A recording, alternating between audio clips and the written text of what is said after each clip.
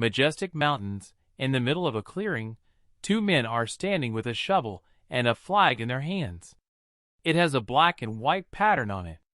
One of them was named Kim Soo-ho. At the feet of the men stood cute little creatures saying short phrases. Oh no, here the man's name is Royd Frontera. Royd swings a shovel, aiming at the spot. The shovel is firmly embedded in the ground from Frontera's confident movement. A large blue digital grid spreads across the lawn from the point of impact. It is so large that it reaches the foot of distant mountains. This is the story of an ordinary civil engineer. Particles from the grid are transformed into a digital model of a metropolis. This engineer has completely changed the world. All those present watched this fascinating process. Royd turned to his assistant Gabriel, excitedly telling him that it was all money. Royd laughed out loud, which led Gabriel to believe that he was now crazy. A few years ago, when the city was at dusk, Royd received a message congratulating him on being chosen by the Absolute and having the right to make a wish. The man was lying with his head on the table and noticed the message. It went on to say that he had become one of the heroes of the novel The Steel Knight. Royd was surprised because it was the same novel he had read yesterday. The message ended with wishes of inspiration and good luck. The man is puzzled because he's not even drunk enough to dream about it. Could this be an out-of-body transference, which is so common in web novels? Is he really in another world now? Royd was lying on the ground in the suburbs, but why did he wake up from falling to the ground? He sat up and felt a strong cold chill on his body. His face twisted in confusion as he wondered what was happening to his mouth. The message was about a change in condition, namely a curvature of the mouth as a result of sleeping outside. Royd had already realized this and was getting annoyed by the messages. He realized that he had inhabited the body of the novel's hero.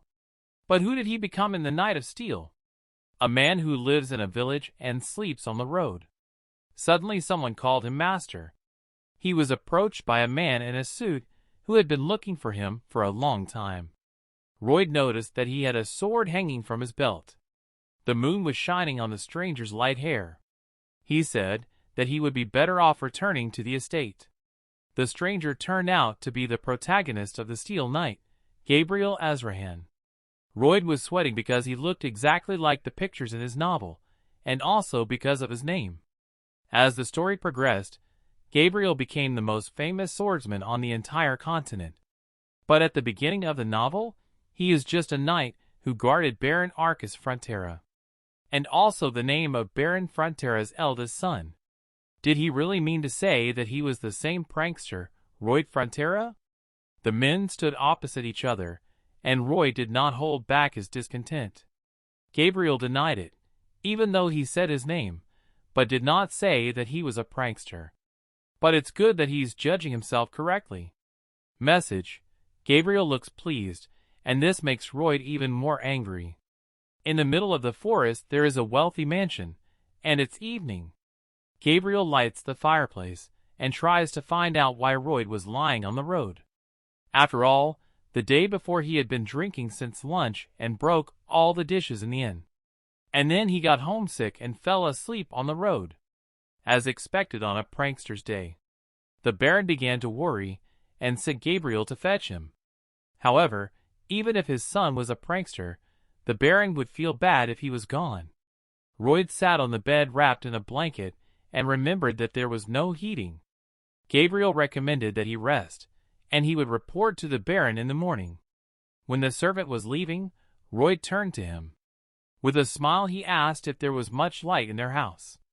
He was surprised by these strange words and left the room. Royd sat on the bed and watched Gabriel slam the door. Royd tilted his head in thought, because he knew the whole story. After all, he read the last chapter lying in his narrow room. Therefore, he knows what fate awaits the swarm. At the very beginning of the novel, the Baron and his wife came across vile robbers. In an instant, they lost all their wealth and decided to commit suicide, holding each other's hands. Meanwhile, the swarm begins to beg and drink alcohol incessantly, thus repeating the fate of his parents. The man was annoyed by the fact that although they were aristocrats, their lives were as insignificant as in Korea. Was it the Absolute or someone else who was up to something? He received a message that he had been chosen by the Absolute and had the opportunity to make a wish. But why did he put a man in this body? The next day the weather in the city was beautifully clear. The sun was shining through the windows of the fronter's mansion. In the hallway, a worried mother of a swarm named Marway Frontera was walking with Gabriel. The mother wanted to know what had happened at the inn yesterday. But Roy denied it because he had been reading a novel that evening. The mother asked her husband to go and apologize. Roy immediately agreed to take responsibility for what he had done because it was his body for which he was responsible. Reports that the mother and Gabriel are surprised by this reaction. The sun was at its zenith. An old man standing in the street was barely loading hay into a cart. Suddenly, his attention was drawn to the men passing by nearby. Gabriel and Roy were walking casually down the street. Roy also noticed the loader, who for some reason suddenly hid behind the cart. The men were puzzled by this reaction. As they continued walking, they noticed that all the passers-by were trying to run away from them. Freud was very concerned about this. A little boy looked out of the window of one of the houses. His father suddenly grabbed him and told him not to look at him. The man immediately closed the window. Roy received a message that the villagers hated him, and he realized it himself. But why was Gabriel following him? The servant refuted that he had to guard him and keep an eye on him so that what happened yesterday would not happen again. But not to protect him, but to protect the residents from him. After all, the swarm is kind of a scoundrel.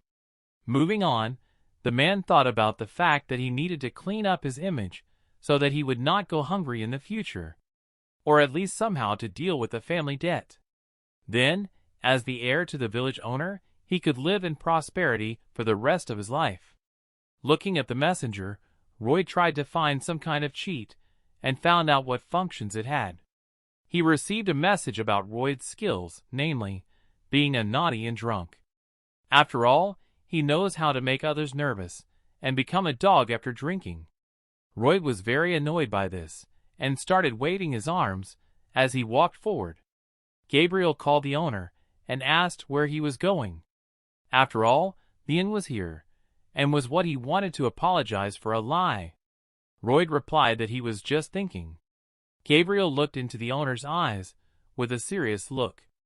He stood there, not understanding anything. The servant sighed and asked to enter the inn. Roy cautiously opened the door and looked inside. At that moment Gabriel realized that something was wrong with him. It was as if he had become a different person. There were pieces of broken wooden furniture on the floor of the tavern. There was a crack on the wall with a bull's skull hanging next to it. Roy sat down on a chair and told the owner that he wanted to apologize to him for his mischief. There was a report that the owner of the inn was on alert, but the owner asked the host to stop with a trembling voice. Or maybe he was even more frightened because such a lowlife as Roy spoke with respect. Then he decided to change his tactics and speak a little rudely. Although this is an improper manner of a person who apologizes. However, the innkeeper said that everything was fine and he did not have to apologize. Roy was embarrassed by this answer. White clouds slowly floated across the sky. Walking along the road, Roy noticed that even after apologizing, the owner's face did not look good. Gabriel agreed with him. After all the dishes and furniture that he had broken were purchased with hard-earned money that should have been compensated. Roy was angry because he was already in debt and could not even look good in the eyes of the tenants. If he didn't pay off his debts, nothing would happen. But how? Gabriel added that due to the cold winter, the health of the innkeeper's mother deteriorated, and Roy also made a mess. Roy recalled that it was cold in the tractor, and one fireplace could not cope with such a building. It will be difficult for old people to survive in such cold weather until a floor heating system is invented. Suddenly, the swarm stopped in his tracks. His face showed that he was concentrating. An image of a light bulb appeared in his mind. It was as if a current was passed through it, and it lit up. Then the man felt something. Something came to his mind. The light bulb began to emit bright electric discharges. In the owner's eyes was a previously unknown realization of something. And then an idea came to him. The light bulb emitted extremely strong electric discharges. They turned into green particles that flew in different directions, forming complex structures of blocks. Royd realized that there were no underfloor heating systems here. And if you create one in this world, it will definitely sell.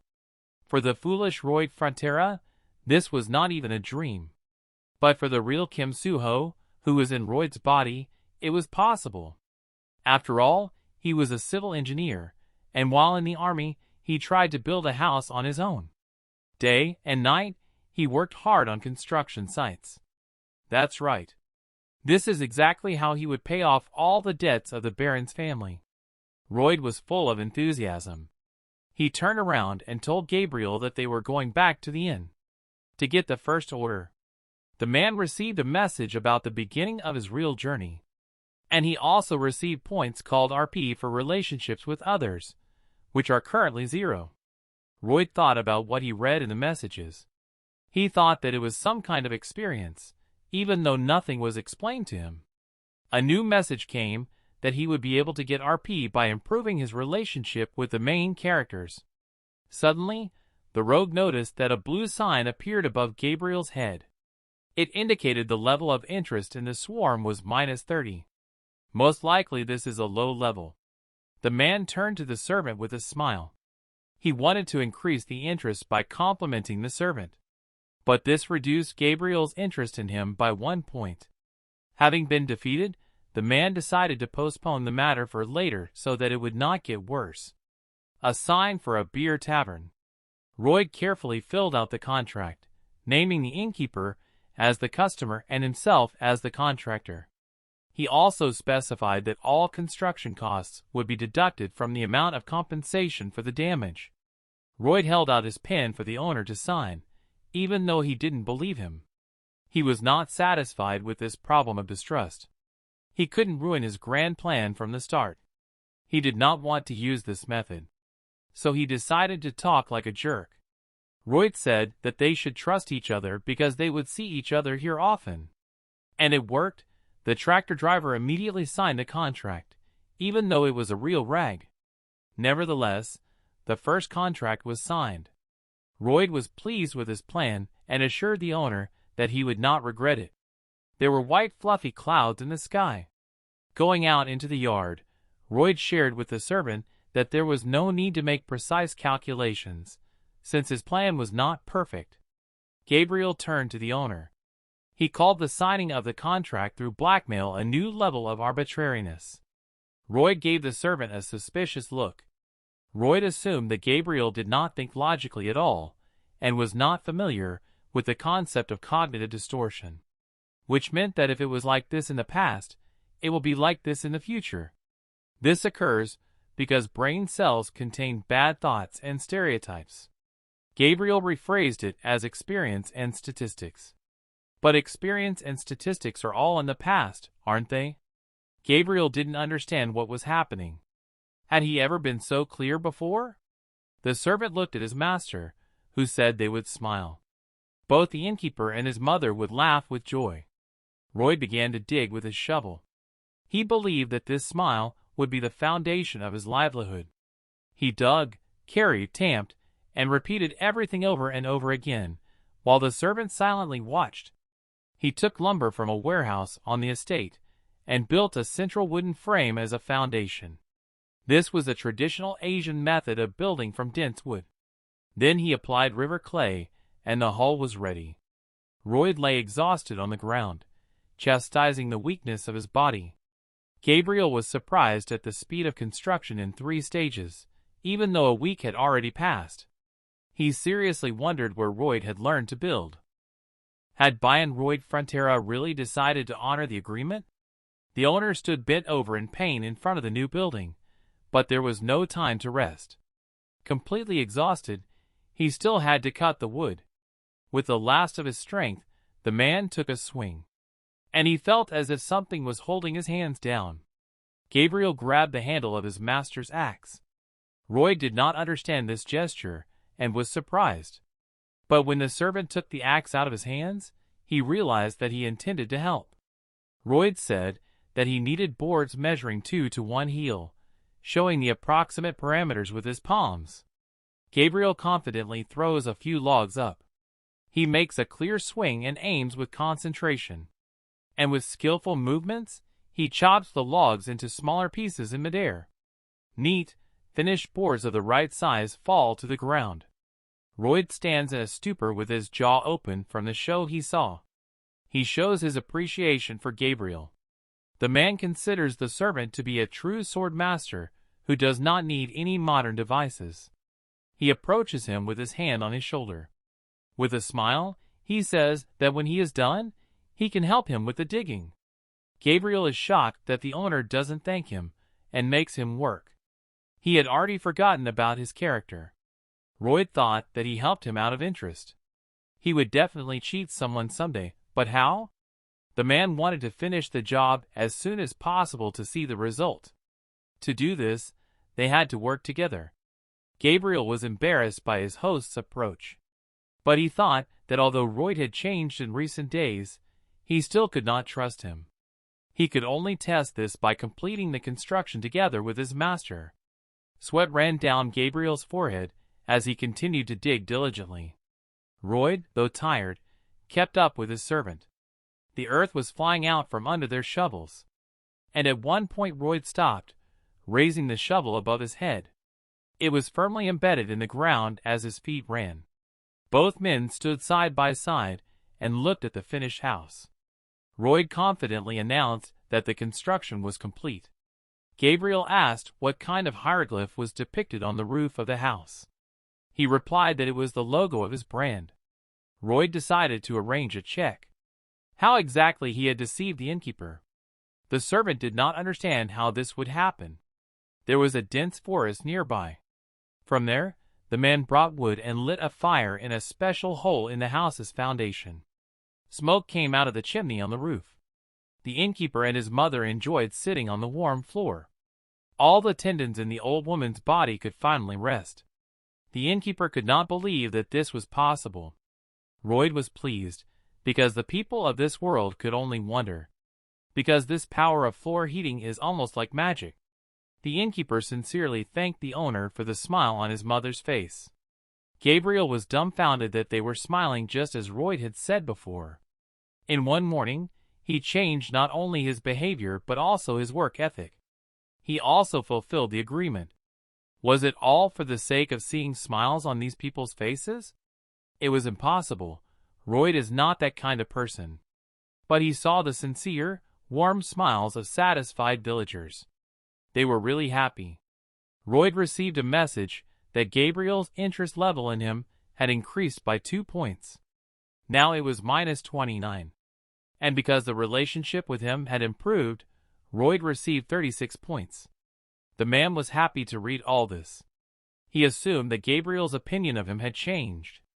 In any case, the first order was fulfilled, despite the fact that he was in the red now. After all, he built this model home to advertise his services. A few days later, there was a line of city residents waiting outside the new building to try out the new development. Everyone left saying that they had almost melted.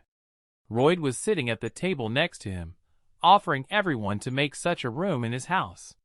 He offered 2 models to choose from, with the possibility of either completing one room or rebuilding the entire house, adding a discount. The peasant was confused because he did not trust Roy. The man decided to reiterate that they needed to trust each other.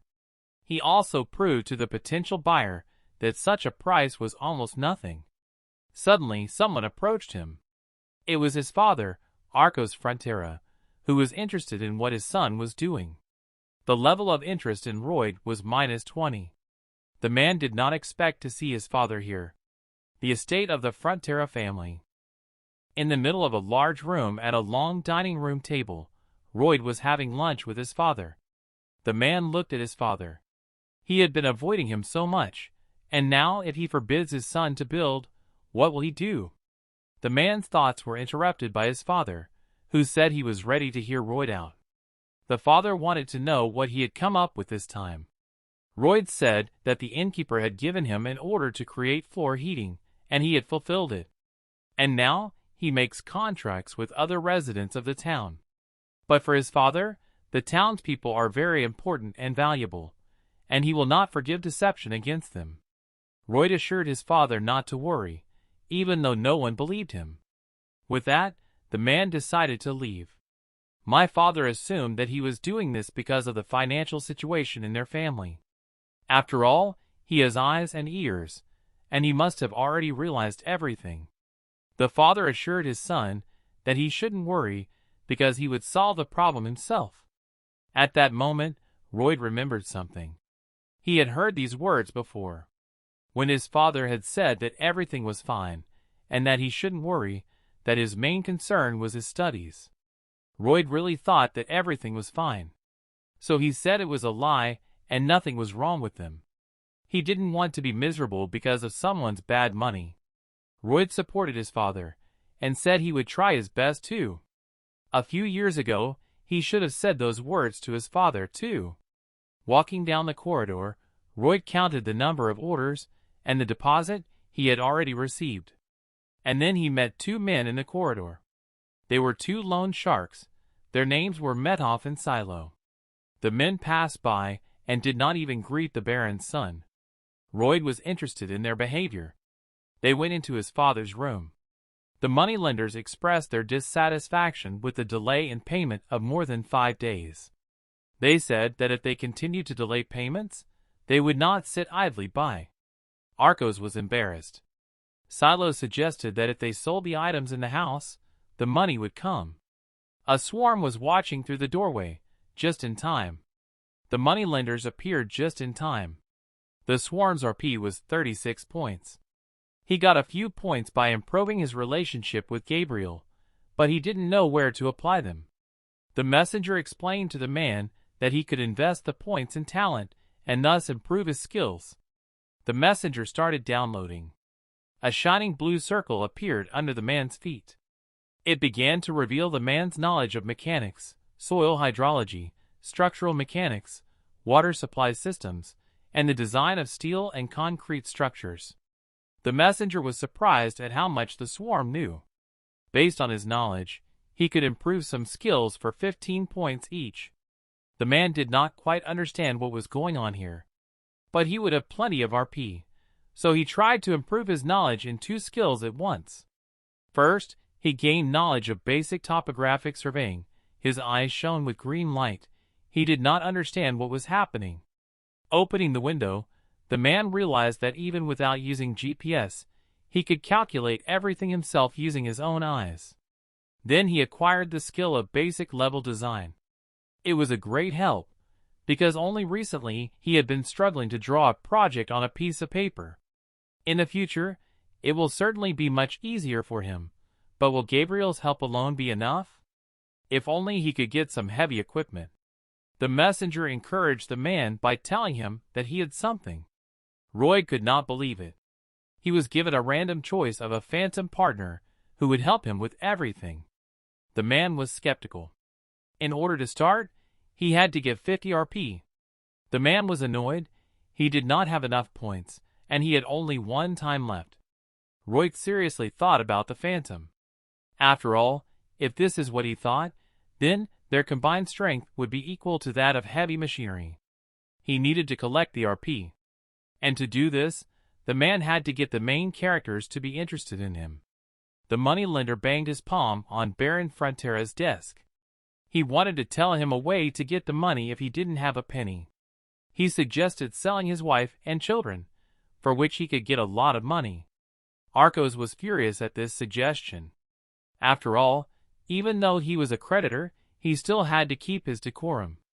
Suddenly, a moneylender came into my father's room with a sack behind his back. The moneylender was surprised to see the man. However, when he found out who he was, the moneylender tried to hurt Frontera's son by pointing out his ill-mannered behavior. Royd boldly asked the men to show him their invitation letter first. The men did not understand what he was talking about. Royd supported his words with an article from the kingdom's basic law. It was about protecting the interests of the aristocracy.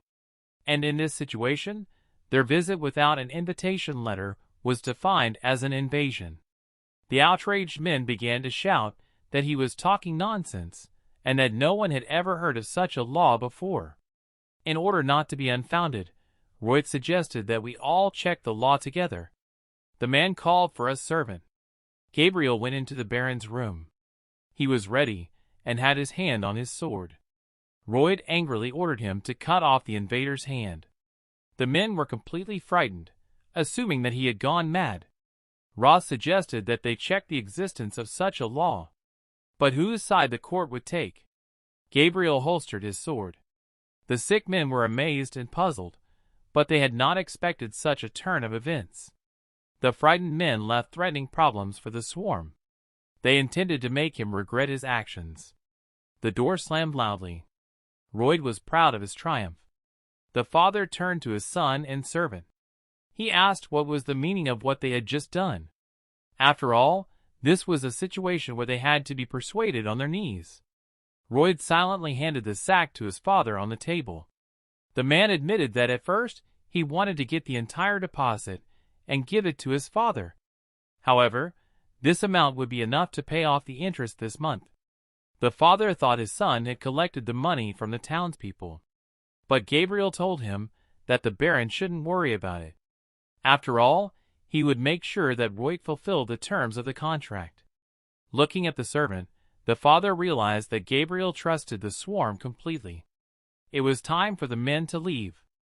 They walked along the corridor of the estate. Gabriel wanted to know how the swarm knew such laws, because in his opinion, he was short-sighted. He replied that he had heard it somewhere, and it was absolutely true. After all, Gabriel said it in the novel. After the Baron and his wife decided to pass away, then these two moneylenders wanted to get and sell their bodies. And it was then that Gabriel reminded them of an article from the basic law of the kingdom. Saying these words, he took their lives with his sword. And in court, he was fully acquitted. For Royd, knowing the content of the novel was a big plus. In any case, he was expecting a new message from the messenger. At that moment, he received a message that Baron Frontera's interest in him had increased by 6 points. Having improved his relationship with the main character, he received 60 points. Now his total number of points was 61. Everything went exactly as he had planned. The Phantom was already waiting for him. The full moon was shining brightly in the night sky. At dusk, Royd stood on the training ground preparing for something. Looking around, he made sure there was no one around. The messenger offered him a random drawing of a fantastic creature. One attempt was equal to 50 RP. The man began the process of random drawing. Suddenly, a green flash appeared next to him out of nowhere. Its particles formed into gears that rotated as a single mechanism. Expanding the space between each other, they created new elements. Royd watched this action with fascination as if it were magic. The green particles formed into some kind of spell. This small mechanism only made an unpleasant noise. And then a bright light began to emanate from the middle of the light circle. The light turned into the face of a small hamster-like creature. Royd was puzzled by what he saw. The little creature jumped to the ground at Royd's feet. The hamster looked happily at the man, its eyes sparkling. The creature was tiny compared to Frontera's height. The swarm called the creature some kind of nonsense. The hamster was extremely offended by this, and his eyes filled with tears. When Royd was about to leave, the rodent began to make indignant noises at the man. He asked what the hamster could do, and if he could demonstrate it. The hamster pointed to its cheeks with its paws and started chewing. Suddenly, he spat out a crumpled piece of paper. It turned out to be an instruction sheet for a litter box. It said that the litter box was a cute hamster that needed to be taken care of with love. Also, along with the instructions, there were colored sunflower seeds that could change its structure. The red seed made it possible for the pallet to grow giant for 12 hours. and the blue seed allowed the pallet to become small. It had to be given to the hamster before the effect of the red seed wore off. A set of 2 seeds cost 1 rupee. The man wanted to know if the hamster could grow to the size of a human. But since the hamster could not speak, he had to test it himself. He thought that if hamsters are good at digging, then if it became the size of a man, it would be a very useful helper. Royd gave the hamster a red seed. The hamster ate it in a flash. Before the man's eyes, the hamster began to grow in size. It was so big that it was resting on the swarm's face. Suddenly, the man flew several meters away from the powerful push. He could not believe what he was seeing. The hamster was at least 10 meters tall. He looked down on the swarm. A message came in about a pad-on skill, namely level 1 digging. The swarm only managed to shout the rodent's name as it began to dig rapidly. A message about another hamster skill, level 1 earth fortification. The hamster laid down on the ground and began to spin from place to place. Another skill, first level cheek puffing. The hamster stood there with its cheeks puffed out, looking at the swarm. And in a flash, he spat out a giant boulder right in front of the man. The boulder was bigger than the swarm. The man was amazed and satisfied at the same time. He had finally solved the problem with the heavy machinery. But if he appeared in public with this magical hamster, people would become suspicious. In the end, he decided that he would simply carry a book of callings and call himself a genius recruiter. And then, he would deal with the problem of workers for large-scale construction. White fluffy clouds floated across the sky. Another ordinary quiet day in the city. Royd stood on the beach with a team of workers and asked them to repeat after him. That safety was the most important thing. All the men were sleepy and unfocused. But what could you expect from the 30-man army of the barony of Frontera? He couldn't help but laugh because they answered as if they were soldiers who were paid and didn't work. He wondered why they hadn't been dispersed yet, because the baron had a lot of debts. That's why they wouldn't get any additional bonuses, because they already had labor. Royd addressed the soldiers to emphasize the importance of their unity and cohesion. After all, the purpose of the army is to accomplish tasks. When he was in the army, they did more digging and weeding than training. Royd then pointed to a pile of earth as an example of his fruitful work that night. Although, in fact, the entire pile was dug up in just half an hour. Their main task was to revive the estate. It was a project of a boiler house for the people of the estate. To build it, they had to move all the earth there. The workers were not motivated by the owner's words, and were afraid of the amount of work. Royd knew he should expect this reaction from them. Suddenly a man approached him. It was a senior knight of the barony of Frontera named Newman. He wanted to clarify what the royalty had ordered his men to do. And also the royalty expected this man to speak. There are 3 knights in this estate. One of them is Newman. Byron and the protagonist of the novel, Xavier Azrahan, obey him. At the beginning of the novel, only Byron and Xavier remained loyal until the fall of the estate. This man was the first to betray and abandon the Baron.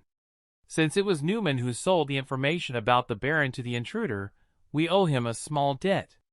Royd thought it was not good that such a man was a senior knight.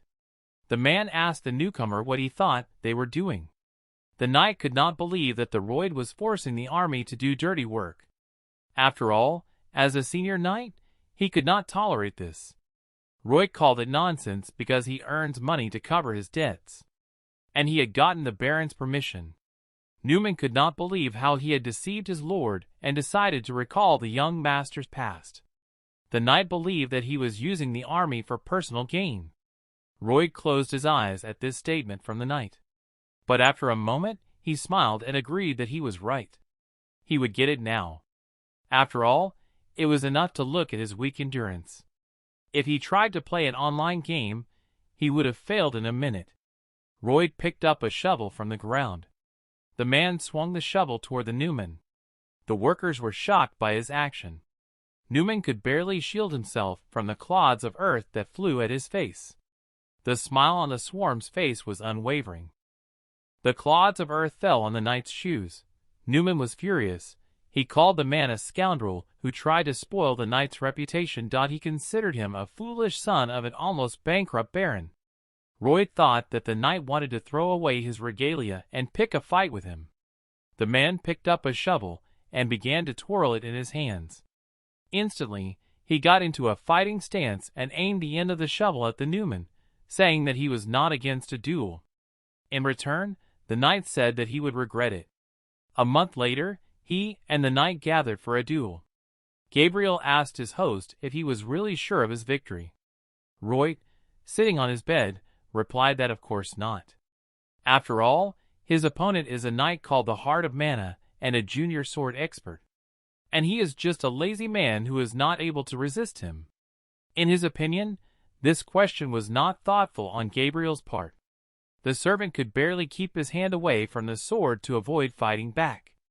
He could not believe that Royd suddenly threw the ground in the face of Knight Newman, and even asked for a duel.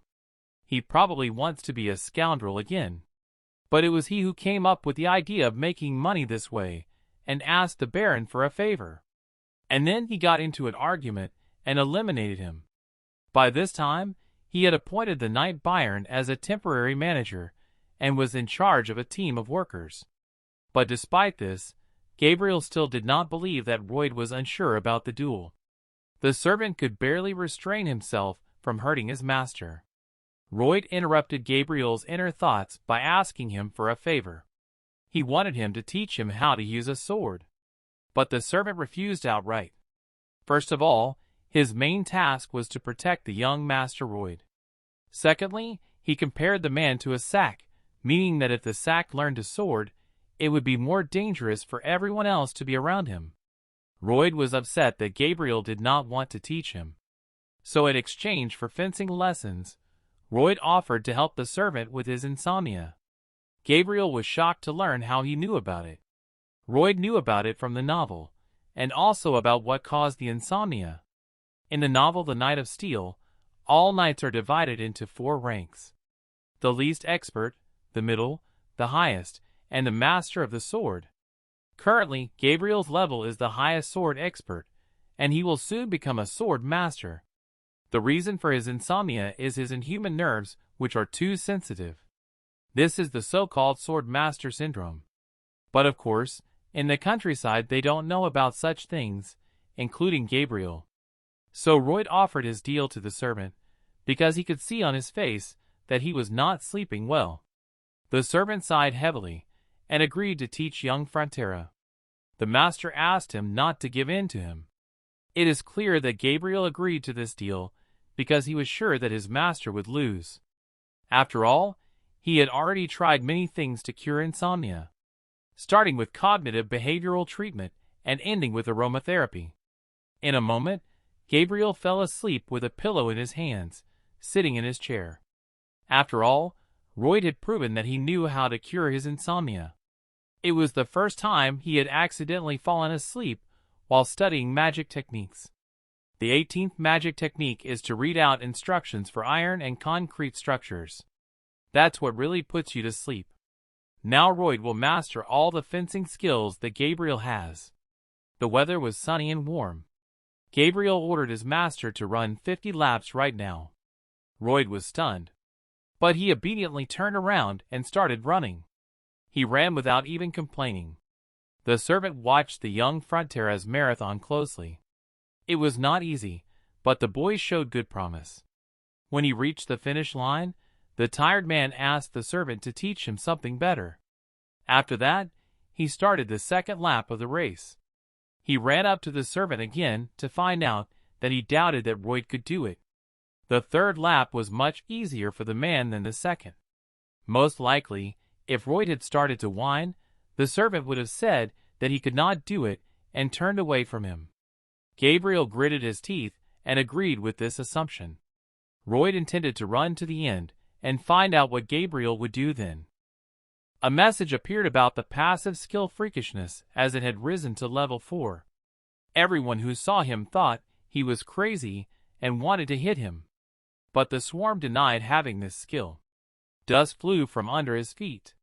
In fact, He was very tired, and it would be a lie to say he wasn't. But this was nothing compared to his life in Korea. He had no family to give him warmth. Every morning he opened his eyes to a crowded Gashawon. Every day he carried bricks to the 4th floor of the villa.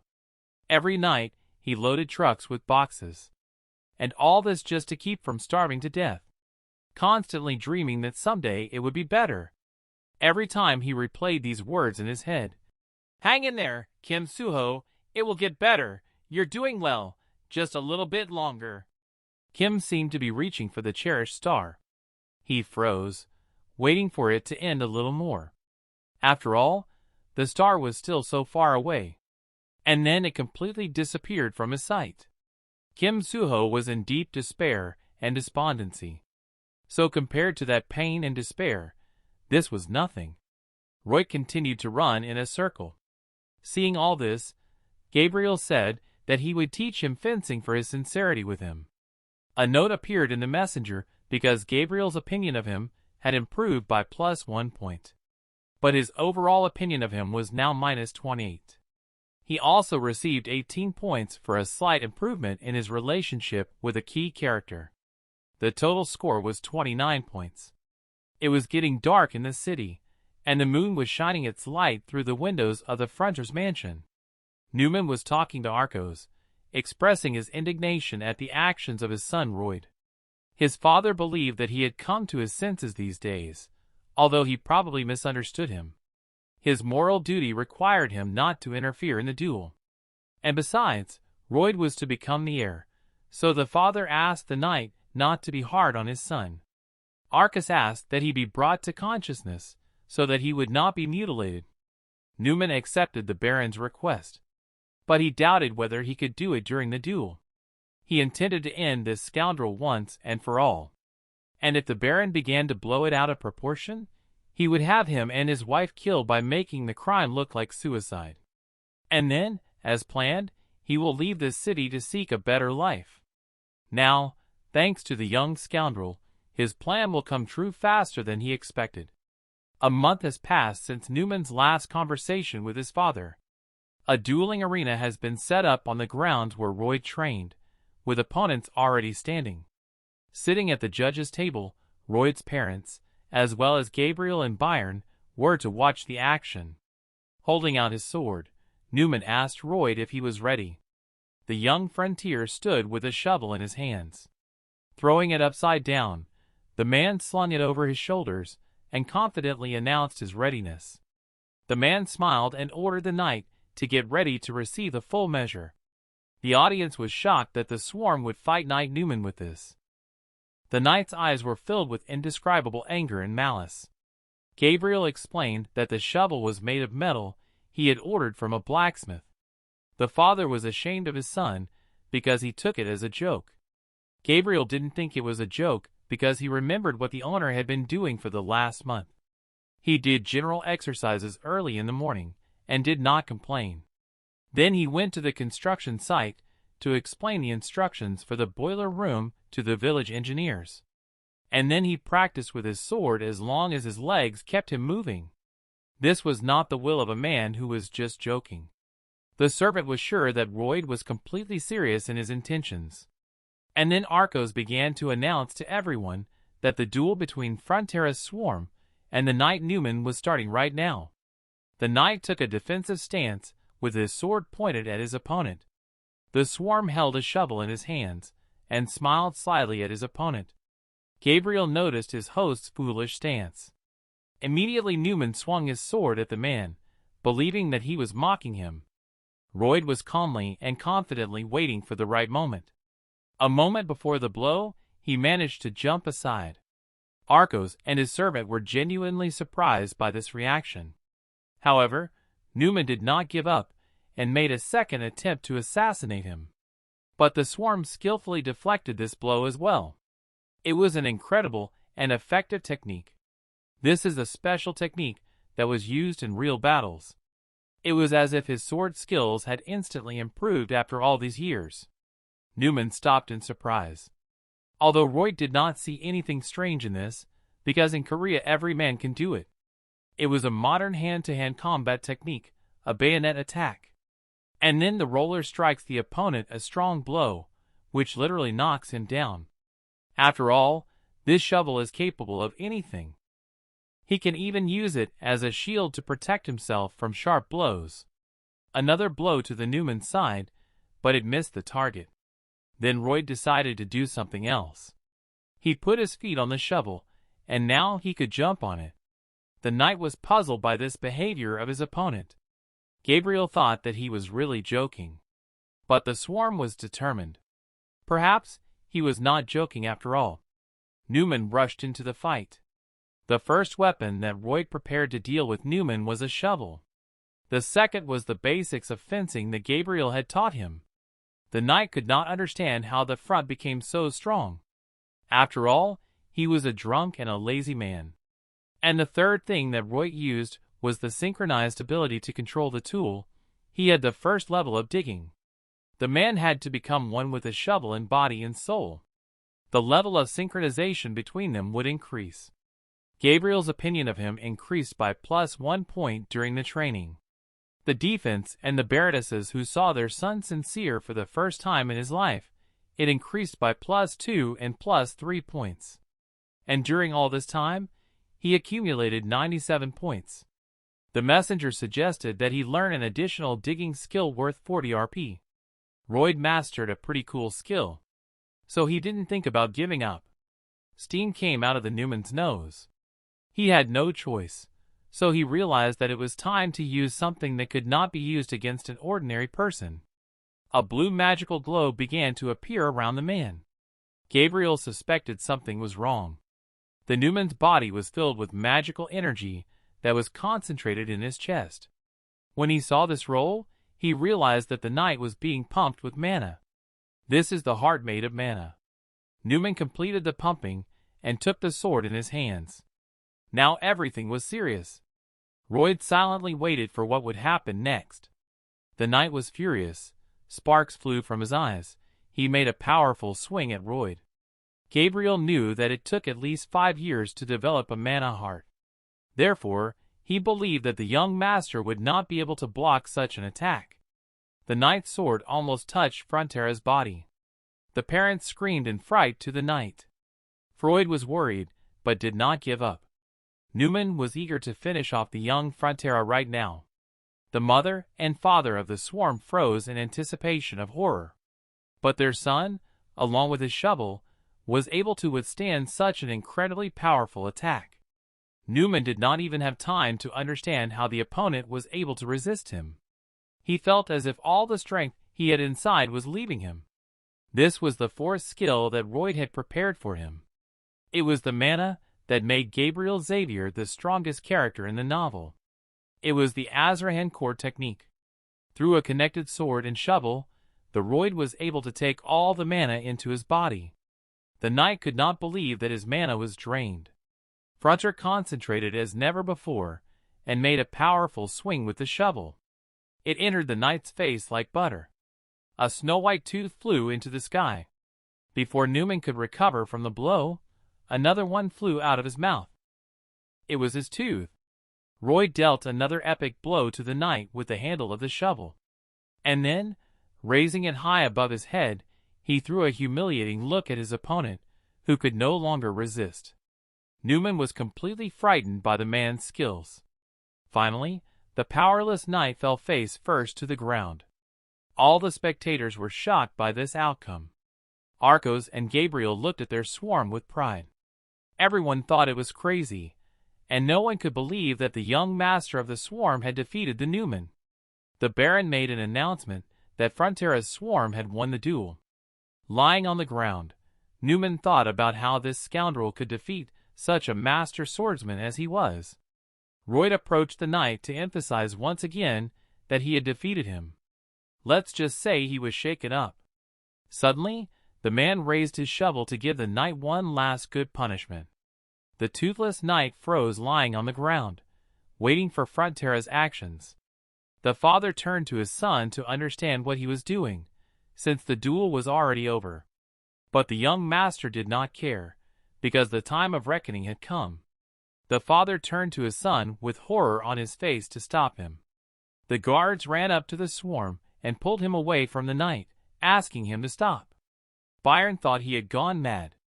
Gabriel also assumed so. Royd calmed down and asked the guards to let him go. Newman covered his head with his hands and lay motionless on the ground. Finally, the guards and the owner stood calmly next to the knight. But a moment later, the swarm broke loose and began to beat his opponent on the back. The guards tried to stop him, but their efforts were in vain. Gabriel thought that if he looked closely, he could see that he was beating him so as not to hurt him too badly. At the same time, his face was completely calm, as if he knew in advance what would happen next, and as if he already knew everything that would happen. 15 days before the duel, Royd asked his servant to teach him the Arzakan mind technique. Gabriel was surprised by this request, but Royd saw nothing wrong with it. After all, in addition to assimilating magma, it can attract mana from the things around him and turn it into his mana. The servant was seriously puzzled as to how the master knew this. This was a technique he had always kept secret, and it had not even been finalized yet. Royd refuted this by saying that Gabriel himself had talked about it on the day the master helped him to sleep. The servant didn't understand how he could know about a technique that didn't exist. Gabriel refused to teach him the technique. However, Royd said that he would help him complete it after he had learned it. Seeing the overconfidence of the sword master, his servant agreed to see if it was possible. Royd stuck his sword in the ground. The man suggested that perhaps his mana heart was sucking in mana from the outside by itself, and as a result, it bounced off.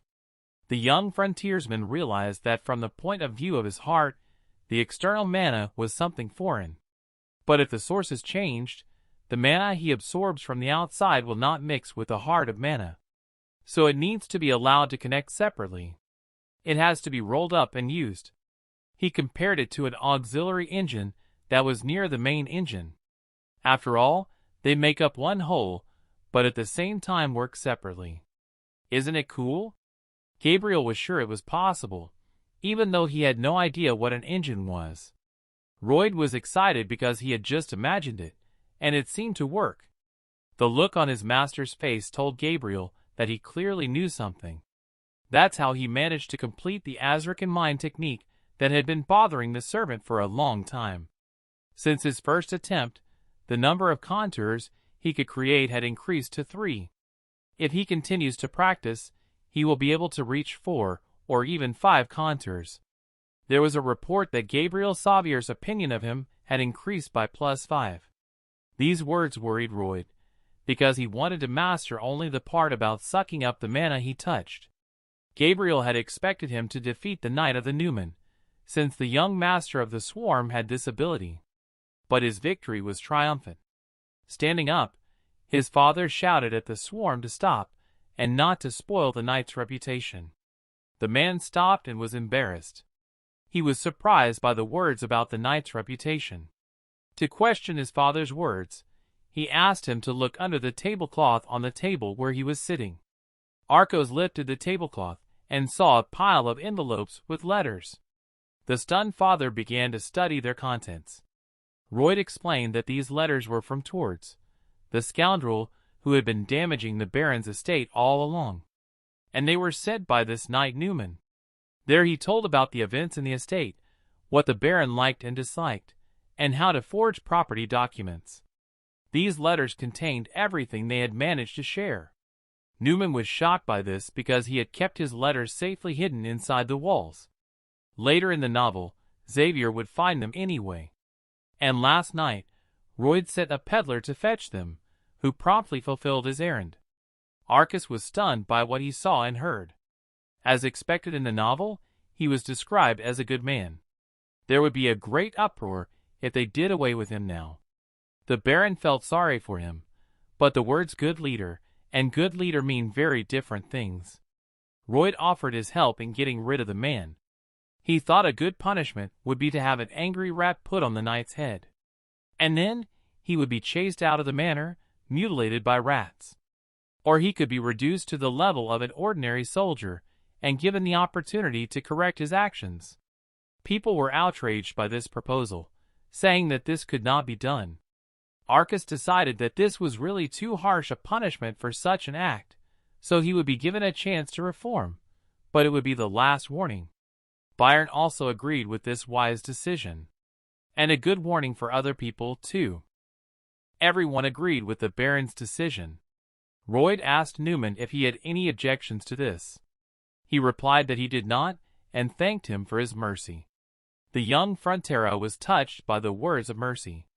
After all, if everyone treats criminals well, will they correct their mistakes for the sake of the forgiveness they have been given? It is unlikely. Rather, they will become more confident and try to take advantage of the kindness and mercy given to them.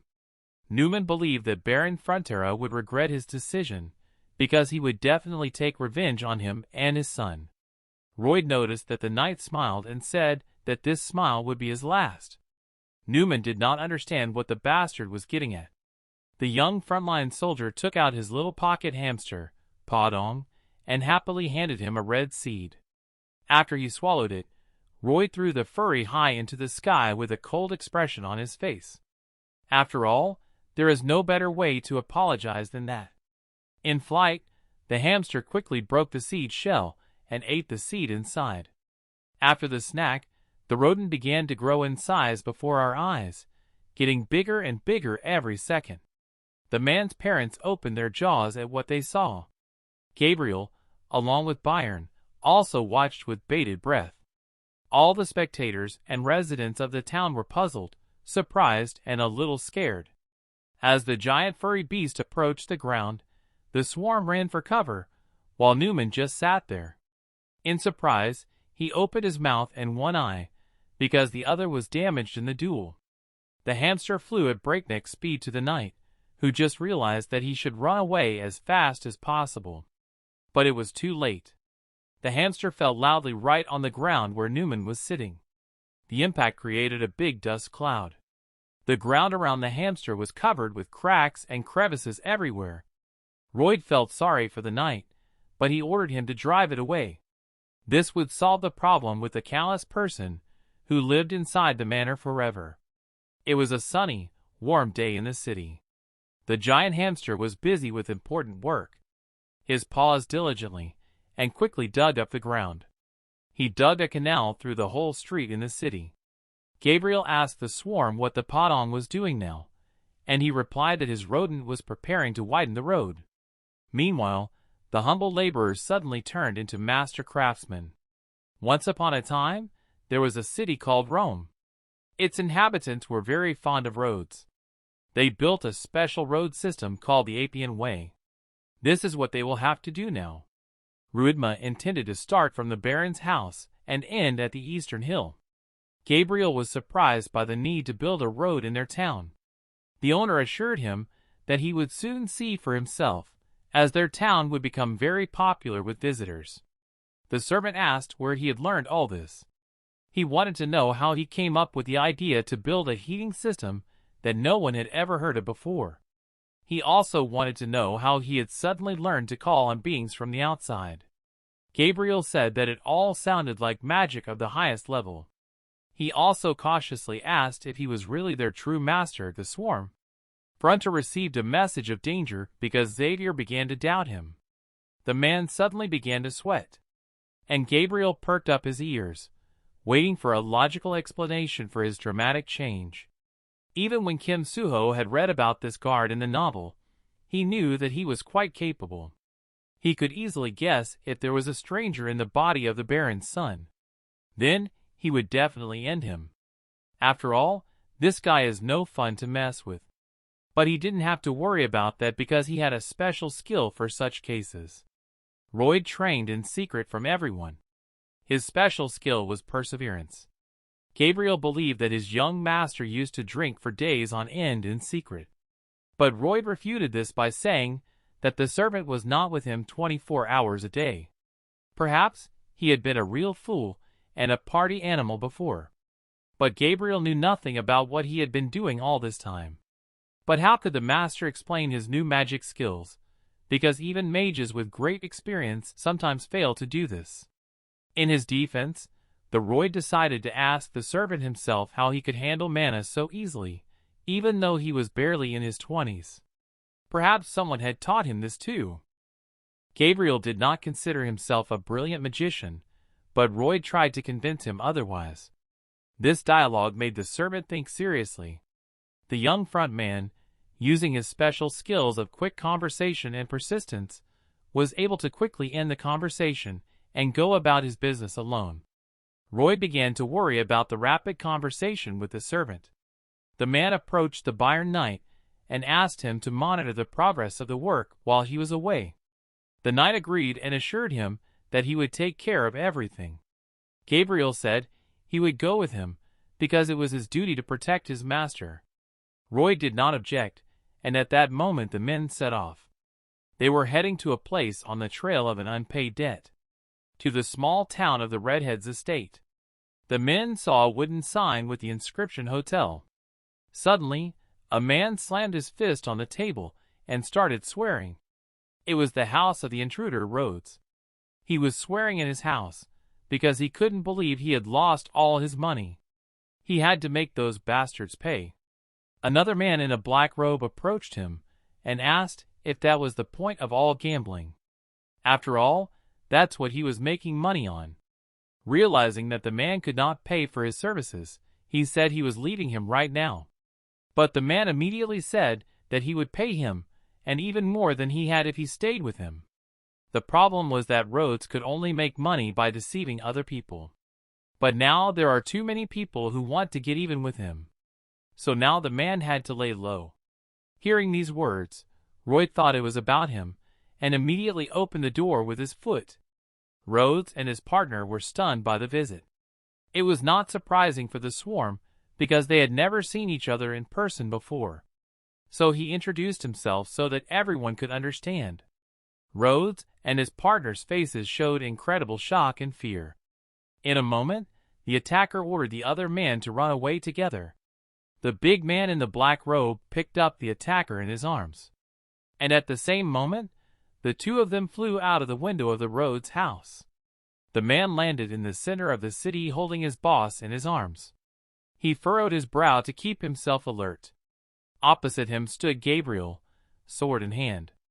The man immediately made a spectacular swing of his sword to frighten the big man. He ordered him to give the Rhodes to them, and in this case they would not harm him. Everything happened as the young owner of the Rhodes said it would. They tried to escape through the window, so the front man ordered the servant to wait here. The big man in the black robe was quite outraged by this, and asked if he knew how to use a sword. His eyes turned white, and a black and red blob of magic spun in his hands. After the Baron's death, Xavier only wanted revenge. He fought a duel with a personal bodyguard of Rhodes, the criminal on whose trail he had managed to get. It was also his first battle with a dark wizard. It was not easy for Xavier, but he had to resist the magic of gravity. This is how it was in the novel. Meanwhile, the man in the cloak was launching magic bullets at Gabriel one by one. But thanks to his supreme skill, the man skillfully deflected his opponent's attacks. His dark magic broke up into tiny particles that flew in different directions. Gabriel stood confidently on the battlefield, looking the wizard in the eye. As planned, he had to die. His fist flew into the face of his opponent. But at that moment, the servant was able to stand on his feet. In the novel, Xavier fought the bastard as a mere weapons specialist. When the magician looked at him, he was very surprised. He saw his heart of mana and turned pale. After all, a real Xavier has a heart of mana with a triple ring around it. With new strength, Gabriel took a swing with his sword. He noticed something. Did he have the magic that controlled gravity? Mom had no choice but to point her fist in Gabriel's direction. But in a moment, he was in the air, even though they hadn't agreed on that. Rhodes only had time to reach out to his assistant to stop him, but he was faster. Gabriel turned to Rhodes and asked him if he knew what happens when someone cheats honest people. The criminal was very scared and could not say anything in response. The servant drove the criminal into a dead end, and unable to run, the man fell down and hit the barrels. Gabriel wanted to leave him without legs, so that he could only crawl to court on all fours. Rhodes tried to cover his face with his hand. Gabriel took a swing at the criminal, and at the same moment Rhodes ordered him to stop. The man blocked the criminal with his body, facing the servant. The young frontierman justified his action by saying that Gabriel was not going to act wisely. After all, if he had gone to court without his legs, he would have been punished. At that moment, Gabriel realized that he had almost committed the same crime as this bastard. Would his master now also show compassion for others? The city was silent at night, with only the moon peeking out from behind the clouds. A frightened Rhodes was sitting in his room, tied to a chair by ropes near the table, not knowing what was going to happen next. Across from him, Rhodes sat with a calm expression on his face, his hands folded in front of him. The man decided to encourage the criminal so that he would not be so afraid. After all, when lives are at stake, people tend to be greedy. They will do anything if they get the chance. The criminal did not understand what this man was trying to do. Rhodes shared his thoughts that leaving him without a head would be too cruel. This gave Rhodes hope that he was ready to be forgiven. The young frontline soldier wanted to make sure that he returned all the money. Rhodes was happy and agreed to do so, on the condition that he first receive forgiveness. The owner graciously agreed that receiving forgiveness was the meaning of their existence. Rhodes could not fully understand what the man who caught him was up to. But suddenly the Royd wanted to add one more condition. After all, the criminal was ready to do anything for forgiveness and release. He only had to sign the contract brought by the swarm. The man explained that it was a standard labor contract under which the criminal could even receive a salary. But the main nuance was that 80% of his salary was deducted by the owner to pay off the debt. Rhodes was not amused by this nuance. After all, only in 520 years would he be able to pay off the swarm. This was not the best prospect for a criminal, because it was a considerable sum. As Gabriel expected, his host did not come here to sympathize and forgive.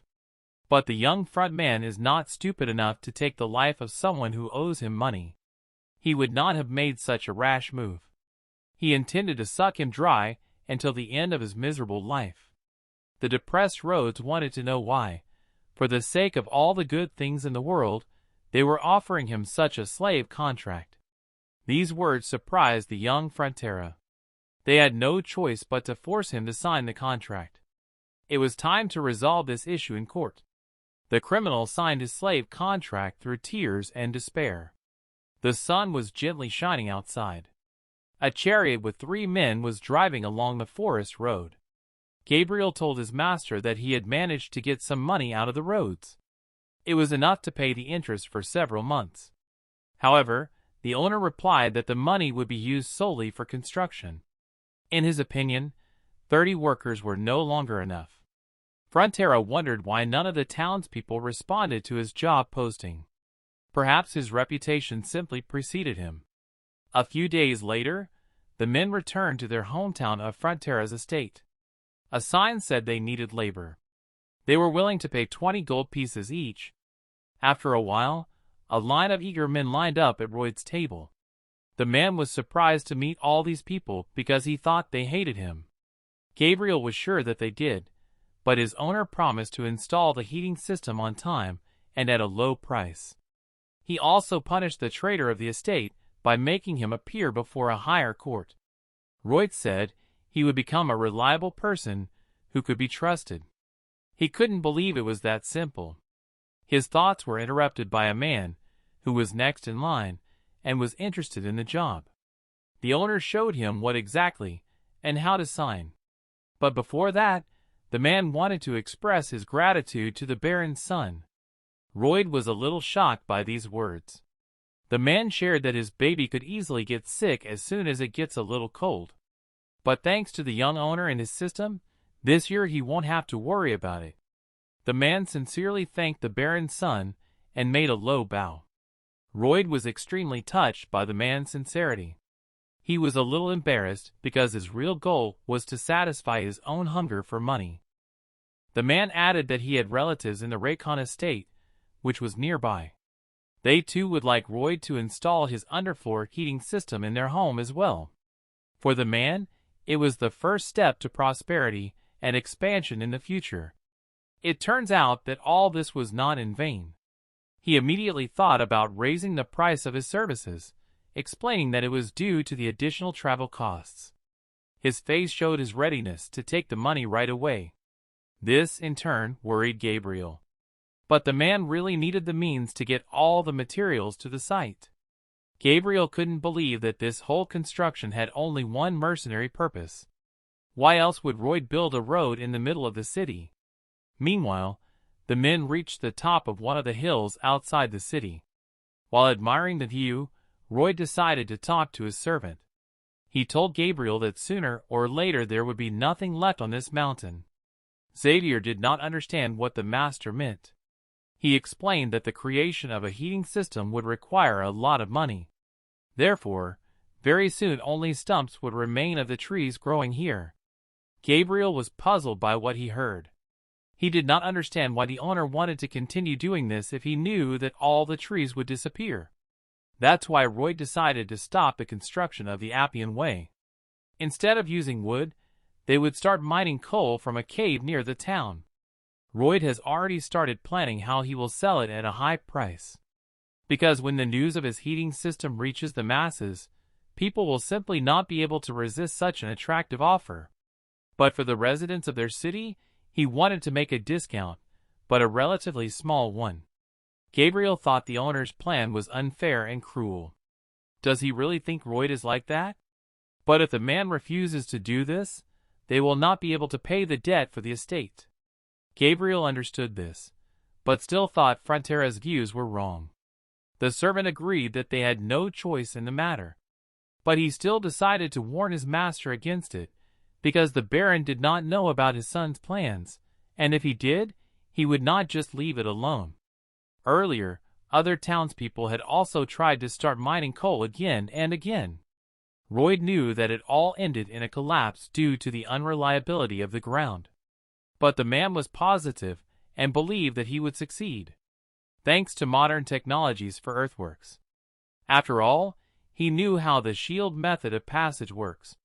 He worked with a movable prefabricated metal structure that ensured safe mining operations and the creation of permanent fortifications inside it. Roy was ready to go because he and Gabriel had great things to accomplish, even though he had no idea about this new and unknown technology. He wanted to see what his radically new master could do this time. The men decided to return home. The entrance to the old cave, which had been used to extract minerals, was almost completely blocked with stones. The cave stretched for tens of meters into the hollow. Suddenly a strange creature came out of the darkness in the depths of the rock. It had long black sensitive antennae like antennas. Here and there in the darkness, the red eyes of other unknown creatures sparkled. They were giant ants, a whole army of them. Each of them had a strong, pointed jaw and large, shining red eyes. They were all heading to the smell of new prey from outside. Roy clapped his hands together in concentration. After that, he began to create a magic symbol with his hands. He gained energy and transformed his magic into a large beam of light, which the man launched into the sky, saying that he had the best apartment in Cannes, one of the richest neighborhoods in Seoul. The magical stream instantly soared above the clouds, and then it disappeared over the horizon, leaving behind a small star. In a few seconds, the man was standing outside the best and largest house in the richest neighborhood of Seoul. He wanted it to be true, but unfortunately, Roy didn't have that kind of cool skill.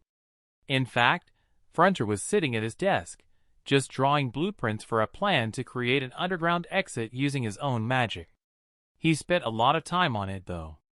He received a message that he had only one available skill, which was intermediate-level design. He wished that he could hire 100 hardy workers without having to pay them. Although he did like the ability to draw blueprints with magic. Thanks to the incident with the Newman, he was able to earn 639 RP, making a great impression on the Baron, Baroness, Gabriel, and others. He invested these points in upgrading his skills, and was able to acquire new ones. Roy came back to the same cave to determine where to dig. He had one more new mid-level skill available to him, namely underground scanning. The skill allowed him to see only at a distance of 5 meters. That helped him find the right direction to dig. He had only one problem left, which was to drill the passage as quickly as possible. After all, an ordinary person cannot do this, and people quickly get tired of such hard physical work. Potinak could not help with this because he fell ill during the construction of the road. And even if he had recovered, it would have been dangerous to use him because he was too big. But Royd had no other choice. He decided to use the messenger to choose a random mystical creature. After all, the man had enough points to do so. The young Frontera sat dutifully on the road waiting for his new creature from the magic portal. From the magical glow, he could see someone's small head with a bow. In a moment, its smiling face completely emerged from the portal. The tiny pink creature with a bell on its tail fell to the road in front of the man. She came to her senses and looked at her owner with joy, making bell-like sounds. Roddy could not believe that this was the same ruthless machine. Despite its cute appearance, he assumed that it had poison in its teeth. But at first the Podom also seemed so innocent. Surely there was something good to be gained from this little guy. Royd asked if it could grow in size with the help of a red sunflower seed. She confirmed this, and that she also had her own superpower. The man kindly asked her to demonstrate her skills. She smiled in response. A few weeks later, the giant bluebell ate up the ground while moving inside a shield barrel in the cave. In addition to resizing, the bellflower had the first-level earth excavation skill. It also had the first-level soil cultivation skill. Standing behind the giant bell, Royd ordered Xavier to get ready. Gabriel was already sweating profusely, but he was ready with his sword in hand. After all, the second step of the bell shot hot metal. Xavier, on the other hand, used his skill to quickly cut the metal shots with his sword, forming identical tubes from them. Then the brave blacksmiths used tools and fire to turn the tubes into a strong support. The fifth step was to realize the harsh reality. Gabriel didn't understand why a knight like him had to deal with the secretions of a giant snake. Royd confidently led all the processes, despite the fact that he was also completely sweating. He and his team of workers, Gabriel and the snake, moved further and further into the rock. But because of the lack of oxygen, he was starting to feel dizzy. If they hadn't laid a pipe to bring in oxygen, everyone would have passed out long ago. Gabriel said that the owner, like the other workers, needed to rest. Royd refused, because he had to monitor the work process, as a supervisor usually does. Although in Korea, managers are all about talking. Sometimes he came across bosses who had never been to their workplace. And at that moment, the young frontline worker promised that he would never be like that, and would monitor all the processes himself. Then Royd used his internal scanner to notice something in the rock. It was the very coal they were looking for. He loudly announced to his workers that they had almost reached the goal, and that there was only a little more work to be done. The man thanked the snake for the bell, because with its help they had completed the job 10 times faster. The owner made an announcement to everyone present that as soon as they reached the coal seam, they would disassemble the shield to expand the space. It was a rather dangerous place, so everyone had to be extremely careful. Suddenly, a knock from the ground behind them attracted the attention of the robot. This puzzled Mr. Frontera quite a bit. Everyone was worried because the ground in this city was strong and should not collapse. The man started his underground scanning to find out what was in the ground. Behind the coal pile, a hole appeared that had not been there before. In a moment, the hole grew larger before his eyes. Suddenly, a giant mutant ant came out of it, scaring the hell out of everyone. Before Royd knew it, the ant had cornered him. Gabriel, unlike his master, was always on the alert. And without any hesitation, he used his sword to cut off the giant pincers of the mutant's jaw. When the young frontman came to his senses, he jumped to his feet and, taking a shovel, desperately ran to the servant's aid. The man used all his anger and strength to finish off the monstrous creature. The mutant was finished, despite the fact that it was much larger than the men. Roy didn't understand how the ugly creature had appeared here, which was not mentioned in the novel. But it was too early for them to relax. After all, it was just one mutant ant, and there was a whole army of them in the crack. The ants were rapidly approaching the crevice, lighting the way with their red eyes. Roy ordered everyone to run quickly to the outside and leave the cave immediately. Xavier bravely confronted the creatures, killing them one by one. Roy could not understand how many of them were left, hundreds or even thousands. If they reached the surface, all the inhabitants of the city would be finished. Gabriel could not hold out much longer because of the lack of oxygen in the cave. Their mine could not be destroyed without explosives. But even if the structure had fallen into disrepair, there was still a chance that ants would get to the surface. Roth did not know what to do.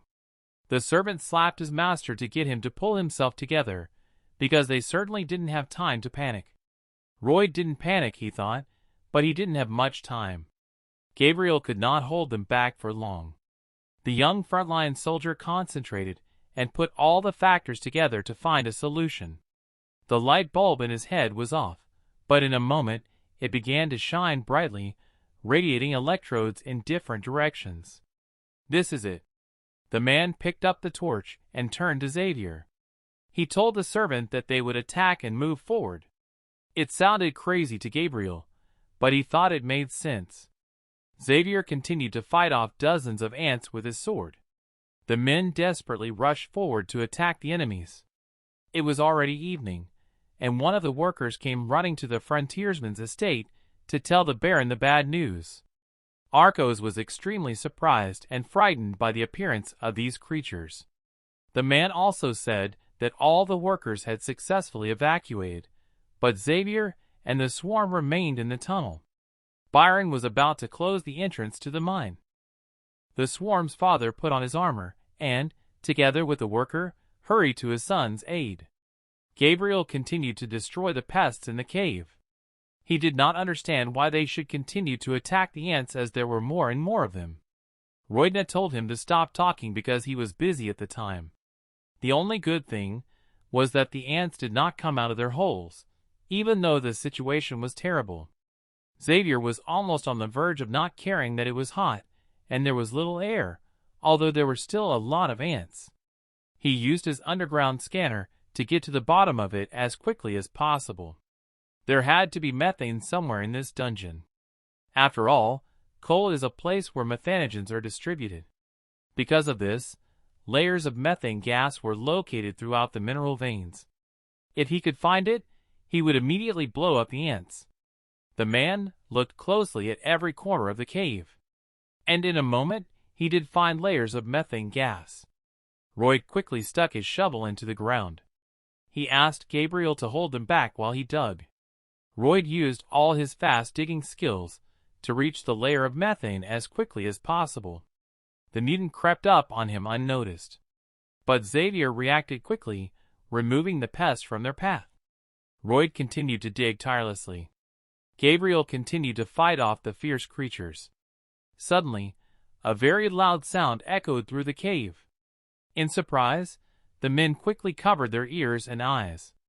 Coming out of the depths of the tunnel, a huge pink ant, 10 times bigger than the other ants, stood in front of the men. The men realized that it was their queen. Only one of its jaws was larger than Xavier's height. Royd hoped that the servant could overpower her if he tried. But Gabriel objectively understood his strength, so he said it was beyond him. But at the moment, they had no other choice. At that moment, the queen attacked Xavier. The man used his heart of mana to try to keep the defense. The queen's size was considerable, so Gabriel had to look for her weaknesses. But for her, his blows were significant. Xavier was trying his best to hurt her. However, This only irritated the queen to keep fighting. As long as he was holding on, the swarm did not waste a single minute continuing to dig. The servant did not spare himself in the fight with the ant. Suddenly, he heard a strange hissing from under the swarm. The man grabbed a torch and ordered Xavier to run to the exit with him. The furious queen followed them. The men saw the narrow entrance they had used earlier. When they reached it, they quickly jumped in. Royd turned for a moment to see where the queen was. Finding the creature with a glance, the man threw his torch in her direction to eat her. The burning torch fell on her head and bounced to the ground. Her ants were frightened by the fire, fleeing deeper into the tunnel. The enraged queen wanted to end the men. And that's when methane gas leaked through a crack in the tunnel, ignited by the flame from the torch. A moment later, a powerful explosion occurred in the cave. The queen was caught in the middle of it. A few meters away, lying on the ground, Xavier covered his master's body to shield it from the blast wave. The ants watched in horror as their queen passed away, burning in a fiery vortex that in a moment covered them as well. One of the stones landed on Xavier's head, but he continued to protect the young Frontera. At the exit of the mine were the workers, along with Byron and Arcos, who also heard the deep echo of the explosion. The father could not contain his emotions and wanted to follow his son. But at the last moment, he was stopped by Byron, saying that he might get hurt. Then, the men were lying on the ground among a pile of stones and smoke. Royd woke up, because his ears hurt badly after such a powerful sound. The man got to his feet, and when he saw the queen's head still, he realized that his plan had worked. Royd looked at Xavier and realized that he had protected him. He then picked up the bell and apologized for the scratches he had received from the explosion. The man looked up and saw that the exit from the cave was blocked by stones. This meant that things were bad. Suddenly, the man began to feel dizzy. He received a warning message that there was not enough oxygen in his body. He knew it himself. That is why he needed to get outside as soon as possible. Using his scanner, Royd estimated the thickness of the rubble to be about 5 meters. The oxygen level was getting even lower. But the young Frontera had no choice but to dig for Xavier and the bell. Gabriel came to and saw his master. Everything swam before his eyes. He could only hear his master saying that they had to get out together. Royd said that he would not leave them. At the same moment, Gabriel lost consciousness and fell to the ground. The messenger expressed his admiration for the young frontier because of his desire not to leave Xavier. Then Gabriel's opinion of him improved by 6 points. This brought Royd's total score to 108 points, bringing his total to 157 points. The man was breathing heavily through his mouth, inhaling the last gulps of oxygen, the level of which was at an extreme limit. In any case, Royd had nothing left to lose. There was less and less oxygen. And then the man pulled himself together and turned to the messenger to activate the search for knowledge that could develop his skills. The messenger started processing its own data. It started scanning the man and looking for the knowledge he needed. It found some of it, namely, mana absorption, mana processing, and mana increase. By combining all these skills, Royd could master the Azrakan core technique. This was exactly what he needed. After all, the young frontrunner hadn't stopped training since his duel with Newman. He was confident that he could develop his skills as far as he wanted. The man did not hesitate to agree to receive such a technique, which cost him 15 RP. In a moment, Royd received the Azrahan's core technique in a 5th level single ring. Then a small blue spark appeared in the dark space. It formed a ring that Royd felt inside of him. Unfortunately, he had no mana in his heart, but he could feel the presence of the mana rings. Inside, he had a 120% expansion of mana. Even if he had been an ordinary person who trained hard, the result might not have appeared immediately. But he had a lot of RP, and he could increase his skill level with the click of a button. Royd decided to move forward and bet everything. His Azrahan's core technique in the single ring increased to level 6. There was a 125% expansion of mana. However, every time he clicked on the upgrade, the cost increased by 5 points. Despite this, Roy continued to level up his technique until he reached the 10th level.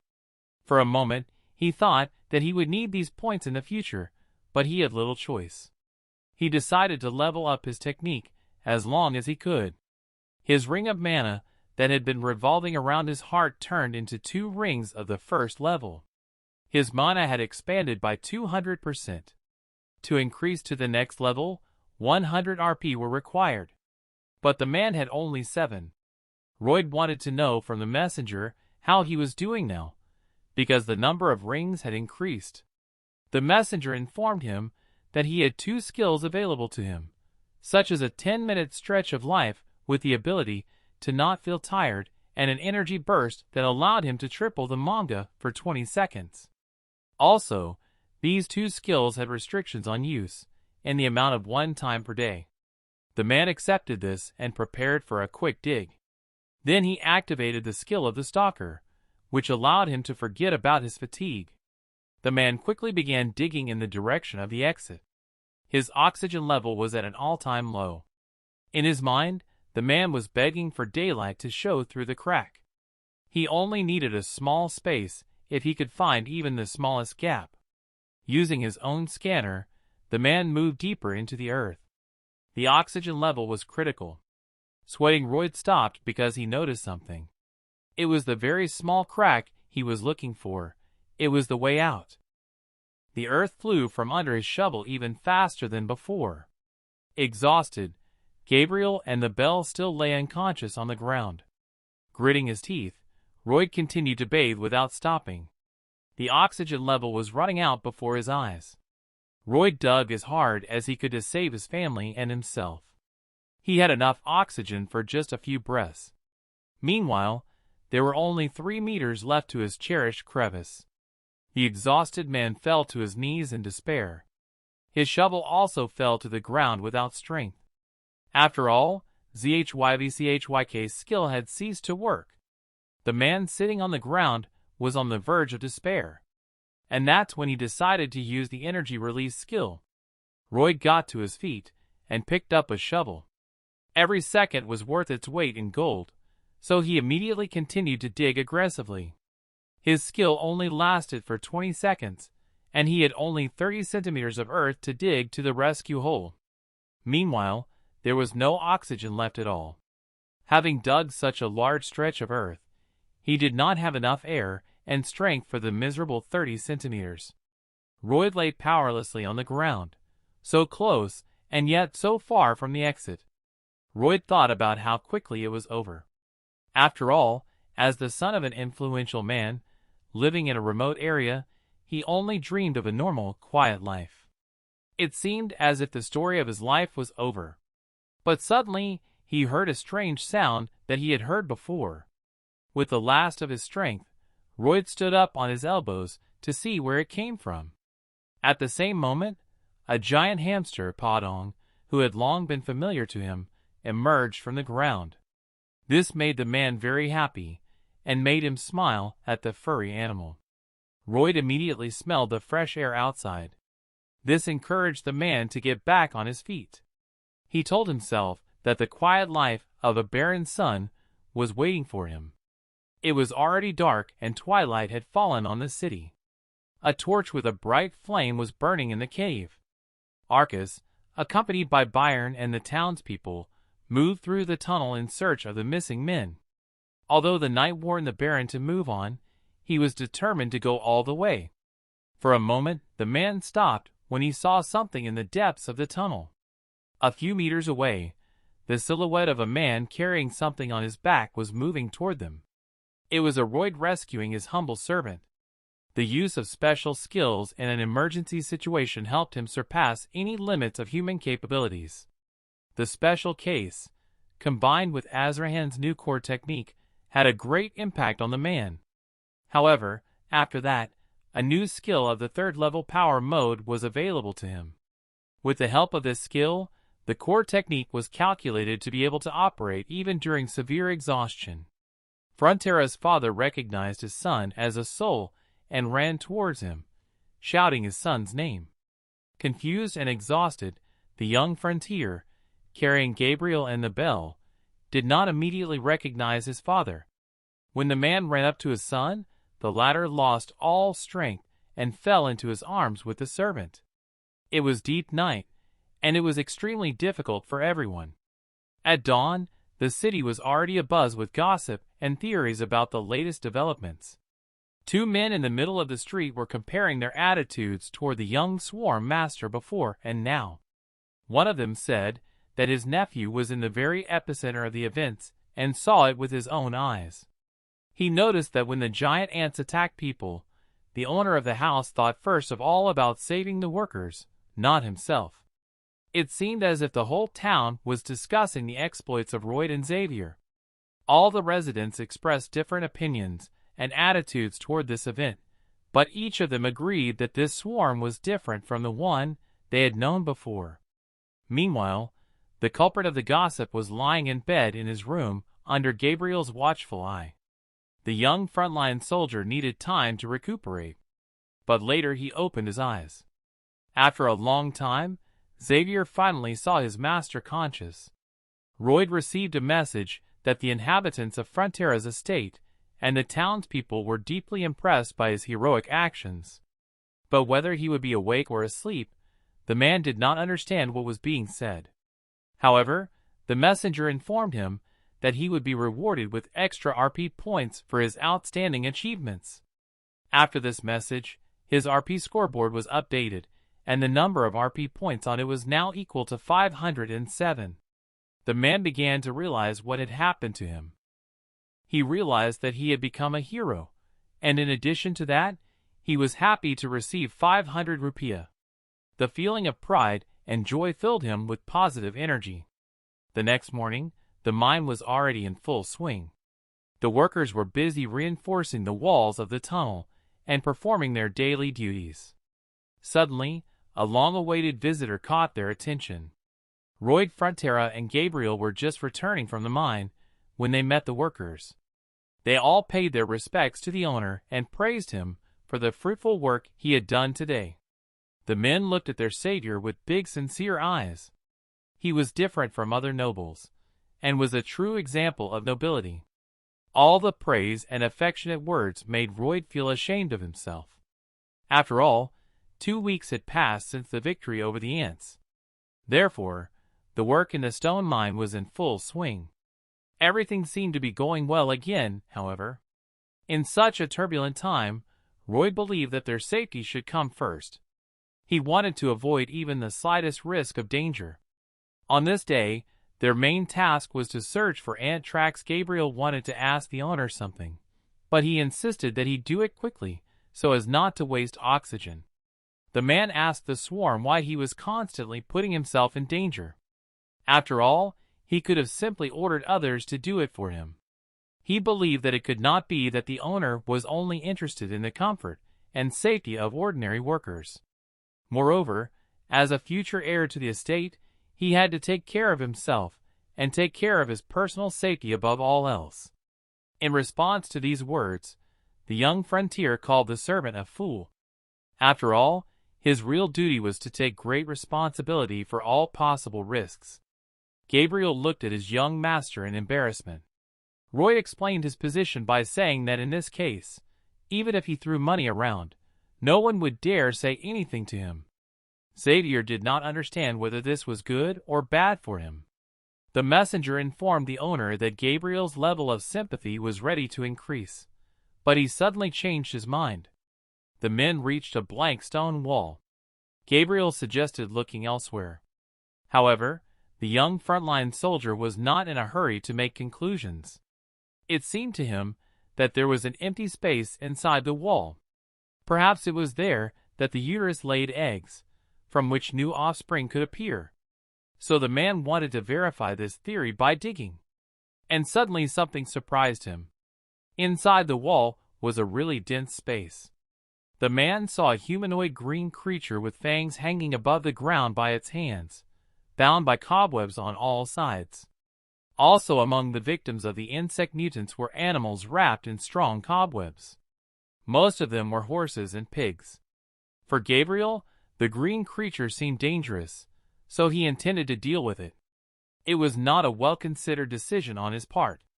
He wanted to know what kind of creature it was. However, Gabriel explained that it was an ordinary orc. The owner assumed that it was inanimate, but he had heard that ants usually preserve their prey by paralyzing a living organism. This fact encouraged Royd. The man could not hold back his smile, because it was an incredible find for him. On the same day, the men brought a green orc to the fronter's estate. His name was Garrosh. The orc told the men that Royd was his savior, whom he would never forget. Royd wanted to know why the orc always added a kick at the end of his statements, perhaps in order to match his character more harmoniously. However, the orc did not understand what he was talking about. Garrosh turned out to be the son of an Orcish tribal leader. Thanks to the doctor's care, he quickly regained consciousness. He was the son of the leader of the tribe of Steel Sand, and once again emphasized that he would not forget Royd's kindness, and would generously thank the man with whatever he wanted.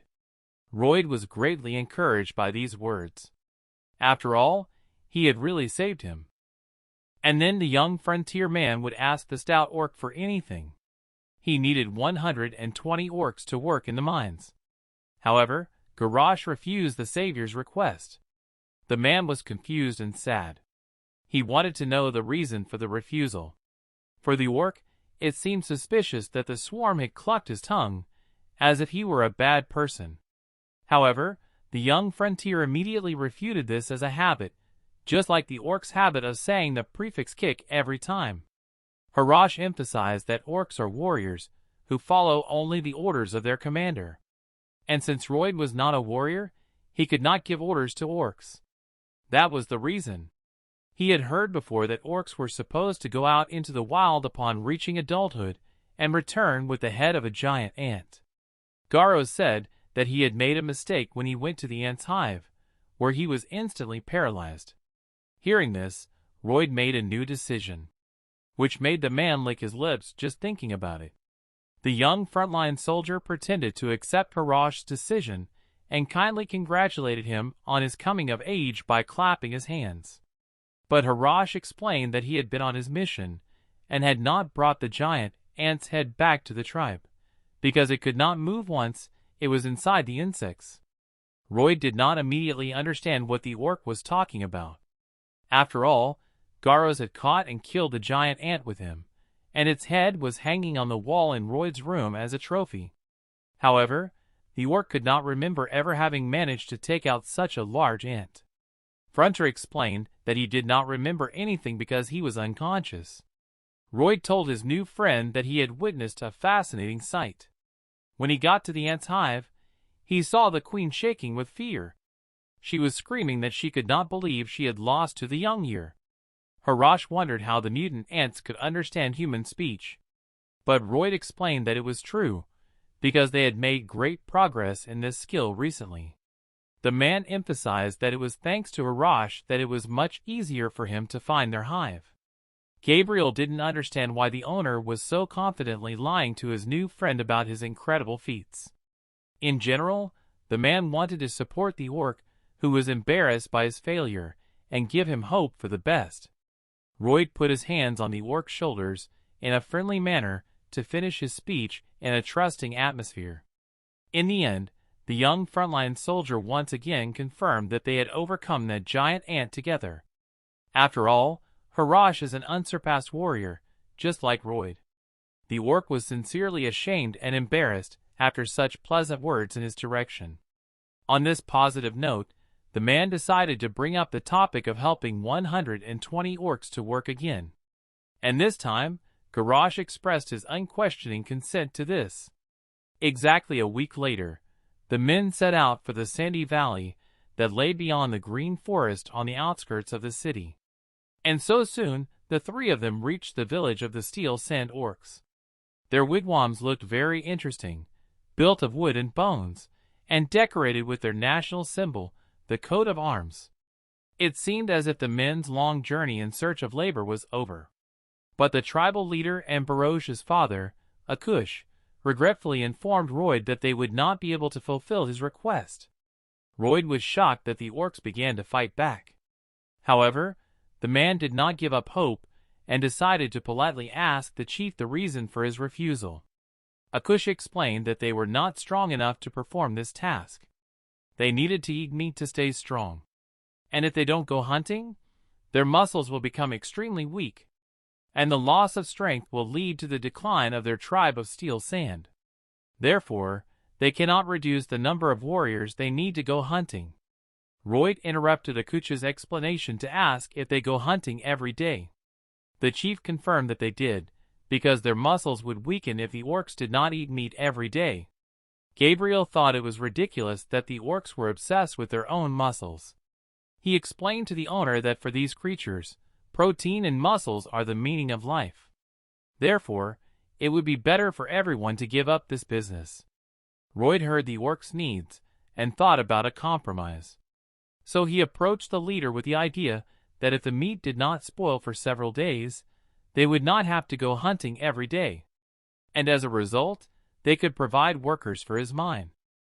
Akucha agreed with this statement because they wanted to repay the saviors for the return of their son. So this option was quite possible.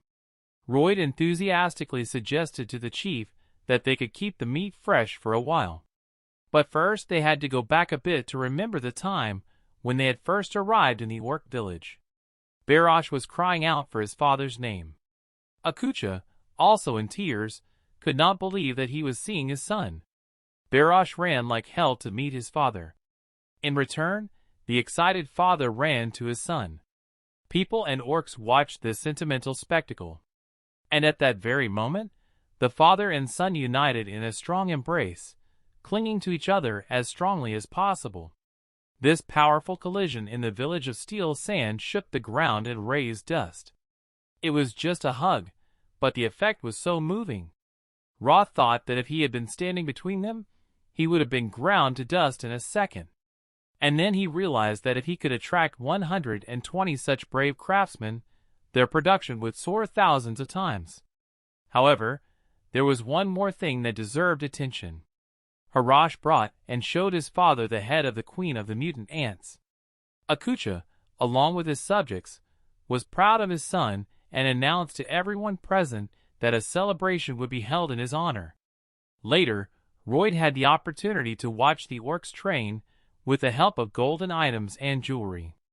This spectacle impressed the man greatly. After all, they used golden columns as ordinary dumbbells in the gym. The young frontline soldier could not understand what they were doing with these golden things.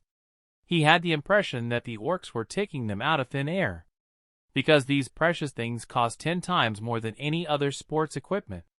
That's why the Great One signed a construction contract with the leader of the Shark.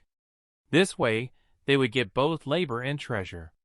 The men intended to build a stone-cold storage facility for storing meat, and in return, they would receive various precious items. However, Gabriel noticed that they would need special tools to work with the stones. The servant had never heard of such a vault, so he decided to ask his master about it. Ruth reminded Xavier that royal wizards could keep food fresh with the cooling power of ice magic. A cold store was a place that was used for the same purpose, but without the use of magic. Gabriel was extremely surprised by his master's knowledge, but he was too lazy to explain to his servant what he knew and how he knew it. First of all, they needed granite to create the refrigerator because it is very strong. Roy pointed to a granite rock to make his words clear.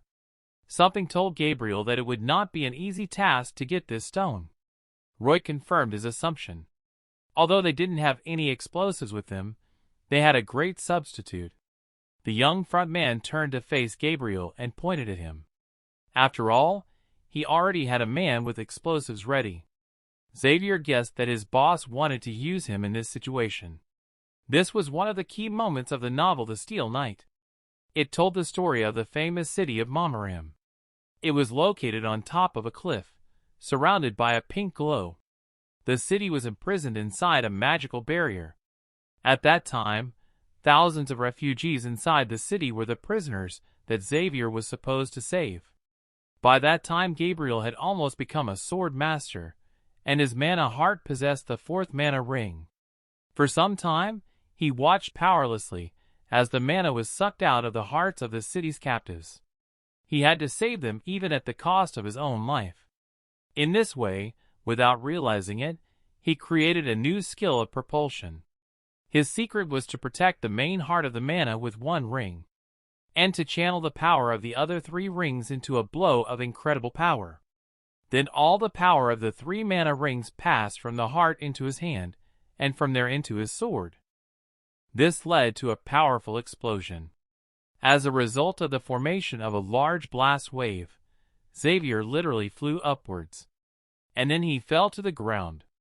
After that, this explosion became the same technique that, together with Azrahan's mind technique, represented the Steel Knight. Royd asked if they could use the same technique now. Instead, Gabriel wanted to know how the master had learned about this theory. Royd said that it was the first time he had thought of this technique, and his eyes did not contain a lie inside. Xavier was annoyed by the owner's eyes, because he saw lies in them. The embarrassed Royd tried not to show his excitement, and asked him to just try it. Gabriel believed that the owner would still do it his way. However, the young frontier urged the servant to always wish each other only good. He also promised to make an effort if Xavier succeeded in his theory. That would be a definite plus for the Baron's son. Gabriel approached the rock to try to apply his propulsion technique. To do this, he needed to protect the mana heart with one ring and release the other three by force of impact. And at the same moment, the man made a decisive sword strike into the granite rock. A bright light began to radiate from the place of impact in a second. Royd thought that Gabriel had succeeded on the first try. From the dust cloud, the silhouette of Xavier was moving toward the host. Coming closer, the man noticed that his outerwear was torn. Gabriel was in a stern mood and wanted to know if the owner had planned this. Royd did not plan it, but he was sorry that it happened. But in any case, Xavier was happy that this time the master's plan worked. Next was the young Frontera's turn. The messenger told the owner that Xavier was grateful for this lesson. Gabriel's level of sympathy for him increased by 3 points. The overall level of sympathy for the host was minus 11 points. He also received 54 RPs for improving his relationship with a key character. The total number of RPs was 561 points.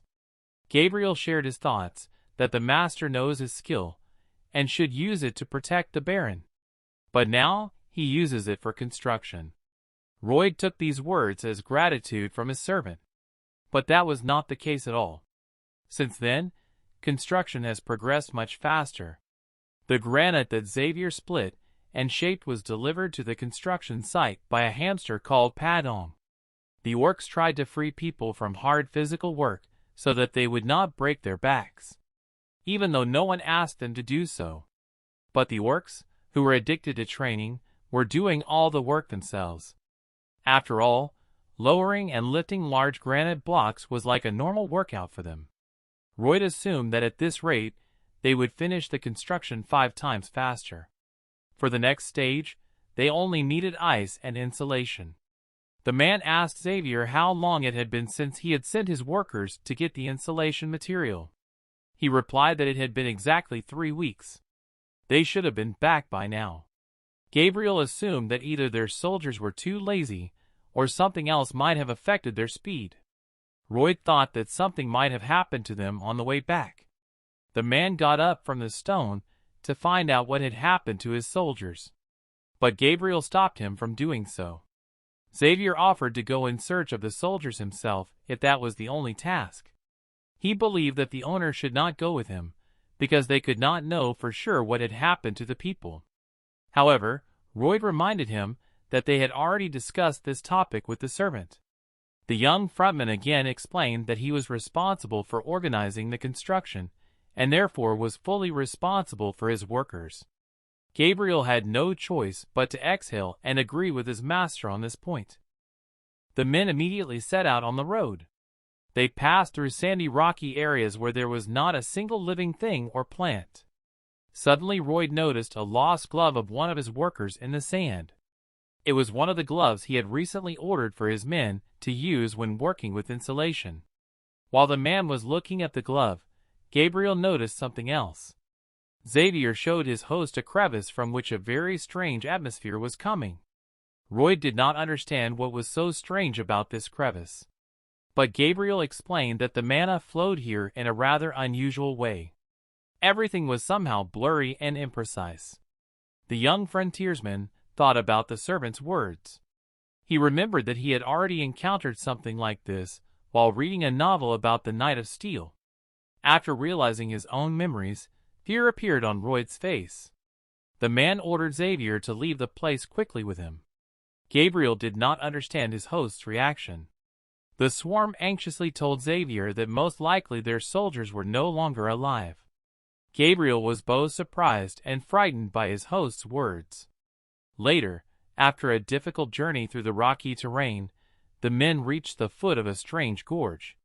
Royd noticed small piles of straw near the entrance to the cave. The man took a handful of straw from the ground with him, which surprised Gabriel a bit. The young frontline soldier tightly gripped the dry grass in his hand and prepared himself for any circumstances. Royd explained to Xavier that they had reached the Ruffulon Gorge. After all, at the very beginning of the novel, this place was mentioned as one of Xavier's goals, because it was here that the dark wizard Ruffulon lived. The man was furious that this magician could do something to his soldiers. After all, trespassing on private property was supposed to be punishable. The owner's thoughts were interrupted by Xavier, who ordered him to follow him through the cave. Royd did not have time to stop the servant as he stood on the floor with his foot and caused a strange magical reaction of the stone, which began to shine. Royd barely had time to take Gabriel back by the collar. A moment later, a small explosion sounded where the man was standing. Xavier was amazed that there were magic traps in the cave. Royd asked the servant if he was really a knight, because a real knight should calculate such moments in advance. In the novel, Xavier fell into the same trap when he was wounded and looking for shelter. But his Gabriel never repeated his mistakes twice. And then the knight rushed to the exit of the cave. Since the flow of mana in this city was unusual, Royd suggested that the man apply his technique here as well. Gabriel knew that in the natural environment mana was in a state of constant uninterrupted concentration in the atmosphere.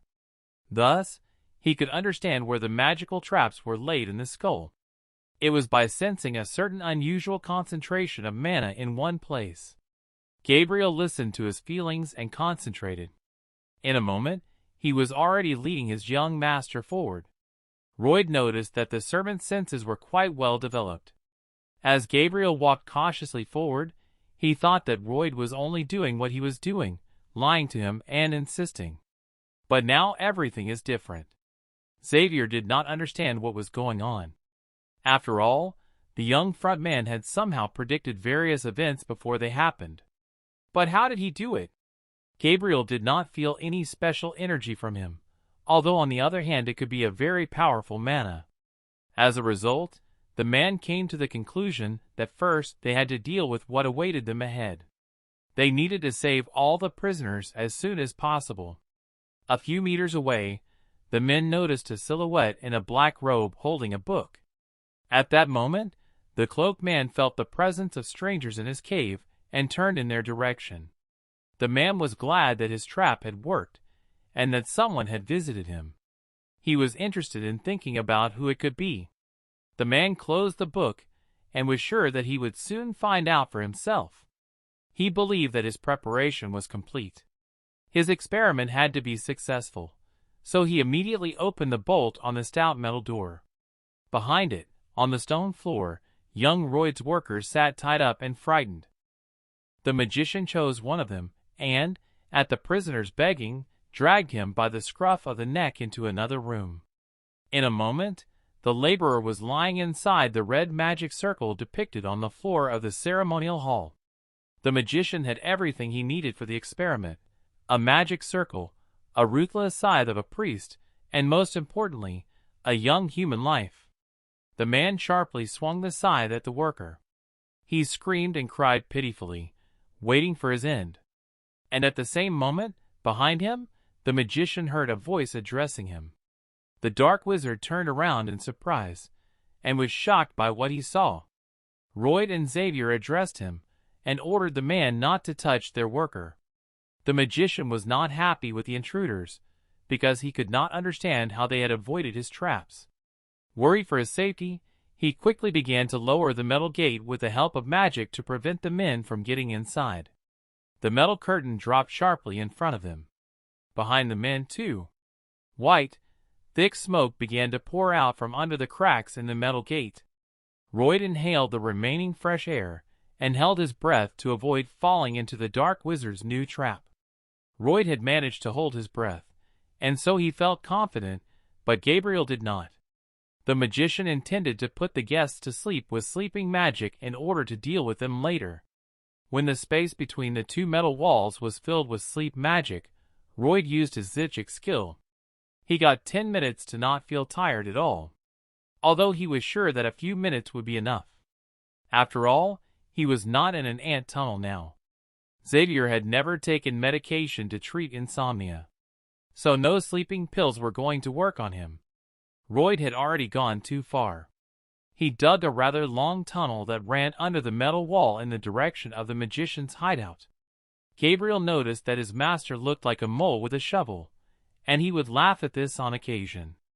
Royd gestured for Xavier to go downstairs to him. As the servant tried to apply his driving technique, the young front man crouched down with his ears covered. Gabriel concentrated the power of the mana rings in his sword, and with all his strength he struck the ground. This caused a great explosion. When he saw it, the mod did not know what to do, because he was terribly frightened by the skills of ordinary people. His face was full of horror. When the dust settled, it was possible to see a hole in the ceremonial floor of the magician. The hand of one of the men appeared from there. It was a swarm holding onto the stones and climbing to the surface. He crawled slowly toward the magician with an unwavering fury on his face. He had never seen such a large monster before. The wizard kept his magic ready to repel the intruders. With a sharp movement, he directed it all to the floor. In a moment, a giant, terrible two-headed giant appeared from the magic glow. Even though his experience had been a failure so far, it was his most powerful creation. It was virtually invulnerable, with only its steel armor worth a damn. Its giant arm was approaching the men. Roy told Gabriel that it would not be easy for them. He also tried to tell him that his weakness was his legs. But Xavier immediately desperately rushed into the fight. Xavier used his propulsion technique again, but this time in the fight against the magical giant. With his sword, he created a powerful tornado wave that covered the monster's head. In one incredible move, Gabriel split the magician's creature exactly in half from head to toe. The magician's face was full of horror and shock. He could not believe that this was really happening. Royd was no less surprised by this result than the magician. Royd could not believe that Gabriel had used the power of the explosion as an auxiliary force, which gave him the opportunity to split the monster in half. But for some reason, his novel did not mention this technique. Meanwhile, Gabriel stood calmly over the body of the defeated giant, sword at the ready. Fearless and proud of themselves, the men stood in front of the magician, staring unwaveringly ahead. The wizard trembled before them and realized that no matter what he did, he could not defeat them. Royd sat down leaning forward and spoke disdainfully to the magician.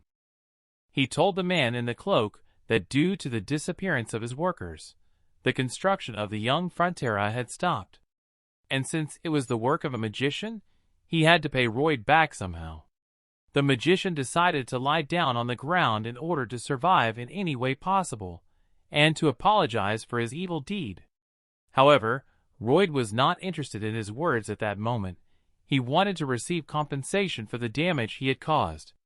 Realizing the man's intention, the magician said that he had many valuable things that he would give them. This greatly amused the young Fronteras and agreed. Going to the storeroom where the prisoners were kept, Gabriel told the owner that the soldiers were very exhausted, but their lives were not in danger. Royd was pleased with this news. Royd tried to ask the magician why he needed all these people, because in a few days they could have been dead with such an attitude. The magician was dumbfounded, but still dared to tell the man his plans, as they would not become a reality. The magician told him that he was conducting unusual experiments to find out how to bring people back to life. Royd furrowed his brow and asked the man why he needed to do this. Sitting on his knees, the magician was extremely touched and saddened by the man's words. After all, he was doing all this to find a way to get his wife and son back. Royd thought about it, because he did not expect that the magician could have had a family before. The man said that he used to be a magician in the estate of a baron. He lived an ordinary life with his beloved wife and son. Although no, his life was not ordinary, it was happy. But one day the baron, whom he had served so faithfully, suddenly wanted to take his wife away from him. So on the same day he tried to escape with her and his son. But the baron still pursued them. At this point, the swordmaster interrupted the magician's sensitive story, explaining that he did not believe the man's words. After all, if he had saved his wife and son, while taking the lives of hundreds of innocent people, it would have been very cruel. And his family would definitely not have thanked him for such a salvation. As well as for the ruthless creatures he created, the lives and happiness of the families of those people whose lives he took. Royd believed that his story did not deserve pity. Gabriel took all the soldiers out of the storeroom, and noticed that no matter what the magician told them, his true gut could not be changed. Xavier tried to suppress the magician by telling him that it was he who had broken the happy lives of many families, and that he would remain who he really was. Endless hot tears rolled down from the magician's eyes. Royd was glad that at least he could still cry. The man told the magician that he would soon return with reinforcements to his cave to take all his magic and precious things. And if he tried to harm anyone else in the meantime, he should not expect forgiveness this time. The magician was extremely shocked by the man's verdict. In the end, he bowed to the men and thanked them for their kindness and humanity. Then Royd remembered that in the novel, Xavier also forgave the magician, and he later left the cave. But after that, the magician took the lives of hundreds more innocent people. He even conducted an experiment on himself. He turned into an uncontrollable and annoying thief who challenged Xavier again and again. And even though Royd knew about it, he turned his back on him to make sure of his assumption. At first, the magician stood motionless and just cried in front of the man, but as they were about to leave, the unexpected happened. He suddenly looked at the men from under his cloak, planning something insidious. The magician's eyes concentrated on the negative that came from his gut. Seeing Royd's alcohol, the mage felt that he still had a chance to get back at them and destroy them all with the use of dark magic. The magician was rapidly approaching the man and could already taste his own victory. However, at the same moment Royd turned around, looking into the magician's eyes. He said that he never forgave him. The magician wondered how Royd had learned about his intentions and true identity. The man knew in advance what he would eventually lead them to. For Gabriel, this meant only one thing. He had to give the magician a chance to think about his actions. And in the same instant, with a sharp and as always precise sword movement, Xavier beheaded the magician. Then she flew off swiftly to the side, and his body remained motionless. More than once in his life, young Kim Suho heard remarks about himself. That he was just a miserable fool who was rotten to the core. There was a man who constantly scolded him for no reason. He called the boy a ragamuffin and ordered him to bend over 90 degrees when greeting him. It was very hard on the boy because it was becoming more and more difficult to withstand the constant remarks. And so it went on and on. While Kim was working at a construction site, the guy reassured himself that there was nothing wrong with his remarks. Later, He tried to restrain himself from quarreling, and then from physically assaulting the offender. The man often said that young people needed to be taught everything because without them, they could only eat on their own. The boy hoped that if he was polite to this man, he would change for the better. Thinking about it this way, he tried to come to terms with the situation. But where did it lead? When he continued to show politeness and tolerance to the man, he continued to resent and quarrel with him instead. He only saw Kim as a punching bag. On that day, the man called him abusive names once again. Kim Soo-ho could barely contain his anger. Soon it would all be over if he held back. After all, if he caused a scandal, he would only make things worse for himself.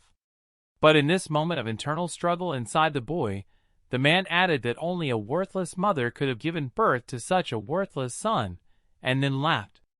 At the same time, uncontrollable rage filled the boy's body.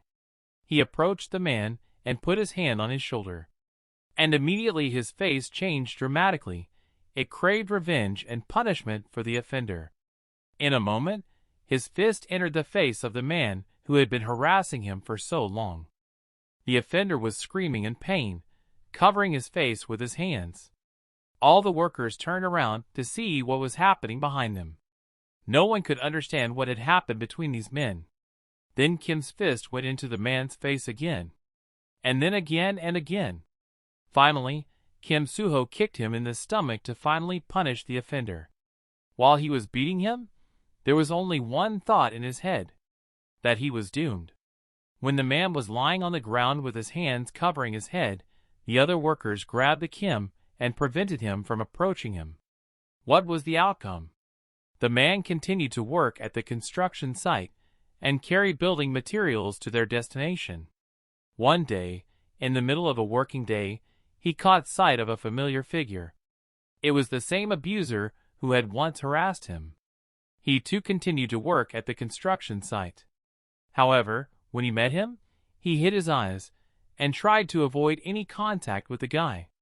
The scratches on his face did not allow him to forget the recent assault.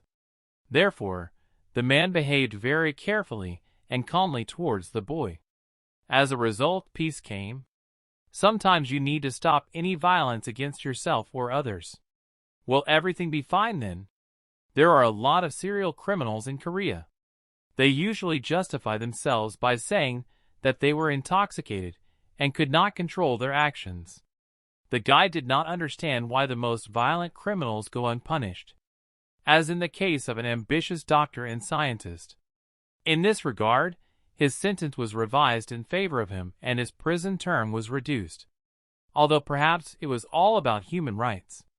It turns out interestingly. After all, then the thief should get what he deserves. Returning to the city with the workers, Roy thought about this, while the cold body of the insidious dark wizard lay behind him. Meanwhile, the weather was warm and sunny in the rocky valley. Roy, together with his servant and exhausted workers, was returning to his place of work. Suddenly, one of the men began to sweat profusely and breathe heavily as he walked along the path. The young frontline soldier noticed this and became concerned. He asked the man to give him his backpack while he was still able to stand on his own. The laborer was surprised by the offer and refused. However, Roy explained that if the man became ill, he would have to carry twice the weight himself. So he ordered the man to give the load to him. A moment later, the man ordered the other workers to give him their backpacks as well to make it easier for them to walk. Everyone doubted this idea, but Roy ordered them to fulfill his request. While the front man was tying all the backpacks together in a single ball, his embarrassed workers tried to persuade their noble master not to do so. To pacify the workers, the royal said that he would not pay extra money for those who opposed his decision. The man put a huge backpack of backpacks on his back. Behind him, the workers looked at him, puzzled but sincerely impressed by his kindness. Gabriel did not understand whether the owner really cared about the soldiers' well-being or whether it was the backpacks they were carrying. But at that moment, he realized that the truth was not important to the soldiers. For them, he was a trustworthy leader who they could follow anywhere. This is what the soldiers thought of the young swarm leader. Messenger reported for the man that the liberated soldiers were deeply impressed by his actions. And after a while, stories about him will be passed down from generation to generation. Isn't that great? The man thought about the messenger's words. Royd was not impressed because he did not need anything but money. The men were already approaching the village of the powerful sand orcs. Later they managed to complete the construction of a stone-cold storage for food. Harras, along with Royd and Gabriel, inspected it from the inside. The young orc was a little disappointed with what he saw. It was a little cooler inside than outside. And their meat would spoil, and their muscles would lose all their strength. However, Royd decided to reassure the Harash and refute his fears. After all, the work was not yet finished and there would be ice to store the meat. Harash knew what ice was, so he explained its absence in the storage room by saying that it was hot. The young frontier with a smile assured the orc that if there is no ice, you will not be able to make it yourself. The orc was desperate and wanted to know how they could do it. The man assured the giant that they could make it any way they wanted. Harash began to doubt the truth of the swarm's words. But the man just smiled silently at the orc. Young Garash began to doubt whether he had brought a swindler to his village, who was trying to deceive him right now. Perhaps the story about the Ant Queen was a lie. The messenger noticed that Garash was not as naive as the swarm thought. But the man never thought so. The messenger disagreed with this because he thought that the owner really thought the orc was naive and short-sighted. However, the swarm refuted the messenger's thoughts by saying that the level of sympathy, or rather the client, was much more important to him. And at the same moment, Garash remembered that the swarm had saved him, and he shouldn't have thought so badly of his savior. Calmly and cheerfully, the orc headed for the exit, assuring the men that they could ask for help from him any time they needed it. Rhodey thanked him for his concern, and asked the Harras to wait until all the work was done. As the owner stood there smiling serenely at the orc, Gabriel wanted to know where they would get the ice from. Royd froze in place for a moment. Turning to the servant, his face was covered with drops of sweat. He too was wondering where they would get the ice. Gabriel could not believe that these were the eyes of a man who did not know what to do. The servant wanted to know why his master had signed the contract without a specific plan in mind. Was he going to deceive them? And at that moment, Royd asked Xavier to listen to him. He asked the man if he knew the first signs of failure in any business. Xavier looked at the young Frontera in confusion, and did not understand what he was talking about. Royd explained that he might not be able to do one thing or another, but there would always be a bunch of reasons why he couldn't do it. So he asked the servant not to behave like that. After all, without trying, you will not know whether it will work or not. The real success will be achieved by those who are open to everything new and try to fix any situation. This is what he called innovation. The man clenched his hand tightly into a fist to show his leadership spirit, because these were the thoughts of a true entrepreneur. Royd was determined. That's why he stood with his fist raised in the middle of the warehouse in front of Xavier. Gabriel was skeptical of the owner's position. He believed that such an enterprise was more likely to fail than to succeed. Soon it was deep night in the orc village, and a bright full moon was shining in the sky. A swarm was sitting on a rock in the middle of the rocks, thinking about something. The idea came to him that he needed to make a giant cube of ice first. A pallet and a bell would help him with this, as they would bring water from the lake in no time. The man also knew that there is ice magic in this world. He wanted to know what its principle of operation was. He entertained the idea that this technique was based on freely changing the flow of mana. The young frontline soldier was sure that this was possible due to daily training in mana absorption. After all, there were several types of natural mana, and thus, all changes depended on the nature of these manas. The man seriously thought about how to make it happen. But then, he had a very interesting thought. Of course, he could not use the mana in any way he wished. Royd imagined a pallet and a bell carrying the water in cheeks to a giant ice mold. the man could create something akin to ice magic. He wanted to try Azrakan's technique of absorbing mana. After all, if he took all the heat energy out of the water, only the cold energy would remain in it. But then the man accidentally did the opposite, and the energy of cold began to gather around his hands. It was not as easy as he expected. Gabriel watched in silence as the man put his hand into the water. Gabriel remembered his master's words about being open to everything new and trying to fix any situation. Xavier thought that the man's position was rash and irresponsible. But he realized that Royd was really trying to find a way out with dignity. The servant settled on the idea that he did not understand him. Strangely, the swarm continued to sit on his knees with his hands in a giant ice cube tray with water. The messenger told the owner that through the use of the Azrakan mind technique, he had developed a new skill. Namely, raising the level of this technique to the second level with double rings. A few days later, the garage and his father came to the vault again to check the results of the swarm's work. The orcs were shocked by the temperature inside the vault. They were literally shivering from the cold, and steam was coming out of their mouths. In the middle of the storage room, on wooden pallets, was a giant ice cube. The orcs could not believe their eyes that they had managed to get it. Roth said that everything would be ready as soon as they installed the insulation on the ice cube. And the heap was happy because there was plenty of space in the storage room to store the meat, which no longer had to be thrown away. The garage was also happy that they no longer had to go hunting every day. The orcs decided to celebrate this event and gather all the people. At this moment, Gabriel watched in shock at the satisfied face of the owner while talking to the orcs. Royd defiantly turned his head to look at the servant. He reiterated that he was thinking like a true entrepreneur. Gabriel agreed and did not intend to argue with his master. A little later, the whole tribe gathered in the center of the Steel Sand tribe. Akucha's leader sincerely thanked the swarm for the shelter. But the swarm replied that he shouldn't thank him because he was only fulfilling the terms of their contract. As a result of which the young front man received 120 strong laborers for his enterprise. However, Akucha said that orcs are different from humans in that they do not do this for the sake of a contract. They do it because they are sincerely grateful to him. And from that moment on, the leader of the Steel Sand tribe promised the swarm one thing. That from that day on, Frontera's family and his tribe would declare an alliance stronger than family ties.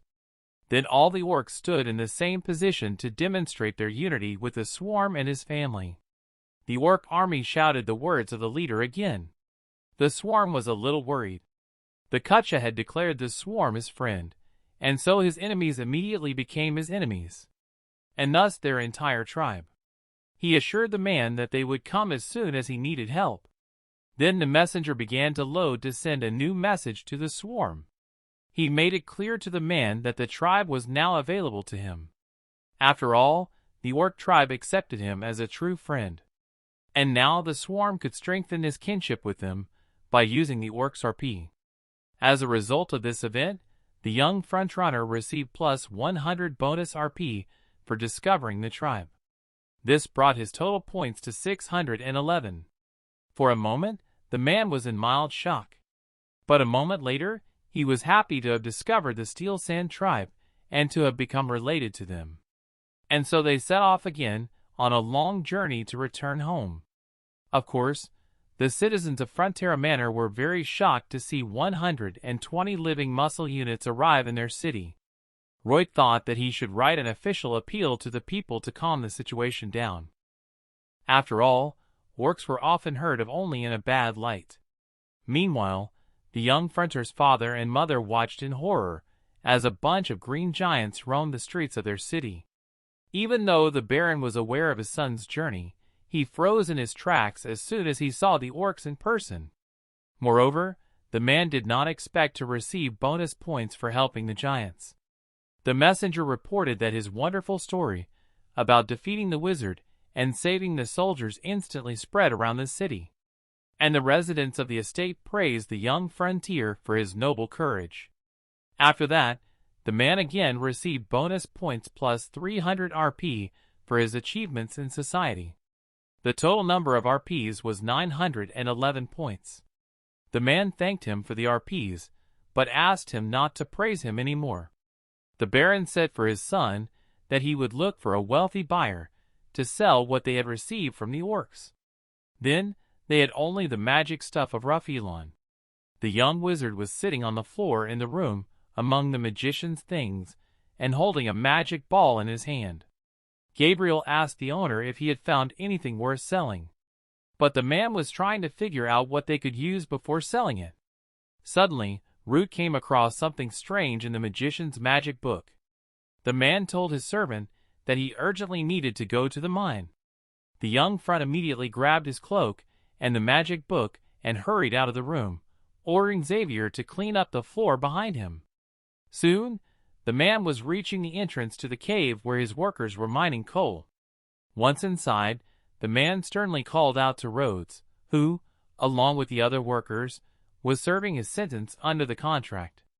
Rhodes heard his master and approached him to find out what was going on. The young frontline worker wanted to give the man some good news. He asked if the man remembered the details of their agreement that he had to work for the swarm for 520 years. The man confirmed that he did. But at the same time, the Roid said that it made no sense, because all these conditions were ridiculous. But now, he wouldn't have to worry about anything. Rhodes held his breath waiting for his master's explanation. Royd opened a magic book and showed him how to bring a dead person back to life.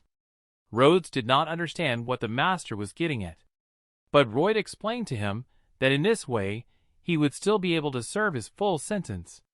Isn't it wonderful? The man smiled sarcastically and put his hand on the debtor's shoulder. But at that moment, he asked why he was the only one who was laughing and ordered Rhodes to smile a little too.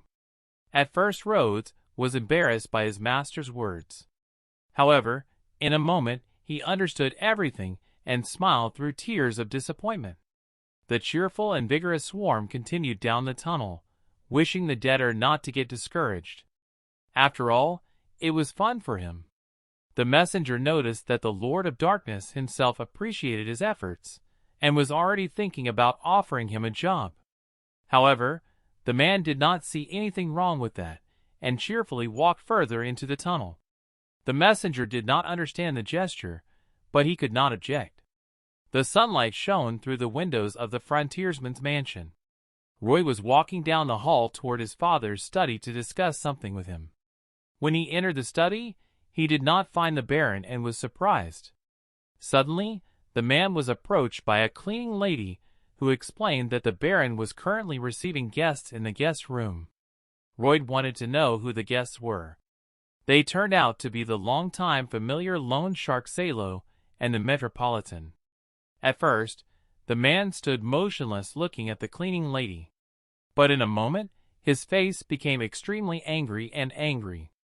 In the guest room, there was a large chandelier with crystal beads and candles. At the table opposite my father sat the notorious moneylenders. They said that they usually demanded that the debt be covered in one payment. This time, however, they would only allow the Baron to pay 10% of the debt if he transferred ownership of the mine to them. Arcos Frontera thought about the offer with his hands folded in front of his face. The loan sharks asked him why he was taking so long to think about it, since it was the best deal he could get. Suddenly, a young Frontera knocked on the door, introducing himself and asking for permission to enter. The father did not hesitate to allow his son to enter the room. Once inside the room, the man began to talk nicely to the moneylenders. The men said that if he came to threaten them again, it would be useless. They already had a solution. Royd said that from their point of view, a visit with such a good offer was a very reasonable decision. However, he expressed a desire to make a counteroffer to them instead. But one of the moneylenders refused to listen to a fool like Royd. But the young front man still said that in the future they would still pay the debt in installments, although they could really reduce the interest. The moneylender got angry and started shouting at the man that he did not want to listen to him. Royd asked why they were allowed to offer something and not him. This position made the man angry. Suddenly everyone heard a strange voice from the hallway. A giant green orc's foot came into the room. The furious Garrosh asked the audience who had angered his brother Frontera. The moneylenders quickly grabbed each other, their faces full of uncontrollable horror at what they saw. Garrosh told them that his tribe of steel sand would destroy anyone who harmed the young frontier. However, Royd calmly explained to his friend that nothing terrible had happened to him. But the orc noticed that Royd looked extremely angry then. The man said that the moneylender had only raised his voice a little at him. He decided to calm the frightened men down by telling them to ignore the orc. And then the rogue decided to ask them again how they liked his offer. After all, if they refused him, he would be offended to the core. He also added that as soon as they dared to offend the young frontier, he would destroy them right then and there. After these words, the terrified moneylenders quickly fled from the guest room to the street. Roy wanted to make sure that the dead did not exist at all. But as long as that was not possible, he gave his father the opportunity to be satisfied with what he had. The bewildered father agreed and thanked his son. Royd noticed that orders for the system were growing and coal production was in full swing. Thus, they would be able to quickly close the debt. The man handed the contract to his father and asked him not to lose it. The father carefully took the document and made a promise to his son. After that, the young frontier said that they had bigger problems that needed to be solved as soon as possible. After all, orcs consume 10 times more food than people. Therefore, their food costs were no joke, but they could not let them go either. The words of the son caused anxiety and misunderstanding of the situation in the eyes of the father. As Royd had thought, the orcs were excellent miners. Their powerful bodies and muscles helped them to make powerful swings of their picks at the stone, and to cut the small stones in an instant. Their eyes were full of fury and passion for hard physical labor. Suddenly, Roth noticed that one of the orcs was heading into the depths of the tunnel without a reinforcement system, digging a path in front of him at the speed of light. The worker clarified that this orc had been working non-stop for 24 hours straight. Upon hearing this, the swarm ordered several workers to take him away and make sure he did not appear here until tomorrow morning. The furious orc tried to resist the men who were dragging him out, explaining that he did not want to rest, but only to work, because without it his muscles would weaken. Their productivity was 10 times higher than what the swarm had expected, and their endurance and strength defied any explanation. When the young front turned to the Garrosh with a proposal to pay for their work, he said that money was not needed for orcs. On the one hand, this pleased the man. But on the other hand, now, at Garrosh's request, he had only to feed them all enough. This was not an ordinary problem. Royd assumed that as a result they would have to raise taxes very much. After all, they would use the money to buy meat for the orcs. The man explained to his father that because of their natural productivity, they would not go into the red because of such expenses. The father understood his son, but said that he could not be sure that the people of their city would be able to afford it. It was very difficult for him to make a decision. Arcos said that they cannot demand such a high tax from people. He explained that if they keep raising the tax, it will be a real robbery of the people. But they are not losing anything now because they will work harder. They could only suffer losses if the amount of tax paid decreased. The father was interested in his son's words and wanted to know how they could raise the tax for the city's residents. The young front said that it was quite simple because it would allow them to earn more money. The man gave an example of an abandoned land in the north of the city. He suggested turning the wetlands of the Marie's estate into a farm, which they would give to people in return. In this way, they would grow various crops on the farm, earn a lot of money, and pay taxes for the baron accordingly. The sky was covered with orange clouds, the sun had disappeared behind the horizon, and it was getting dark. Royd walked confidently in his safety shoes across the marshes in the Mares estate. Gabriel walked behind him. He told the owner that it had been several hundred years since the land had been abandoned. He did not understand how people could grow anything in such a place. However, his big boss had an idea about it. Royd said so, but he didn't deny that it would be difficult. He had to take into account many things because the territory was not small. The family had to think about a system of accurate rainwater drainage. Therefore, the man had no choice but to model a possible option. On the training ground, the man created a reduced model of a marsh in the Mars wetland out of water and earth. Based on it, Roy tried to come up with an experimental solution to the problem. However, his attempts failed time and time again. The man did not give up and continued to work on the model of the marsh, looking for ways to solve this situation. A new sunny morning dawned in the city. Exhausted, the swarm continued to sit in the same place and use his hands to form pathways out of the swamp to drain rainwater. Arcos and Gabriel came to visit their son. He had been at the training ground for 21 days. Xavier asked if he should stop his master, because he had hardly eaten or slept all those days. But his father forbade the servant to do so. Arcos hated him, even though he was his son. He no longer hoped that Royd would ever become a normal person, because it seemed impossible to him. But now the Baron saw that he was trying to bring amazing changes to their city for the sake of other people. Perhaps his father could not help him at that moment, but he was not going to stop him either. Xavier agreed that it was a wise decision on his part. After all, it was then that the young master of the royalty was responsible for his words and never gave up. The man worked diligently to solve his problem, gritting his teeth and forgetting about everything in the world. It was then that the messenger informed the swarm that Baron Frontera's level of sympathy for him had increased. As a result, he received 20 RP and his total level was 931 points. Meanwhile, the trees were covered with evening fog, and it was getting dark outside. The young frontrunner sat in front of the finished model with relief, having found the best solution to remove rainwater from the swamp. He raised his fist in victory, which by then was already illuminated by the moonlight. The man shouted that he needed to suck it in, and then the water would go where it was needed. All this meant that when he figured out the water, he would be able to raise taxes. And then the money of the people of his city would fall on him like a shower. And then the man would have a truly carefree life.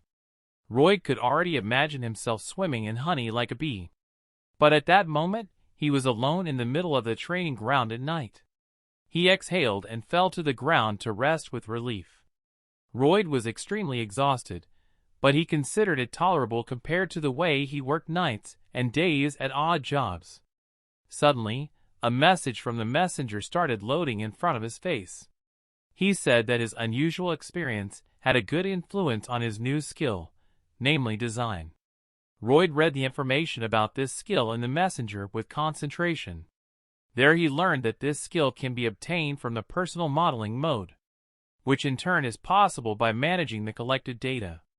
At the same moment, his visual scanner was used in the man's eyes. Behind him, a digital grid was formed around the rock containing certain data. The man tried to deform this grid in his opinion by increasing the height of the rock. However, the digital model on the grid showed that in this way the rock would collapse. After realizing his new capabilities, the Royd began to scold the messenger for not telling him about it earlier. After all, the young frontline worker had spent a whole month searching for the necessary solution.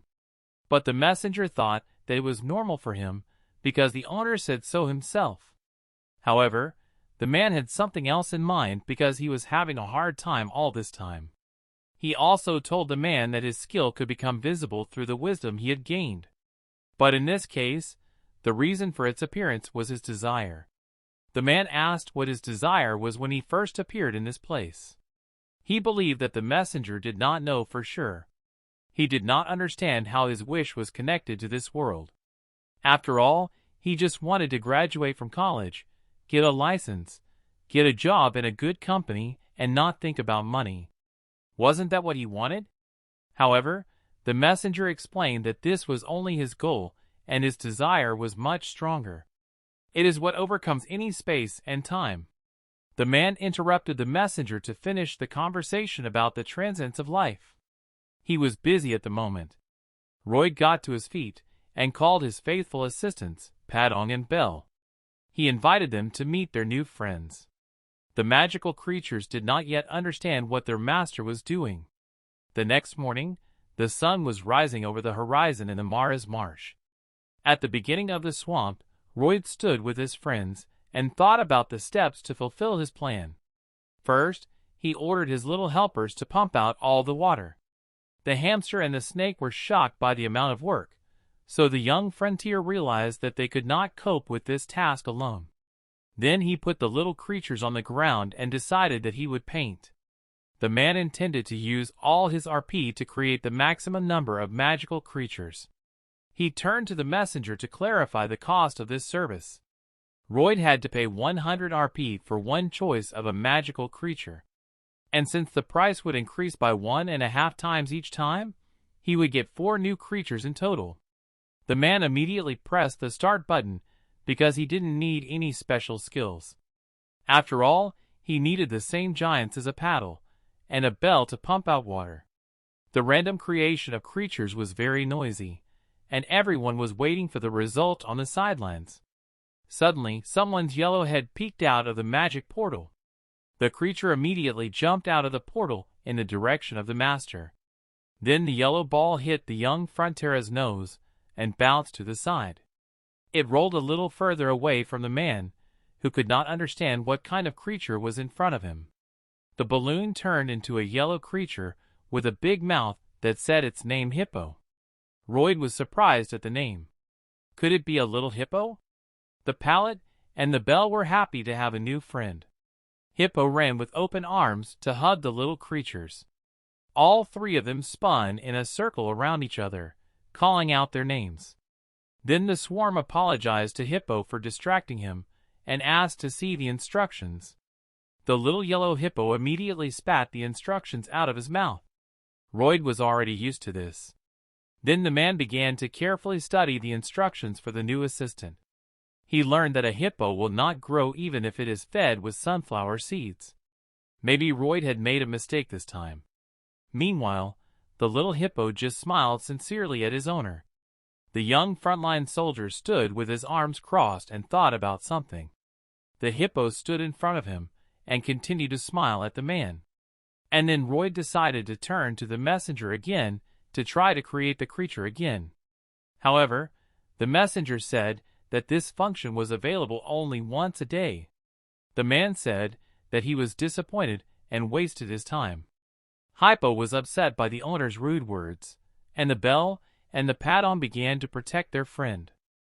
The man explained to his friends that there was more and more work to be done, and the hippo was too small to be of any use. However, the creatures did not back down from their position and started a rally against the owner. Then the man agreed with them because they scared him. Roy asked Hippo if he could absorb moisture from his clothes in return. The messenger replied that Hippo had a level 1 water absorption skill. Roy was interested and asked how much water he could absorb at once. Hippo started pointing to his tummy to say that it could hold 4 times as much water as his stomach. Roy thought that so far he had all the skills he needed, so he was lucky. Meanwhile, the hippo was getting ready to show his master his skills. The hippo ran over to a nearby pond and began to gently swallow it. Roy and his friends watched as the hippo slowly drank with a squishy mouth.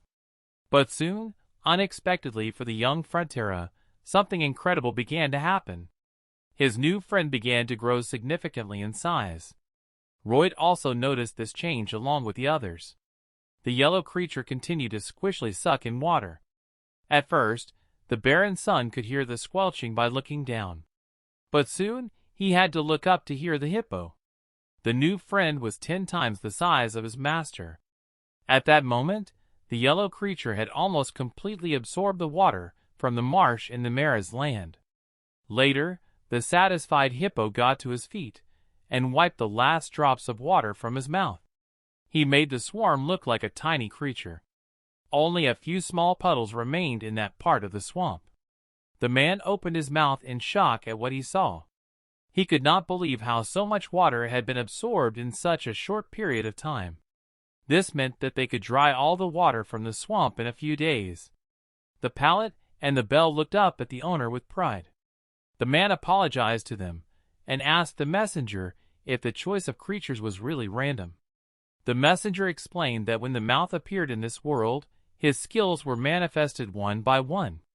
Since his role as a person with a bad fate could have added a lot of unnecessary worries. Therefore, most likely, the man developed the ability to draw for luck. Although perhaps this was not the case. For the swarm, the messenger's assumption seemed a bit rude. Hypo asked the owner for more water. The swarm allowed him to do so because their construction was to begin tomorrow. As the evening progressed, the water in the swamp became less and less. Their construction began with the vertical drainage method. This method involved drilling a well, in which water was to accumulate and then be diverted to a spillway. The workers were naturally shocked when they arrived at the construction site and saw the owner's new friend. First, the hypo had to pump out all the water from the swamp, and then drain it into the river and become small again. Next, the workers had to turn the ground and take away the remains of the plants. After that, Xavier used his technique to set off an explosion inside the earth. The men dug holes in the ground where they inserted bamboo poles. Next, they made sand pegs and asked the pallet truck to crush the ground on both sides. As soon as the water collected inside the bamboo poles, the jeepo would make a powerful water punch. Later they built a more secure shelter using young Frontera's modeling skills. 10 days passed in this way. The first part of their construction was completed.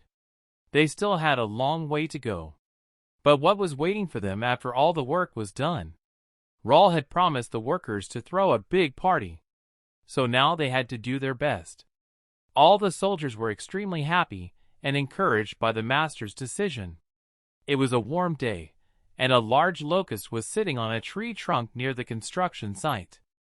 Sweating, Xavier watched her silently and thought.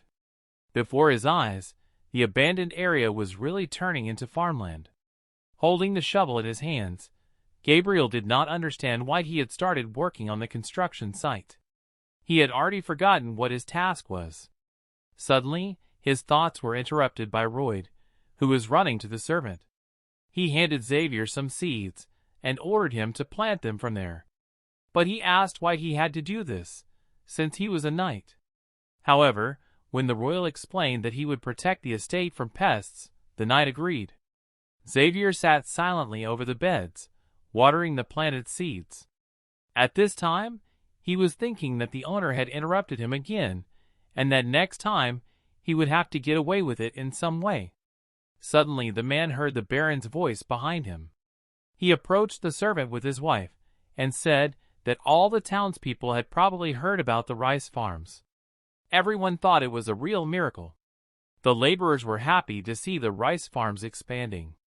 When the swarm passed by, the men looked at it with respect. Messenger reported that the townspeople were showing their admiration for the miracle he had created. The swarm received plus 450 points for his significant success in the community. The total number of his RP was 1,281 points. Hearing this, the swarm smiled with satisfaction and walked on with a shovel on his shoulder. It was already evening, and small insects were fluttering in the air above the farm. The first stalks of plants began to sprout in the beds. Xavier watched this process with interest, keeping the watering can at the ready. And when he noticed the growth of the plants, he was happy about it. In a moment, the owner came up to him and said that everything would be ready as soon as they put the water wheel in place. After all, during the rains, the water would need to go somewhere so that it would not flood their land. However, to realize this, they needed a specialist. Suddenly, the men's conversation was interrupted by an incomprehensible roar behind them. An army of horsemen in suits was moving toward them. Royd wondered who they were. One of the guests was the Viscount Racona, whose estate was located to the north of this swamp. In a moment, the horse's rearing was very close.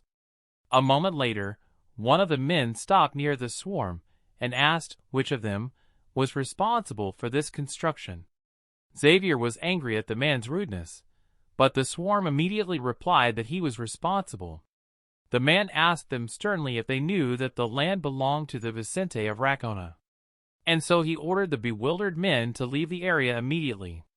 This place was abandoned several hundred years ago. The northern lands were under the rule of the Viscount Racon, and the southern part of the marshes belonged to the frontiersmen. It was obvious that he had decided to assert his rights for a reason. After all, the Viscount probably wanted to take possession of these fertile lands. I knew that he could really insist on transferring the land to his use, because the northern part of the land belonged to the Viscount. The man smiled, because that was the case until recently. Royd asked the guests if they really thought they had entered his territory without permission. The riders sternly confirmed this, because the king himself had given them the land. In response, the Royd decided to close his mouth to the Viscount's servant so that the conversation could be conducted between people of the same status. This position impressed and puzzled the rider. All the workers stopped working to understand what was happening. The Viscount was also a bit surprised by the man's position.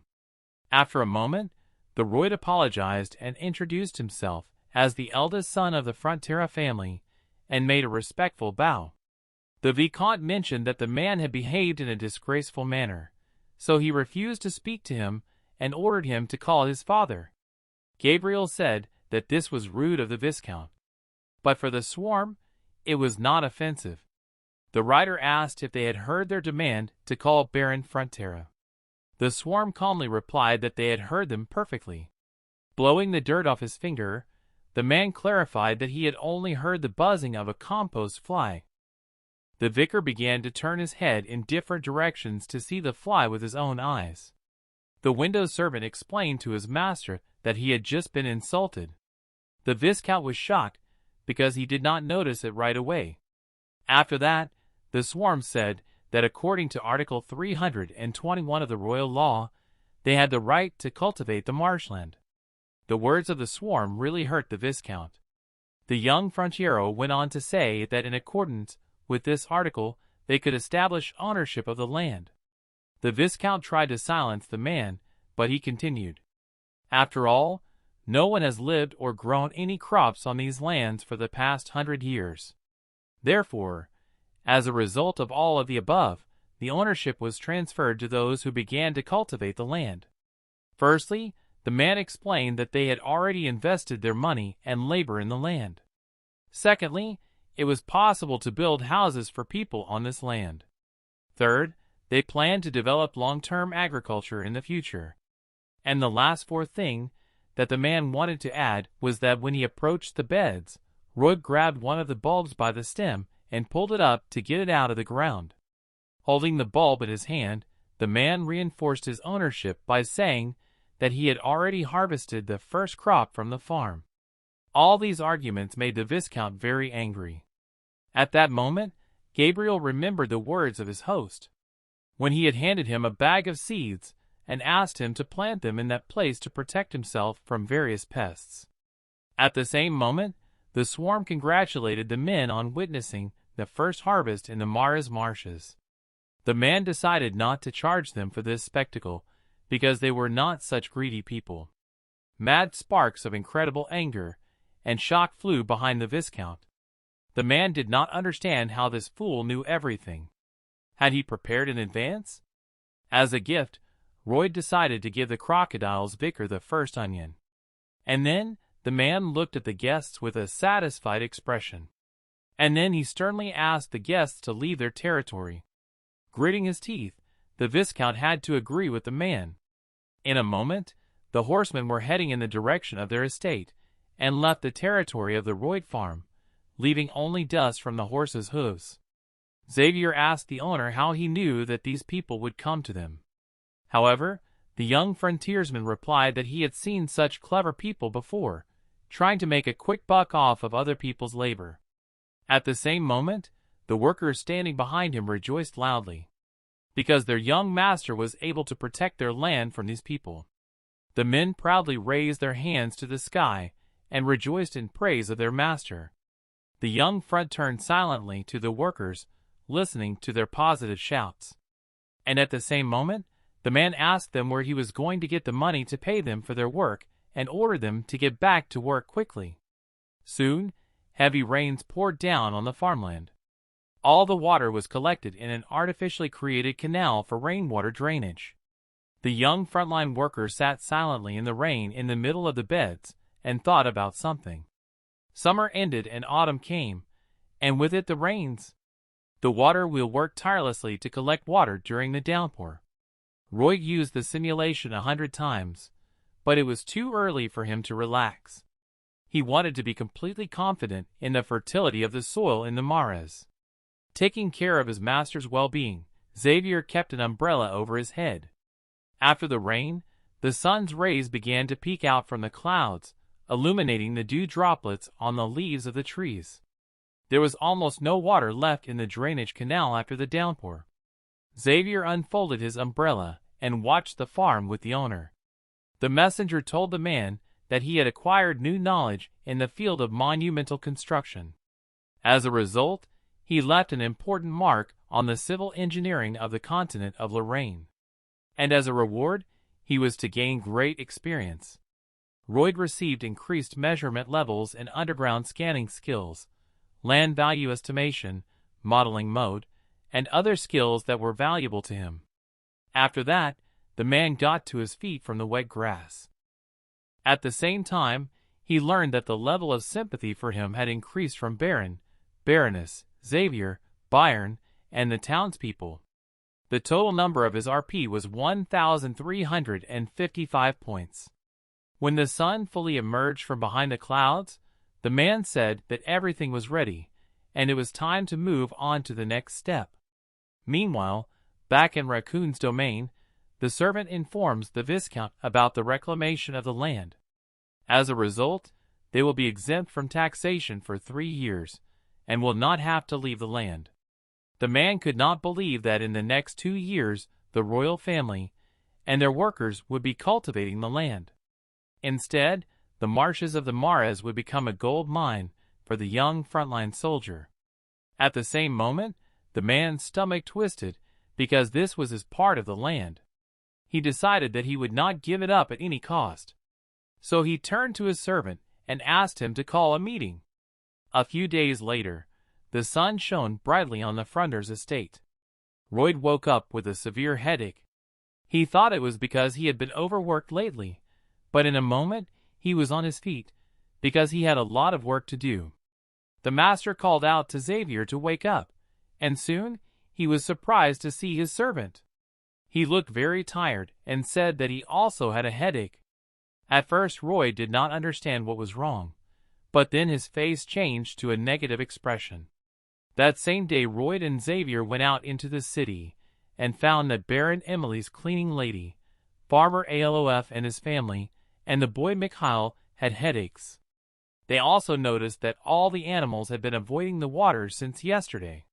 Comparing all the complaints from people and the suffering of animals, the man realized that the problem was water. One of the most powerful weapons he could use in this world was the information from the book about the Steel Knight. However, after the incident with the giant ants, he realized that events that were not in his book could be happening now. Since Royd expected resistance from Viscount, he decided to make some inquiries about him. The young frontman learned that the main source of income for the Lacona region was their secret technology for dyeing things. And the same technology was used to color fruit. At that moment, the man realized the situation and realized who the culprit was. Meanwhile, in Frontera's estate, the Viscount's servant met with the Baron and told Frontera that if they gave half of the swamps to them, they would stop spoiling their water.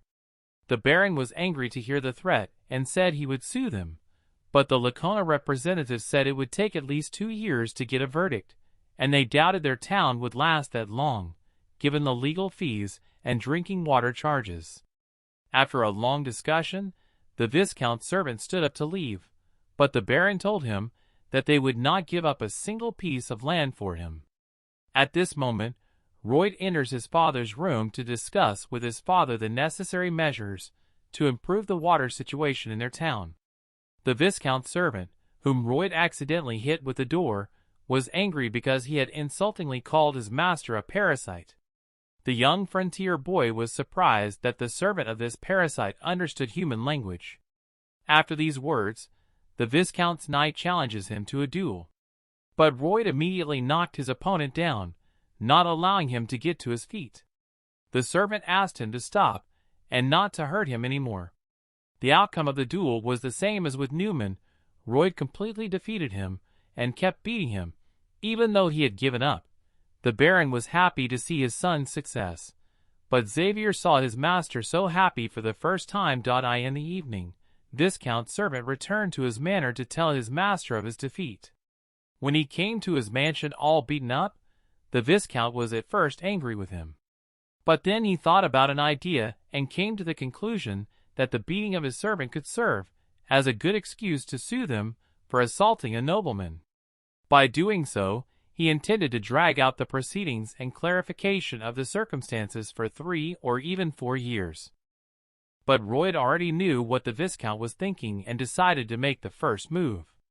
The man told his workers that he would not let their efforts go to waste. Royd promised to protect their land from the greedy hands of their enemies.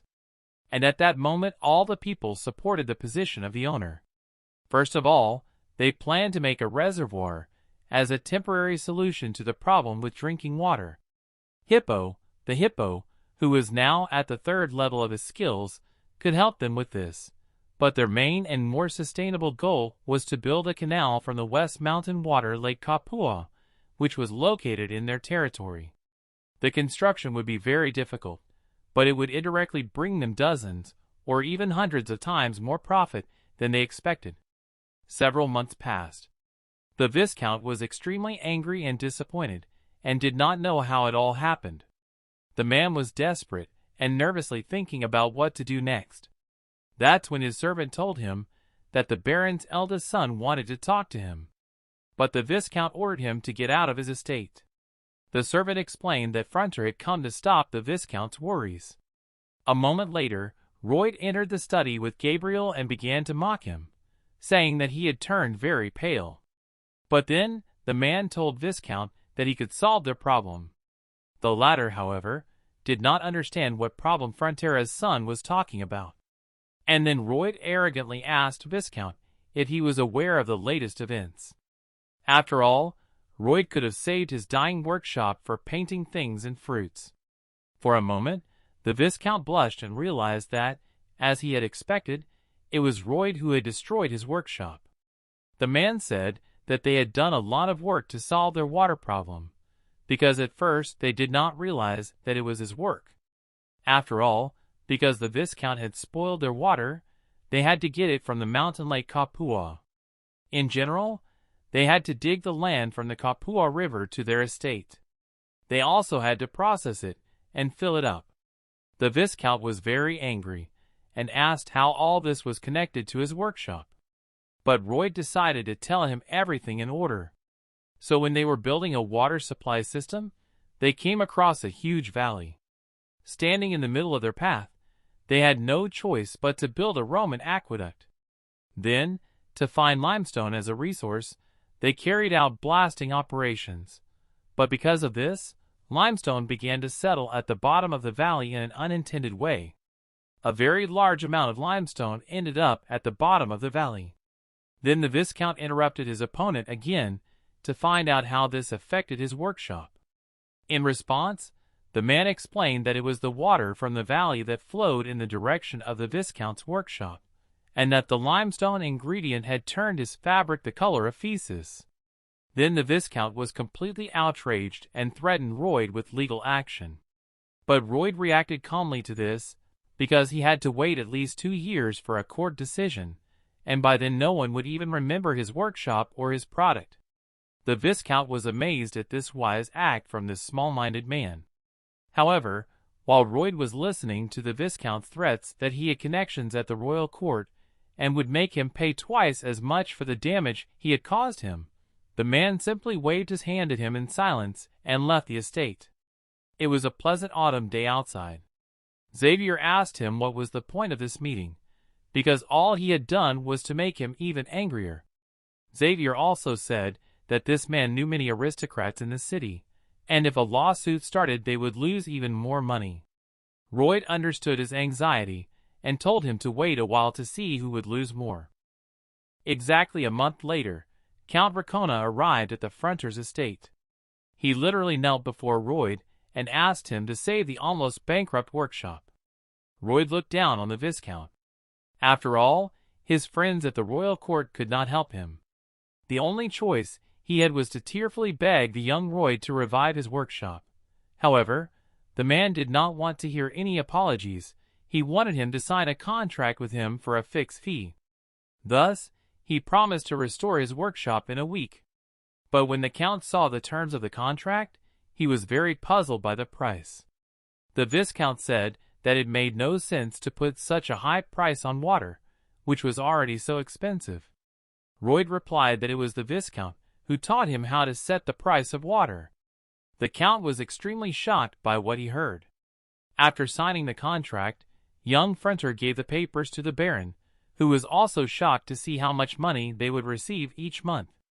After all, with such a sum of money, from which he could easily pay his monthly debt, he would still have enough money left over for himself. Royd happily remarked that the Count was very kind and quite gracious to sign this contract.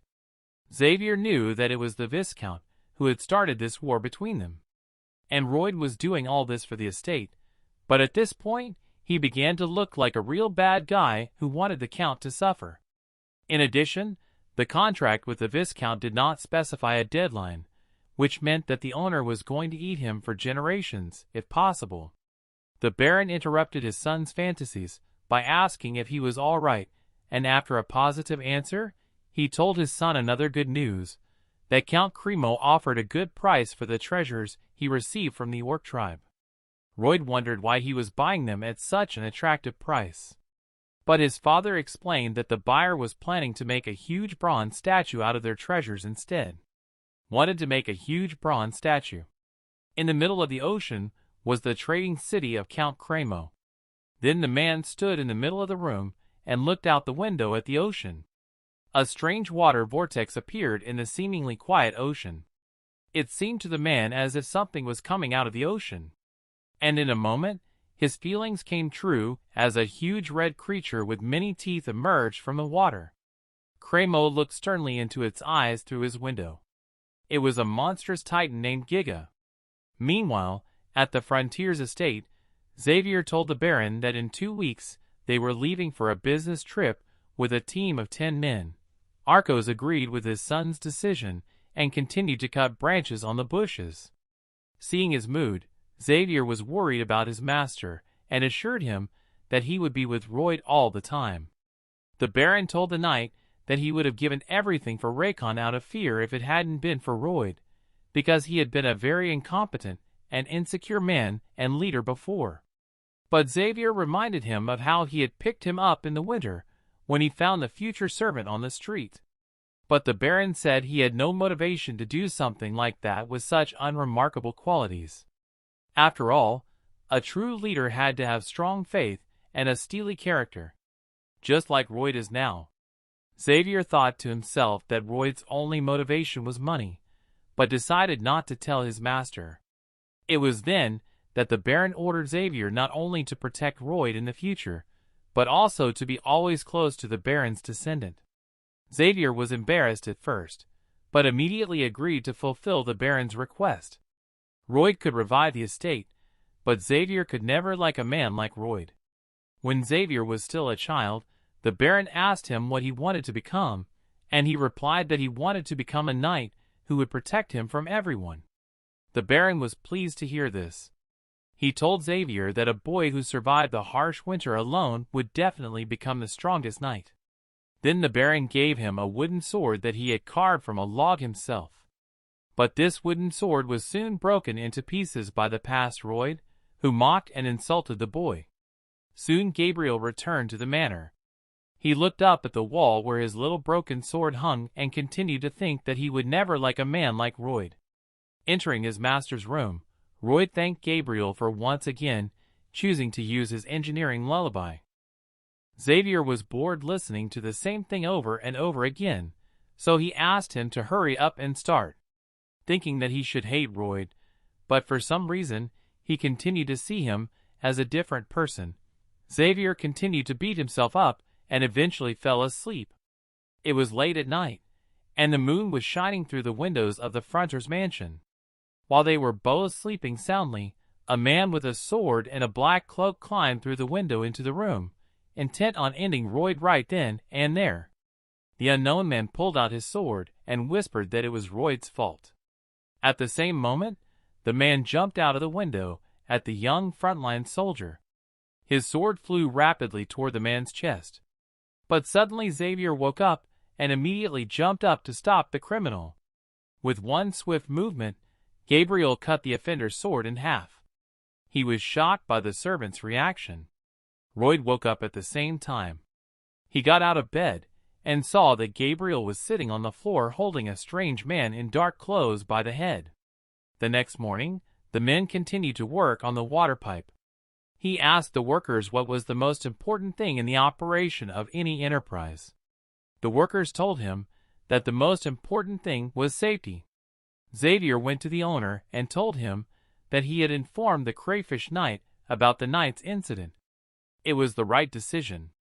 After all, this man was a servant of the Viscount whom he most likely fired primarily because of the high cost of water. Royd said that he would have done the same if he had been paid good money and had not fulfilled his duties.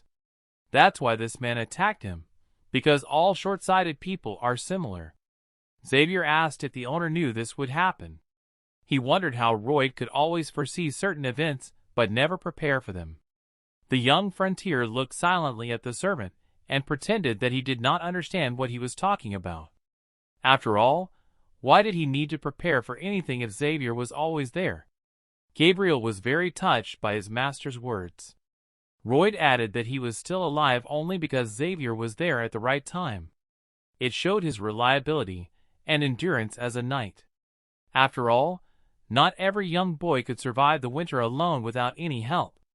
And it was this person, who was able to become a knight, who was with him at that time. Who else could he have trusted?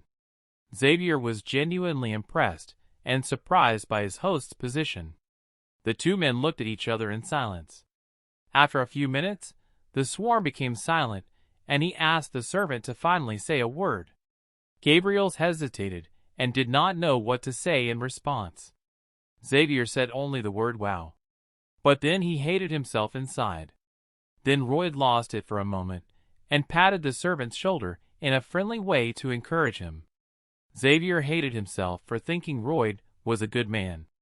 Then the messenger told the man that at that moment Xavier got rid of a long-standing resentment in his heart. His level of interest in his host increased by 15 points. Royd also received 320 PTS for improving his interpersonal relationships. His total score was 1,675 points. He planned to complete the construction of their water supply pipe the next day. So it was time to go to the creamery to get a decent amount of money. The next day, the weather was gloomy in the autumn forest.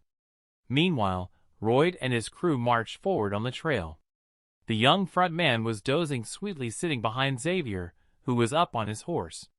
Suddenly, his master's head tilted to the side, causing him to wake up immediately.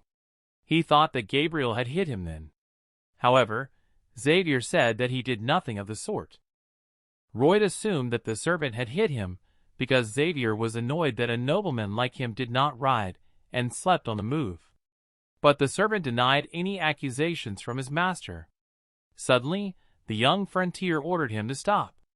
At the same moment, the man quickly got down from his horse and asked Xavier to teach him how to ride. However, Gabriel refused, explaining that he was a knight and not a riding teacher. The messenger translated the servant's explanation as admiration for the fact that the master was trying to learn something new and necessary. But Royd said it was an order. Instead, the messenger translated it as a sincere request for training addressed to Xavier. Then the messenger tried to translate all the men's words into actual words, which eventually drove Royd crazy. For a moment, Gabriel thought that the host had lost his mind. The messenger also said that rumors spread faster than words. Specifically, rumors that he had built the first water supply system on the continent. As a result, his reputation as a builder has increased, and later his name would be written in the history of construction of the kingdom and the entire continent. For this, the man received 600 bonus RPs. His total score was 2,275 points. Reading all these messages, Royd realized that he was in luck. It meant he could expand his business. After all, fame meant money, and money meant a carefree old age. The man smiled because he was sure that he had a golden future ahead of him. Because of the abrupt change in his mood, he again thought that he had gone mad. Their journey to the cream was not easy. The manifestations of winter were felt more strongly as they approached their destination. They arrived in Cremo only in the middle of winter, when the city was already heavily covered with snow. Soon the men were met by a local feudal lord of Cremo, who thanked them for their visit. Royd also introduced himself and, together with Xavier, bowed to the count. Cremo said that he had imagined Frontera a little differently, but noticed that the man exuded nobility. Suddenly, the count approached Xavier and said that he probably had royalty in his family. Royd was embarrassed because the count confused Xavier with him. Cremo even started asking Gabriel if he was engaged because he had a daughter. And when he tried to tell him that there was a mistake, the count got angry because the servant Royd interrupted him. The messenger started laughing out loud at this situation. Meanwhile, it was snowing outside the window. The count laughed when he realized that he had made a big mistake and mistaken Xavier for a nobleman. The man apologized to the swarm for this. The messenger tried to make a joke on his master, but the latter did not allow him to continue. Count Cremo was the lord of the expensive city of Cremo. He played a significant role in the novel The Knight of Steel. After all, Xavier, who was wanted after a massacre of moneylenders, came to Cremo under the active influence of the count. However, after talking to the knight, he realized that Xavier was a decent man. After that, he played an important role as his associate. The count said that he wanted to buy their treasures to install statues in the sea. After all, trade in their place has completely deteriorated recently, because a few years ago, Mega Titans started appearing in the seaport. They never attacked them directly, but their mere presence was terrifying. At that moment, Royd realized that he had heard about this before. It was impossible to attack from the sea, so there was no point in a navy. Gradually, the city of Cremo fell into decline, and the count despaired. He believed that Xavier would help him. After all, there were many hints of this in the novel, but then the end suddenly came. It was not even clear whether there would be a second season. When Royd first came into this world, he thought he knew the novel's content perfectly. But now events are happening that were not there. The count tried to find out how to get rid of these creatures, and he came to the conclusion that the main fear of the Titans was mermaids. After all, they were the strongest warriors of the ocean. So when the count found out that these creatures shake only at the sight of mermaids, he decided to install bronze statues of mermaids in the center of the sea. However, the man soon abandoned this idea. After all, if he made an earthen mound right in the water to support the statue, the sea would become shallow and ships would not be able to sail freely. Royd was not happy when he heard this. Against the odds, he calmed the young frontiersman down by saying that he would still honor the agreement and buy their treasure. But Royd said he could not allow him to suffer a one-sided loss. The man intended to sell his treasures for the count at a high price and to install the statues without affecting trade routes. The friction racks and drainage wells were to help him with this. They were sure to succeed, given these two elements. When Royd and Xavier were sailing in a boat on the sea, he put a mask over his eyes, and put his head down into the water with bated breath. Using his scanner, the man began to study the seabed.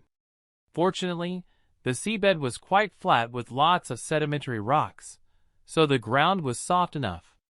The man wanted to know if these rocks could be found even deeper in the layers of the earth. But his air ran out, and Royd immediately went up the mountain to replenish his oxygen supply. Then he noticed Gabriel's satisfied look on his face, and asked why he was smiling.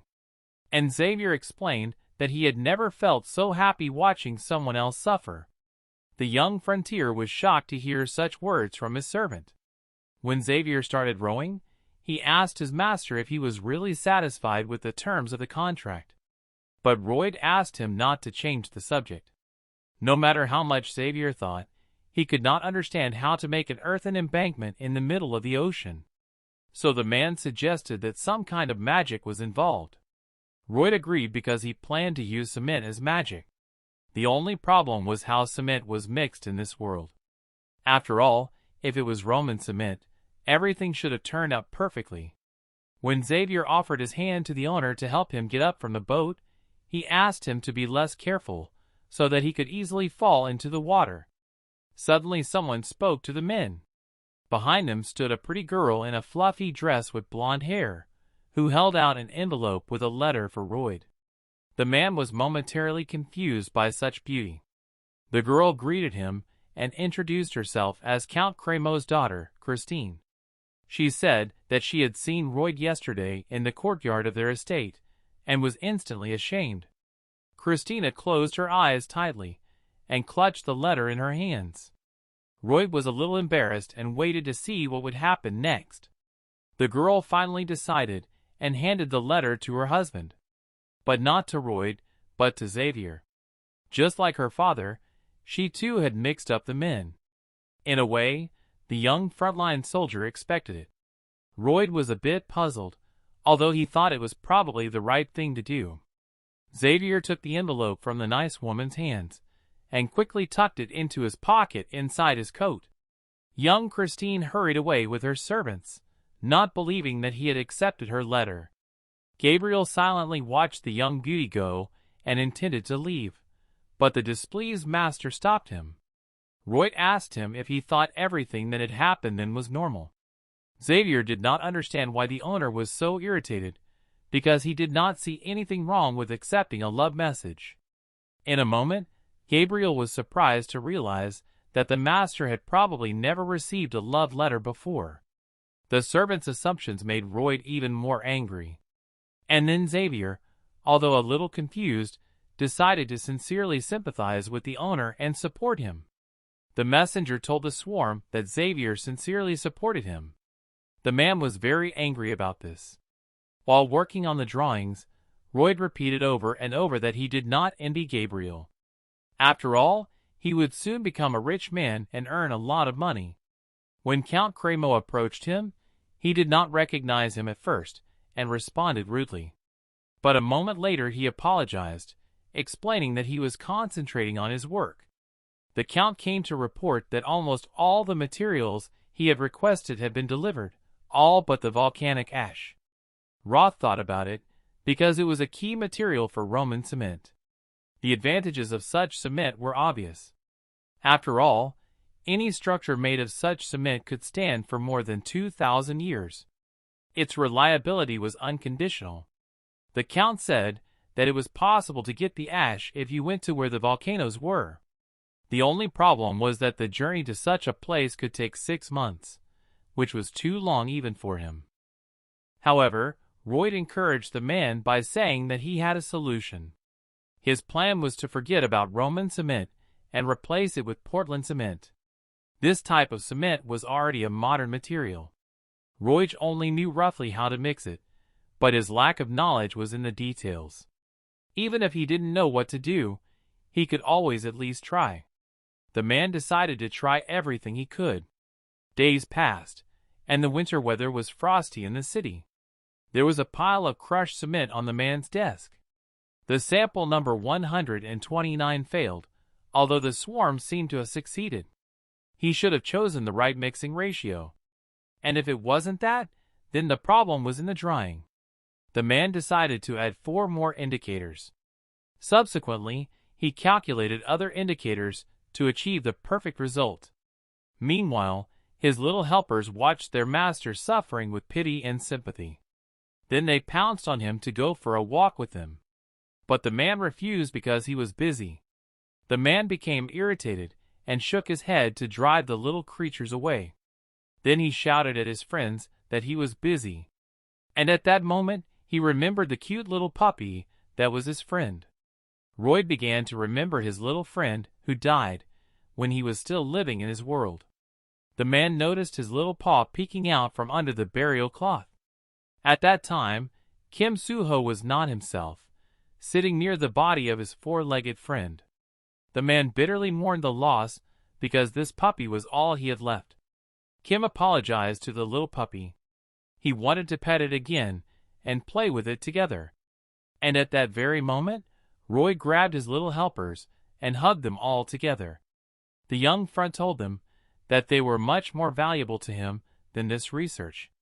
It was already night outside, and the moon was illuminating the sea waves. Roy was walking along the coast with his little friends. Suddenly a man said he was a terrible person.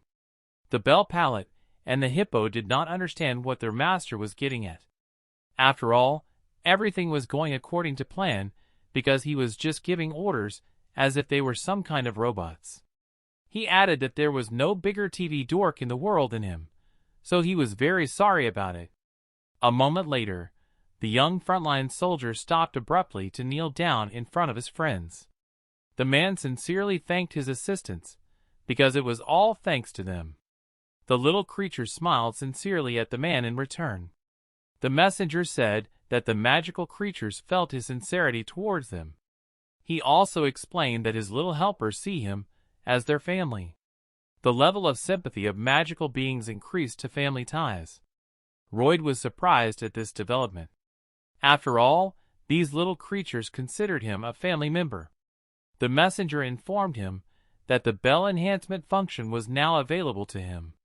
Thus, with its help, the swarm could master a new skill for 500 RP. This was exactly the special skill he had not even thought about. Then the Padong and the Hypo brought the bell forward, so that the swarm could discover a new skill. So whatever the new skill of the bell was, the man agreed because he knew he would find a use for it. Meanwhile, the messenger activated the upgrade function and asked him to choose a magical creature. Even if the skill was useless, the swarm agreed to it because the bell wanted it. In a moment, it was standing in the center of a blue magic portal. It lifted the creature up and illuminated it with a bright light. There was a bright pop that threw the swarm and other creatures a meter away from the bell. At the same time, the messenger reported that the first level upgrade was successful. As a reward for the upgrade, new skills were unlocked, namely, soil absorption, land cultivation, and metal production of the third level. Also, the bell received a new special skill of volcanic eruption of the first level. Roy was very excited about this upgrade. The next morning, the weather was freezing in the trading city of Cremo. Suddenly, a powerful explosion was heard over a mountain near the town. The townspeople were very worried to hear such a loud sound. Count Cremo was also seriously frightened and looked out the window. He saw thick black smoke rising behind the mountain. It was the work of a bellflower that, after being upgraded, had staged a volcanic eruption. Behind it, Royd and Xavier were watching the process. The man could not believe that they managed to get volcanic ash with the help of a bell. His plan really worked. Royd was happy and asked Xavier how he felt about it. But the servant did not hear his master.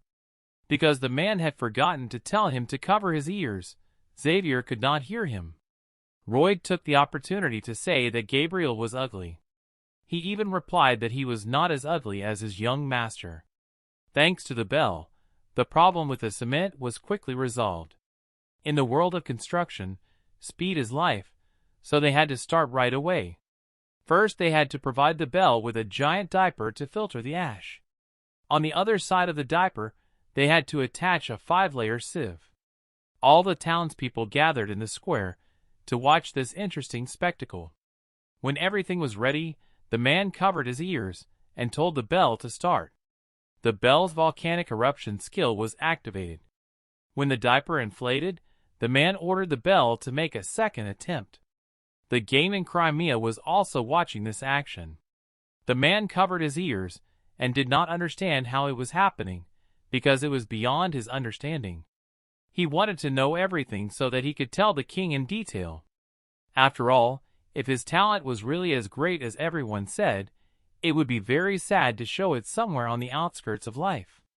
Once all the materials for the cement were collected, it was time for step 2. This step consisted of building a discharge well where the cement was to be poured. Later they installed the well in the sea with the help of a giant crane. And the water was pumped out of the well thanks to the skill of the hippos. The third step was to drive the fractional posts into the ocean floor inside the well. When Xavier was done, he asked when the next batch of racks would be delivered. Royd replied that he would have to wait because it took some time to deliver them. The man looked at the servant silently and smiled. Xavier asked what the emotion was on his face. Royd replied that he was waiting for Gabriel to start telling him that he was a knight and shouldn't do this. For a few seconds, the men just looked at each other in silence. And then Xavier turned around and left, leaving the hammer on the ground. Royd began to tell him that if Xavier did not work with the hammer, he would not earn any money and, as a result, would not pay the debt. And when he was exhausted from despair, the Baron would be desperate, and the Baroness would follow. Therefore, the young frontier began to beg the brave knight to protect his family. Xavier was annoyed, but he still grabbed the hammer and continued to drive the posts into the ocean floor. After he finished practicing, they made strong rod frames with steel protrusions at the ends. Finally, they poured the long-awaited cement from the ship into the mold. After the cement had set, they dismantled the well and freed the cement structure. Now the artificial sea soil was laid in the base of the future statue. Royd reported to the Count that the column was 50 centimeters higher than the water level in the ocean. If they put the statue there, it would rise above the water. Crémeau agreed with this. In fact, he still did not believe that such a column could support the weight of a statue. However, if everything worked out, he promised to be generous with the man. Royd was happy with the Count's decision. Night came, and the sea was slightly stormy. In the middle of the sea, the statue was already mounted on a cement column. Around it were ships covered with garlands and bright lights. The body of the statue was decorated with various golden jewels. Meanwhile, a lavish feast was in full swing on the ship. There were many people on deck.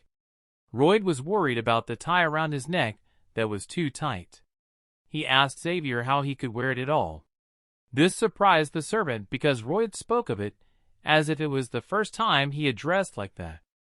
Xavier remembered that his master had already participated in similar outings.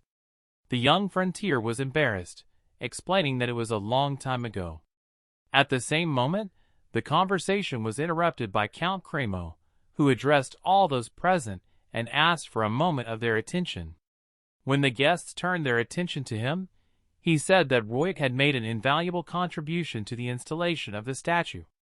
Suddenly, a crowd of people rushed over to Xavier, wanting to get to know him better, shake his hand, and express their admiration for his work.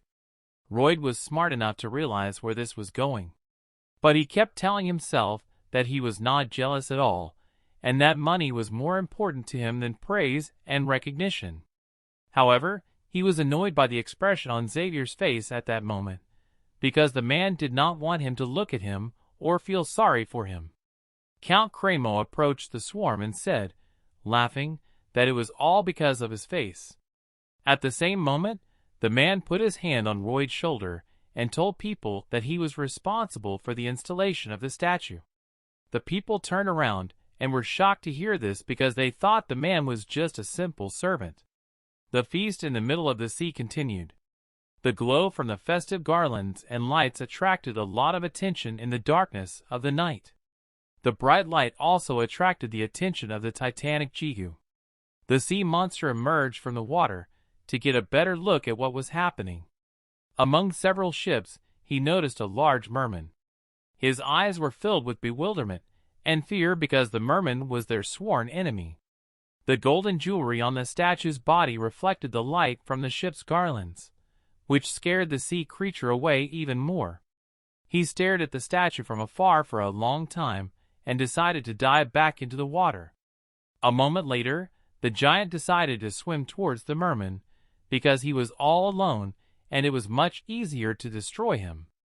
Meanwhile, the swarm was kindly chatting with the guests, and Gabriel, while eating without realizing it, was fascinating young ladies and women with his appearance. While everyone was busy celebrating, Xavier was drinking quietly when he suddenly felt an ominous sensation coming from the distant sea. Royd approached the servant and asked him why he was so silent. Xavier told him that something was rapidly approaching the ship at high speed. When Royd asked him how big it was, Xavier told him that it was at least twice the size of the ship, even bigger than a full-sized hippo. Royd immediately realized what it was, and why it was headed their way. Royd immediately informed the Count of the approach of the Giga Titan.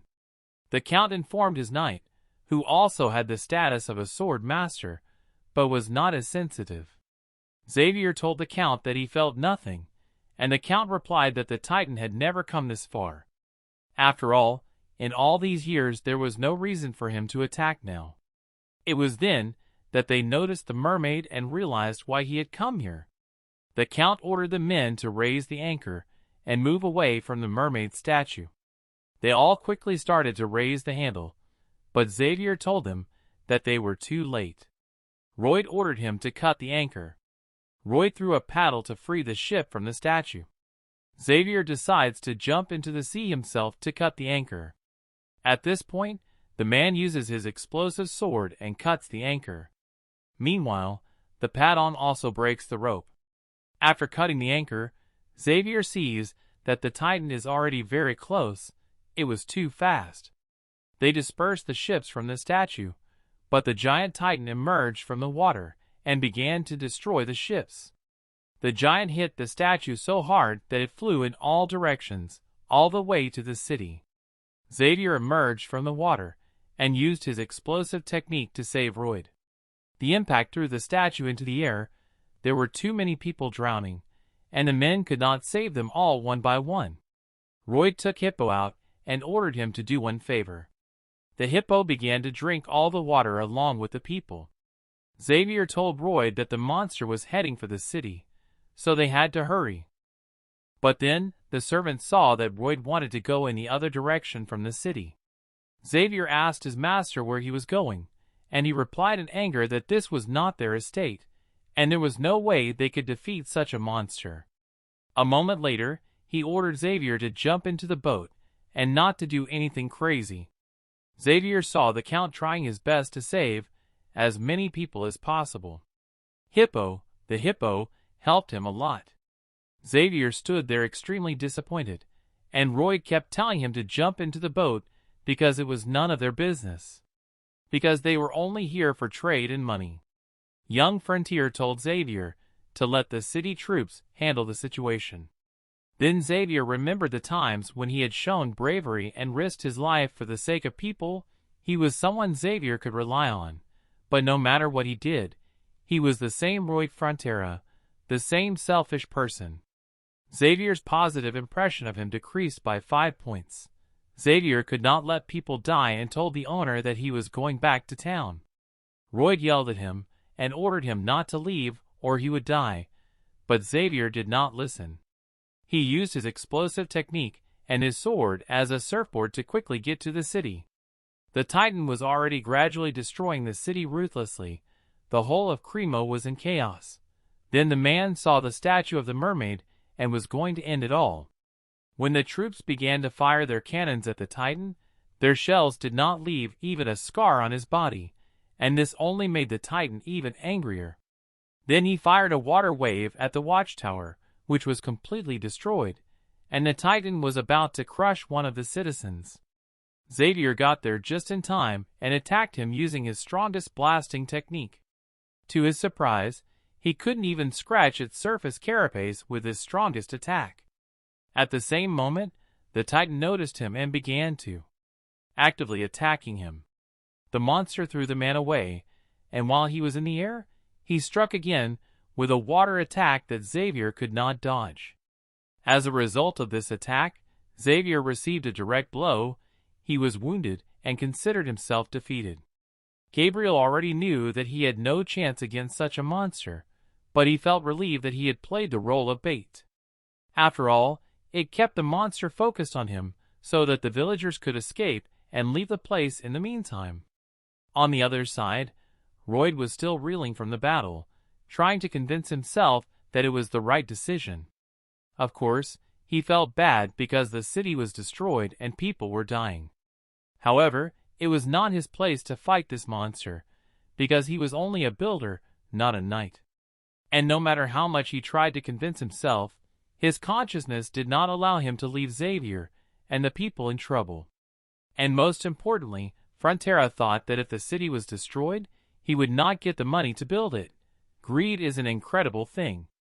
At the same moment, he brought the Bellflower to use her eruption technique to get to the city faster. Because young Frontera couldn't let some lobster-like monster take his money. Royd saw Xavier just as he was about to intervene and launch another attack. Instead, he hit a giant lobster near the building with an angry Royd. Seeing an opportunity, Xavier jumped, but his attacks kept bouncing off him. The man decided to calm down and stop. Soon, Royd returned while riding Padong and watched Xavier fight. The man realized that all their actions had no effect. So he examined the monster and realized that its shell was made of a mixture of dentin and chitin, and it was a meter thick. Seeing the structure of this shell and the energy flowing through it, Royd realized that the monster was using its horn to dissipate energy. Further analysis showed him the monster's weak point. Then the young frontier asked Xavier to cut off this horn. Even though the servant believed that the monster would not die from this, Xavier still trusted Royd. At the same moment, Xavier was approaching the monster's horn after being advised on how to cut it off. Meanwhile, Padong was fighting off the monster's attacks. When Xavier cut off the giant's horn, right after it fell to the ground, Royd ordered Xavier to enter with his sword right between the monster's middle legs.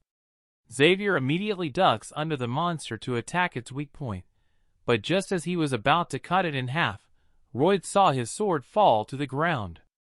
In an instant, the monster almost crushed him with its weight, but luckily, a second before, Padong had managed to pull Xavier out from under the monster. Xavier thanked Padong before raising his sword. Meanwhile, the swarm moved on to Plan D. He called Padong and asked him to move to another location, while asking Xavier to lure the monster along the east coast.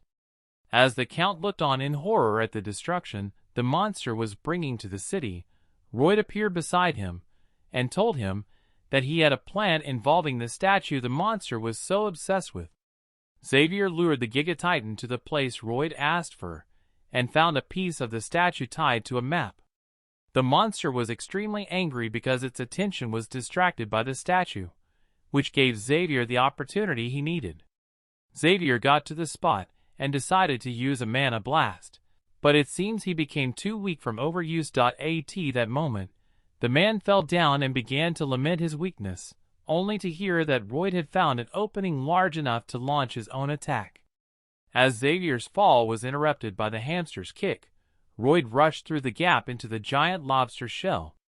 The man was extremely exhausted and at the end of his rope, so he then decided to ask Padong to launch him into the air, because before the battle began, Royd had used his RP reserve to level up his basic Azrahan mine technique to level 9. He was a few RP short of reaching the triple rings of the mana heart. While Royd was hanging on the monster's shell and wondering what to do, Xavier's sympathy level for him increased enough to allow him to get the extra points he needed to reach the triple rings of the mana heart. Royd invested his points in improving Azrahan's basic technique to the point where he could use a mana blast. Royd started to prepare to attack, but the moment he was about to attack, he received a hard blow to the head with a stone, which caused his focus to be broken. And instead of facing the two solid circles, all three of them unleashed the previously mentioned destructive attack. Therefore, at the cost of risking his own heart, his triple ring created a gigantic explosion that hit the monster at its weakest point. Soon Xavier woke up surrounded by his little helpers and saw the monster's corpse.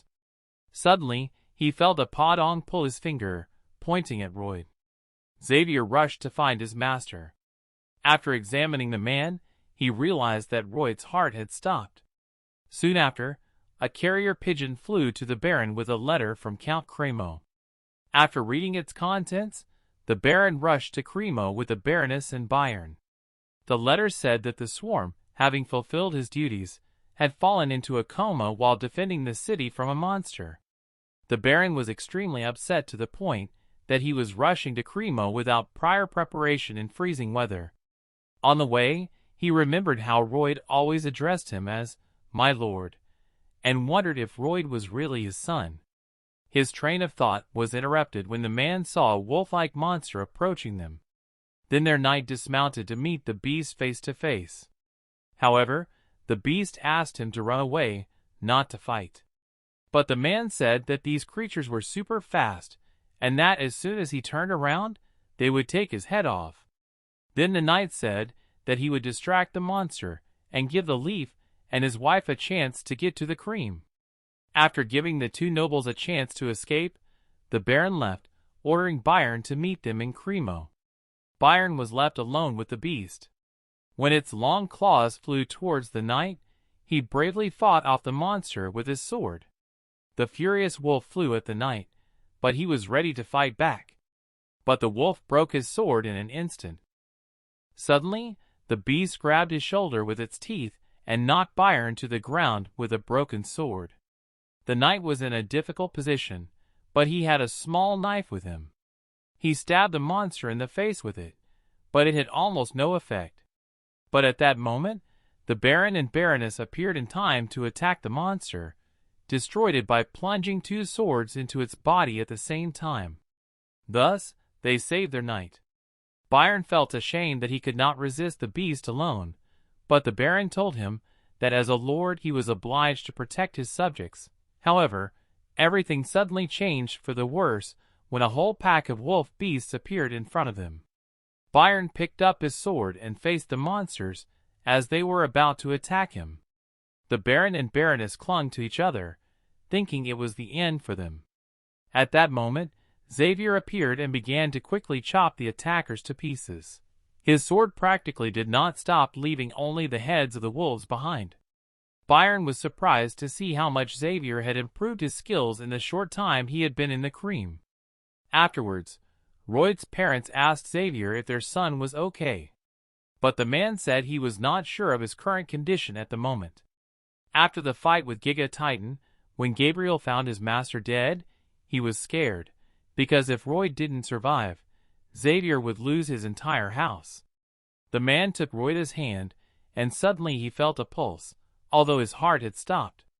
He was breathing, albeit weakly. The servant kept his hand on the body of his pale master, and could not believe it was possible. And at that moment, the man noticed triple rings of mana in the swarm's chest. Moreover, they were spinning at an incredible speed. It was difficult for him to know the state of his heart, because he could not check it through the magnetic field. This incredible movement of the clouds was not in his heart, and the mana itself kept him alive. Then if Xavier realized that the Mega Titan met his end from a triple explosion. The man asked the owner what he was doing, knowing that he would not answer him. Soon the weather in the city of Cremo was sunny and frosty again. The townspeople were repairing their houses after the monster attack. Others were clearing away the rubble from the houses. Together with 3 nobles, Gabriel reached the city. The man said that the swarm was in the Count's house, and that the doctor was currently taking care of him without any significant changes. Arcos expressed his admiration for the servant, because he was only a swarm, and he was able to resist the monster who had organized all this.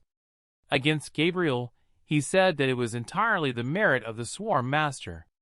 After all, only his strength helped to end the monster. The man's parents were worried. Arcos could not believe that his son, the swarm, had such strength. However, on the way to the count's estate, he heard that other people were also trying to visit his son. Sometimes he heard talk about Royd's nobility. It was hard for the man to imagine even how many people he had saved from the water before he reached the Mahatan. One man, walking on crutches, said that if it wasn't for the swarm, he wouldn't be in front of them now. After all, the Royd saved him when he was running with a pallet, and left a bellman to clean up the debris. A group of women suggested that the fire was caused by some elements of the statue, and that if it wasn't for the swarm, the city would have turned into a sea of fire. Because everyone saw the giants appearing out of nowhere, and absorbing water to put out the fire. Now it was hard to imagine the number of people in this place who now owed the swarm. It seemed that all the townspeople were standing in front of the windows of Count Cremo's mansion in anticipation. They all hoped that soon their savior would open his eyes. Suddenly, a man's voice was heard in the crowd trying to prove to everyone that Royd was the cause of all this chaos. At first, people looked at him in silence, and then spoke a few words to each other. But in a moment, they all gathered together to kick the fool. The triple rings continued to spin around the heart of the mana swarm. The messenger reported that his sacrifice and bravery had made a great positive impression on the townspeople. For this achievement, he could receive a bonus if he asked for details. The young frontline soldier raised his head and opened his eyes. The man stood up in a sitting position and felt a severe headache. He remembered how he had thoughtlessly used the triple explosion. Royd asked the messenger if he was still alive. The messenger replied that it was possible, because undead people cannot dream. But Royd could not believe it because he thought that his heart was part of the settings. Instead, the messenger asked the man to pay attention to more important things. At the same moment, Xavier came into the room. His eyes showed sincere shock. Holding his head, Royd said that he had come just in time. He wanted to know when they were going to be paid for their work. At first, Gabriel was embarrassed by his master's reaction, but then he realized that he felt better. Suddenly, he heard his parents screaming. They immediately ran into the room and grabbed their son in their arms. With tears in their eyes, the parents were happy that he was okay. They were extremely worried about him. It was not important to them whether it was really their son. They were just grateful that he was alive. Soon the news of the recent events in the city of Crimea reached the kingdom of the Magenta. The letter to the king stated that the Mega Titan was destroyed and no longer posed a danger to people. The king was surprised that such an unusual young man was on his lands. He ordered his servant to send a message to the Franther's estate inviting him and his knight. Whether it was true or not, the king met with these men in person. But it was not a king. Queen Alicia, the term Magentano, was sitting on the throne. The messenger reported that rumors of his bravery and sacrifice had spread throughout the country. Meanwhile, Royd was silently riding in a carriage, realizing everything that had happened to him. He was given a bonus of 1,500 RP for his improved reputation in the community. Royd was extremely happy about this. The assistant also told him about a new skill, the Heart of Mana. The man was able to accumulate a large concentration of mana in his heart. Mr. Royd was not surprised that he had so much energy in him even though he had been in a coma for a month. Since he had mana in his heart, he realized that in the future it would be much easier for him to work with a shovel. The messenger asked if this was all that was bothering him the most. And the swarm seemed dismissive of such an attitude toward hard-working workers from him. The messenger apologized to the owner. He explained that his mana heart was not due to training, but to the shock wave from the explosion. Therefore, his mana heart had unique features. Royd was curious to hear what they were. He had gained an exclusive option for the shock compensation skill, which allowed him to minimize the impact of any explosion. He didn't understand his new skill, and asked if he could use the triple strike anytime. Then the young frontline realized that mining would also be much faster thanks to this. The messenger asked him to say something cooler, and Royd thought that now he was humiliating mining as well. But he again apologized to the owner for this. Although the reason why the heart of the mana had to be protected from the consequences of the explosion was that mana was like a storehouse of ammunition. One had only to strike a match and everything would instantly fly into the air. Since the consequences of the impact are catastrophic, if the heart is not protected, you can lose your life. But at that moment, Roy did not have a mana heart. That's why he is still alive, because the shockwaves settled in his heart. Trying to save his life, it turned into a mana heart. While the swarm's mana heart was developing powerfully, he didn't even notice it, thinking that waving a shovel was much more useful. The man realized that sometimes it would not hurt him to act like a fool. Suddenly, his thoughts were interrupted by the Count of Cream, who entered the carriage and apologized for the wait. The Count got into the carriage. Royd looked slyly to the side and licked his lips. In a moment, their carriage moved forward. The young front man stared silently out the window, leaning on his elbow. He looked at the destroyed houses and the road and asked the Count how much it would cost to rebuild them. Cremo replied positively that the repairs could cost more than their monthly budget for the town. At that moment, Royd thought that if the Mega Titan had not died, their expenses could now exceed the city's annual budget. The Count started to get angry and asked what the man meant. The man replied that compared to the annual budget, the payment he received was hardly even pocket money. He laughed and added that who would have thought that a statue erected to fight a Mega Titan would bring such trouble. After all, no one can be blamed for their choice because this choice was made by nature itself. However, thanks to the fact that there were people who were willing to sacrifice themselves, it is good that everything worked out. And also when Royd thought about it, he remembered that he had overheard the servants.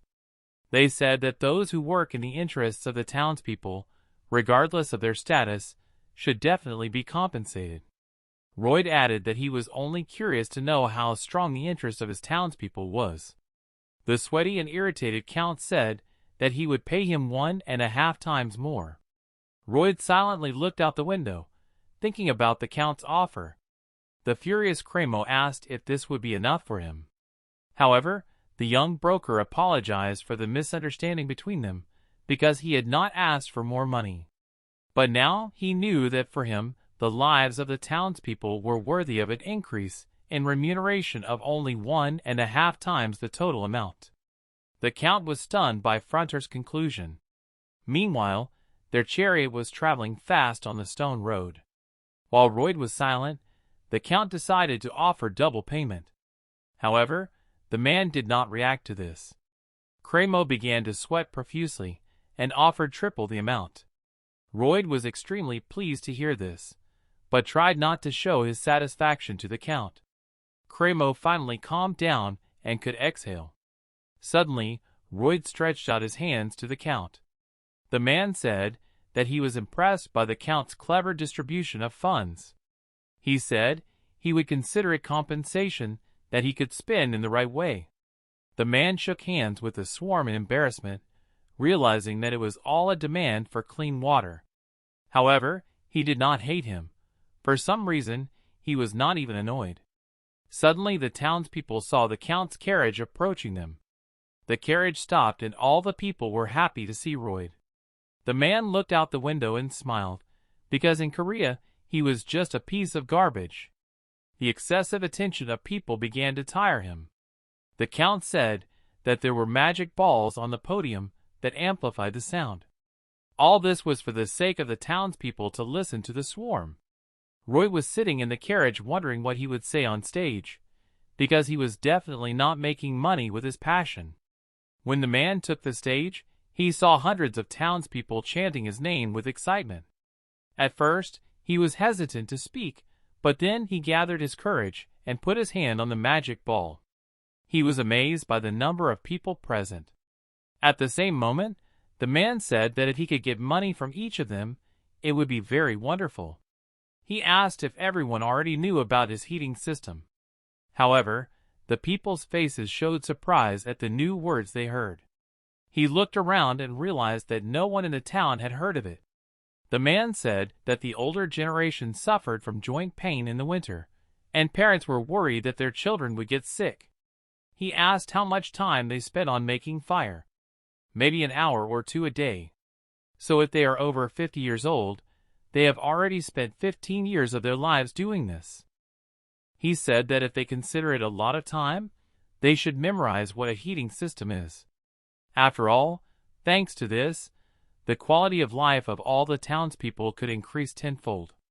For more information, the man asked them to contact him and visit the frontier estate.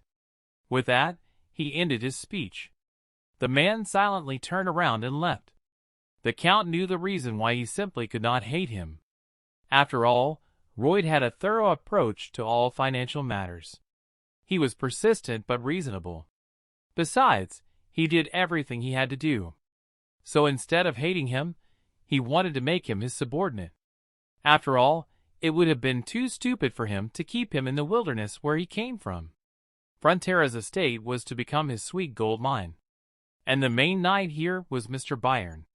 He was honest, sincere, hard-working, everything was fine, but compared to his perseverance, his knightly skills were mediocre. The Count was a problem, because he thought his knightly skills were even less than average. Royd sat silently in the hall opposite Byron. The latter told him that all the preparations were complete. He handed the man a list of land allocations. The knight explained that they had decided to deal with the problem of labor shortages on the farms, while the orcs were to take over the work in the mines. And thanks to a neighboring estate, they were able to secure a large contract for the installation of a heating system. With a 30% discount, the net profit rate was 10%. Taking into account the volume of coal sales, the final net profit rate was over 50%. Knight wanted to continue with the waterproofing and rehabilitation, but Royd stopped him. He asked if Byron had been doing all this himself while he was away. The knight looked at the owner in confusion. He said he was just fulfilling his request to keep an eye on things while he was away. Suddenly, a worker came into the room and said that the last level of the heating system had been laid and asked the knight to take a look. Seeing the knight's capabilities, Royd realizes that if he had been born in Korea, he would probably have become a managing director of a large corporation. It seems that the contracts for the supply of floor insulation lent themselves well to Byron's leadership. Royd's parents concluded that their son was close to paying off the debt. While Royd and Gabriel were overseeing the construction of the coal warehouse, a trumpet sounded to announce the arrival of someone. Royd felt an ominous feeling from the pompous messenger, who announced the arrival of the king's envoy. The messenger began to read out the contents of the letter, which stated that Royd and Xavier were summoned to the royal capital for an audience with Queen Alicia. Royd was not very happy, remembering how he had been dragged into the work because he was good at something. Now he felt that his pride had been hurt, and he would have to work even harder. The man was already saying goodbye to his lovely country and his noble life. Meanwhile, Royd and Xavier were being taken in the royal carriage, and the young frontier looked like a corpse, and Xavier tried to cheer him up in his own way, saying that a gentleman he knew would like to extort as much money as possible from the queen. These traits were inherent in Royd, as a money-hungry person leading to the Empress. After the first greetings, the Empress asks Javier about the man. She thinks he might be a worthy sparring partner, but Javier apologizes, saying he is just a nameless knight. The Empress in return expressed her gratitude for their feats, as well as the two that had taken place in the cream. And later she said that she did not care much for other people's recommendations, and would prefer to see for herself their skills. She intended to test the skills of the swarm. Alicia asked the man which construction project he thought was the most advantageous in the color purple. Since Royd knew everything from the book, he knew the correct answer was to repair the crumbling palace, but he decides to say he would build a new bridge on the Purple River that runs through the capital, knowing that The Empress asks him the reason for this decision. Royd replies that others might think that repairing the royal palace is the most urgent thing to do right now, given that the dragon has flown off the palace tower twice in the past.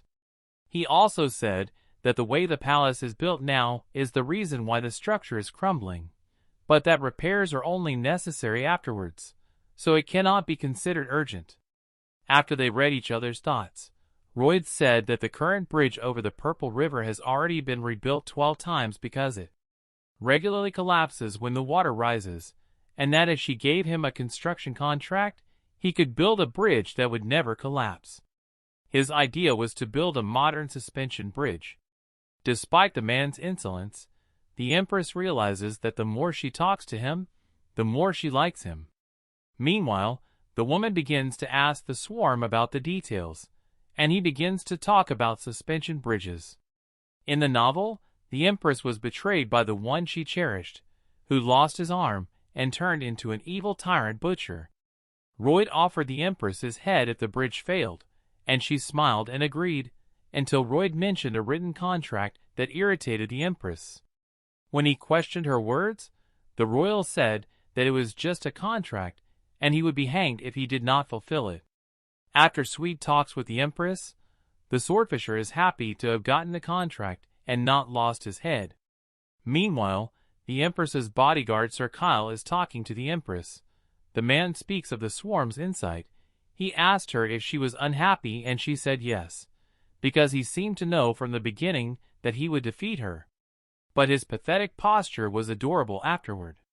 Royd leaves the pole, leaving Xavier behind because he continues to attract the attention of women from everywhere in the capital. Royd goes to see Julian Frontera, his younger brother, who is studying at the Royal Academy and his parents have committed suicide. Eventually, Royd reaches the academy and finds Julian, who is supposed to be Xavier's age, and sees that he is very skilled in defense. Royd decides to act as if he has turned a new leaf, becoming kinder than the Royd he was supposed to be. Julian is already suspicious of him because he hasn't called him names, and has even done what his mother told him to do. Royd turned around to leave before Julian became even more suspicious, but remembered that his mother had asked him to have lunch with him, so he reluctantly asked Julian if he knew of a restaurant where they could have lunch. While Lloyd tries to be as much of a jerk as he should be, everything falls short of Julian's expectations. They have lunch and Julian continues to puzzle over how Lloyd has changed so much. Royd has changed so much that he gets hit in the head by another student who starts bullying him. Julian because he forgot something, and then begins to despise the Frontera family, openly calling Julian names.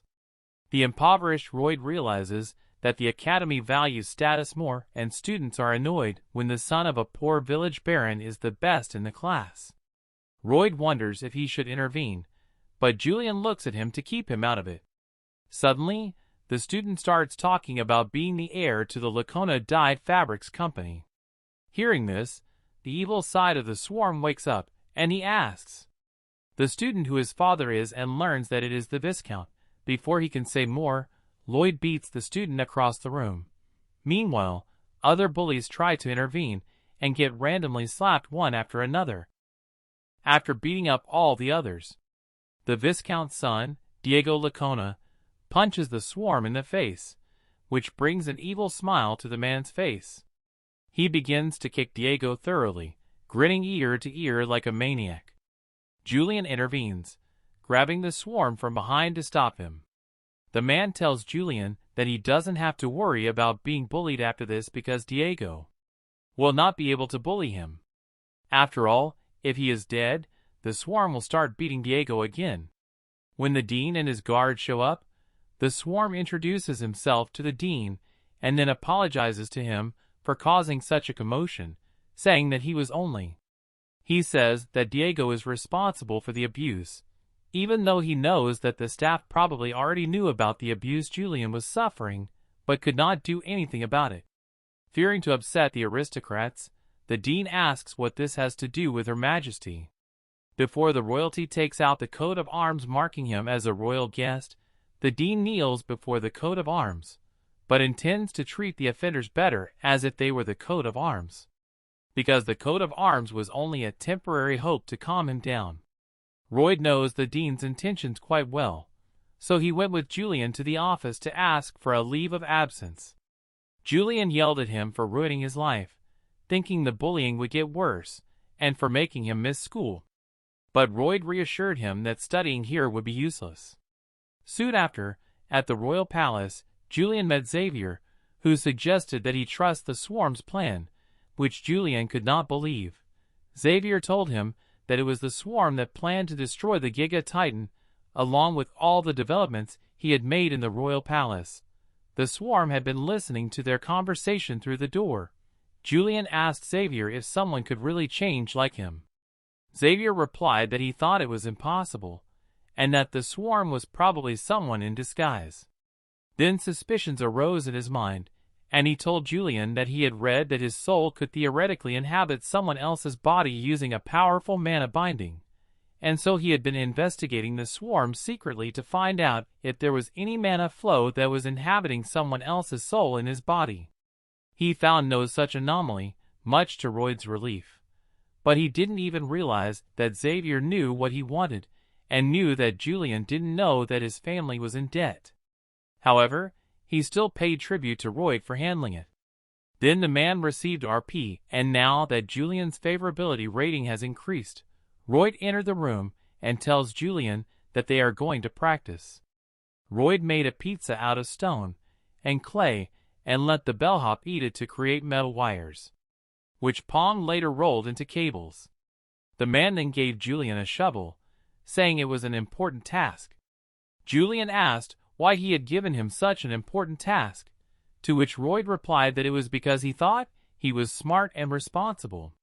Royd went to his workshop to borrow some technology that could help him create the suspension bridge and met with the Royal Dwarf Master Corgoodies. Royd knows that Corgoodies is a stubborn old dwarf and won't budge until he is interested, so he gets the blueprints and forces Corgoodies to look at them. Corgoodies tells him he doesn't want to see him, but not before he sees his interest peak.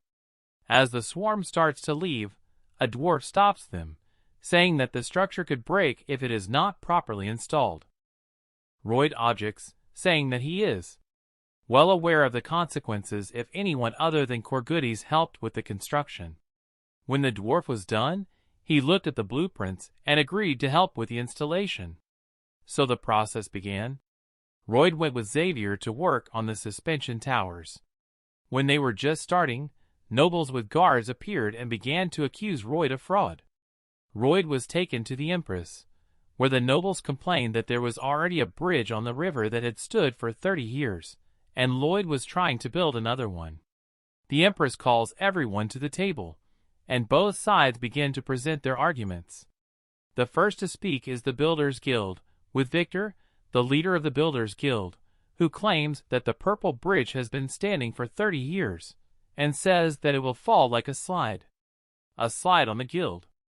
Royd cannot recall future events, so instead he asks the official sitting next to the leader how much he is paid to do this. The accusation is clear, and the Empress is encouraged to emphasize the writer's mistake as an unfounded accusation against a royal official. At the same moment, the woman orders that the Royd be tied up and an executioner placed over him.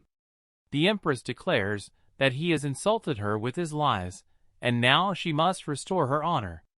Kavya was already reaching for his blade when the Empress asked the Swarm if he had any last words. He said to destroy the entire family of the culprit. The Empress asks Victor and the official if they agree, and they agree, and the Empress declares that she will prove her vassal's innocence. She summoned magicians to cast a confession spell on him. As a result, the vassal is found to be corrupt, and they are both immediately punished and paraded in public half-naked. Royd appears and tells us that he begged the Empress not to harm their families, and the Empress in turn also ordered all the workers in the kingdom to help with the construction of the bridge. The work went smoothly, and the suspension tower was quickly completed with cables attached to both suspension towers. Julian and Xavier looked at the completed bridge, and Royd received 1,050 RP along with the Empress's granting of the title of Master Builder. The problem of the estate's debts would now be solved. But the question remained that the Empress would now want to use Royd's abilities further.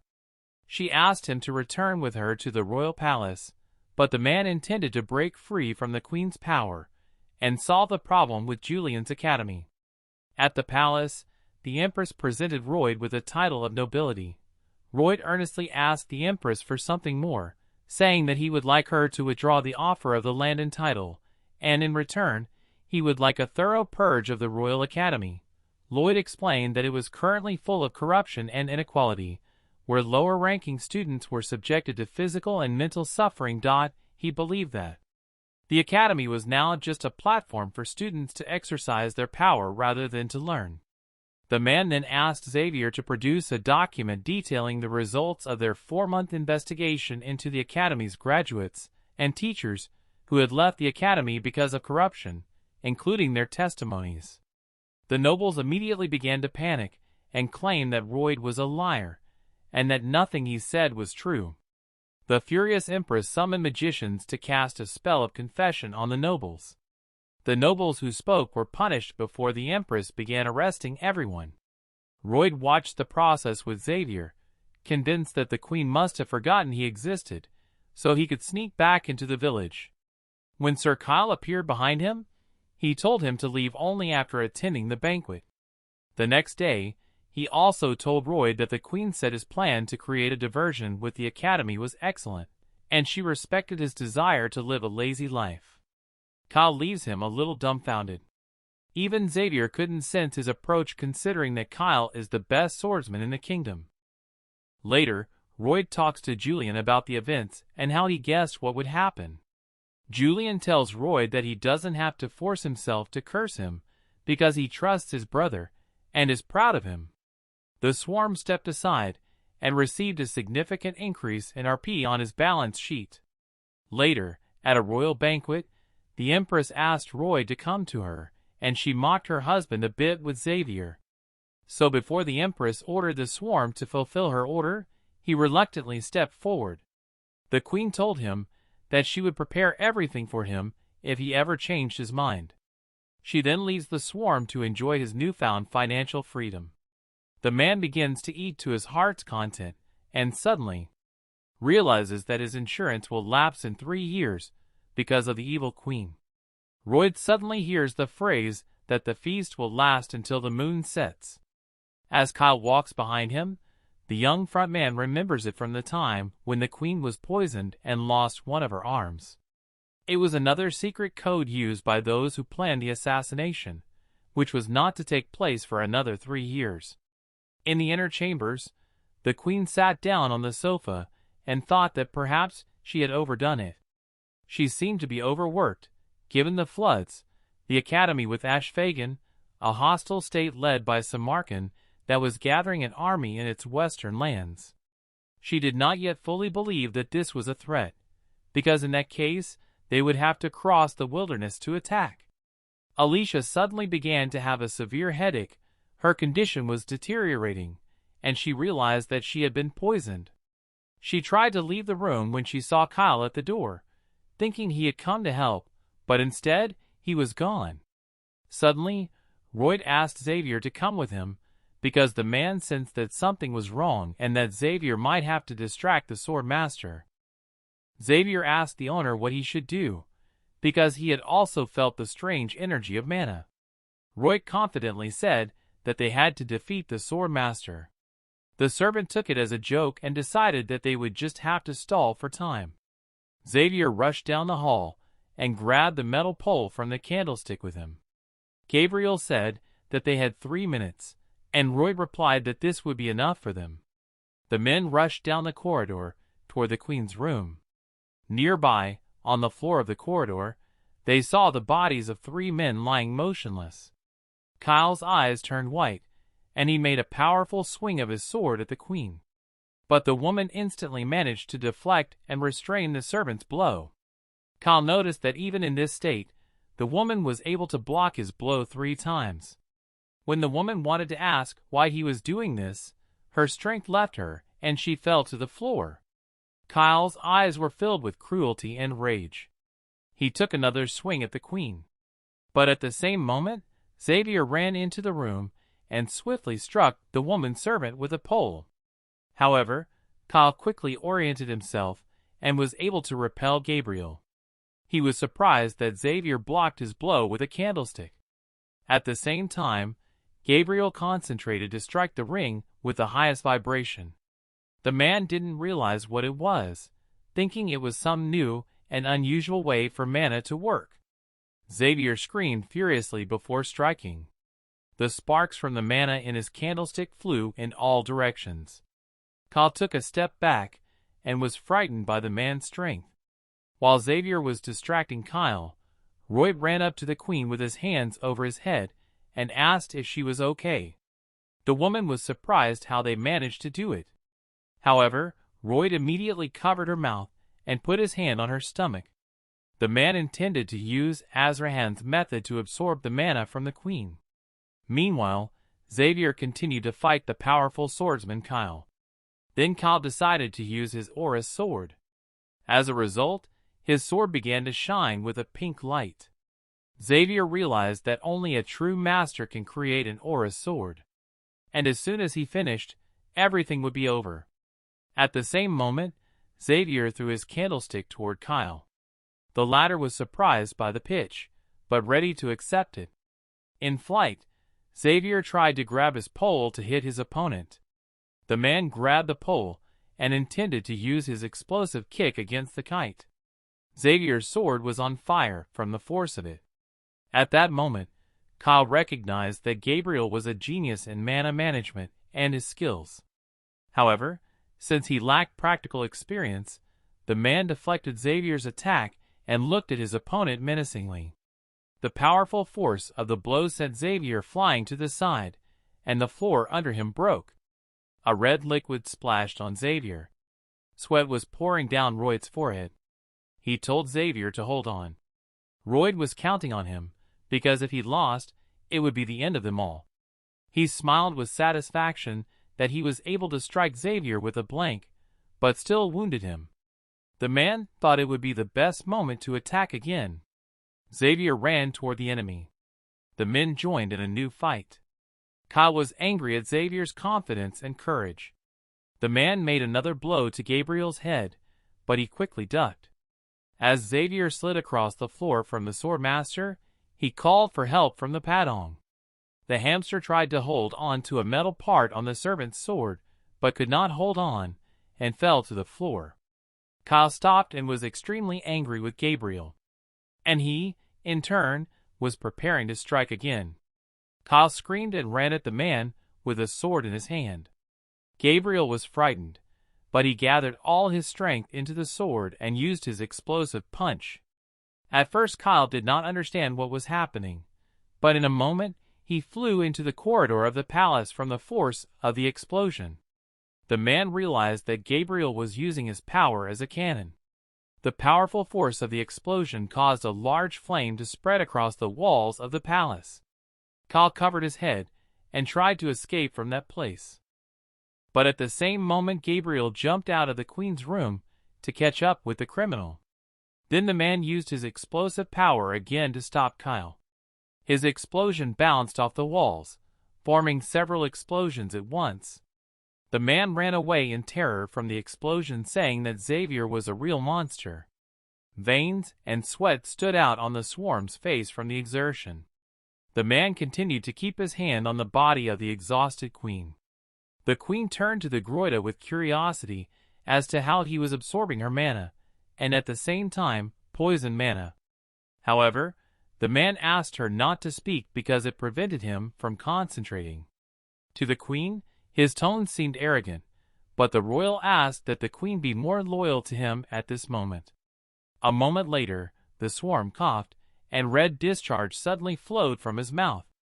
The woman was embarrassed by the young Frontera's actions. She could not believe that he was ready to save her even at the cost of his own life. At that moment, Kyle was in a dead end. The flames from Xavier's explosion were approaching him. Suddenly, the flames from the explosion burst into the ceremonial hall. The doors to the hall were blown out by such a powerful force.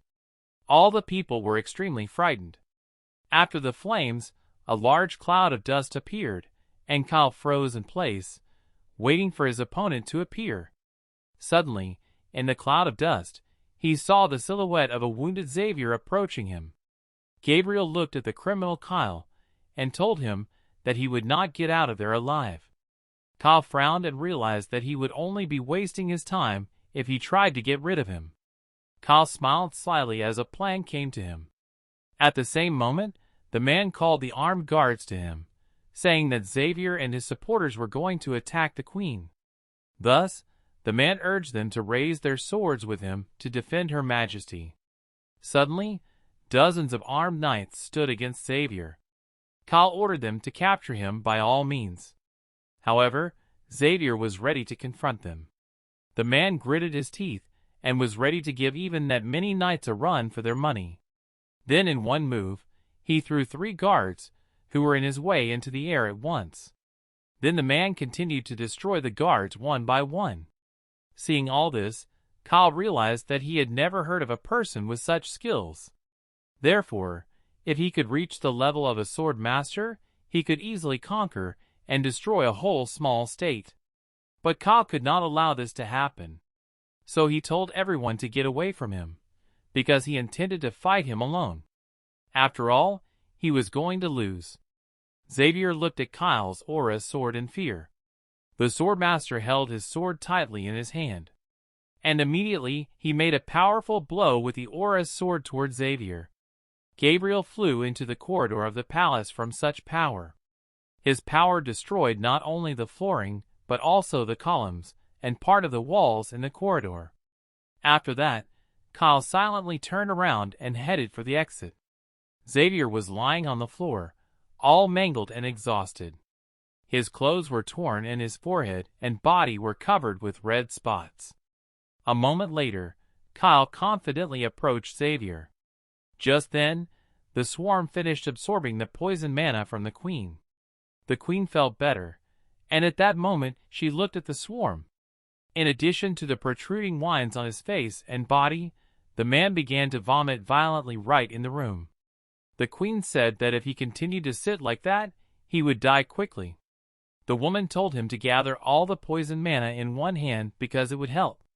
The man agreed to this because he should have cut off his hand, because that is what she did to herself in the novel. Roy believed that there would be no harm in losing his arm.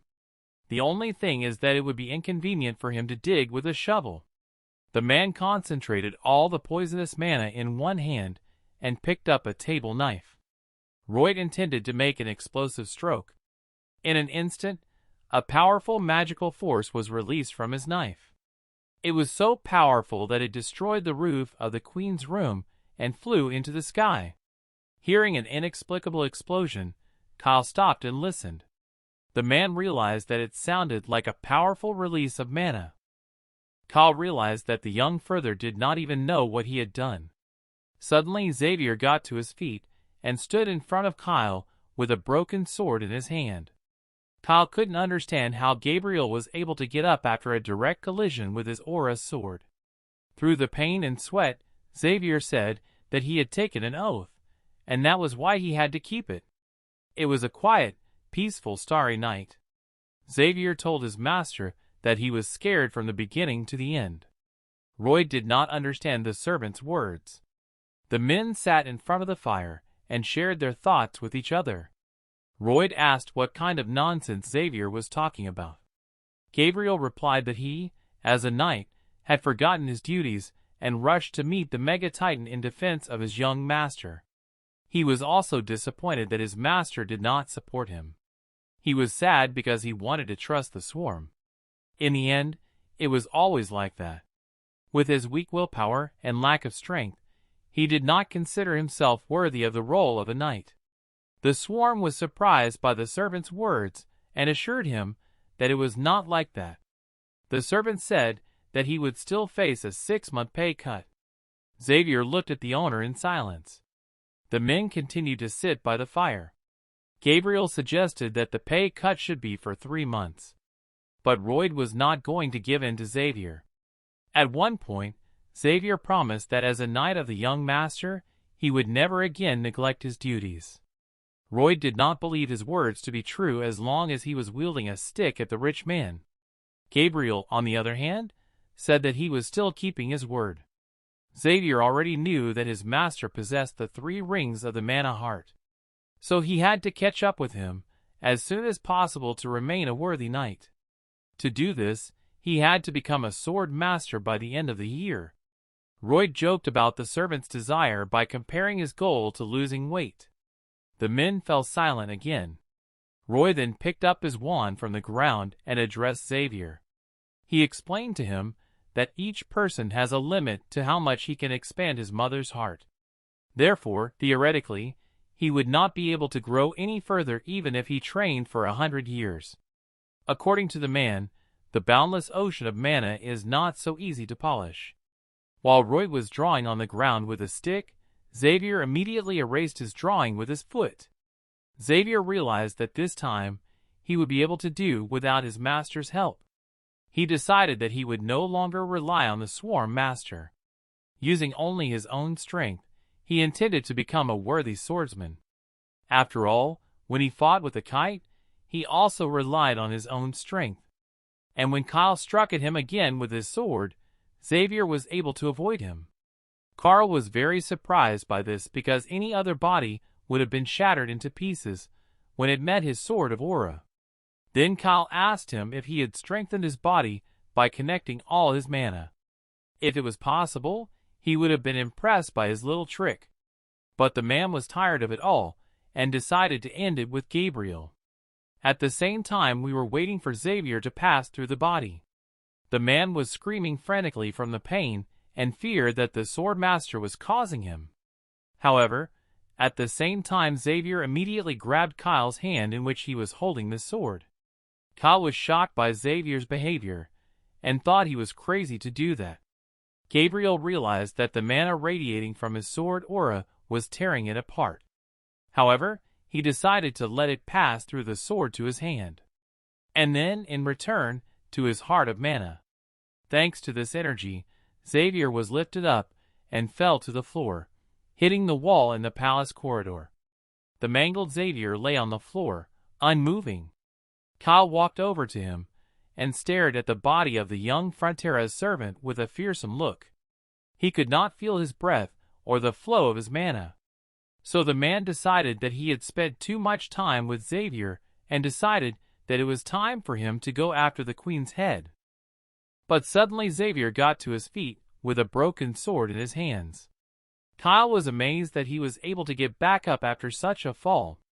Exhausted, Xavier told Kyle that he now realized what a sword master's mana was. In a moment, the man was confidently holding a sword in front of him that shone with green light. Shocked, Kyle looked at it and could not understand what it was. It was Gabriel's aura sword. Kyle had never seen anything like it. Then Xavier concentrated to gather his power into the sword. The man took a swing at Kyle, and at the same moment the floor began to crack under his feet.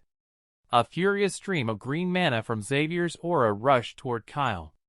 He, in turn, prepared to take the blow by launching his mana in his direction. But his power was less than Xavier's. So the man realized with fear that his mana had passed through him. In a moment, red drops flew into the air and Kyle's hand was torn from his body.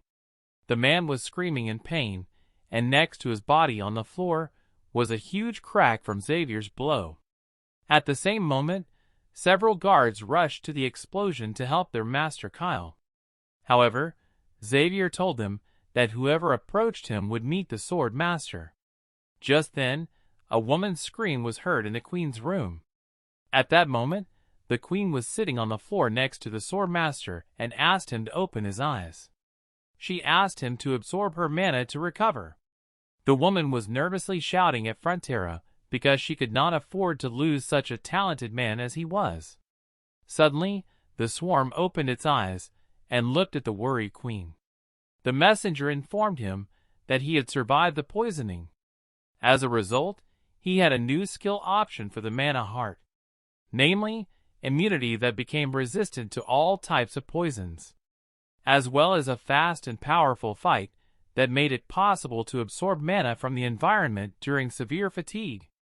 Royd started to smile, because he was glad to have such cool new skills.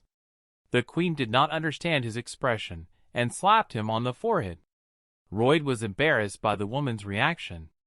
However, she could not explain her actions either. Instead, the queen asked if Royd was feeling better. Although his legs were shaking, he had to get up to help Xavier as soon as possible. After all, now that he had discovered a new skill, he had no choice but to try it out. Then the man began to absorb mana from the environment in front of the queen. The man used a quick, powerful struggle. And the queen, with extreme delight, did not understand what was happening. Then the swarm began to suck mana from all the space around it. The queen panics for a moment as her mana is absorbed at an exponential rate.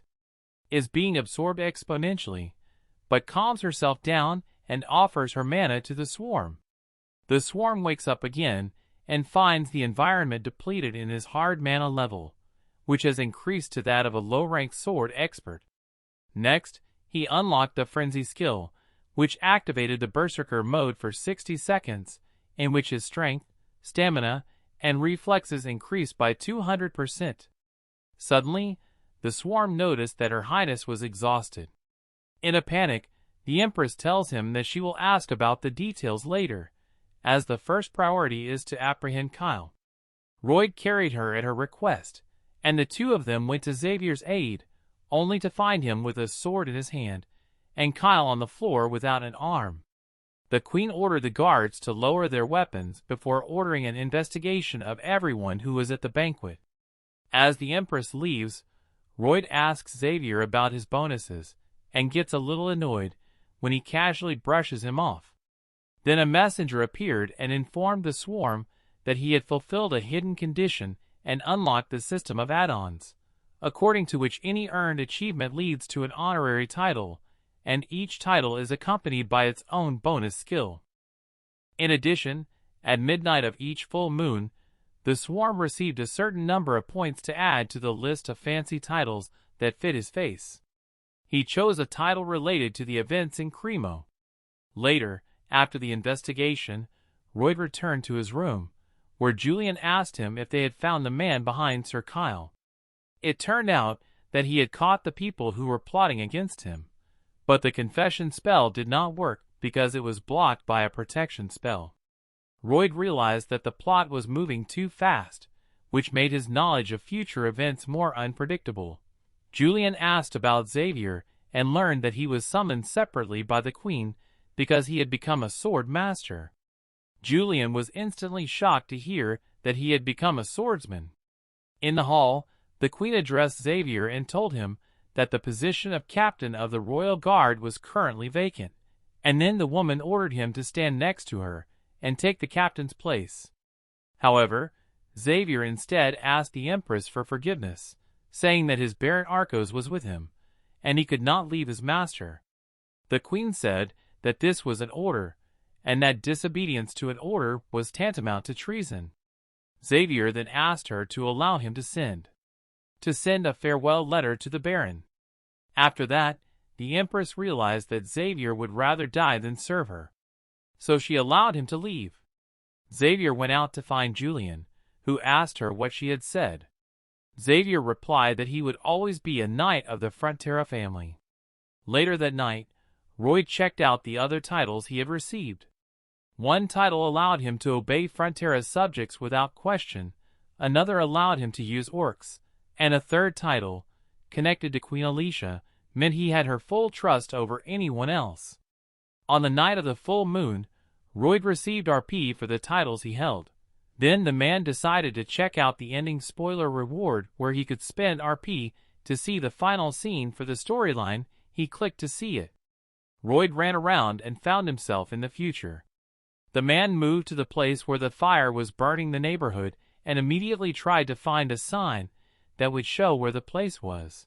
And he realizes that it is the Frontera estate. Houses and trees are in ruins. Not far from it, He also sees that people are dead, something is eating them. He runs around to see what's happening in the manor and calls out to anyone who can hear him. And no one answered. So he turned to the system, asking what kind of ending this is, wondering if it would end like this. Suddenly, he stopped and saw two people standing right in front of him, then he and Xavier, watching the death of the Baron and Baroness. Royd also saw himself from the future, where he wished he had come a little earlier. He was crying, apologizing for not being able to protect anyone. He was angry looking at the ruined ending, and so he started shouting at the system, asking what kind of ending it was. Suddenly, a huge swarm of giant locusts appeared behind him. Royd knew about it, but wondered why it appeared at the exact moment when Xavier appeared and was about to meet the swarm of locusts. With all his anger and the power of a sword master, he struck the swarm with his aura sword, cutting through the red sky.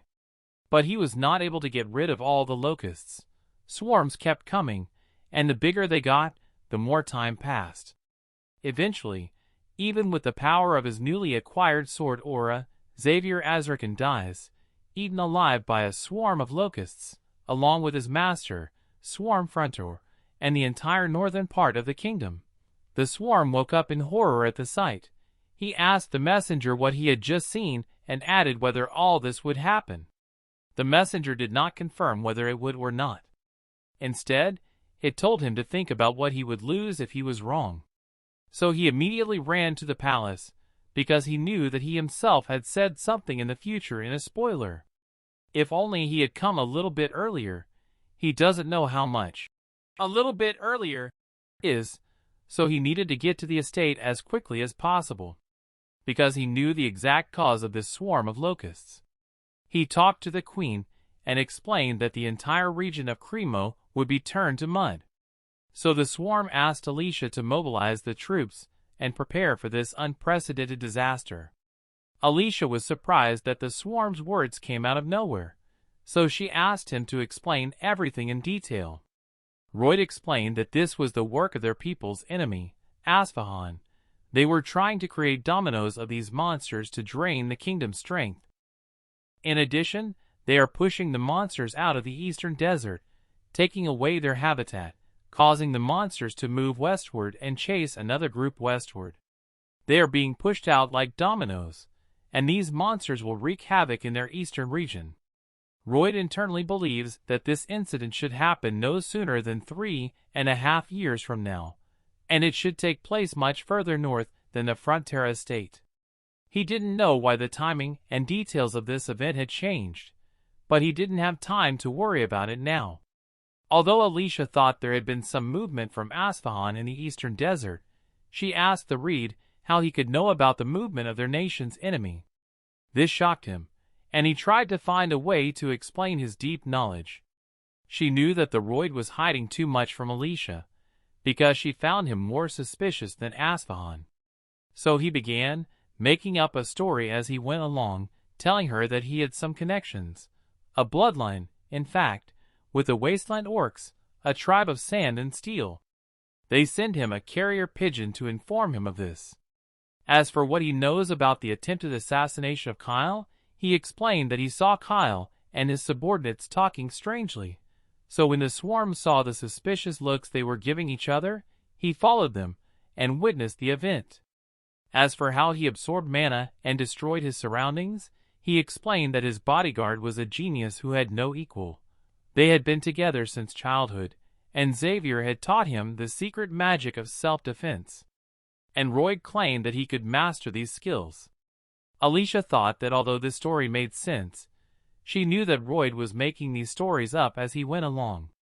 And the swarm knew that she knew, so he used the last trick he had, which was a headline where he could get Alicia's full trust. So she gave him 500 warriors under his direct command, the White Cavalry, and 50 wizards to support him. She also allowed him to command them, because he knew the enemy's movements. Royd was happy, thinking how generous Alicia was, so he thanked her. She strikes back by saying that he should know more than anyone else and asking if he thinks that trusting his baseless assumptions comes at no cost. So he does his due diligence, saying that he knows everything very well, and tells her that if they can stop the monster's attack, he will announce to the world that the foresight and determination in this matter belong to the queen. To restore the honor of the crown, which was tarnished by the assassination attempt. She says that she has never met such a suspicious person as Royd, but she likes that they understand each other. After that, Royd and Xavier ride off on some kind of magic horse. Xavier asks the swarm about all the reasons why he has suddenly returned, but his face is blurred by the gusts of wind blowing in his face. Xavier only wants to joke with the swarm, telling it that it understands and asking it to continue. In 5 days, they will arrive at Frontera's estate, and the swarm thinks about how Xavier can now easily defeat the army of the small people. If they see dozens of soldiers being destroyed with a single swing of the oryx sword, the enemy's morale will drop. But with locusts, it's different. They just run to the food they see in front of them. They are not afraid of death, and so Xavier alone is not enough. Since they are attacking from everywhere, at a 360-degree angle, the intense firepower of 2 men will not be enough.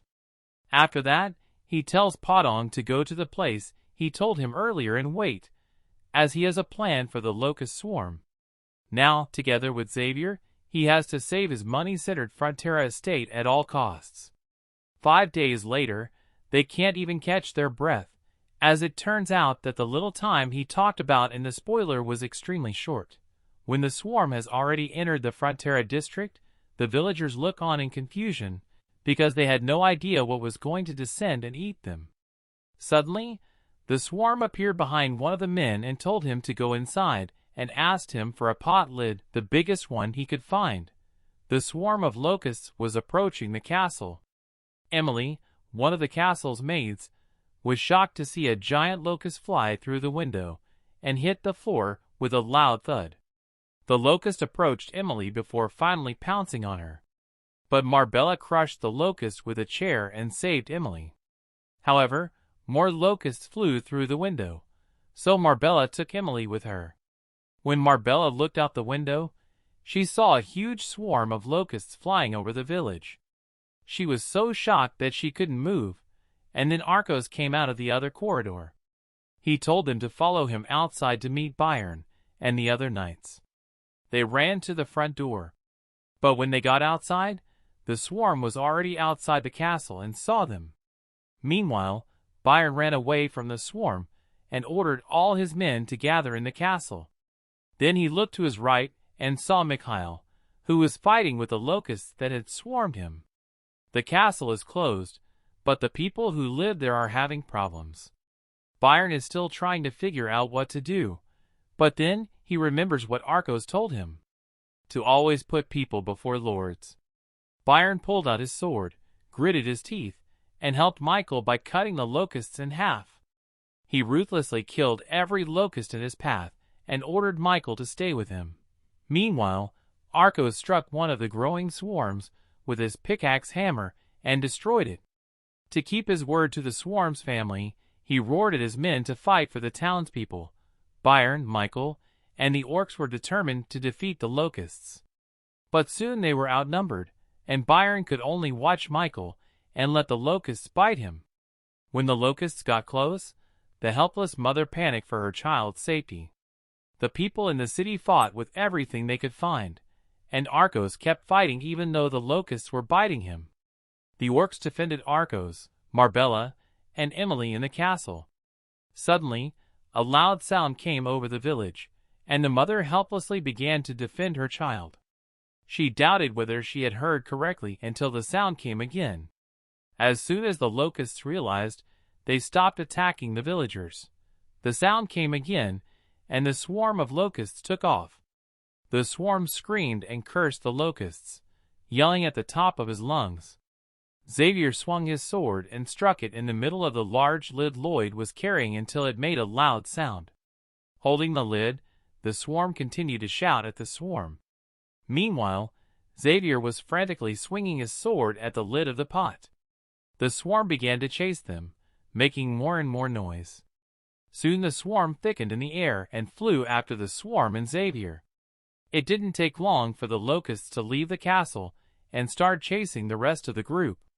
Meanwhile, Arcos and Marbella immediately recognized the swarm's voice shouting in the village. The swarm began to form a large figure around Royd and Xavier. Royd was right when he said that the locusts were following them in a straight line.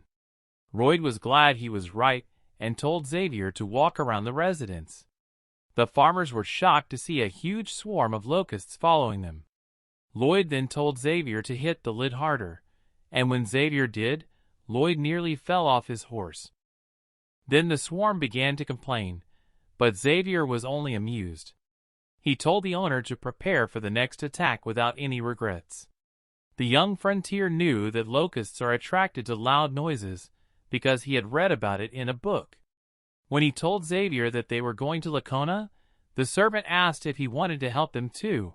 Then a window appeared in the messenger window that showed that Xavier's approval had increased, giving him more RP points. But then the swarm screamed, saying that he didn't want to lose his water bill. At the same time, the swarm was surrounding the castle in Laken, and the Viscount tried to defend himself. Then he heard the loud ringing of a gong, and before he could even realize what was happening, Royd and Xavier on horseback were breaking down the door.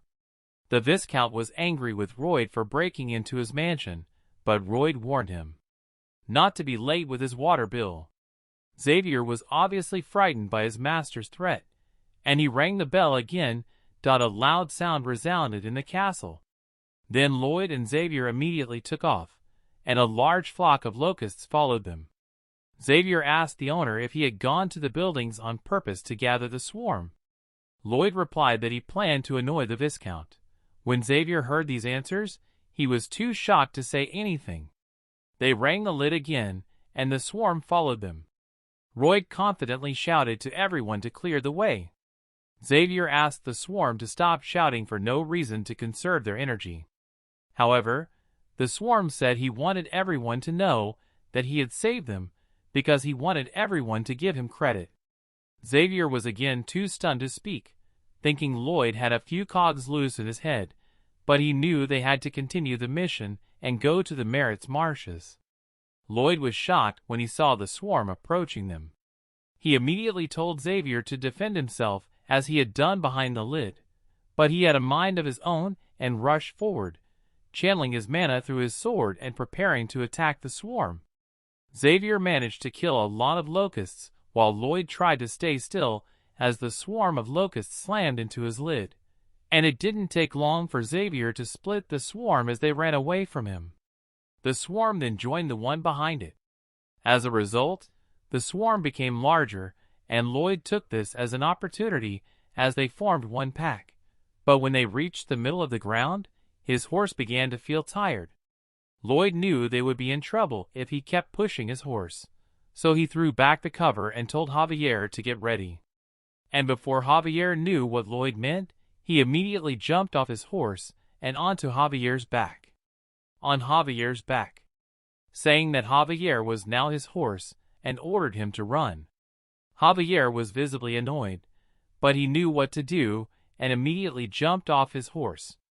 Javier landed perfectly on the floor, but Lloyd teased him by treating him like a real horse. Javier was getting more and more upset. Then Xavier decided to run as fast as he could. Even though he was still angry, he was able to get a few feet ahead of the swarm while he carried the swarm. But the swarm had already caught up with him and was closing in. Lloyd immediately called for Jingle and Hippo, who jumped off Xavier's back and followed him to a small ditch. Belle and Hippo were waiting on the other side of the field. Hippo had a mouthful of water, ready to spit it out at any moment. And as soon as the men dipped into the ditch, the Belle immediately jumped out of the river and into the air. The Belle farted fire at the approaching swarm, followed by a loud explosion that shook the neighborhood, killing all the locusts in its path. The number of locusts was completely and instantly cut in half in one swift action. The fire trail left a huge black smoke in the air that could be seen by other people from a distance. The swarm then ordered the Belle to continue the attack on the swarm. And Hippo stood in the field with his big body and spat liters of water on the locusts. Some locusts broke in half because the water from Hippo was so strong. The last attack disoriented the swarm, and dead locusts fell like rain from the sky. By then, Royd and Xavier had already climbed out of the ditch and were watching what was happening. Then the men put all their strength into a shovel and a sword and prepared to exterminate the locusts that still managed to survive. They splashed their mana into the rest of the swarm with a bright red and green light. Their powers intertwined and killed most of the locusts, instantly destroying all the locusts. Their blast reached the back of the swarm and lifted into the air. More locusts fell to the ground. When they were done, Lloyd fell to the ground because he was very tired, but Xavier was still fine and worried that there were still many locusts left. Dozens of locusts were still causing trouble in the city, and most people were afraid of them. However, Roy told the servant not to worry because the cleaning team was already prepared. Meanwhile, Padong was walking through the forest. Padong stopped at the edge of the forest, and behind him were 300 warriors from the Orc tribe, including their leader. And in front of them, other horses stopped on their way, and they belonged to troops of white cavalry and wizards. It was a clean team that Royd had prepared. Royd told Xavier not to worry about the locusts anymore and started thinking about the domino monster. Lloyd looked at the sky and realized that this life has endless obstacles. Meanwhile, the leader of the white cavalry raised his horse and ordered his soldiers to kill the rest of the locusts. The soldiers immediately drew their weapons, and the wizards behind them polished them to a shine. They lined up to launch the attack. The cavalry instantly destroyed dozens of locusts, while one of the orcs used a branch to kill a locust. He stabbed 2 of them with a single blow and then threw them on the fire to cook while the other orcs cheered. Once the locusts were cooked, they immediately ate them while the other orcs sang about their high-protein meal. And in the middle of all this fun, Emily is interrupted by one of the orcs with red hair. She was holding a flower in her hand. Then she gave it to the orcs as a sign of gratitude for saving her life and quickly ran away. The orc blushed as he looked at the tiny flower in his hand. Meanwhile, Arcos and Marbella were approaching Lloyd and Javier in the field. Arcos was very worried about their safety, because even though he was the Lord, he could not do anything. They hugged their son and were grateful that Lloyd was okay. As Arcos and Marbella hugged Lloyd, Lloyd reflected on how he had risked his life for his old age pension. Then he talked to the notification panel about what he said in the spoiler about the ending. He realized he had more pressing matters to attend to. The messenger revealed that Royd had earned the title of Exterminator, which would allow him to scare away the bug-like monster. As day turned to night, Lloyd stood on an empty training field with a shovel. Then a white cavalry leader named Valilardi approached him from behind and asked why he wanted to meet. Lloyd thanked him for his help in killing the rest of the locusts because it would have taken too long without his help. Valiardi was not happy that Lloyd could give orders to the troops. However, this day showed him that Lloyd was a true strategist because he had carefully calculated everything that was happening. Valilardi told Lloyd that he did not like him, and he just listened in silence. When Valilardi asked what he wanted from them, Royd realized that he was different from the others. In the novel, he recalled how he remained on the side of his queen, even when she became evil and fought fiercely against Xavier. There, Xavier was not yet a master of the sword, so he had a hard time fighting before eventually defeating him, and as Xavier looked at him as he was dying, he asked a favor of Xavier. After he died, he asked Xavier to stop the queen. Royd realized that he had a strong loyalty and was a potential asset. Lloyd smiled at Valiardi. He knew he needed clarity, so he challenged him to a duel. If he wins, the cavalry will become the engineer corps of their estate. If he lost, they could return to their queen. Valilardi was shocked by his request, but laughed, saying that Lloyd may have seen this coming all along. He told Lloyd that only the queen could give him orders. Lloyd replied that he could give him orders because the queen had given him command of the cavalry. Valilardi was furious at this, but Lloyd told him that if he gave him orders all the time, he would give him orders all the time. He would have no respect for Lloyd, so it was better to earn it in battle. Then Valilardi took his sword from his belt and asked if Lloyd had any weapons. Lloyd replied by picking up a shovel. Valilardi walked around Lloyd, knowing that it would be better if he did not draw his sword so that no one would get hurt. Meanwhile, Lloyd knew he couldn't win, even with a triple heart circle. Lloyd watched his every move and thought that the only weapon he could use against him was knowledge of his character. Valilardi stood in front of Lloyd and told him that the rules had to be changed because this was not a knightly fight. He told Lloyd that if he flinched, Lloyd would win. Lloyd agreed, putting all his strength into the shovel and preparing to attack. His face looked even more terrifying under the bright red light. Valilardi visibly shuddered when he saw the power Lloyd poured out before Lloyd splashed all his mana at him. He immediately ran away from the great fire that could have incinerated him in an instant. The blast of Lloyd's bomb flew across the city and blew up the top of the mountain, sending a huge shockwave. When Valilardi looked through his burnt cloak, he saw the mountain engulfed in flames and smoke billowing into the sky. When he saw that part of the mountain summit was missing, he turned and looked over his shoulder, afraid of what Lloyd might do next. But Lloyd was just lying on the ground, his body shaking. Lloyd laughed, because he knew that the best soldiers of the White Cavalry would become the engineer corps of the Frontera barony. The next day they were all digging a ditch together. One of the soldiers angrily threw down his shovel and immediately ran to Valilardi, complaining that the knights should be on the battlefield, not doing hard labor. But Valilardi told him that this was not an ordinary request.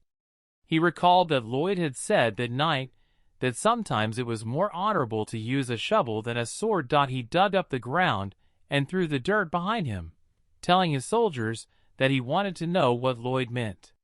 Meanwhile, Lloyd and Xavier stood on the edge of the cliff. Xavier asked him if his plan would work, and Lloyd assured him that the orcs had taught him the orcs, so his plan would work. He smiled and told Xavier to sit and watch while the other workers were tied to the rock as they carved the rocks.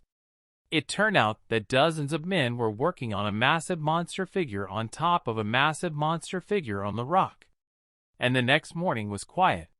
But soon, something like an earthquake swept through the barony. It started small, but grew stronger and stronger. Soon furniture began to fall and families held on to each other as the tide rose. Hordes of four-legged creatures ran and made the ground shake so hard that the whole town feared their houses might collapse. But everyone believed that Lloyd would protect them. Meanwhile, Lloyd was climbing a huge white rock, and from the top he could see a cloud. A big cloud of dust coming toward him from the middle of the forest. He held a blue and white flag as he watched the approaching hordes. In contrast, Valilardi and his cavalry watched the dust coming at them. Valilardi doesn't trust Lloyd at first, but when he sees the huge horde of mastodons, he realizes that Lloyd is right. The mastodons were trampling the forest and destroying trees. Valilardi recalled his conversation with Lloyd when he told him that the circle of dominoes were mastodons. When he asked Lloyd to prove his theory, Lloyd continued to avoid the question, and he was unable to get a straight answer. But now that he was leading the troops, he knew it didn't matter because Lloyd was right.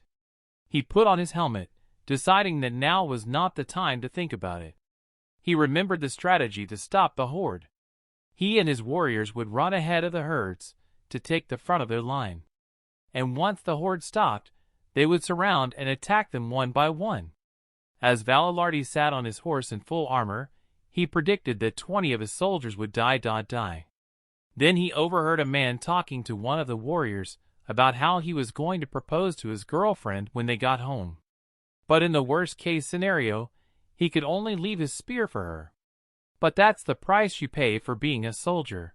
Valilardi ordered all his men to get ready and go forward, but the man stopped him before he could leave. He was going to enter the battle without any armor, and even if it surprised Valiardi, Byron was already used to Lloyd's strange requests.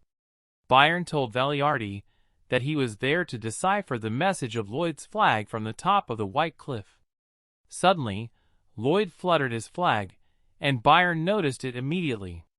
The signal meant that Lloyd was calling for the white cavalry. He then waved the flags many times and ordered the soldiers to move quickly to the southeast corner of the village. Valiardi was excited, knowing that their strategy had changed. Their current position was ideal to stop the attack, and if they moved to a new position, they would have no chance of stopping the horde. Then Bavaria looked at Lloyd, who was waving his flags. Lloyd practically threatened to report them to his queen if they continued to argue. Valiardi wondered if this plan would work. But Lloyd said that he had thought it through, and Valiardi still didn't believe him because his plan didn't make sense. But the hordes are approaching, and Lloyd began to make a sign. Lloyd has raised both of his flags because it doesn't look like the hordes are going to stop. As the hordes pass right in front of Lloyd, he smiles, knowing that the first phase of his plan has gone smoothly. The roar of the horde can be heard through the forest, and they run straight for the rock that was carved out a few days ago. And when the front line of the horde saw the colossal monster, they stopped. Then the mastodons from behind hit the front line, confusing the herd. It turned out that the first stage of Lloyd's plan was to block the mastodons' path with an image of their natural enemy named Megalania. Lloyd was right. As the hordes ran into each other and stopped right in their tracks, wasting no time, Lloyd waved the flags again. After reading the sign, Baidarica ordered the cavalry to move forward quickly and make as much mud and noise as possible. He also ordered them to knock their spears against each other to make more noise, and even as they carried out this plan, Valiardi never realized what it was. It doesn't take long for mastodons to hear the noise made by cavalry. They think that another megalomaniac is approaching, so one of them howls, and soon the others join in. Lloyd knew his plans had worked when he saw the herd begin to move north. From the very beginning, he planned to drive the mastodon herd north, so he ordered the cavalry to move their positions. Valiardi noticed the hordes moving and then realized where they were headed. The hordes were headed for the ditch Lloyd had ordered the cavalry to dig for the statue, but he had always wondered why he had asked for such a huge hole. Now it all became clear as the mastodons headed straight for the ditch. The third phase of Lloyd's plan was crowned with success when the hordes fell into the ditch, and he immediately waved his white flag. And shortly thereafter, Hamon appeared in its gigantic size. Lloyd proudly proclaimed that he had successfully recreated an old battle strategy in Korean history.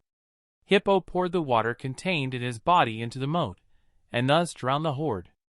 Lloyd happily threw away his flags and posed in victory. Both Byron and the cavalry looked on as he once again proved himself a master strategist. Meanwhile, the hordes were being carried into the water like leaves down a river. However, some of them managed to get out of the water, and Valiardi watched from above. He could not believe that they had won without even putting up a fight.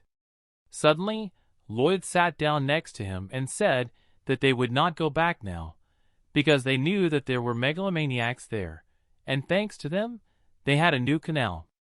Valiardi asked Lloyd if he planned to use it as a waterway. Lloyd replied that he hadn't thought about it at first.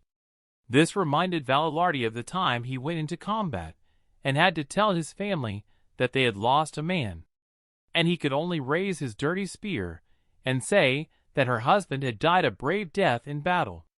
He then told her that her husband would be remembered forever, but that did not ease her pain. He saw her break down over the loss of her husband, and the number of soldiers at the cemetery continued to grow. The other soldiers were saddened by the deaths of their friends, but Valiardi ordered them to waste no time, and they began training. When it got dark, the graves became wet, and it started to rain.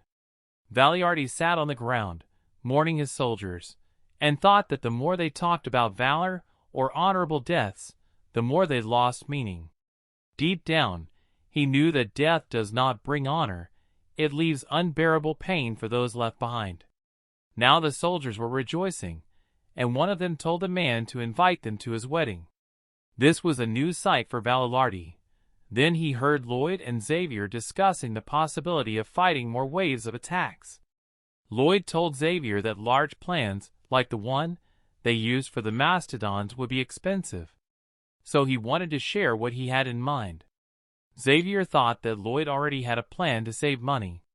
However, Valardi stopped Lloyd before he could tell Xavier about his plan. Valardi told Lloyd that the cavalry would help him with his plan.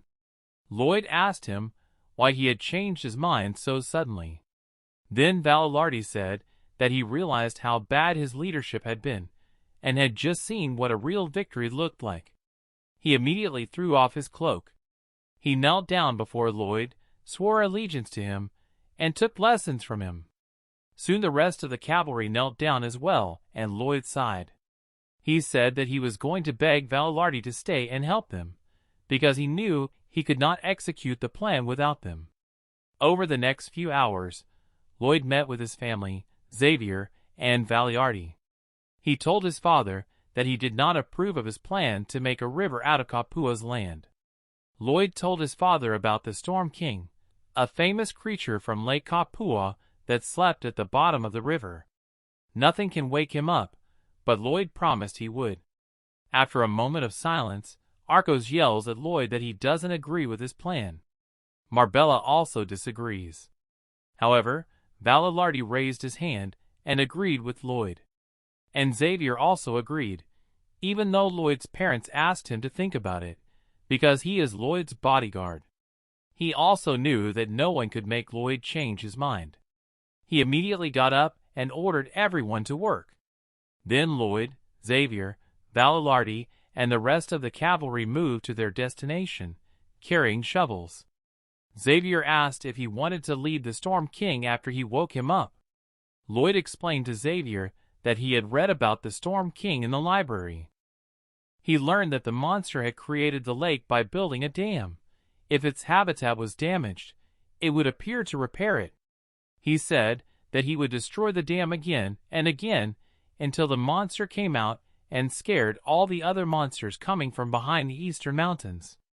Xavier couldn't believe that Lloyd was going to torture a monster that was sleeping peacefully. He asked him what would happen if he made a mistake in his research and the monster attacked them, instead attacking them. Without hesitation, Lloyd told him that it was his job as a knight to defeat the monster, imagining that it was Xavier who was guarding the land instead. Xavier was silently annoyed, knowing that Lloyd was treating him like a dog. Soon they found themselves on the shore of the lake. Lloyd took a deep breath before activating his surveying skills. He turned on the simulation mode, which immediately blended in perfectly with the landscape. He started moving things around, memorizing where he could break so that the lake wouldn't flood, but also so that he wouldn't wake the beast. Xavier told Valardi not to be surprised by Lloyd's strange behavior, as it looked like he was just waving aimlessly from the outside. Valardi, on the other hand, liked the fact that Lloyd looked crazy and at the same time very smart. While they waited for Lloyd to develop his plan, they talked. The Storm King was watching them from the bottom of the river. If they woke him up, he would kill them all. It was a few hours before Lloyd carried out his plan. In the village, he wondered who was laughing so loudly in the field. And that's when he saw Byron playing with the mastodon babies, and it didn't take long. It didn't take long for Byron to notice that Lloyd was watching him. Lloyd had no idea that a man like Byron could behave like that, and it gave him the creeps when Byron immediately stood up and asked him. Byron offered to take care of the baby mastodons that their mothers had left behind during the attack, but Lloyd had his doubts because they would become wilder as they grew up. However, Byron tried to convince Lloyd that this would not happen because they were so cute, and Lloyd had a hard time making up his mind. So Lloyd tried to talk Byron out of it, saying that raising them would be hard, but Byron told Lloyd that they were too cute to give up. Lloyd was out of his mind, so he let Byron keep the baby mastodons, and it made him so happy that he fell to the ground. happy that he fell to the ground and started playing with them again. As Lloyd was leaving, he thought that Byron would somehow find a way to tame the mastodons. This would be a good asset for them, considering that the orcs had returned to their village because of the attacks of the domino monsters. He ordered one of his officers to gather 5 warriors and go with the orcs to their tribe, because he didn't want to lose his asset. Valilardi then told him that preparations for the operation were complete. Lloyd smiled and shouted to the cavalrymen that they would wake the monster, and only cavalry could do it. He praised them for their strength, and the soldiers cheered. And Lloyd continued to praise their bravery, and again the soldiers greeted him with loud cheers. Then Lloyd ordered them to bow down to the shovels, and they did so without hesitation. They began to march forward, shouting even more about their shovels, and Lloyd went ahead. Lloyd was in front.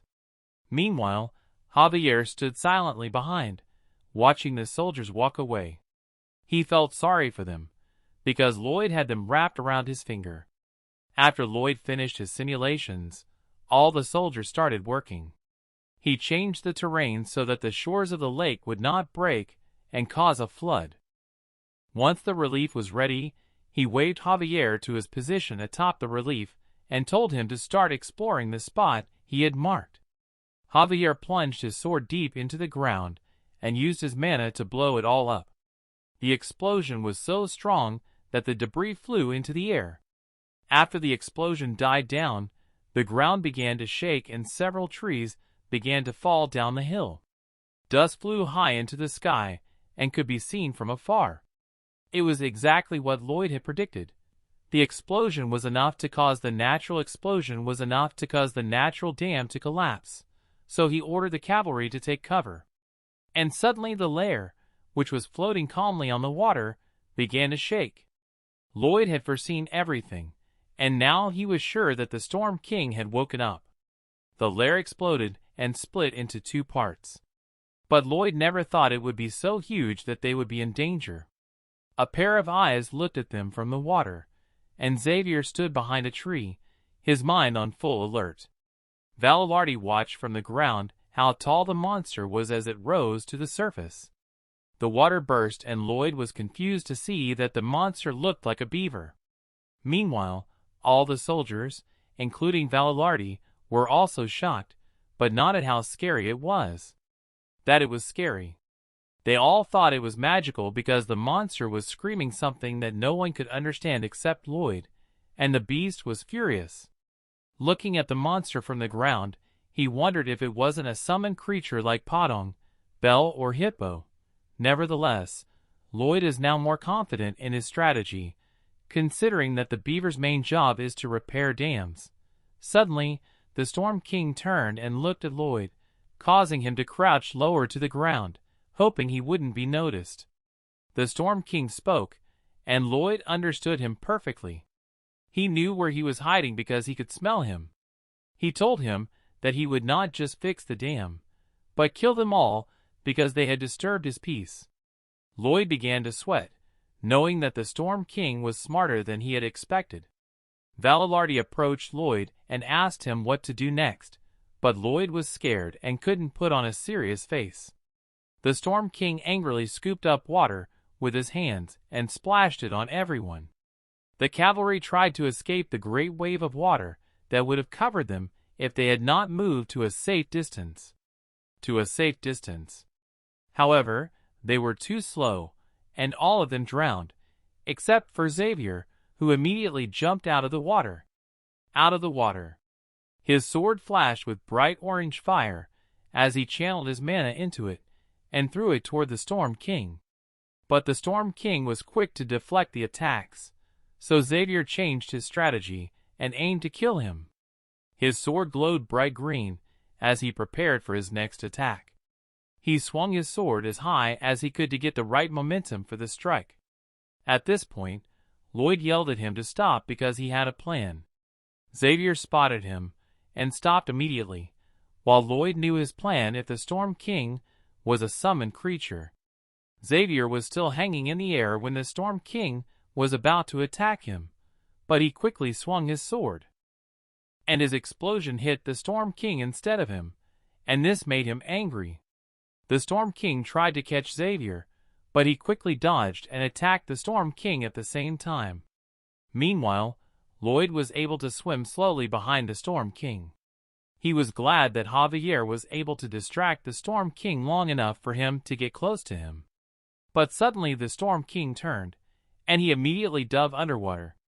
Lloyd realized that the Storm King was very aware of his surroundings, and he needed to be careful about approaching him.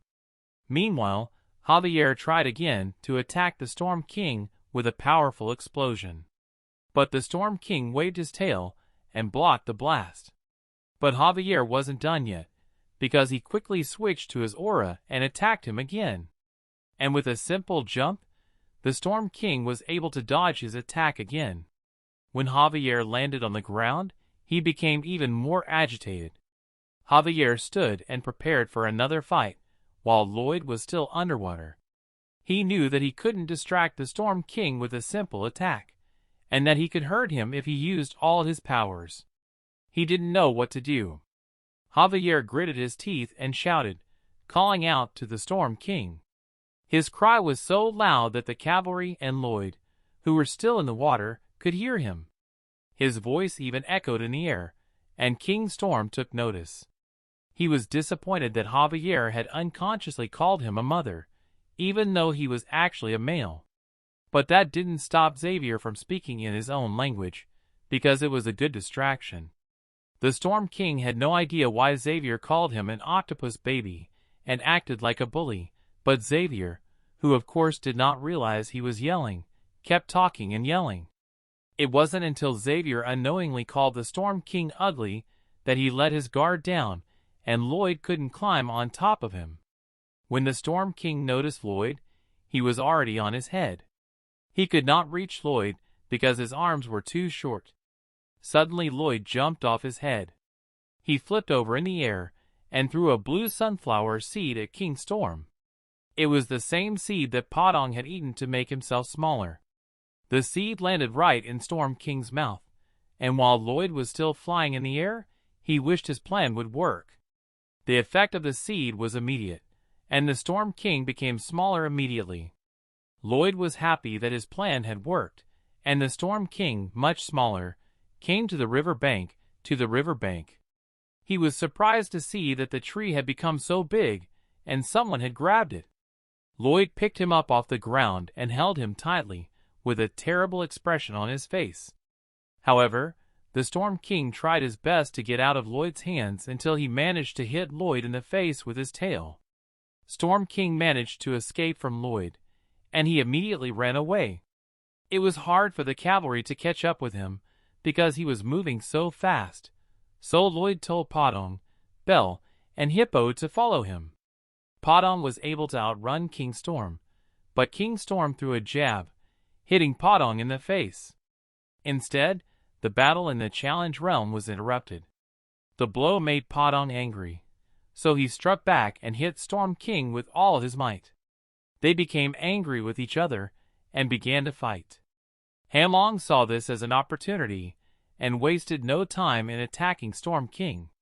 But the Storm King is very nimble, so Hippo couldn't hit him because he jumped to the side. So Hippo got hit, and the Storm King ran away. But Lloyd stopped him before he could get away, and because he was moving too fast, the Bell, who was sitting on his shoulder, fell to the ground. The little Bell gracefully got up and, in the eyes of King Storm, who had been sleeping underwater for 500 years, he saw her. He sees how beautiful it is, and is so enchanted by it that he does not even try to escape. Lloyd was confused to see that the Storm King was not trying to escape as he thought. Then Lloyd saw the look on Storm's face and realized that he had won. He offered to talk to him together. Storma stood there feeling defeated, but that didn't stop him from being as charming as possible in front of the Bell, and he agreed to talk to Lloyd. Lloyd smiled because he knew that his plan to catch King Storm was a success. Lloyd brought King Storm to his manor. He told Storm to shout as loud as he could once in the morning and once at night from the other side of the lake. But when Storm asked Lloyd what he would get out of this deal, He started scratching his hair, and said he had nothing to offer. But Lloyd smiled, saying that if he did, everyone around him would be happy, including Jingle Bell. Lloyd knew that Storm liked her, so he used that to his advantage. Bluebell smiled broadly, and agreed with Lloyd, and Storm was again hypnotized by her beauty. Storm immediately agreed to the deal, and Lloyd was glad to be able to use him. After all, he knew that the Bell had no feelings for Storm. So he decided to take everything he could from him, hoping that he would be forever lonely for the rest of his life. But he realized that he had never been in a relationship either, and they were both lonely. Realizing this, the man picked Storm up and hugged him. The beaver tried to pull away, but he couldn't because Lloyd's hug was so warm. When Lloyd asked Storm if he could call him Beaver, the beaver said he could do as he pleased. Suddenly, Greg burst into the room, supposedly to accompany the orcs to their tribe. He told Lloyd that on the way they had met one of the orcs, who was running for reinforcements because their tribe had been attacked by the Megalani. Meanwhile, in the tribe of Sand and Steel, the orcs were fighting the Megalania, and Akush was at the front line, trying to attack the giant monster. He flew into the air, holding a sword in each hand, and came down hard on the Megalania's head.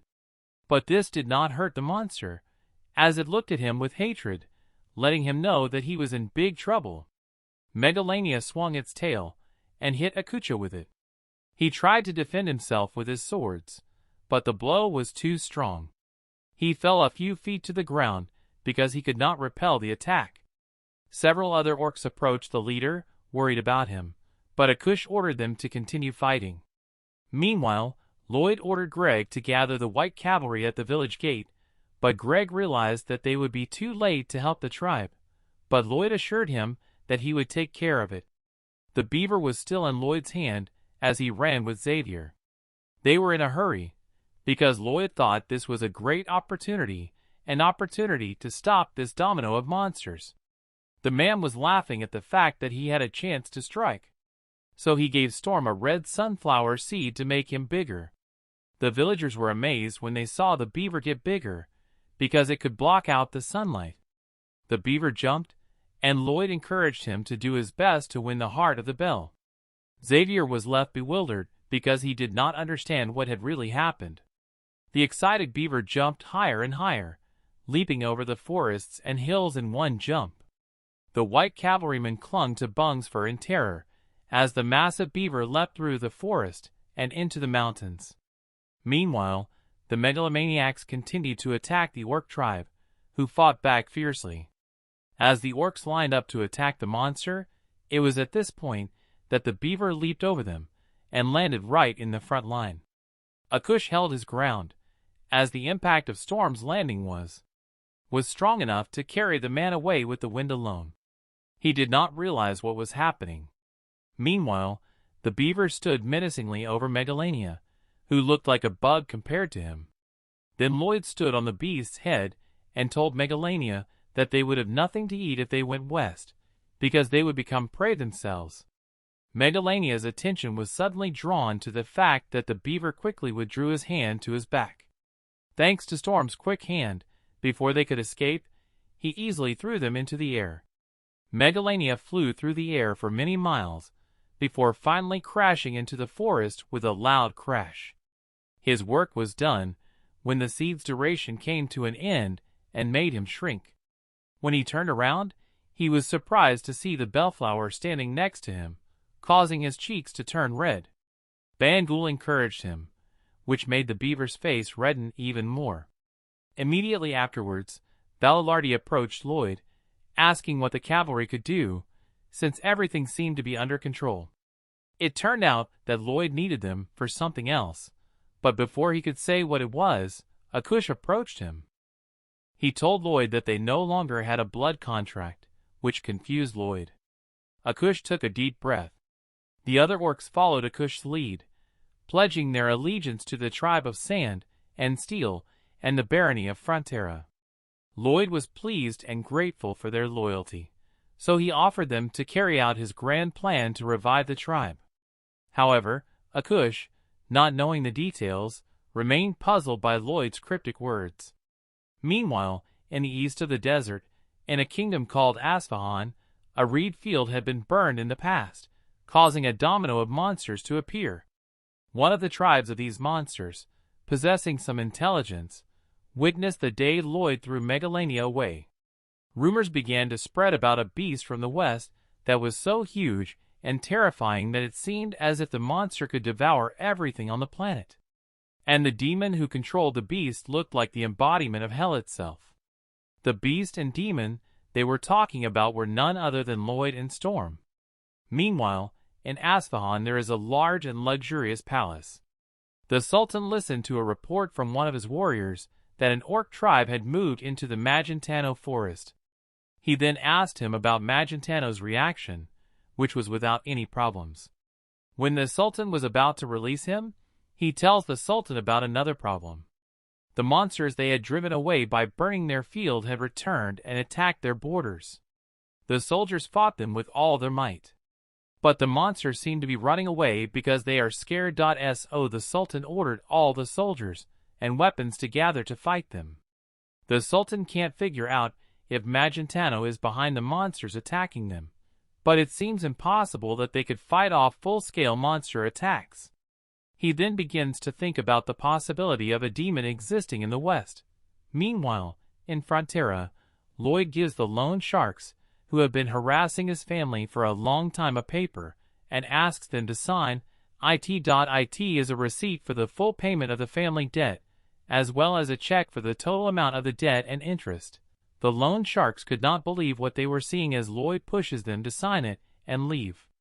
After they signed, they walked away in fear, and Arcos saw everything that happened. He goes up to Lloyd and asks him if he has just paid their debt, to which Lloyd shows them the entire receipt, asking them to hang it on the wall.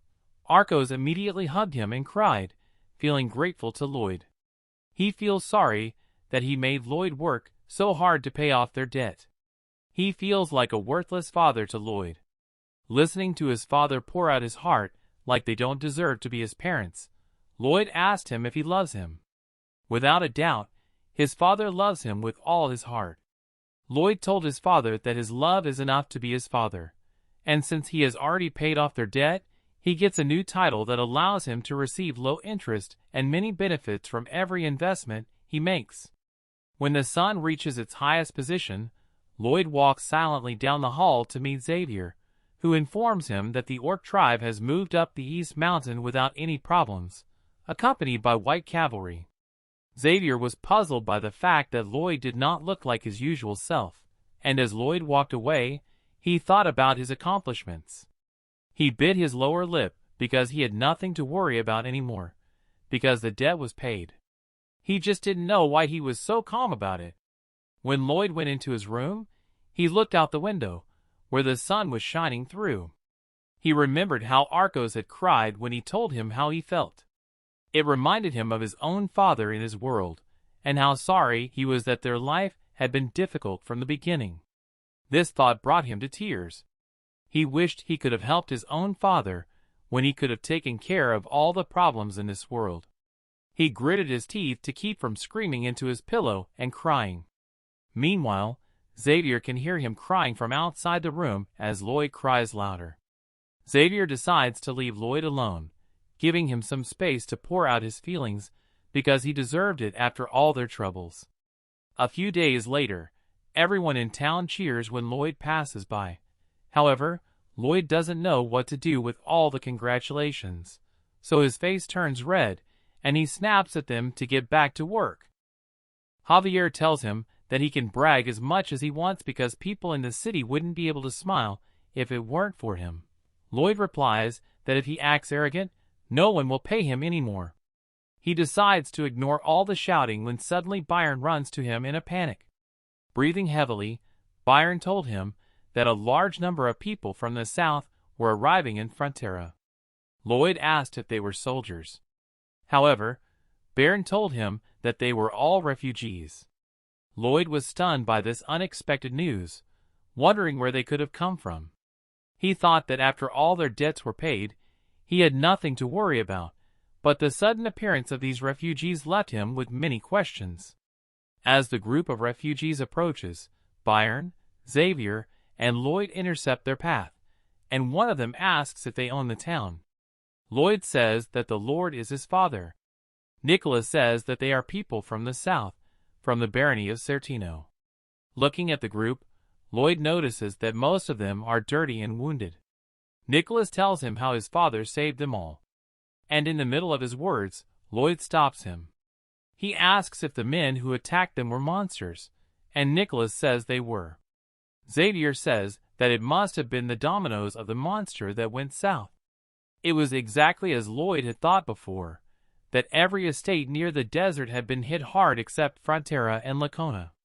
And all because he managed to tame the Storm King, and the monsters went elsewhere.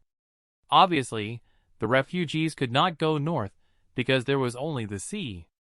To the south was a completely different country, and to the west was too far. The only place they could go was to Frontera or Lacona, which is right in the middle. Lloyd wonders how many of them are there, as they kneel and beg for help. Xavier was thinking the same thing, whether their estate could take them all. Instead, Lloyd smiles madly and thinks about what a wonderful situation this is, which made Xavier question his thoughts. He asks him what's going on, and Lloyd explains that so many people joining the barony could increase tax revenues. This shocks Javier that Lloyd can only think about money, but he ignores him and instructs Byron to take care of the refugees. All the refugees are grateful to Lloyd, and he goes to tell his father about it, and Byron asks Xavier not to be angry with Lloyd. Byron added that even if he doesn't understand it now, he can just watch his actions, and eventually he will understand. Javier couldn't say anything to that, because Byron was right. Back at the castle, Arcos is surprised to learn that more and more refugees are coming and worries that the estate won't have enough money to take care of them all. Nevertheless, he wants to take them in, but the livestock is depleted and Lloyd has objected to him. With a big smile, he claims that there are enough cattle on the estate to feed them all. It turns out that Lloyd has been keeping all the dead horses. So he takes his parents to the barn where he keeps them, and his father feels bad about feeding people locusts. He is surprised to see his wife eat the locusts without hesitation, without thinking. She then assures him that it tastes like shrimp, and the orcs also eat them without any problems. After she ate the locusts, she wanted to add some seasoning to erase the meaty flavor, so she asked Lloyd if she could be in charge of the kitchen. Lloyd smiled, telling her that was exactly what he wanted her to do. In an empty field, soldiers and orcs worked side by side to build tents. When they finished, Lloyd ordered them to gather more ingredients for the kitchen. A moment later, the soldier guarding the entrance informs everyone that new refugees are arriving. Faster than Lloyd expected, so he orders Pa Dong to start digging to build a heater for the refugees. With the help of the steroid seed that helps him grow to such a huge size, Pa Dong quickly digs the ground. Just then, Bear arrives and reports that the men in charge of the heating system, who are working with Bangul, are doing it with full dedication. They are working faster because they know that refugees are arriving in the barony from all directions. In the kitchen, the maid is worried that the aftertaste is too strong, but Marbella says she has already dealt with it. She shows them an old legendary cookbook that Lloyd got from the Dark Wizard's cave, surprising all the kitchen helpers. While at the manor, Lloyd watched the number of refugees in the tent worrying that there was not enough land. He was scratching his head trying to think of an idea to make the refugees permanent residents of the estate, and a moment later he heard a child crying. He saw a toddler begging his mother to come home, but Lloyd knew they no longer had a home, and that made him sad. This brought back memories of when his family had just moved to a new place, and he smiled broadly as he talked about his home. It was just a tiny apartment on the outskirts of the city, but it was his home because his parents were there. And now, looking at the crying boy and his mother, he promises to build a house for them. Then he stands up, and Xavier watches him from behind, smiling because he has witnessed his master's kindness. Lloyd then told him that they had a big project ahead of them. Xavier asked if there was enough room in the mansion to accommodate them all, but Lloyd assured him that there was, because he would build an apartment. He wants to build it because in Korea, an apartment is a common building and only requires a small plot of land that can accommodate many living quarters. Construction costs are reduced by standardization, and having blocks in all directions improves insulation. As Lloyd looks down at the river, he activates his skill to determine that this is the best solution to ensure that the refugees have a good environment to live in. He models the best way to build apartment buildings around the river, and it is at this point that he smiles happily that he can increase the amount of tax. His unpleasant smile grows wider as he thinks that when this project is completed, he will be rich and imagines himself swimming in a pool of money. Later at the meeting, Lloyd explains to everyone his plan to build a residential complex. But before they start, Javier argues about the name of the project because he is annoyed by the name, Honey Apartments. Meanwhile, Byron feels like he's been awake all day because he dreams that Lloyd will torture him to death with his work. So Lloyd just told him to ignore it. Before he explains that Tullo is a complex of old buildings with many living quarters on each floor. Floors and common areas for water, toilet, and dining in the middle. He also said that the most important thing about this project is that if they build a steel gate to block the way to the square, it will be a strong fortress that cannot be broken. Hearing this, Valardi applauds, and everyone else is surprised that Lloyd has thought of it this far. Xavier then expresses his concern about the limited budget of their estate. This irritates Lloyd instead, so he lashes out at him and asks Xavier if he is accusing him of being limited by money. However, when Arcos asks the same thing, Xavier politely replies that they have the budget to implement the project and feed the refugees. Later that day, Lloyd and Xavier are riding horses, and Lloyd keeps teasing him for being crazy. But Xavier just ignored him, which in turn made Lloyd wonder what was on his mind. So he expressed how worried he is if he fails at something. He knows that he is responsible for everything if things go wrong, and the only person he can share his worries with is his knight. Xavier was stunned by what Lloyd said, so Lloyd tried to cheer him up by acting nasty, as he always did, to make fun of him. Xavier started punching him, wishing it was real, and not just in his imagination. In a moment, they arrive at Lacona. Inside the castle, Lloyd spots Diego walking down the same corridor as them and greets him. But Diego is so scared of Lloyd that he screams. Lloyd was having fun making fun of Diego and asked if he had been kicked out of school. Diego had indeed dropped out of school, so Lloyd offered to help him get back to school, but only after his family is good with the Frontera barony. Right after that, they meet with the Viscount, and he is surprised to learn that Lloyd wanted to charge more for water, acting as if it didn't cost anything. So he laughs, thinking he has already won the argument, showing the contract they signed. Instead, Lloyd asks him to come closer and takes a magnifying glass out of his pocket. Lloyd shows him a clause in the fine print that says he can change the price at any time. He was surprised and angry that the Viscount had deceived him like that. But Lloyd told him to calm down because he would also benefit from it. If he agreed to the increased price of water, Lloyd would not report to the Queen that he was denying refugees. The Viscount turned pale, wondering how this could be beneficial, and trembled as Lloyd had more to say. Lloyd also adds that if he writes a letter to the Queen, he can ask that Diego be returned to school. The Viscount was extremely surprised, but still angry with him. He realized that he could do nothing, and asked how much he wanted for the water. Lloyd explained that he wasn't trying to extort money from him, but just wanted the Viscount to give him more with his eyes, so that their partnership wouldn't end. The Viscount screamed quietly at the vague answer. At the same time, Xavier watched from the back, knowing who he was dealing with, and could only sympathize with the Viscount. He thinks about how awful Lloyd's personality is, while Lloyd asks how much he is willing to give. The aura in the room is gloomy.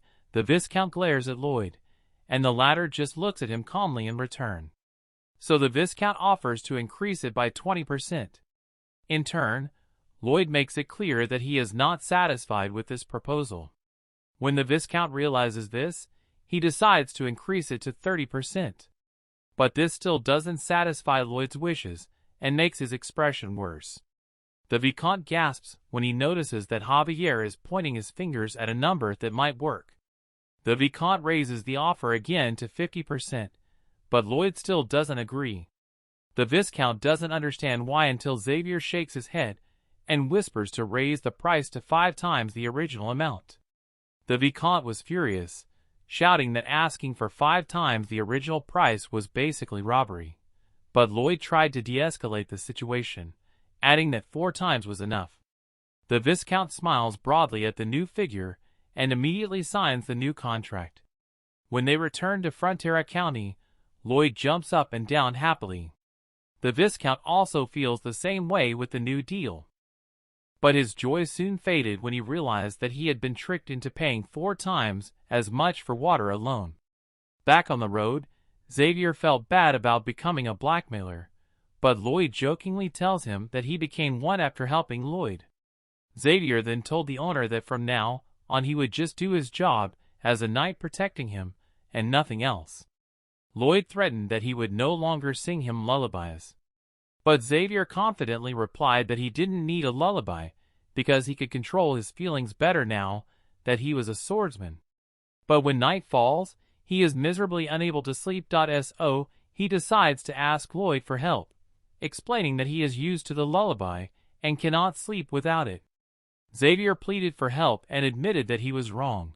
So Lloyd happily rereads the textbook about the retaining wall and the science behind it. Xavier instantly fell asleep. A moment later, Lloyd got up from his chair and immediately went to work. He quickly arranges the papers on the table, activating his building modeling skills. Because he doesn't have enough knowledge to build apartments, the building behind him is collapsing.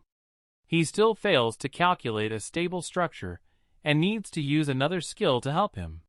He smiles, knowing that his skill is to keep going, so he can't fail. The next day, Lloyd instructs Byron to send a message to Count Cremo to ask for doctors, masons, and carpenters. In addition, to buy as much grain and meat as possible in the west so that Cremo can cement. At night, Lloyd tries to stimulate construction, and during the day, he and his workers dig up the ground. He told Byron to accept all the refugees because his plan would work. When night fell again, he continued to building the house and wondered if he should lower the floor level. Suddenly, his nose bleeds and he falls on the paper, but he is still determined to continue his work because he does not want to reduce the structure. The next day, Byron reported that their budget was insufficient for the project, so Lloyd instructed him to scale back or send the refugees elsewhere. Lloyd wanted to assure him that everything would work out, when suddenly he lost his balance and started to fall. But suddenly he falls with a loud thud, and everyone rushes to his aid, but he is already lifeless. Meanwhile, a dozen soldiers are lined up outside the royal palace in purple, pointing their arrows at the field. Their target is the queen, standing in the middle of the field, armed only with a sword. The captain orders his soldiers to release the arrows. Immediately, dozens of arrows flew in her direction, but she stood her ground, wielding her sword, trying to gather her strength. Her deep purple aura covers her sword as she swings it, and smashes the arrows to pieces. The broken arrows rain down on the ground, shocking the warriors who are training with her. However, she is dissatisfied that she has only been able to improve her ability to manifest aura so much, and all this brings back the memory of her humiliating battle.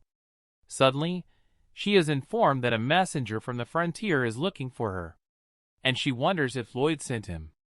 It turns out that the messenger's name is Xavier, and he kneels down and reads Lloyd's ambiguous letter. While the queen wondered what he was up to this time, Xavier read that Frontera had taken in refugees from 17 estates after the attack of the domino monsters. The queen heard every word of praise Lloyd wrote and wondered if he was being sarcastic.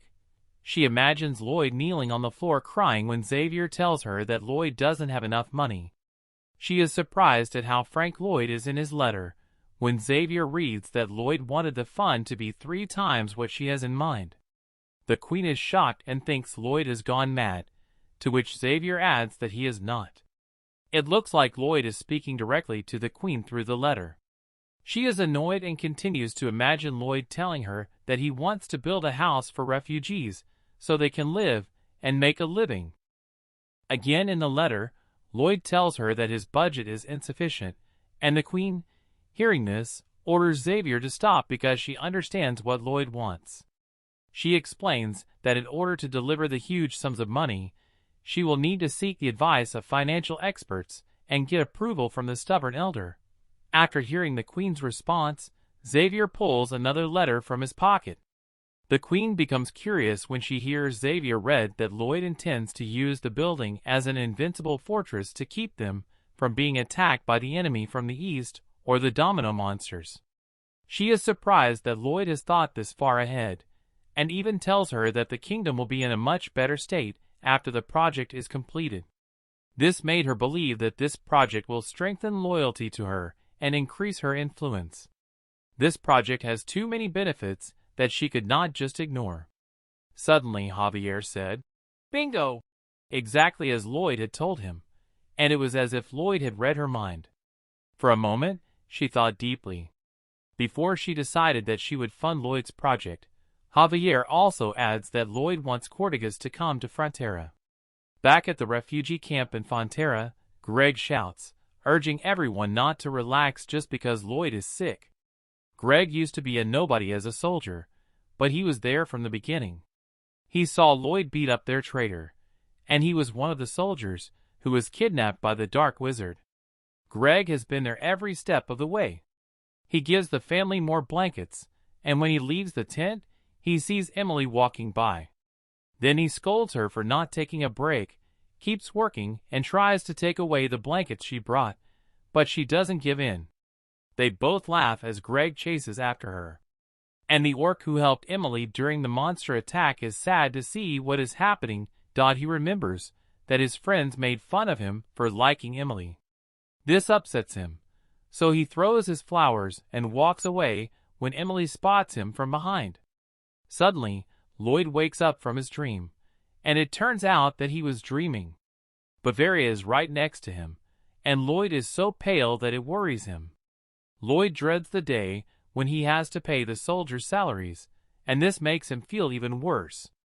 Lloyd coughs in his room, thinking that he will get all his money afterwards, and Byron tries to reassure him that they don't have to pay him now. But Lloyd doesn't want to delay. In the hallway, Javier heads to Lloyd's room to report. Lloyd turns pale because he doesn't want to postpone his paycheck, knowing what it's like not to get paid on time. He would rather die than delay it, and he speaks as if he were on his deathbed, losing consciousness. Bavaria panics.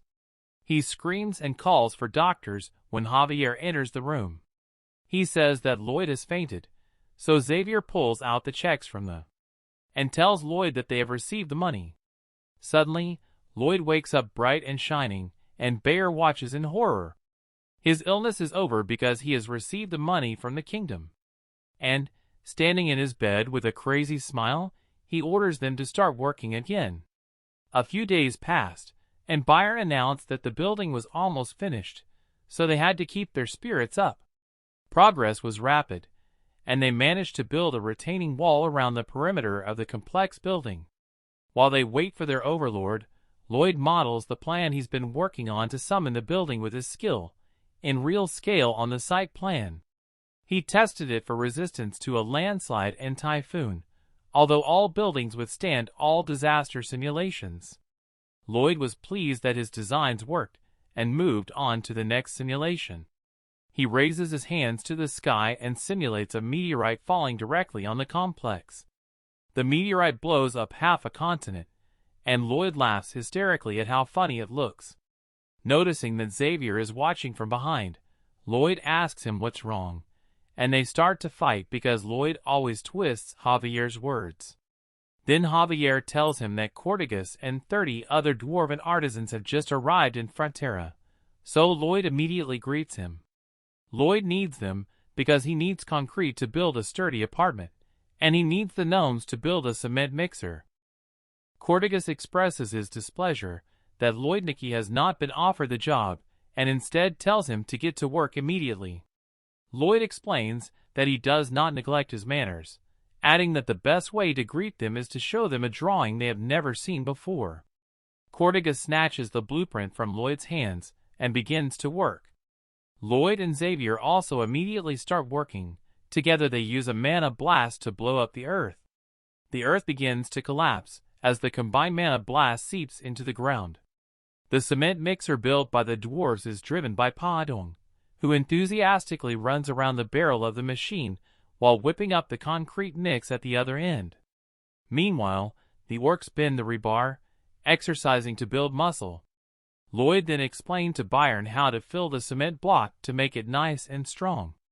As the building got taller, Lloyd used Storm as a crane to deliver materials, and the presence of the bell kept him encouraged. Several days have passed, and Lloyd instructs Byron to keep going as they watch the building continue to grow. Lloyd still has to think about building a heating system that could be run throughout the building and connected to radiators in every room. The problem is that the system can only distribute the steam so evenly, and as a result, there will be no heaters on the top floor. Lloyd racked his brains every night trying to find materials that could distribute heat evenly, but he couldn't find anything. One night, as he was writing down everything he knew on his paper, he noticed something. He smiles as he finds the solution in his notebook. He remembered the time when Xavier fought the dragon in the novel. The dragon was angry with Xavier, and although he was already skilled with a sword, he was still too weak to fight, and he was burned by the dragon's fire. He is engulfed by the fire, but he stands his ground, looking at the dragon. The dragon is stunned that Javier manages to survive in full armor. It turns out that the armor is made of the hardened sap of an Elencia, which is the strongest insulating material in the world. The next day, he takes Javier to find this tree. In the middle of the journey, Javier asks how far they have to go to find the materials, and Lloyd explains that they are from the Elencia tree, which grows in the evergreen forest, where the elves live. Javier immediately objects that the elves despise humans and cannot be negotiated with. But Lloyd knows the story from the novel about how Javier conquered them, so he makes him feel guilty. Therefore, Javier has no choice but to follow his overlord as he wonders how Lloyd is going to convince them. Although Lloyd was not going to convince them, he smiles slyly, proudly declaring that he intends to steal him from the elves. Javier is extremely annoyed and wants to kill Lloyd. As they approach the evergreen forest, Javier holds his sword tightly, and they walk between the beautiful flowers that have bloomed in the middle of winter. Lloyd warns Javier that all elves are connected to the forest, so they must be careful and move quietly. But Javier is allergic to flowers and immediately sneezes when he inhales their scent.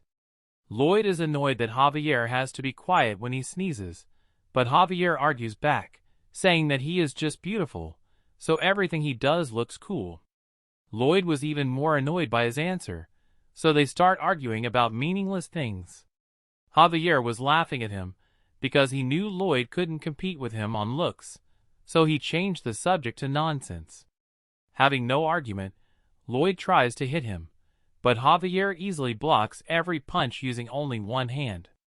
Lloyd suddenly stops and tells him to hold his breath because they need to be inconspicuous. Lloyd explains that they need to go to the center of the forest, but the elves are already lined up in front of them with their bows drawn. He is surprised that the elves have already spotted them, and one of the elves says that they have made a lot of noise at their door, so they will be caught. Javier expresses how bad the situation is, but Lloyd thinks otherwise. He tells Javier that the situation quickly escalated when the elves shot arrows at them. Javier immediately gathers his mana to swing his sword ruthlessly. He breaks in half every arrow that comes their way, while Lloyd hides behind him. Javier doesn't miss a single arrow, and the elves immediately realize that he is a master swordsman. When the arrows stop flying, Lloyd runs away and tells Javier to meet him by a tree. Javier is worried that Lloyd won't survive on his own, but Lloyd says that as long as Javier distracts them, he will be fine. One of the elves shouts and orders the other to ignore Lloyd, the ugly horse. Lloyd feels a sense of sadness when he learns that the elves find him less attractive than Javier, which leads them to chase Javier into the woods. Javier notices how fast the elves are moving through the forest, and one of them is right above him. It lightly taps the leaves to jump higher into the sky. He doesn't know much about elves, but Lloyd was right when he told him that they love their plants and have a special way of walking. Lloyd explains that he shouldn't attack the elves directly, but rather take advantage of their love of plants. Take advantage of their love of plants. Javier immediately realizes that she is aiming her arrows at him. He stops running because he is suddenly hiding behind 3 of them standing at his feet. This upsets her, so she moves back a little and then shoots at him without hesitation. Javier dodges her by leaning back, but more arrows are flying at him, and he deftly dodges each one. Javier throws himself trying to run and lose them, but the arrows keep coming from both sides, making it difficult to dodge. He continues to run frantically for his life and realizes that the elves are leading him somewhere with their attack. So he sets his sword on fire with the help of the sword aura and prepares for a counterattack. Meanwhile, Lloyd finally reaches Alencia's tree and slowly reaches for his shovel. Lloyd activates his kill energizer to keep himself from getting tired for 20 minutes as he runs his mana through the shovel and starts digging into the ground. He digs quickly, and in no time, he reaches the foot of the tree. At this point, Javier doesn't notice the elf captain stop following him and chasing after him, and thinks she's going after Lloyd. He keeps running and is shocked when he reaches the lake. He hides in a corner because there are no plants around the lake, so he has nothing to hide behind. Soon the elves come up from both sides and shoot arrows at him. Javier decides to direct his mana blast at the lake, and the water effectively neutralizes the incoming arrows. When all the arrows sink, Javier emerges from the water unharmed. The elves wonder what kind of power Javier has, and one of the elves assures them that no matter how strong he is, they still have Melica. From the depths of the forest, Javier notices someone approaching. It's a muscular elf with a bigger physique than the others, and she's aiming for Javier. She lowers her bow to the ground, aiming her giant arrow called the Dragon Sniper at Javier. Javier has no choice but to defend himself, and when the bow quickly shot at him with tremendous force, it split the lake. He doesn't have enough strength to stop and barely manages to hold on to the arrow that pushes him back. Despite being pulled across the lake, he holds his sword tightly. Raising his foot above the surface of the water, he takes a perfect defensive stance. Using all his strength, he pushes at the arrow until he deflects it. He is amazed that it was able to deflect his mana sword with its strength alone, and he doesn't know what to do, because if he kills one of them, they will hunt him down for revenge. The elves bring another dragon sharpshooter, and when Javier looks up, it rains arrows on him again. However, he is still worried that some of the elves who followed Lloyd are trying to figure out a way to fight without killing them. However, he has a bigger problem to worry about, because Melica has already aimed her arrow at him. He pulls out his sword again, and cuts off every little arrow that comes at him. In the midst of all this, Melica releases her arrow. Javier, gathering all his strength, uses his mana sword to deflect the arrow flying around him. Javier refuses to give up as a massive arrow flies in his direction, and Melica is already releasing another. Swinging his aura sword, he spins it to control the arrow's momentum. It works, and Javier manages to deal with it. Using this arrow, he tries to block the second one with it, and the arrows collide, generating a powerful explosion. At this time, Lloyd manages to cut the root of the tree and steal the sap he needs from the ground. But the elven captain's squad also enters the tunnel he created by aiming a bow at him. They are furious that Lloyd dared to steal the only thing they consider sacred. Lloyd justifies himself, explaining that the lives of many people depend on him. The elves threaten to kill him, but Lloyd is unfazed and challenges them to kill him. Turning around, he threatens in return that if they shoot him, he will burn the mandrake that is begging for help. The elves immediately lower their weapons, and Lloyd asks them to move away if they don't want the plant to be harmed. They begin to curse him for treating the plant so cruelly, but Lloyd brushes them off as if nothing had happened. One of them pushes him, insulting his appearance, which catches Lloyd's attention. So he points his lantern even closer to the plant and tells the elves to keep moving back. Lloyd is so angry with them that with a deadpan look he keeps bringing the torch closer, asking the elves to move on.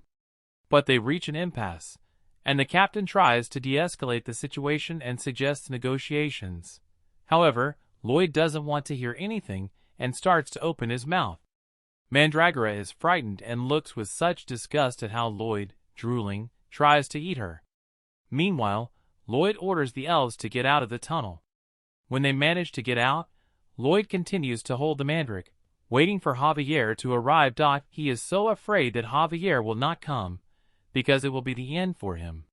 Suddenly, the elves begin to lose strength due to hunger, and their leader begins to lose strength due to hunger.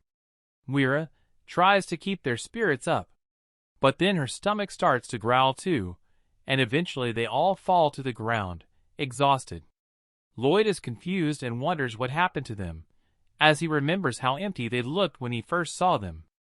Then he realizes that there is no wildlife in the forest, and the domino monster has moved to the end of the mountain, leaving the forest abandoned. He knows that elves don't eat plants, so they only eat meat to survive. He wonders how long they have been starving like this. Meanwhile, Xavier still stood his ground and knew how to defend himself, but the elves began to look paler and lose strength. He wonders why they lost their strength so quickly, but this is also his best chance to catch up with Lloyd. He ducked down and was ready to run.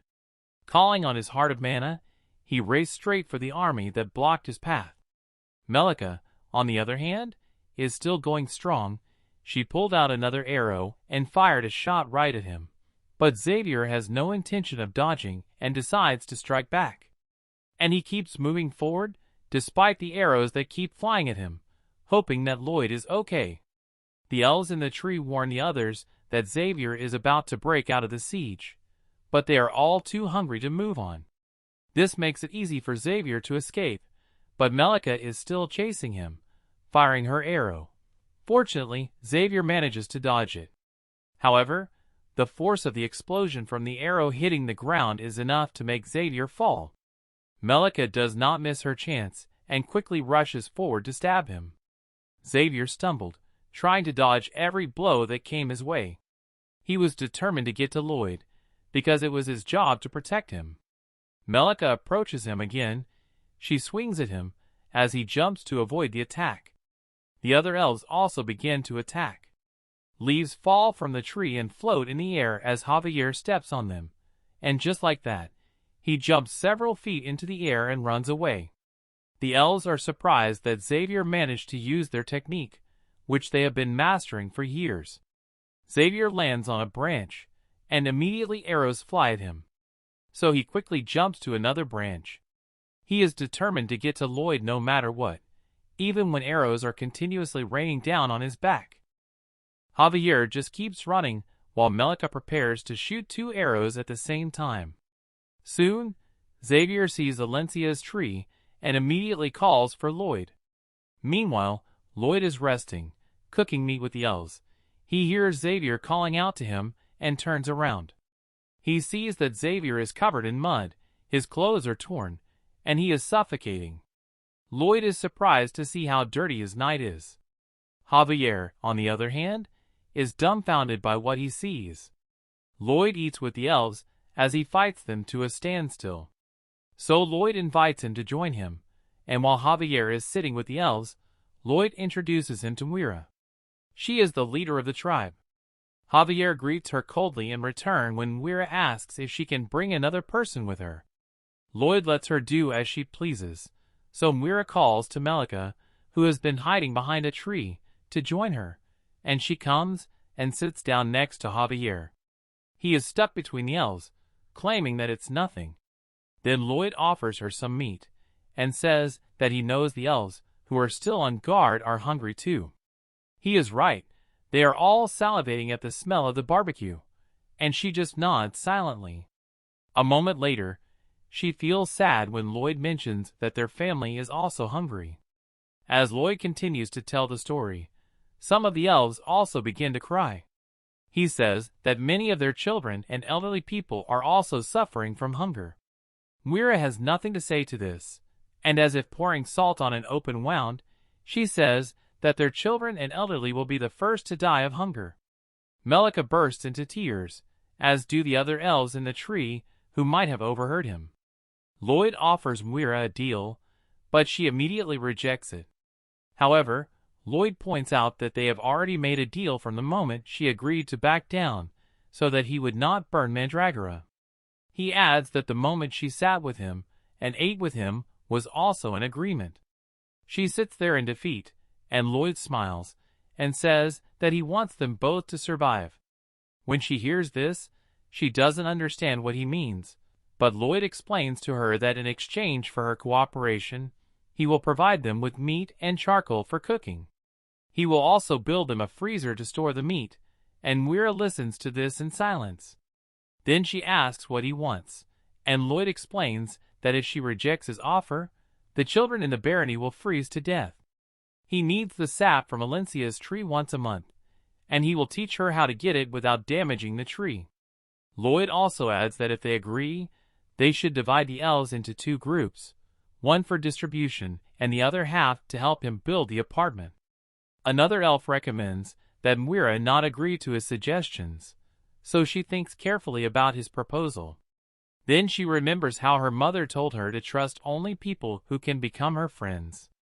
She sits in silence for a long time, making Lloyd more and more worried.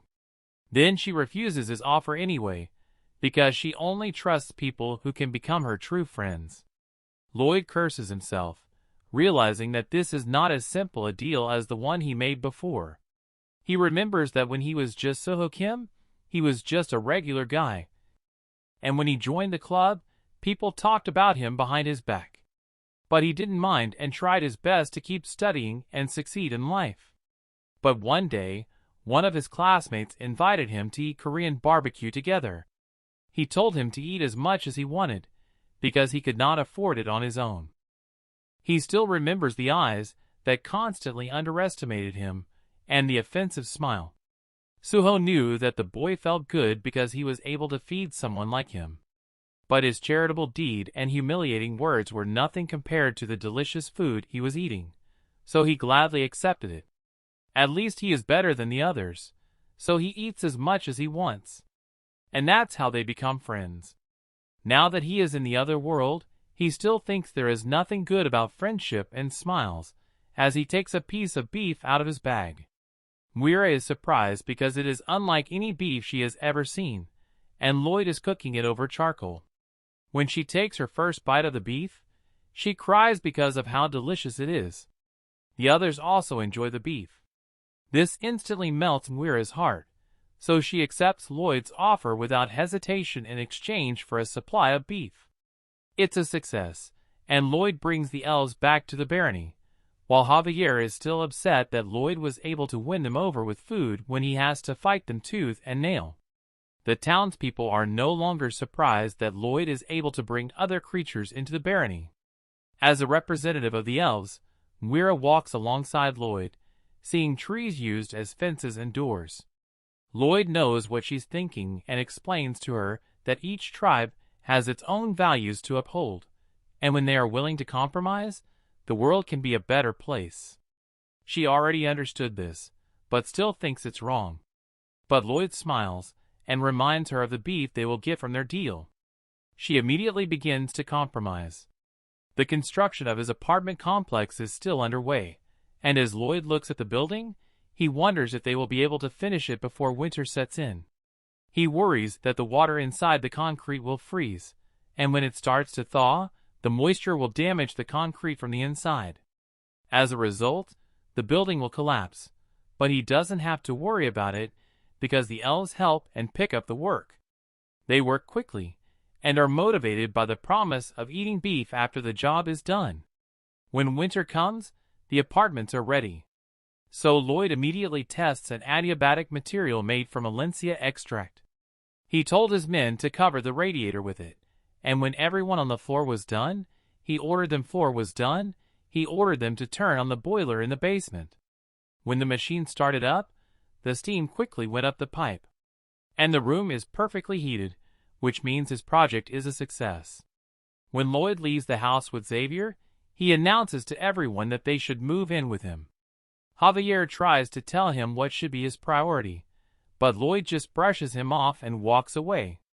Xavier was annoyed that Lloyd was ignoring him, and ordered Byron to prioritize families with young children and the elderly for resettlement. Lloyd goes on to say that if the refugees cannot move now, they will have to be housed in gondolas.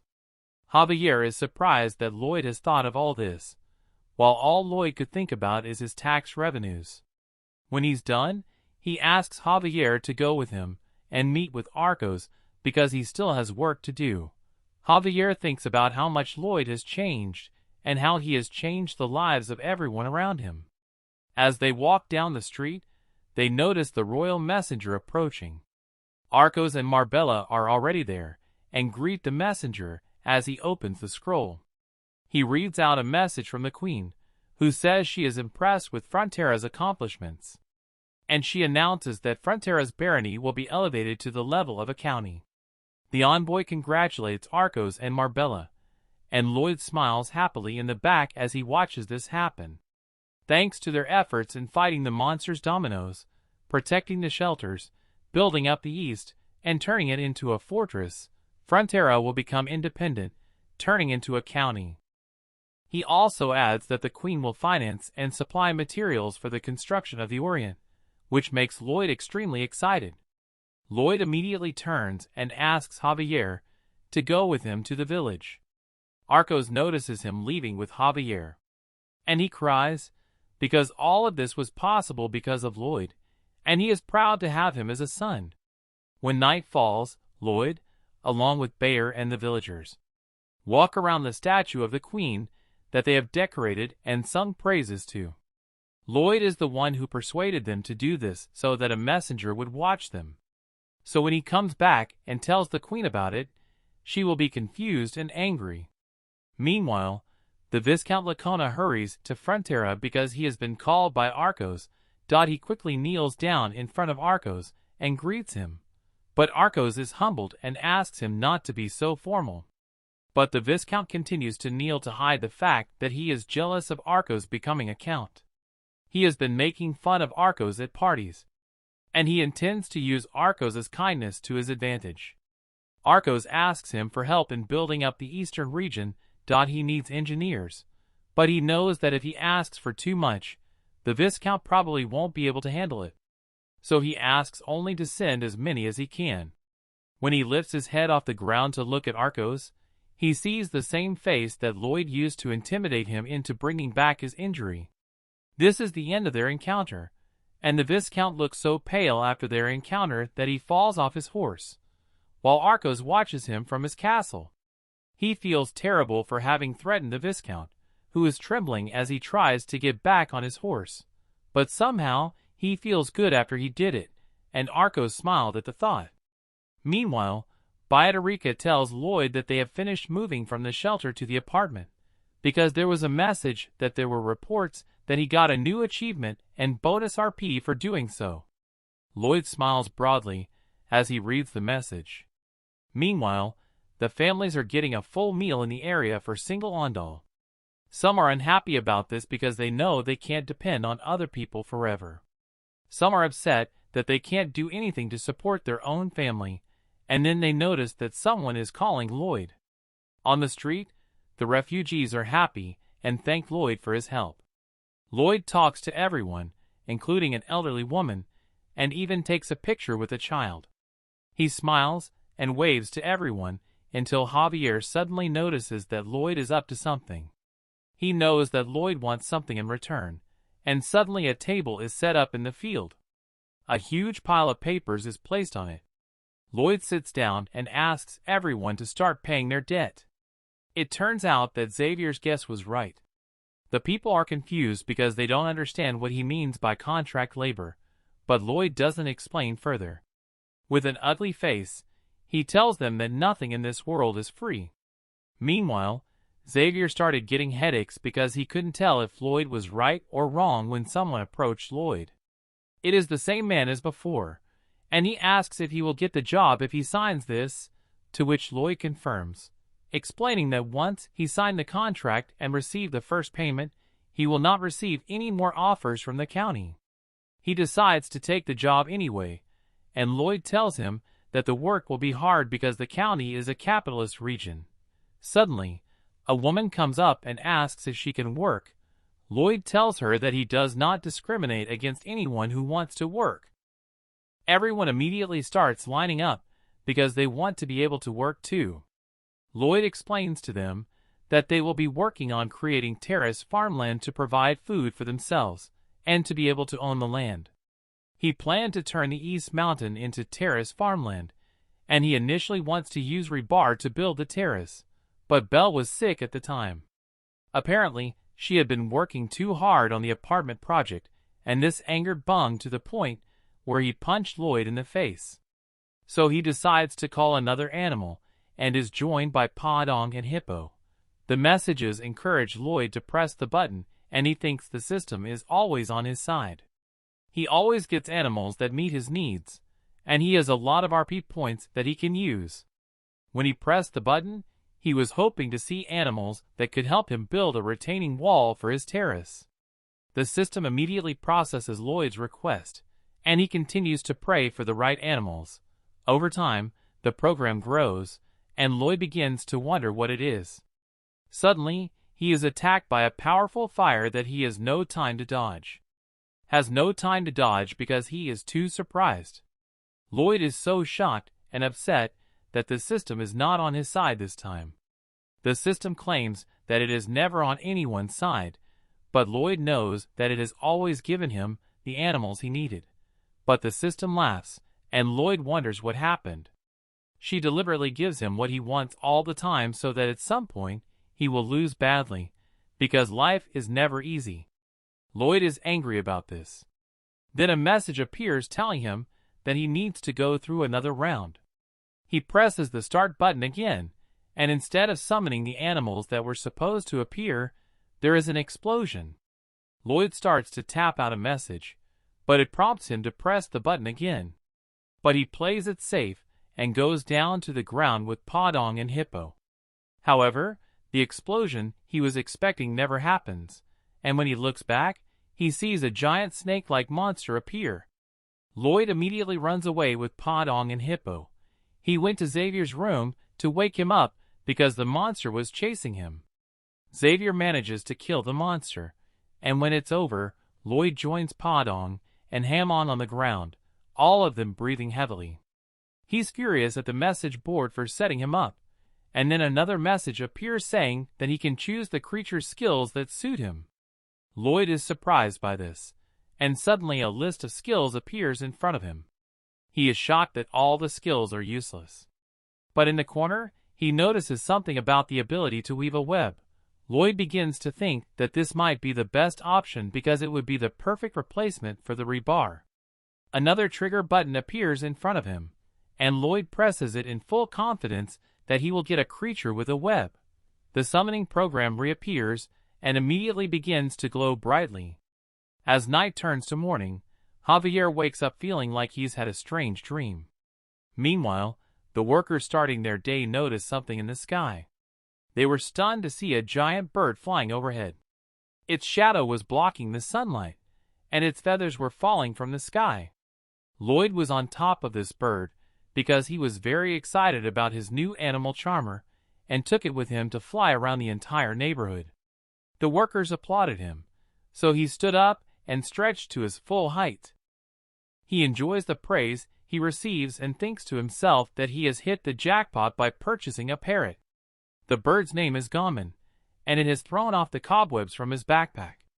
Last night, he tried to break the web with Mana, but it was too strong. After hearing his praise, he sent homing to the ground and began to weave a net for the terrace. But Homing gives a sign, and what Lloyd feared happens. The bird flies in the opposite direction and lands in the forest. The bird's sudden stop causes Lloyd to lose his balance and fall into the snow. He yells at Homing, but he calmly sits down in a tree and leans back. From the beginning, Lloyd knows that Homing is a lazy animal, and when he suddenly stops because he is lazy, he is just angry because he does not know how to make him work. Last night, after Lloyd had just called Homing in, he asked him what his web-weaving skills looked like. But he just sighed and sat down on the ground, saying he didn't care. Lloyd was shocked at how he behaved while Podong was talking to Homing.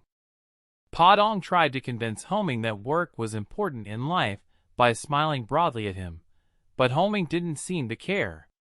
Then he said that he would try to do it, and for a moment Lloyd believed that Podong's motivation had worked. But he was in a lazy state again that day, so Podong again got out from under Lloyd's shirt and tried to get Homing to do something. Homing said that he didn't see why he should work hard if Lloyd would take care of him. Lloyd was shocked and angry to hear this. Podong scolded him for being lazy, and Homing threw the stick he was chewing to stop him talking. It hit Podong in the head, and Lloyd just stood there and watched it happen. Then he asked Lloyd to give him a red sunflower seed, and Lloyd gave it to him. In a moment, Homing flew off in fear, trying to escape from the forest. Everyone was startled by a loud roar coming from the forest, and Homing tried to fly as fast as he could to get away from Podong. But Podong, who has grown bigger, grabs one of Homing's legs and holds it tight so that he cannot escape. Podong then chews him up like a lunch, making him scream so loudly that he can be heard throughout the forest, while Lloyd is too shocked to say anything. After Homing was shoved into Pong's mouth, he immediately spat him out on the ground. He must have done this to get Homing to go back to work, because when he offered to do it again, Homing screamed that he wanted to work again. Then both Podong and Lloyd laughed because they had won. In the first phase of the project, Lloyd sent his men to dig the ditch and then asked Storm to divide the sand. Homing flew above the ground and dropped cobwebs to make a net. Podong kept an eye on Homing so that he wouldn't get lazy again, and Lloyd, who was sitting on Homing's back, ordered the white troops to come from above. The soldiers welcomed him and covered the spider web with sand to cover it until they were done filling it. Then they covered the gate-in wall with stones and pebbles. Lloyd was pleased with how everything had turned out, and the thought that it could be done by next year thrilled him.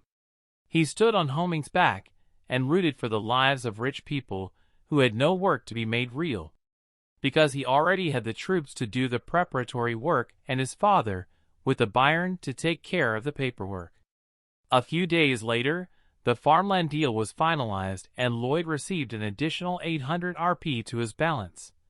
A few days later, Lloyd had the best time of his life playing chess with himself. He was constantly moving pieces around, and when he beat himself, he got off. Xavier watched him from the doorway, and knew that Lloyd didn't like what he was doing. But as soon as Lloyd convinced himself that everything was going smoothly, he had an idea.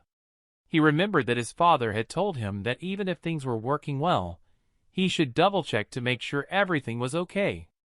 He got up and told Xavier that he would sleep late tonight because he needed to check everything. When it got dark, he opened the closing spoiler window to make sure his future was going to be okay. To make sure his future would be okay, because nothing in this world is free. He pressed the yes button to find out what would happen next. He entered a dark, empty room that was gradually becoming familiar to him. He was probably in his room when he saw Xavier using a wild magic circle. His body was covered in green light, and he was directing all his power at Lloyd, who was dying on his bed. He couldn't believe how sad and helpless Xavier looked. Lloyd's heart received all of Xavier's strength, but it did not help him escape death. Lloyd was surprised at how his life had turned out and didn't understand why he was so sick. His future self told Xavier to stop everything he was doing and burn everything to the ground. He asked what exactly he should burn, but Xavier finally gave in and took Lloyd's hand. When he was about to tell Xavier that he wasn't the real Lloyd, Xavier told him that no matter who he was, he would always be the hero who saved the barony and many people. Lloyd from the future said nothing, and his breathing slowed until he took his last breath and died. As he died, the creatures he had summoned slowly disappeared. Lloyd was shocked by what happened, but didn't let it get to him because he's seen his death before, so he takes a moment to think it over. He sees that Xavier hasn't changed much, which means that time is not far off, and he looks like he's dehydrated. Lloyd follows Xavier to the town square, where he sees something that upsets him.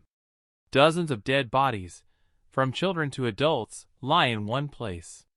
Only Xavier was still alive, and the first thing that came to his mind was that they may have lost a battle in which everyone died. Then he saw Xavier pouring oil on the dead bodies and lighting a torch. Finally, he realizes that Xavier was ordered to burn all the bodies, so that Lloyd would know that the people died because of the disease. Lloyd was afraid that he could not help because he was not a doctor and did not know what to do. Then he heard Xavier talking to Lloyd's burning body and saying what Lloyd had said before he died. Lloyd had no idea what Xavier meant when he told him to remember the emptiness. When Lloyd came back to the present, he wondered why the last word of his future self was hard to understand. Then he realized that it could be a message for himself, as he was seeing himself in the future. Perhaps the future Lloyd left this sign, because he knew that Lloyd would be able to see the future, but as Lloyd walked in circles, he still didn't know what it meant. Then he suddenly stopped when an idea struck him. He remembered the winter flashback and realized how clever a thought it was by his future self.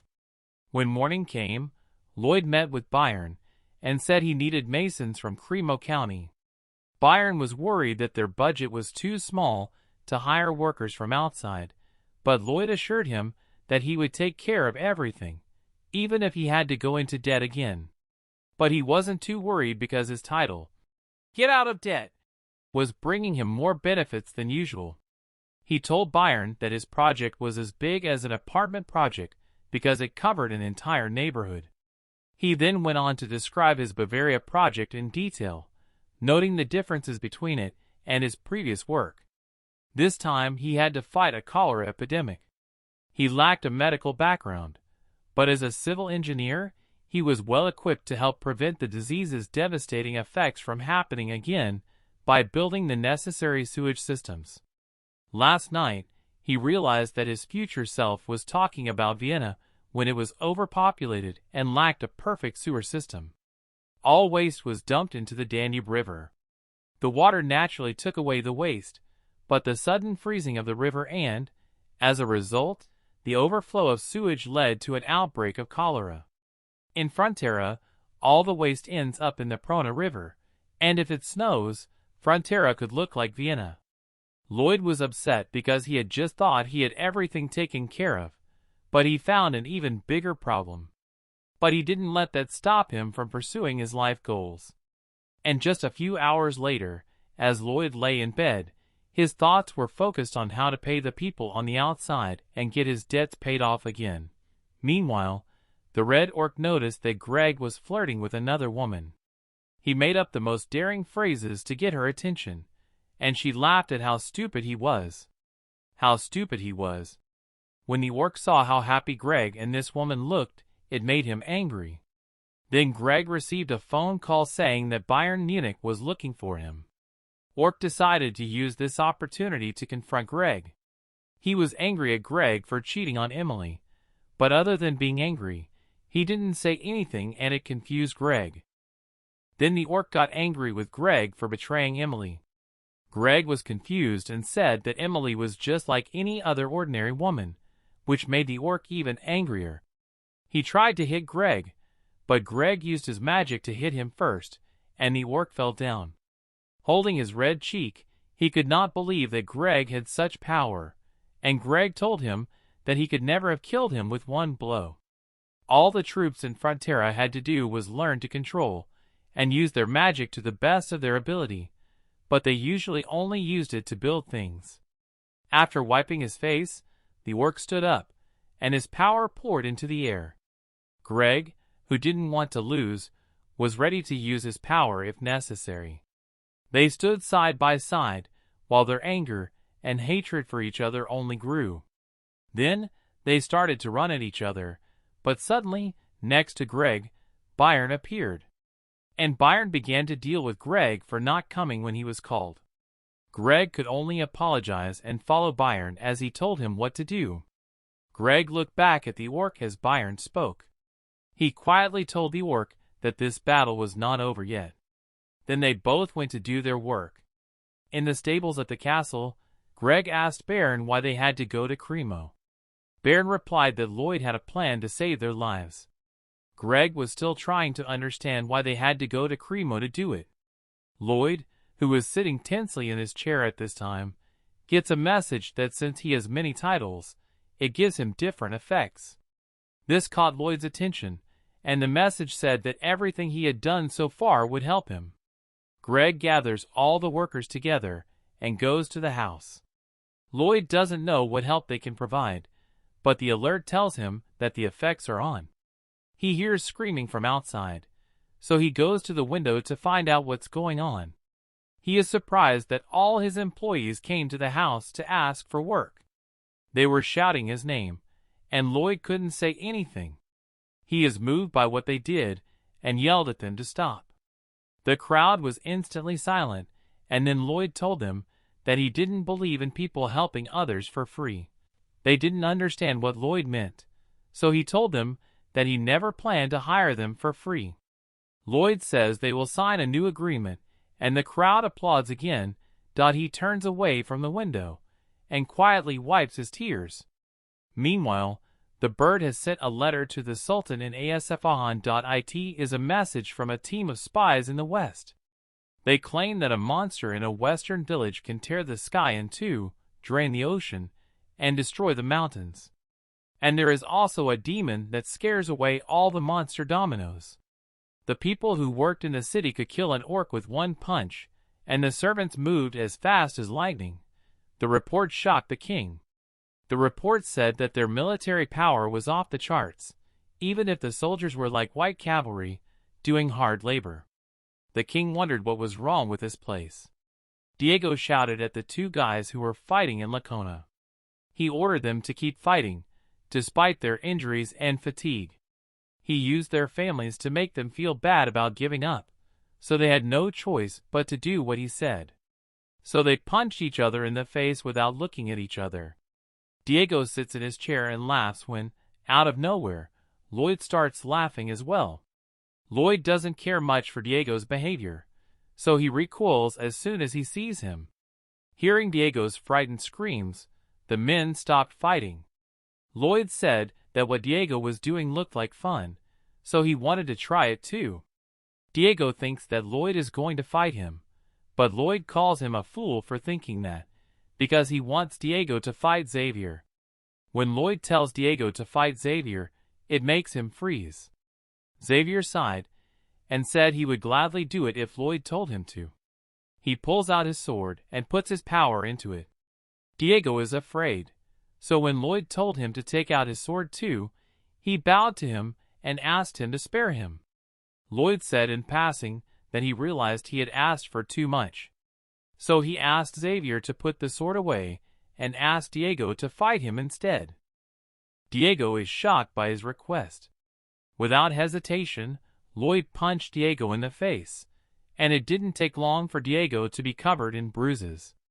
Then, when Lloyd was satisfied, he wrote about what Diego had done to his guards in his letter of appeal to the school. When Diego asked him not to, Lloyd told him that since his father was a count, he had a higher pedigree than Diego. In the end, Lloyd does send a letter with the help of Homing and Padong. Then he sees the soldiers that Diego had been inciting to beat each other. He told them to stop looking sad and go work for Frontera. When Lloyd leaves with Xavier, they both look happy. Meanwhile, the Viscount has just woken up from a bad dream. He is upset because he had another dream about Lloyd just before someone knocked on his door. When the person on the other side of the door continued to talk to him insistently, he grabbed the whip from the table and opened the door, where he saw Lloyd's scary face. The Viscount immediately fainted, and Lloyd asked Xavier if his face was not too scary, to which Xavier agreed. When the Viscount woke up, Lloyd took him to the roof and said that he would need the land behind the mountain that stretches over Lacona. Lloyd wants to demolish it to build an underground facility, which surprises the Viscount, and he wants to refuse him. But Lloyd's quick change of heart scares him after he tells him that he doesn't need his permission to do so. Lloyd wanted to build the sewer out of granite because it would last longer, so he told his workers to make a straight road from the quarry to their estate as soon as possible. But shortly after they started working, they came across Lakin's estate and immediately destroyed it because Lloyd had ordered them not to turn around. Finally, Lakin's estate is destroyed, and the Viscount can only watch in horror, although Lloyd has promised to build him a new house as compensation. Melica watched over the Viscount and Diego in a tent until their new home was ready. When she asked if they needed anything, they shrank back in fear. Meanwhile, Lloyd, watching his project, orders Byron to move the stones in Appian Tunnel, and he doesn't have to worry about destroying the forest because he has Storm, who can rip all the trees out of the ground. The orcs then cut them down and carry them away. The bonus was Bayer, who managed to tame the mastodons, which they used to carry heavy things. While this was happening, the elves continued to work on the apartment. And now that everything was taken care of, Lloyd only had to think about what to do with the dirty sludge from the sewer. He knew he couldn't tell his men to dig it up, because the deadly fumes would kill them. The only way to get rid of it was to burn it, but he couldn't find a way to do that. He was worried about finding the right slave to come to the sewers every day and burn the garbage, when a thought occurred to him that made him smile. The next day, Lloyd and Xavier went to the dwarf instead to collect sap from Alencia's tree to make armor. Lloyd happily replied that he agreed when Corgetus asked if they wanted to hunt dragons. When Corgetus asks who will do the hunting, he points to Xavier as the person who will do it. Xavier says nothing, but he is confused and angry that Lloyd hasn't told him anything. The next day, the dragon on the East Mountain could not cut his gems, so he threw them away every time he broke them. He cried because he could not make them into beautiful jewelry. The dragon wants to get married, but he could not make any of the stones look beautiful with his own hands. He could only destroy them, and knew that no female dragon would be attracted to him. But he didn't want to give up, so he picked up another stone. He starts to cut it with his finger, but it immediately breaks. Then he could steal from people or force dwarfs to help him with it. When the Dragon King married a human, he made a rule that other species would not attack humans and force them to make stones for them.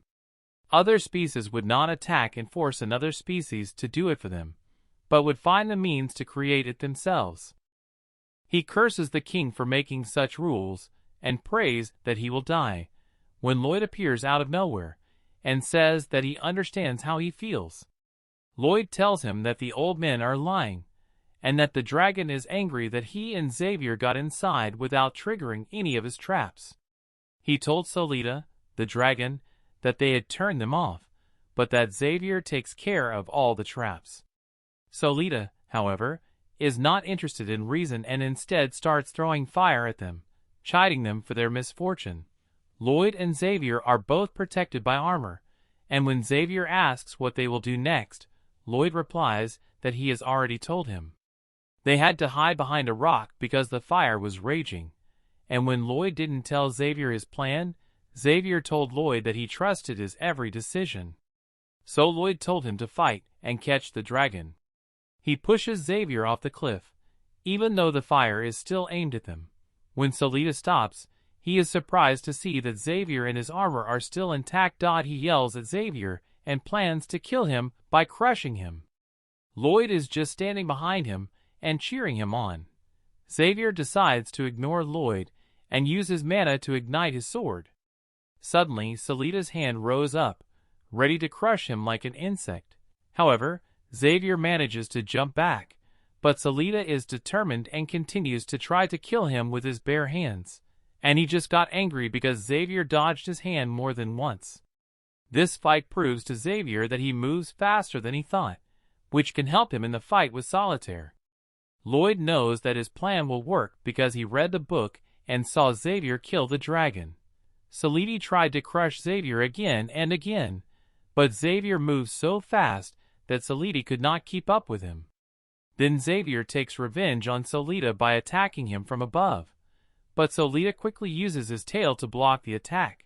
Xavier is about to get hit when suddenly a magic step appears to help him avoid it. He uses it to jump to the other side. Salida is amazed at his movement and how well he can do it. Thanks to the magic steps, Xavier can move faster, and Lloyd admires that he was able to do this after only one fight with the elves. Salida is confused because he can't keep up with him, and is frightened when he looks up and sees that Xavier is ready to hit him. The circles of mana around Xavier's core become brighter, and they begin to move together. Then, before it explodes in a huge flash, Xavier directs it into his weapon. This is Xavier's mana blast at full power, and he aims it directly at Salida. Although his skin wasn't badly damaged, one shot to the chest was enough to make him cry. Xavier falls to the ground and challenges Salida to another fight, but Salida has already asked Xavier to spare him. Lloyd completely understood Salida.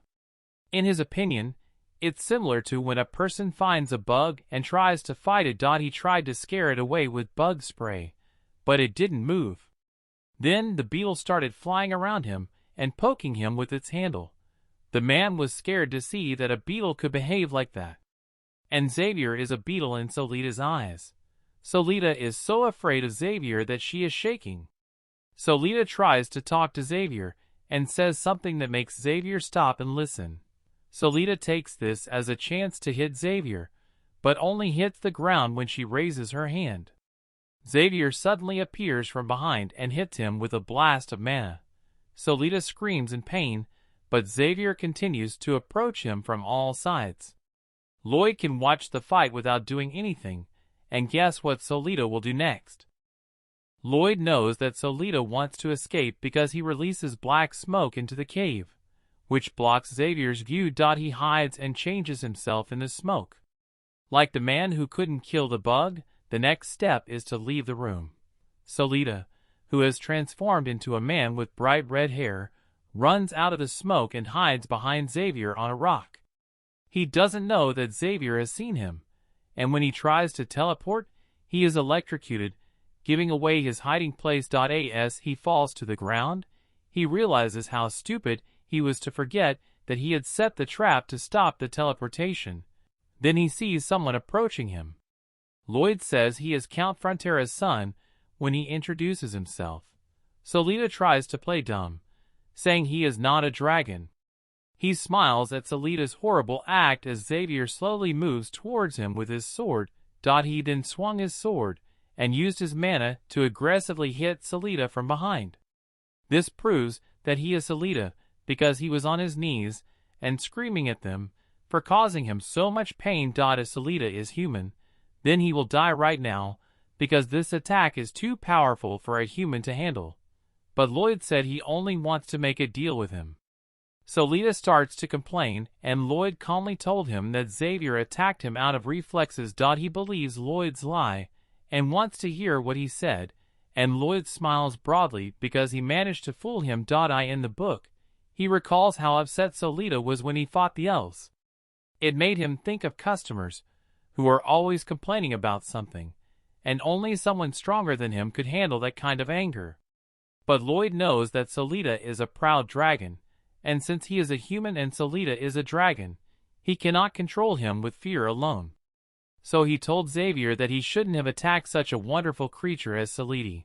Lloyd only did it because he couldn't fully control Salida. If he couldn't make him feel good, Lloyd continues to admire Salida, and Xavier, who doesn't understand what he did wrong, gets angry at Lloyd for scolding him for no reason. Then, out of the blue, Lloyd orders him to get down on his knees and raise his hands. Xavier was even more upset and confused. Lloyd's insistence that he was deaf made Xavier kneel down and raise his hands, but he kept his anger to himself. Then Lloyd asked Salida to sit on a rock and began to tell him about his proposal. And in that instant, his bright smile changed to a sly smile, as he told Salida that he knows he really wants to get married. He also knows that he has a hard time making gems that will attract female dragons, which makes Salida wonder how he knows all this. But Lloyd doesn't answer his questions. Instead, he said he could help him get married in 10 years. Salida is interested in his offer.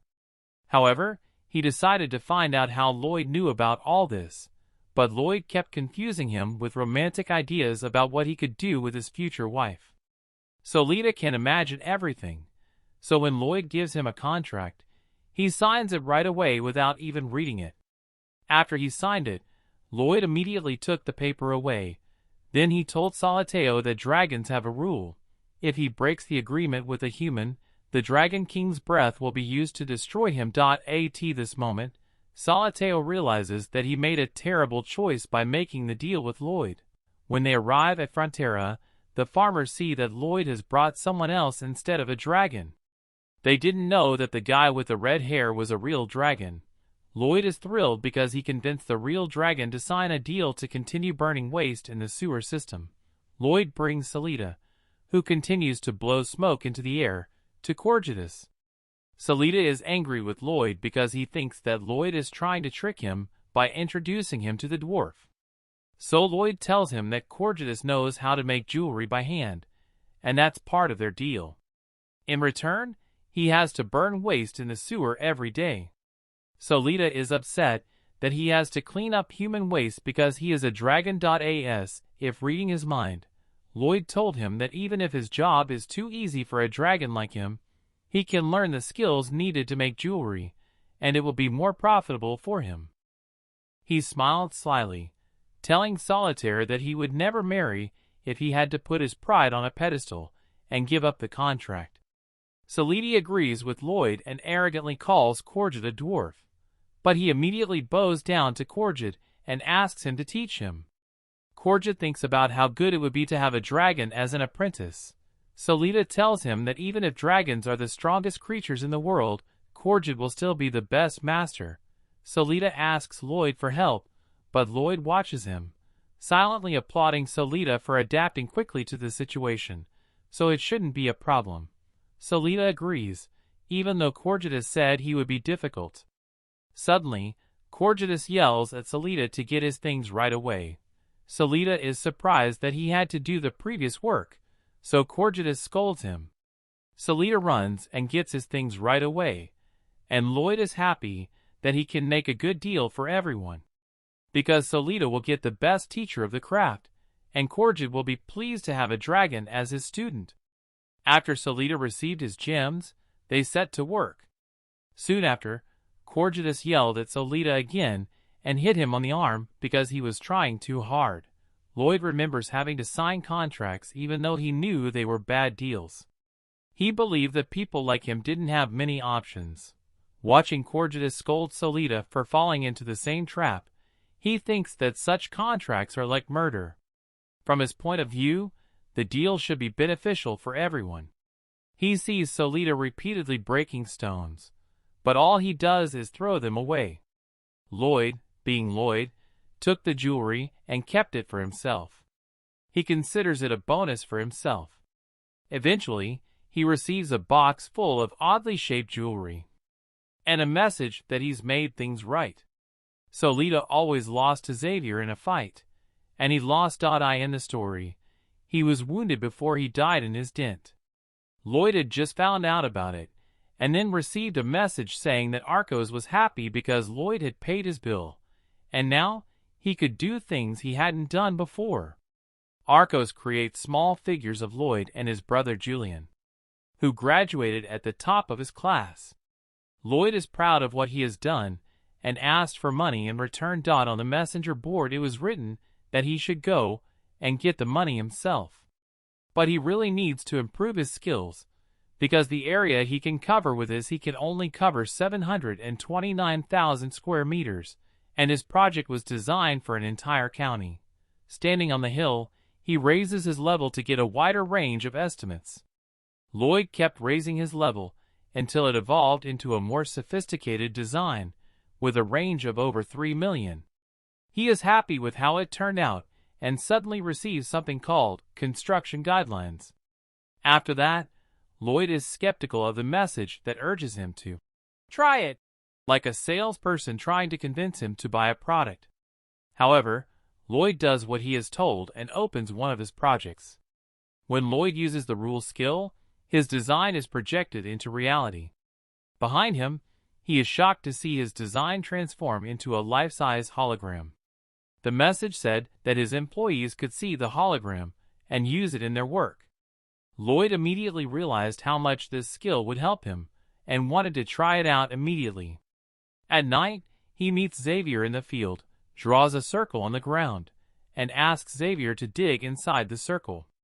Xavier wants to know why he has to do this, but Lloyd just told him to do it first. As Xavier dug, the image showed how deep the ground was. Then Lloyd told him to dig outside the line. The green hologram suddenly turns red, and Lloyd's horrible face appears, scolding him. Xavier is sick of his annoying face, and Lloyd is angry. But that doesn't stop Xavier from insulting him. Since the workers can see his horrible face, they will be motivated to do their jobs right. Xavier unexpectedly asks him if he will lie again about having gotten this skill as a secret talent or from a dark wizard who gave him magic tools. Lloyd knows he can't keep lying to him, so he asks Xavier which story is more believable. Xavier tells him that the second story is more likely, and that Lloyd must be wearing a chain that looks like a magic amulet. He turned around and walked away, saying that he would believe this story as well. Lloyd told Xavier that he would answer all his questions, even if he couldn't tell him everything. Xavier replies that the most important thing is that Lloyd saved everyone in the neighborhood. Xavier looks Lloyd in the eye and says that's all that matters. Lloyd is surprised by his words. He thanks Xavier for his trust and says he will continue to do what he does best. The next day, Baron asks all the workers to repeat his motto as he leads them to the sewer system construction site. The workers shout that safety must come first, and Baron threatens to kill them if they get hurt. Lloyd wonders why they are getting crazier by the minute. However, Xavier doesn't say anything because their boss is getting even crazier and completely oblivious to this fact. Lloyd plans to build small sewers all over the county that will be connected to the main pipe. He is going to use Podong to dig the small sewer lines. But Podong can't build the main pipe by himself, so he sends Jingle Bell to convince Storm to dig the rest. He manages to dig a huge hole with just one shovel. One of the workers accidentally digs outside the line when they are scooping up the earth, and everyone is shocked to see Lloyd's face scolding him. They are shocked and stop working for a while. And then, they applaud loudly because that face motivates them to work harder. They all deliberately make mistakes to see how Lloyd will react to them. When Lloyd sees what they have done, he angrily orders them to get back to work immediately. They return to their workplaces in fear. Lloyd asks again why they are becoming so crazy lately, but Xavier doesn't know what to say, because it is obvious that Lloyd's madness is contagious. After several heavy rains in the spring, the small sewer project has been running efficiently for 3 months. The project has been moving along quickly thanks to Lloyd's good ability to give directions. As spring approaches, Lloyd tells Byron that they will build a sewage treatment plant on the other side of the field. Byron is worried because mastodons live in the area, but Lloyd reassures him that everything will be fine as long as they don't make him angry. And with Storm on the job, they are also safe. But since they are working in the field, there are no mastodons around. At the same time, Lloyd was playing a game with himself again. He imagined that he had caught a criminal. Podong looked at him sadly, and he was lying on the ground happily. Then Podong told him that he had found something strange. When they were digging a hole, the workers saw that there were dead and buried mastodons in it. Lloyd goes to take a look because he is curious. When he sees a mastodon, He is surprised and decides to take a closer look. As he gets closer to the pit and sees the dead mastodon, he realizes that it has been killed. He doesn't know who did it or why. Then Storm tells Lloyd that he smells something, and Lloyd orders his workers to dig it up again. Lloyd is shocked by what he sees. They are slowly digging deeper and wider. Inside, dozens of dead mastodons are carefully buried. He tries to remember something similar in the book, but all he can think of is the chapter about Namorin, where Xavier figured out how to use Mana Blast. Then the mastodon started releasing a horrific form of magic into the atmosphere that Lloyd recognized as corpse explosion magic. He told everyone to stay away, and soon the dead mastodons exploded. At the same time, everyone ran faster to get away from the place where the mastodons were buried, and they made it in time to avoid the huge explosion.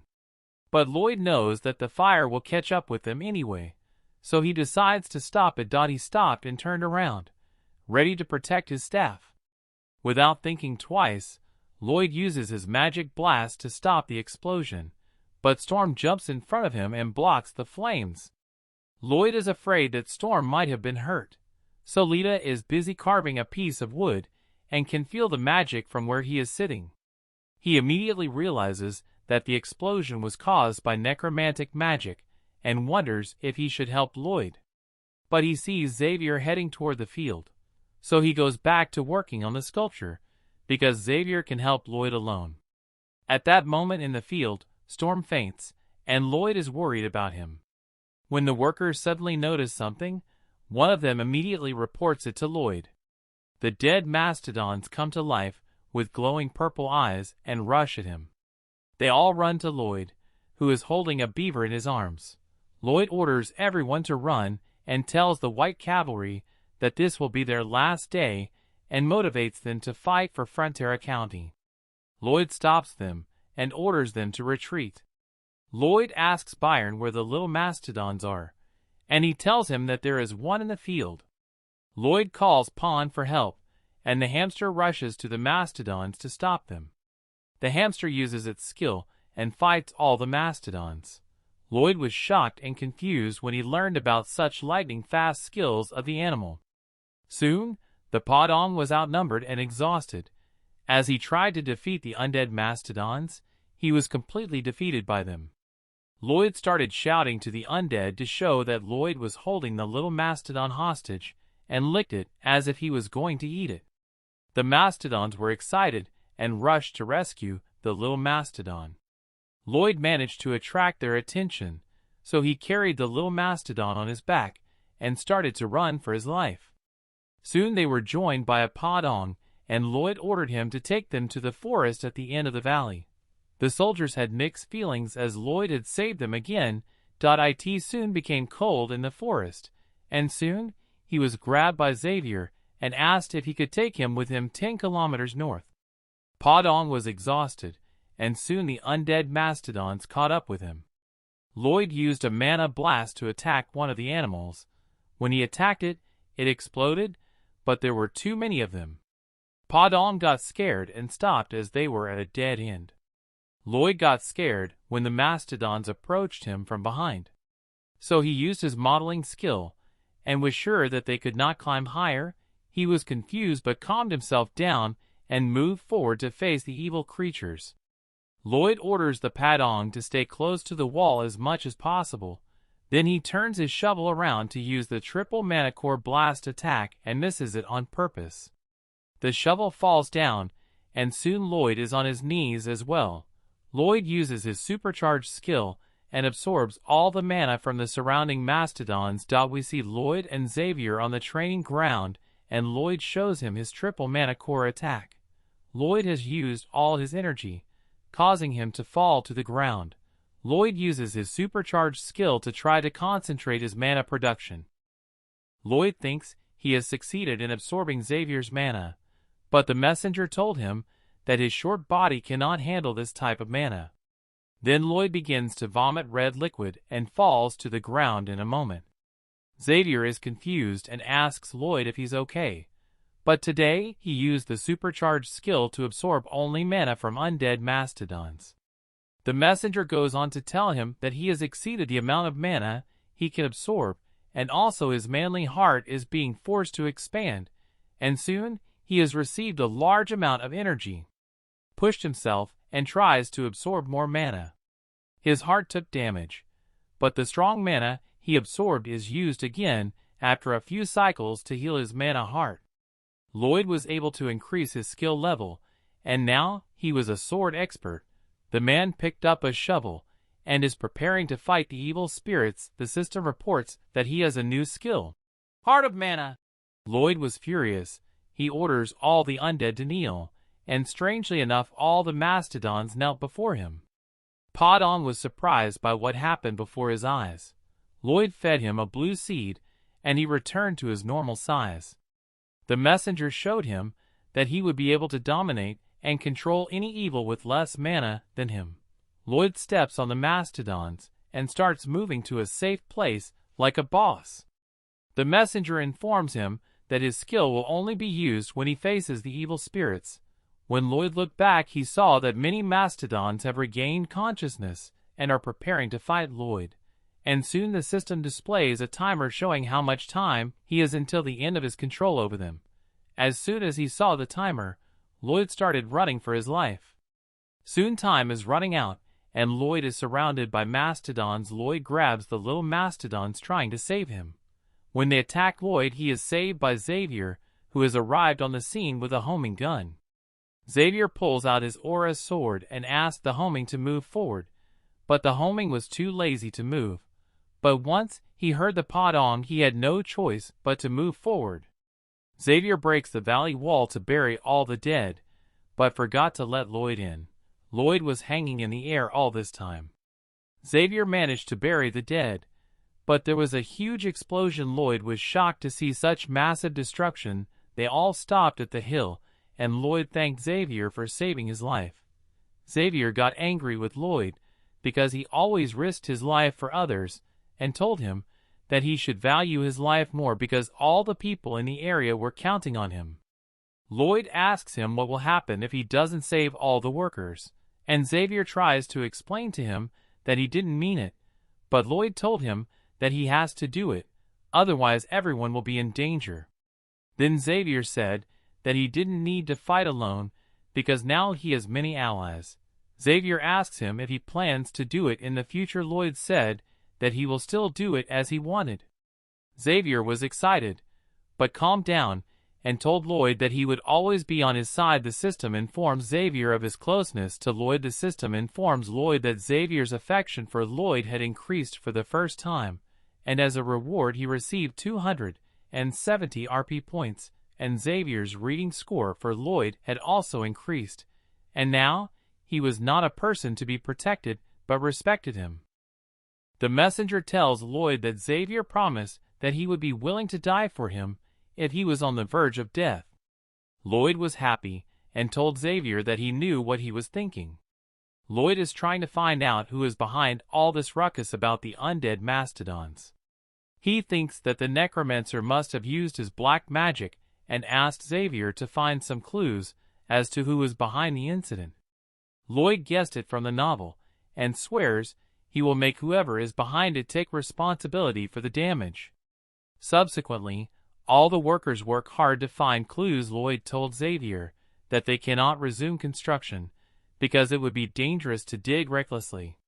Then one of the soldiers comes and tells Lloyd that the Earl of Cremo has come to visit their county.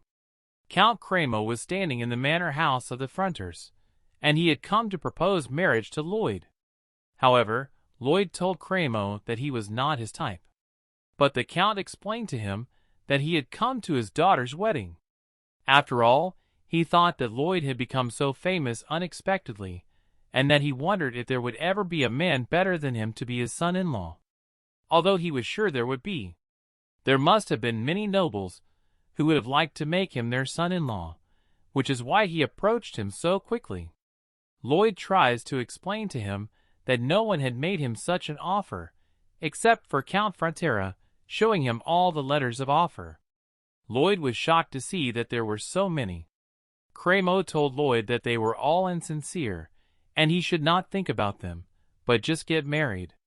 Lloyd asked Cremo to apologize, but he refused.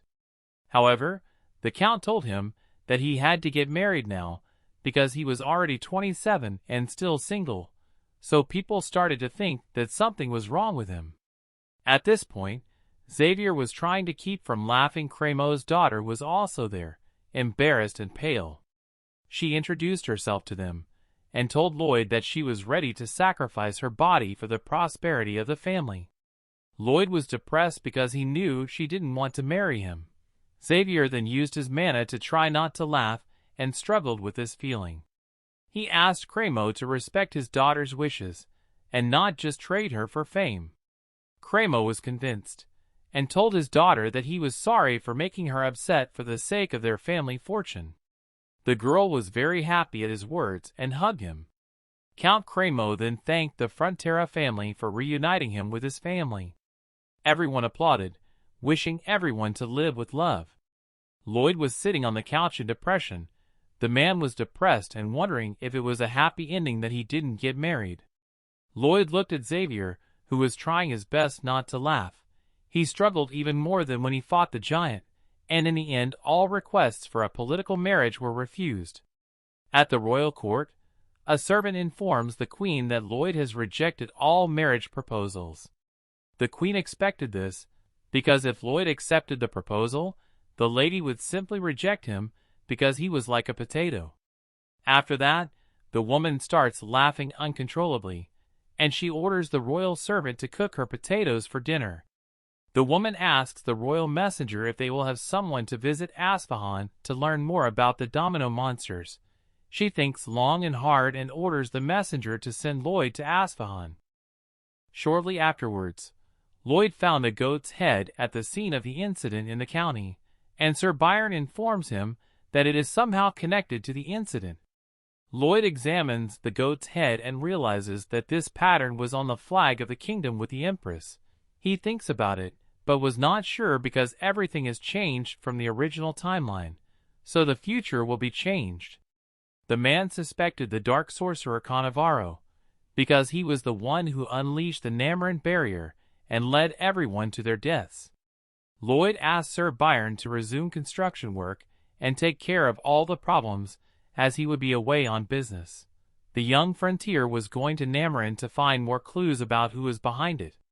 In Frontera's district, about 10 kilometers to the north, there was a liquid waste dumping site. Lloyd asked the Padon to lift the lid off that structure. Lloyd then asked Salat to go ahead and do his job. Salatasm uses his powers and lifts up the human feces by rolling them up, turning into a dragon shape, and burns the feces with his terrible breath fire. Lloyd told him that soon the whole world would know the story of the dragon, who gladly used his powers for the sake of human hygiene. Solita was furious and asked him not to tell anyone that he had managed to build the first collective sewage disposal system for the lower part of Asia. And thanks to him, the concept of public health begins to take shape.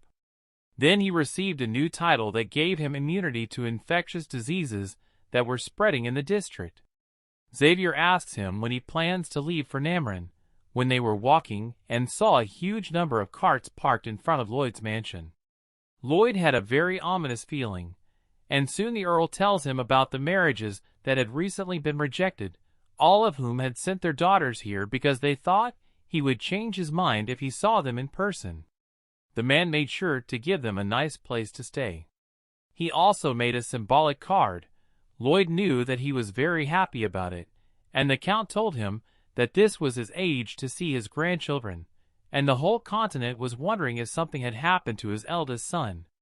Lloyd was depressed that the messenger was making fun of him. Lloyd waited in the room and thought that it was not the women who liked him, but their parents, because the First Lady was surprised to see a man next to her and immediately offered him her hand in marriage.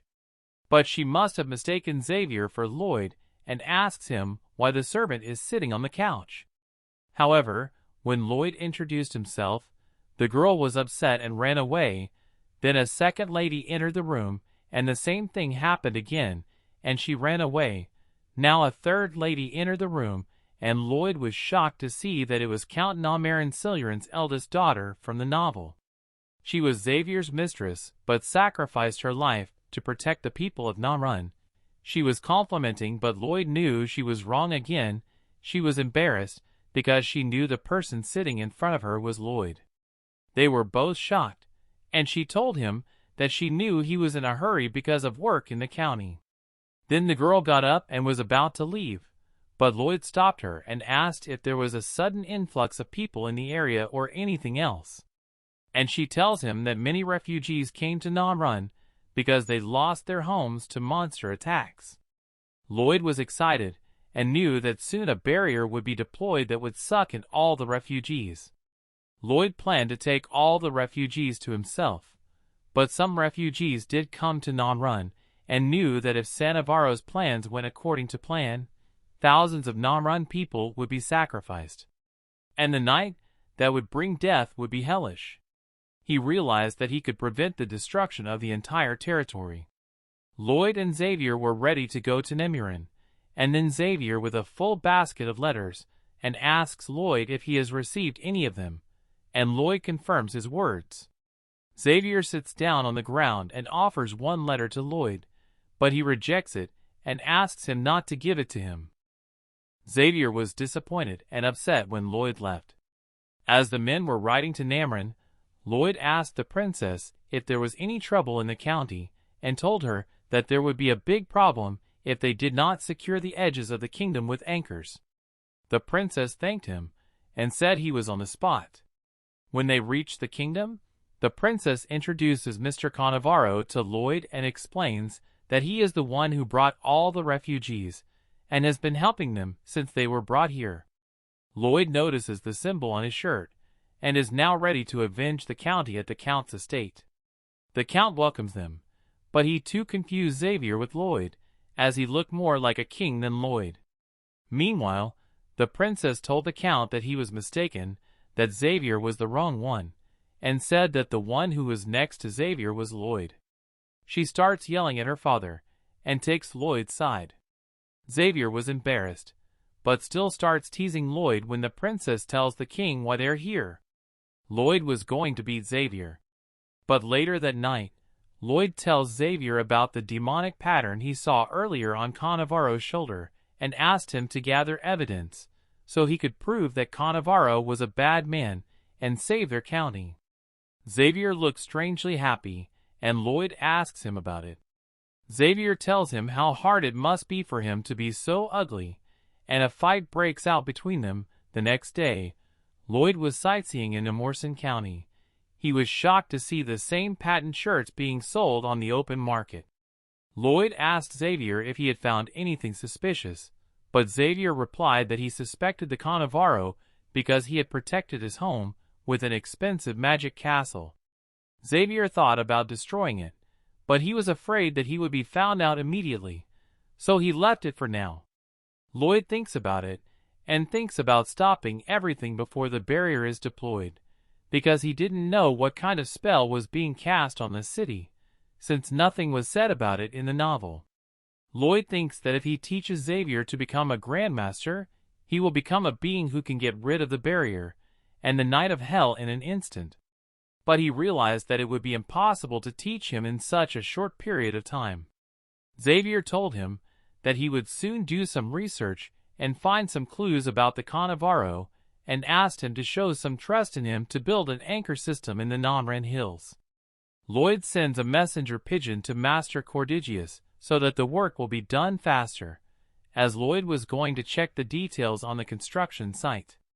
He heard about a beautiful woman in the distribution center, and hears praises about her body, and looks Lloyd thinks about her, but something is wrong as there was nothing about a beautiful girl, and now he had suspicions, and decided to check it out himself. When he went further, there was a huge line of people waiting to see her. Lloyd breaks through and, surprised to see that Xavier was undercover dressed as a girl with long hair, he was disgusted by the way people commented on his body. Xavier saw Lloyd from a distance, and was shocked. Lloyd used body language to show that he respected the servants' fetishes, and made fun of Xavier. Xavier tells him that he was undercover. However, Lloyd was still skeptical. But before he left, he told Xavier to do his job. When Cannavaro was talking to someone in an encrypted way, which led Xavier to confirm his suspicions.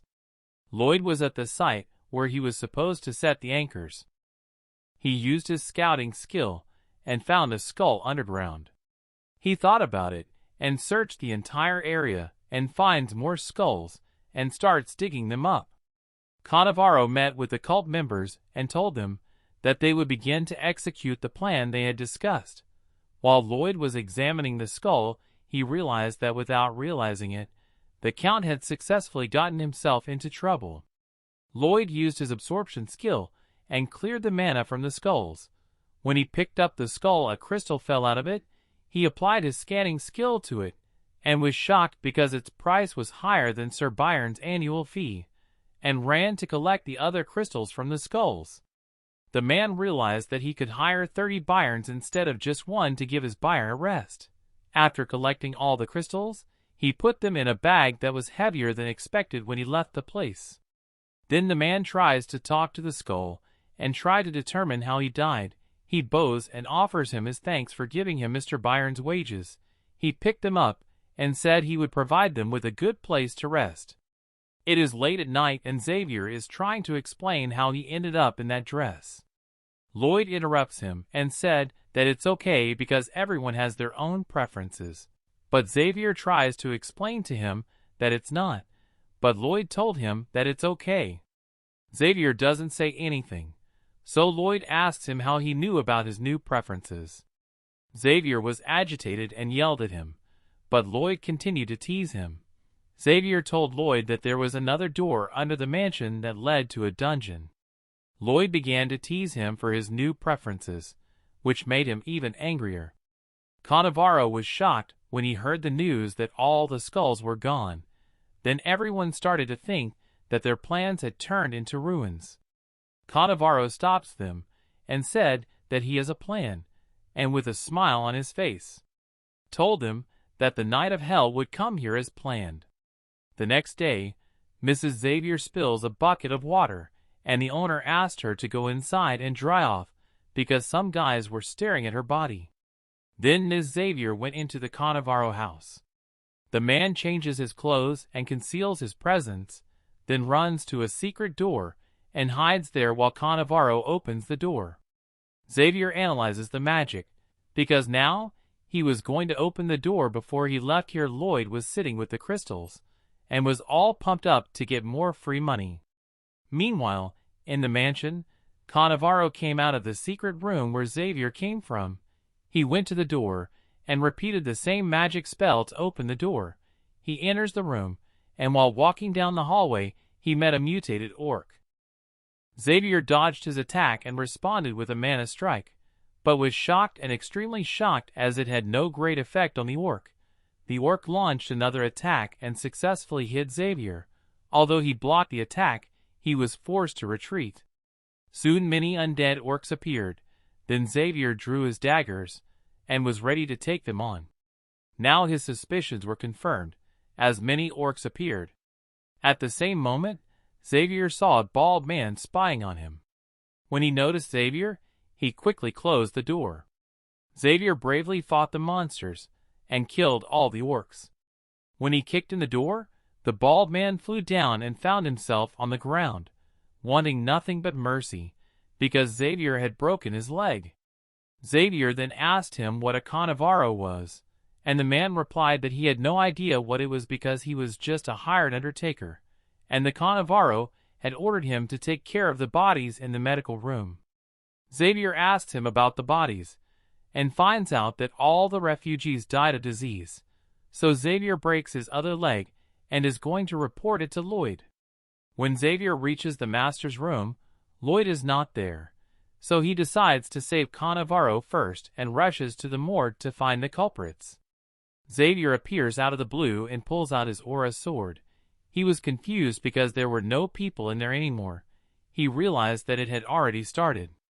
Meanwhile, purple clouds spread all over the state of Nimrin and Xavier felt a huge pressure. As if something was sucking his mana dry, he ran outside and saw that the barrier had already been deployed and everyone who was outside was being sucked out of mana. Xavier was furious and decided to find Lloyd quickly. At the Count's manor, all the men were lying on the ground because of lack of mana, and the princess rushed to meet them, wearing a strange necklace that somehow made her immune to the barrier. Then the dark wizard, who was all pumped up and had an evil smile, thought that they would soon conquer the world, and out of nowhere Lloyd intervened and asked him what he was doing there, because there were more than 30 people around him casting some spells on the darkness. Lloyd was very angry and asked him again. Lloyd told the magician that he would leave because he would not talk to him, but the young frontier had some other plan in mind. Lloyd made a powerful swing with his shovel and hit the magician right in the face, and was surprised as his shovel was mangled. The magician, with a grim smile on his face, said that he had some kind of protective spell cast on him. Then Lloyd swung the shovel again with all his mana, and this time he did some damage to the villain, but it was not enough. Lloyd saw that the magician was still in pain, so he calmed down despite the fact that everything was not going according to plan. The man wanted to try to absorb the mana from the brooch the magician was wearing, but he was unable to do so because of another type of defense spell. The mage was smiling slyly, and the smile on his face was extremely annoying to Lloyd, so he asked him if he could move because it would break the barrier or something, which changed his smile to a grim expression that confirmed his suspicion. After all, in the city hall of Nassaran, inside the barrier, the Cannavaro freely passed by exhausted people who asked him for help. At the same moment, one man stopped Cannavaro by taking his leg and begging for help. But he just looked down at the man lying there and kicked him in the face, calling him a slug. Cannavaro, on the other hand, went to the statue of the fallen angel to begin the ritual. The man took a drop of red liquid from his finger to summon the Prince of Hell. Meanwhile, Lloyd was digging something in front of the magician and was about to execute his plan. Then in an instant the entire ground under the dark magician was done, except for a small piece where the magician stood motionless. The magician was embarrassed and did not understand what was going to happen next. Lloyd said that all the preparations were completed. Then, standing next to the magician, he activated his sinister mode, looked at the magician, and stood right next to him. Lloyd opened his mouth to take in plenty of air, and in a moment he blew into his ear, which made the magician feel sick, and the ground under his feet began to collapse, causing him to fall to the ground. As a result, his crystal began to shine brightly, and soon it lost its magic, making the magician unconscious. Lloyd picked up the crystal and examined it carefully. He realized that the crystal had done this because the wizard had moved. Lloyd looked at the city to make sure that the barrier was solid at first, and then lowered on one side, which made him confident in his theory. Lloyd was overjoyed to see that it had worked.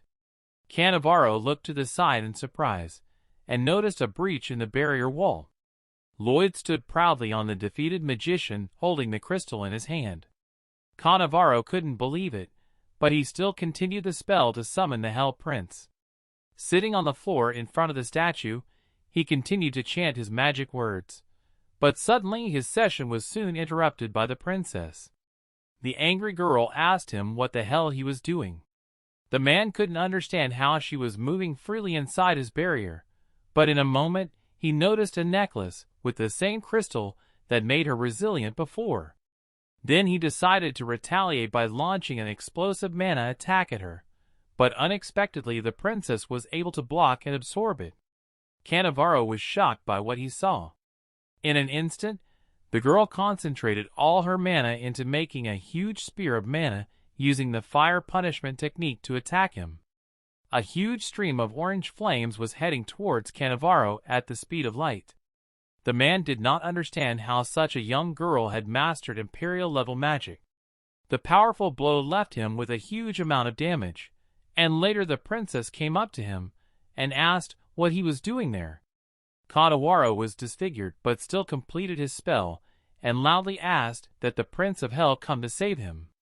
At the same moment, the statue of the fallen angel began to crack, and a magical glow began to pour from its cracks. The princess was shocked to hear this. Then the crazy Cannavaro was about to attack her with a dagger, but Xavier appeared from the ceiling and made a powerful swing and cut off his arm with one precise blow to save the princess. Cannavaro was terrified. His face was full of uncontrollable terror. His arm flew to the side. Xavier was about to strike him again, but Cannavaro tried to stop him with his magic shield. But all he managed to do was twist his arm.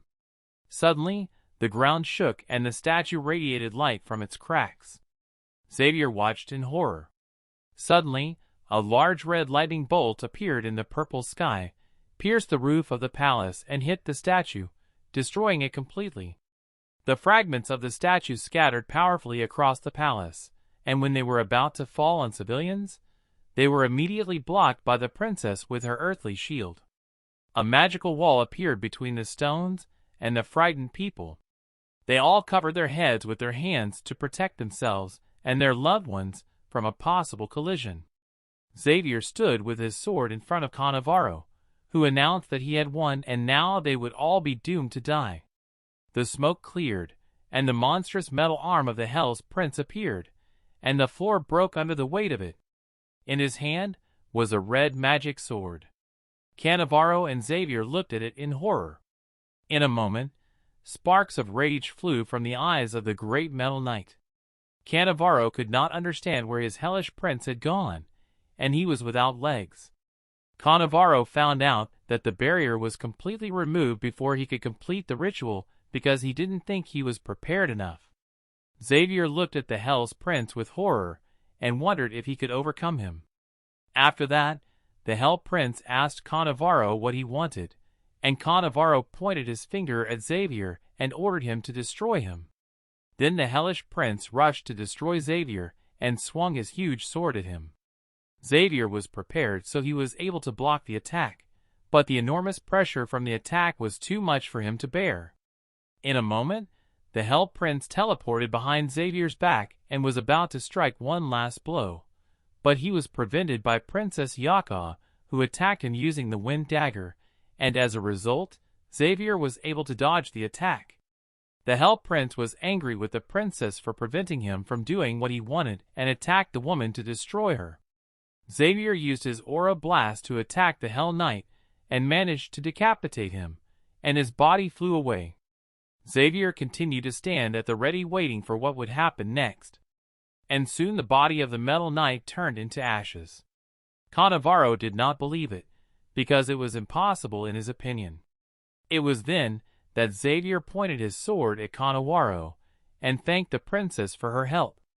All the people started to wake up and carry each other to a safe place.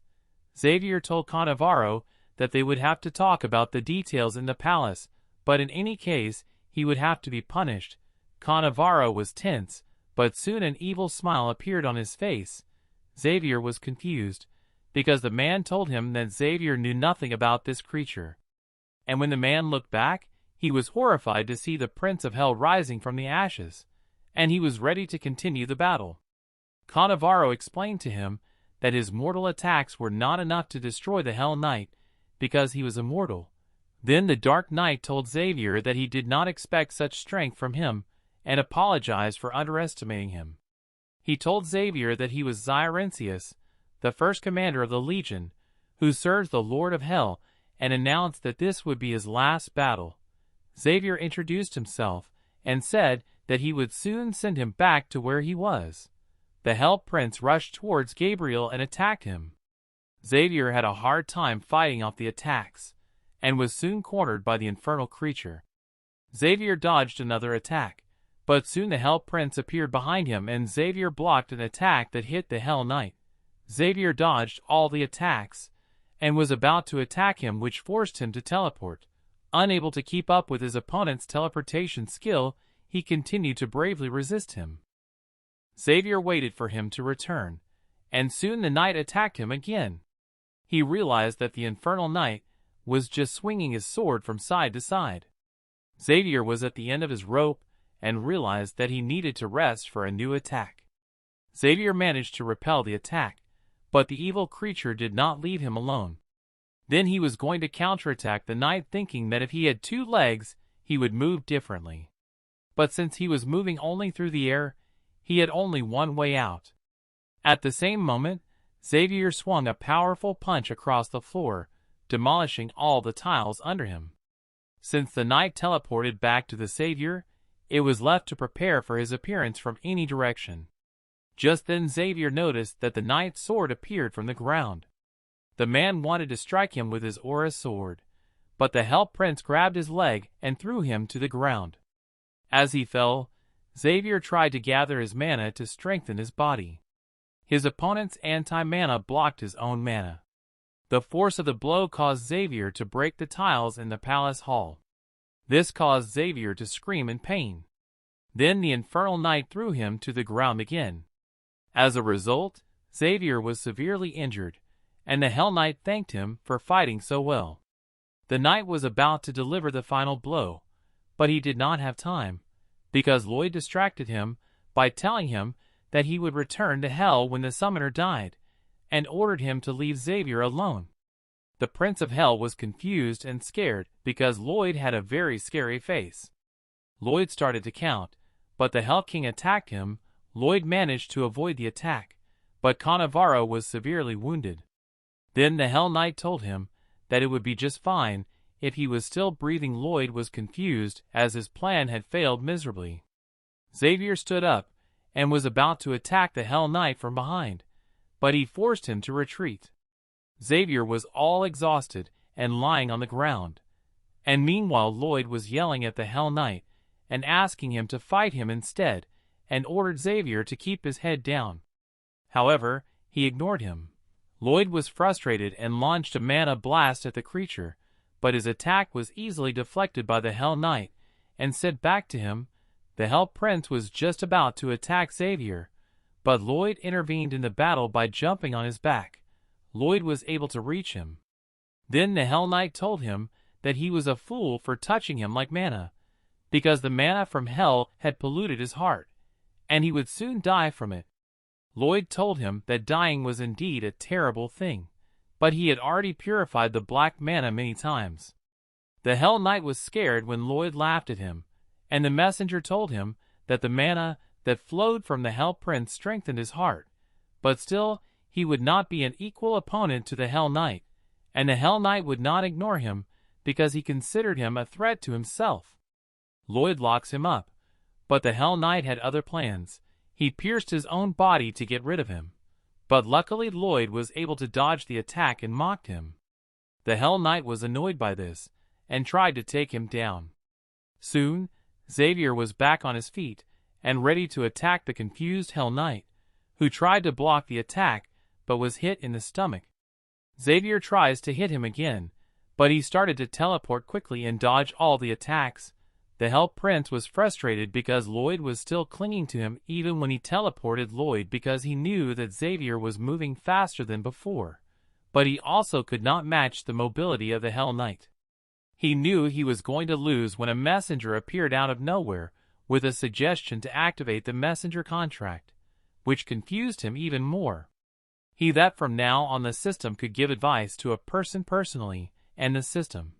Xavier had a hard time keeping up with the teleportation that Lloyd was doing. Lloyd held onto his back, and out of the blue started singing a song that made the Hell Knight think it was some kind of ancient magic, as he felt like someone was scratching his brain with an iron nail.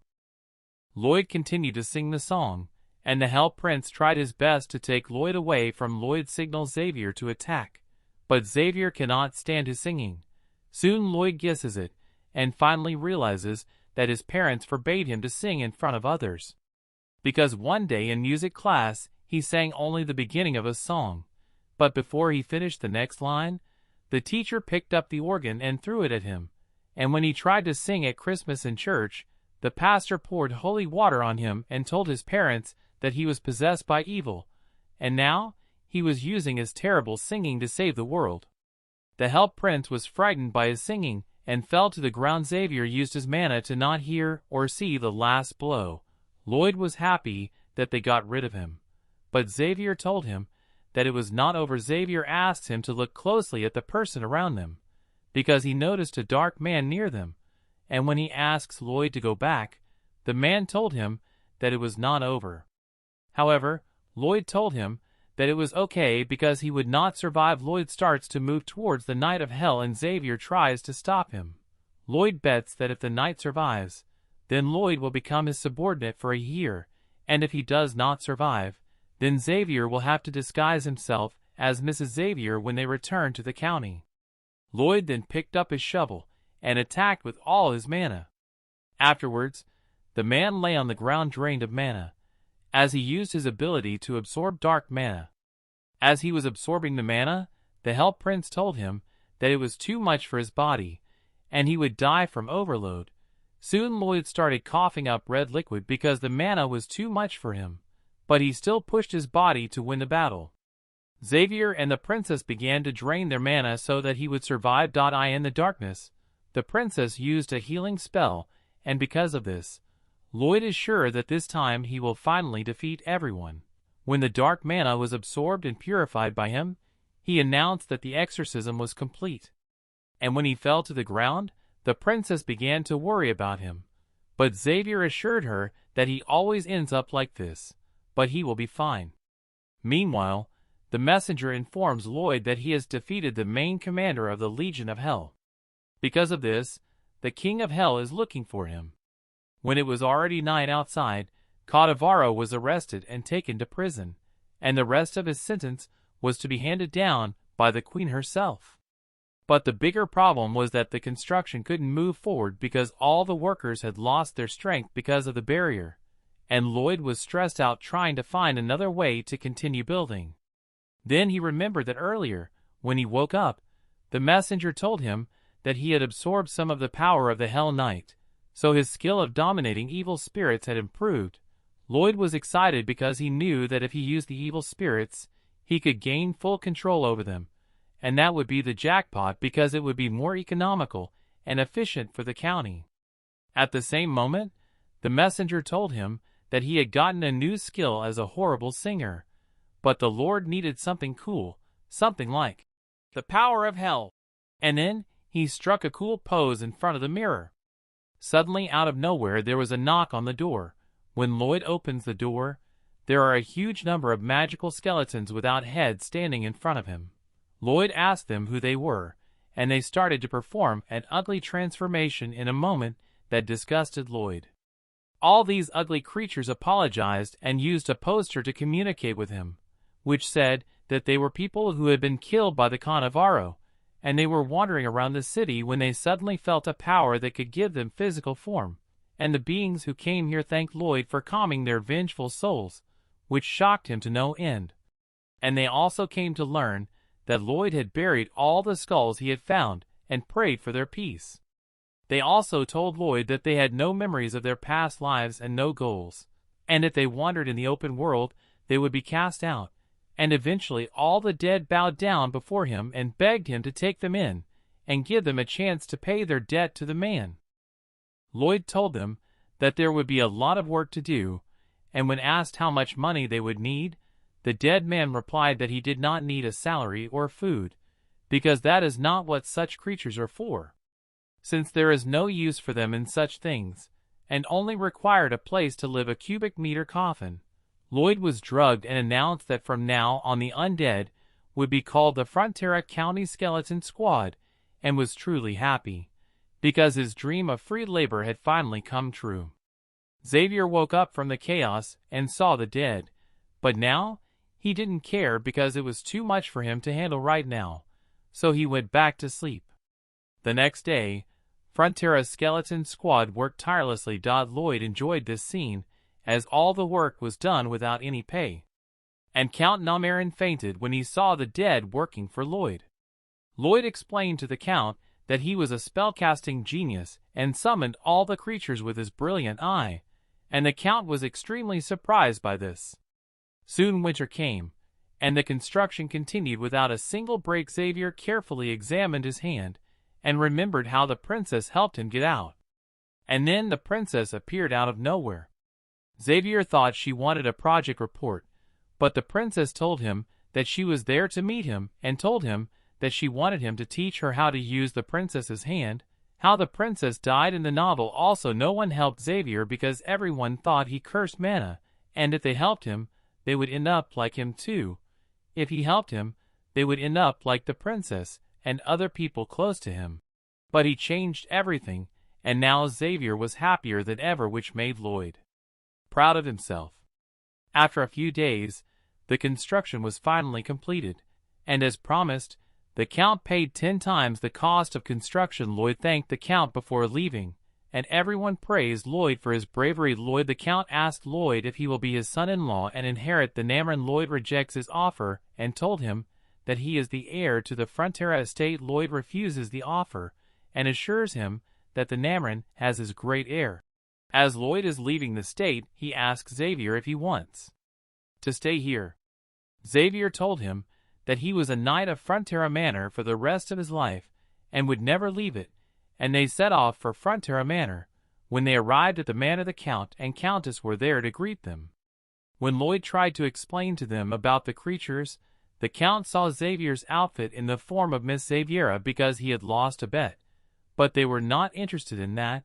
The Count hugged Xavier and comforted him that he had not made a mistake and they would always love him as they did before.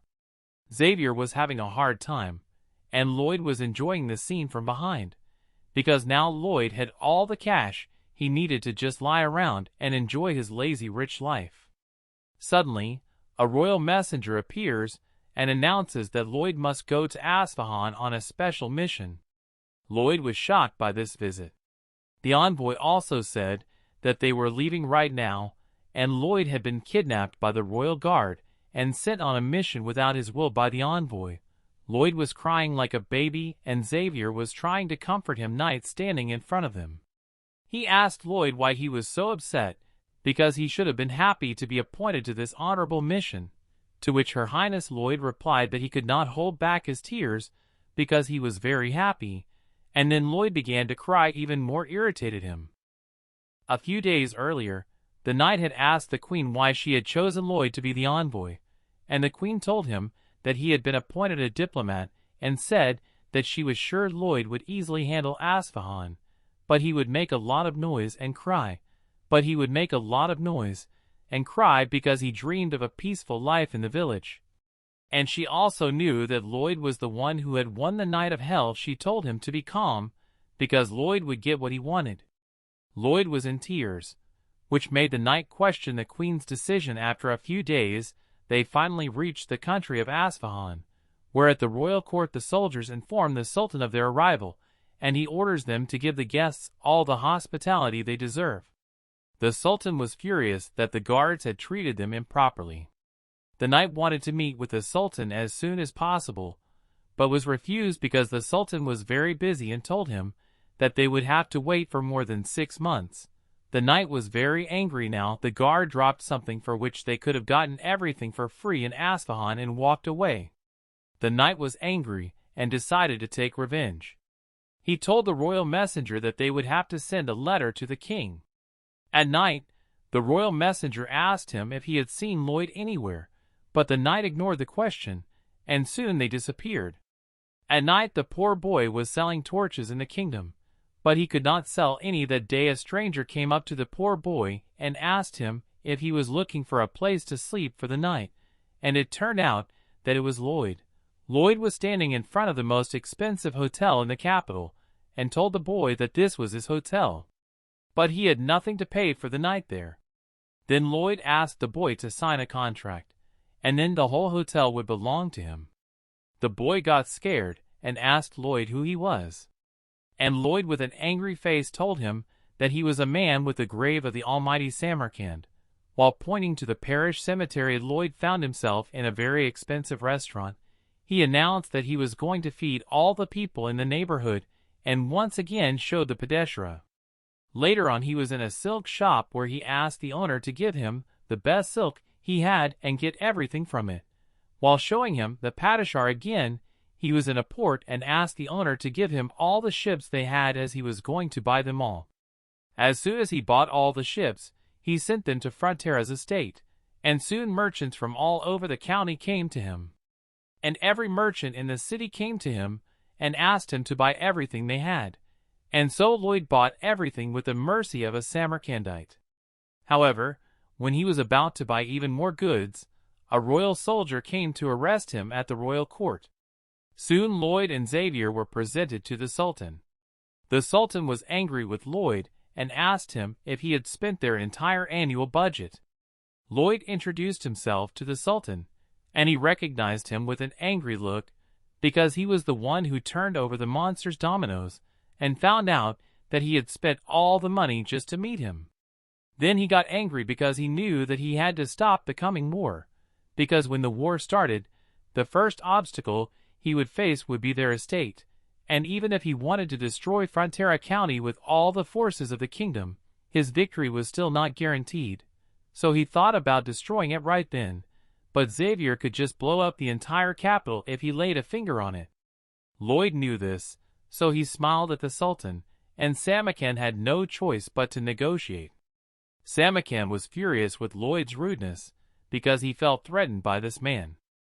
So the Sultan was silent for a moment, looking at the bound men, and then sighed heavily, and ordered his soldiers to release them. This was Lloyd's first victory. Afterwards, the Sultan asked him if he enjoyed using the padishah for his own pleasure. And Lloyd raised his hands in the air, and knelt before him, and began to praise the Sultan for being able to use the padishah. The Sultan was even more angry, but embarrassed because he sensed his sincerity. Lloyd said that he was sincerely grateful for the opportunity. After all, it allowed him to imagine that the president had given him his card at his whim. Because for Lloyd, there was nothing better than a pile of money and jewelry to stand on. The Sultan asked him if he was not afraid of suspicion from the Magentano, because he had taken on a very responsible national mission. And this surprised the Sultan because of his arrogance in this matter. Lloyd was not afraid of suspicion on the part of the Magentano, because he willingly accepted the favor of the ruler of a hostile country, and that he had no problem because the money the Sultan gave him was not comparable to the Queen's money. Then the Sultan irritably asked him if he gave him enough money, would he not go over to the enemy and betray the Queen, to which Lloyd shamelessly agreed. However, Lloyd added that the temptation of money might call into question his loyalty to the Sultan. At first, the Sultan looked at the men kneeling before him with a fearsome look, but after a moment, he laughed out loud for the whole room. The Sultan said he was ready to listen to Lloyd because he liked his character. Lloyd gave the Sultan a sly look and considered this his second victory. Later, Lloyd asked him if he wanted war, and he said he did. And then Lloyd told him that perhaps he wanted to remove the overseas rebel forces, whose strength had increased with the onset of the drought. After all, he could put an end to it. Lloyd told him that he would end the drought if he wanted to, and in return, he could talk to the special representative of the Magentano. The Sultan was surprised and asked Lloyd to tell him the details. Lloyd gave him the contract, and it meant that he had won for the third time. Lloyd laughed at the Sultan and told Xavier how he signed the contract. Xavier was amazed because Lloyd was the first person to ever cheat the Sultan of such a sum. However, Lloyd said that it was much cheaper than a possible war. After all, Asfahan's territories were suffering greatly from drought, and the Samarcand did little to solve this problem. At night, Samarcand met with one of his daughters Saratzit and ordered her to accompany Lloyd, as he was leaving for Kandahar province soon, and said that she should make him her husband at any cost. The next day, Saratzit asked Lloyd to let her join him, as she had been appointed his escort. Lloyd told her that he already had a knight, but she insisted on going with him. Then Lloyd remembered that she was the princess of Asfahan, but didn't understand why she was appointed as his bodyguard, and out of nowhere she struck a stylish pose that shocked Lloyd as it was unexpected for her. But then he finds out that her father was behind it all. Lloyd had a plan to solve the drought problem. By building a Persian-style underground waterway, Lloyd knew that there was a fresh water source in the mountains 10 kilometers away from the city, and thought to use it soon. They reached the capital city of Kandahar, Lloyd was tired from the journey, and finally decided to rest. But the princess would not leave him alone and continued to strike a stylish pose. Lloyd woke up and asked her what her problem was. She told him she was just trying to take care of him. Lloyd recalled the novel and realized that she was the youngest of the 4 Saratsa desert princesses, a prominent prosecutor who had reached the level of a master fencer at a young age. At a young age, she never appeared in public, so people did not recognize her. Lloyd now pretends not to know who she is, and also has to somehow stop her seductive operations. Lloyd asks her to rest in his room, but she refuses because she is ordered to be his escort, and she will accompany him day and night. She will be with him day and night. Lloyd told her that she does not need to accompany him because he has his own escort. He had his own night escort, who was a highly skilled swordsman, who was much stronger than her. Lloyd starts bragging about his strength, which humiliated her. Sarazai got angry with him, and Lloyd taunted her and asked her to kill him. Xavier was disgusted by his behavior, as well as Sarazai. Sarazai was so angry that she punched him right in the face. Lloyd asked Xavier to save him. Xavier did save him, but it seemed that Xavier was really enjoying the sight. The princess was deeply offended and cursed him before leaving the room, and finally Lloyd announced that the mission was successful. Lloyd was angry with Xavier because he did not help him. Xavier apologized and told him that he thought he was having fun when he was being beaten by Sarisid, so he did not interfere the next day. The next day, Lloyd and Xavier were going to prepare for a construction project, but were interrupted by Lloyd telling her that he could not afford to bring her with him because she would be in the way. Sarisa still insisted on accompanying him, but Lloyd humiliated her and mocked her for not being a sword master. Sarisa was angry and wanted to hit Lloyd, but he started singing the Star-Spangled Banner. He sang to lull Xavier to sleep, and she fell to the ground in a deep sleep. When they left the palace, all the villagers saw them with sly eyes. Lloyd knew he had to do something to gain the support of the villagers if he wanted to keep the construction going. Lloyd calls everyone to a meeting and orders Xavier and Padong to build a fountain in the center of town, and ordered Goming and Bubine to go with him 1 kilometer west to the glaciers. When they reached their destination, Hippo drank a lot of water, and when they returned to town, Padong finished the construction. Goming carried it back to Hippo, poured water into the well. Then the villagers were very happy to see the water, and ran to get water. Lloyd came up to them, asked if they were happy, and announced that they were free to thank him, because he was the one who had built it all. The villagers were still skeptical of him, because he was a stranger, and so they started throwing stones at him. Lloyd dodged all the stones, and continued to show off.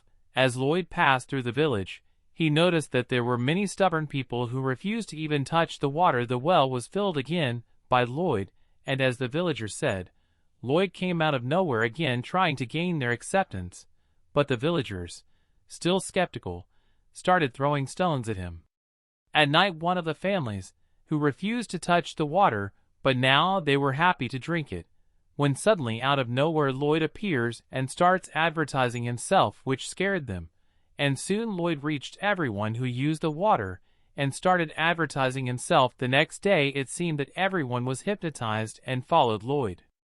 Xavier was disgusted by this, and Lloyd told him that it was a continuous imprinting effect, and now he was a good guy to people. Lloyd tells Xavier a bad joke, but he could not understand it, which made Lloyd depressed. But now is not the time to be sad, because he managed to win people's trust. Lloyd asks everyone to line up as he was looking for workers to complete the construction of the underground waterway. One of them asks Lloyd if he will provide them with food. Lloyd tells him not to worry, and shows him that his padishah in the royal capital of Samarkand was having a hard time, as the purchases Lloyd made with the padishah would soon exceed the funds in the royal treasury itself later. Lloyd and Xavier tried to scan and find underground tunnels that the rebels were using to escape oppression. The rebels were using to escape oppression. Lloyd knew he could use these tunnels and turn them into water tunnels, since digging 35 kilometers for the waterway would be too much. but he couldn't find them today, and went back to the hotel, since he had something planned in his head. At the hotel, Saratsud and Xavier were arguing since Xavier wouldn't let her into Lloyd's room. Saratsud was worried about Lloyd because he wanted to be alone today, because there were forces preparing an uprising in this country, and it was dangerous to leave Lloyd unguarded inside. Lloyd waited patiently for someone, and soon his guests came to him. Saratsud pulled out her sword and ordered Xavier to stand aside, but he refused to go against his master's order. She had no choice but to break through, but all her attacks were useless because Xavier was able to block all her attacks, and so he warned her not to raise her mana by force, because her body cannot handle this type of mana, and told her how to do it properly, but she was not in the mood to listen to his teachings, and continued her attacks. Somewhere in the kingdom of Asfahan, the rebels captured Lloyd and interrogated him about what he planned to do to their kingdom, but instead of answering, Lloyd started laughing, which confused everyone. And then they decided to reveal him, but when they opened his face, everyone had a strange look on their face. Lloyd told him in a joyful tone that they were all hostages, not him. And before he was to reveal his true intentions, they had to first find out how he got there. Lloyd asks the leader to untie him because his wrists hurt, but he denies it and asks not even. Lloyd assured him that if he tried to escape, he would be instantly beheaded because he was against the elite forces that had rebelled against Samarkand. The leader asks Lloyd because he was very calm, as if he knew he would be kidnapped. Lloyd agrees with a smiling face. Moreover, Lloyd knew from the novel that the rebel leader, Therms, would soon die, which would be the impetus to trigger the Great Rebellion. The firm stared at him for a while, and told his men to untie him. Therms had a soft spot for Lloyd, as his daughter was on the verge of death due to dehydration, but was saved when Lloyd built a well, which quenched the thirst of many people who were on the verge of death, and they untied Lloyd, but Therms was still skeptical of him and told him not to do anything funny because his men would kill him instantly. Lloyd was really drugged to fool him, and made a greedy face that made the rebels feel afraid and were about to attack him, but stopped when Lloyd hit him. They stopped when Lloyd stood in a pose and started telling them about the adventures he had in the past. He told them how he saved the Frontera estate, which was on the verge of bankruptcy because of a huge loan, and how he saved the Frontera estate from the domino monsters, and how he saved the port of Cremo from the giant lobster. Then all of their attention was on his stories. The rebels were completely engrossed in his stories and started enjoying them with their popcorn. The firms noticed that Lloyd was trying to distract them, so he stood up and started shouting at him. Because of this, the other rebels were excited and told him to sit and listen to the stories. Soon the next day came, and we saw Lloyd saying, "I'm going somewhere." Terme was confused because he didn't know where they were going. Lloyd told him that they were going to meet the queen. He explained to him that he would ensure his safety from the emperor and give him a safe place to stay where he could stay with his people. But in return, he had to lend him his secret tunnels. In the royal capital, the queen was just interrogating the evil wizard Cannavaro, who told her that someone named Targa was behind it all. He was supposed to die because of the true spells cast on him. It was then that the royal messenger told the queen that Lloyd was waiting for her. The queen was surprised because Lloyd was supposed to be in Asfahan at the royal court. Lloyd and the conditions were before the queen. The queen accepts Lloyd's offer and said she was ready to sign a letter granting asylum to the rebels and their families. Lloyd thanks the queen, but Therms was confused as Lloyd was able to convince the queen easily.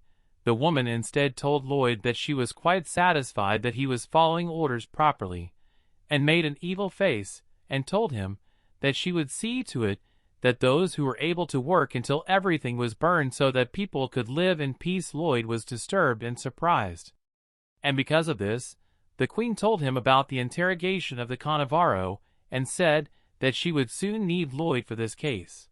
Lloyd was depressed by this and was ready to cry, but still he had to agree with the queen. The woman then asked Lloyd if he was a selfish and cheap guy. Lloyd was stunned as the queen stood up and walked towards him. The queen at that instant grabbed Lloyd and stared at him, and now Lloyd knew that the biggest obstacle in his lazy life was standing in front of him here in Asfahan. Xavier and Saratzid were so tired of fighting with each other that they fell asleep.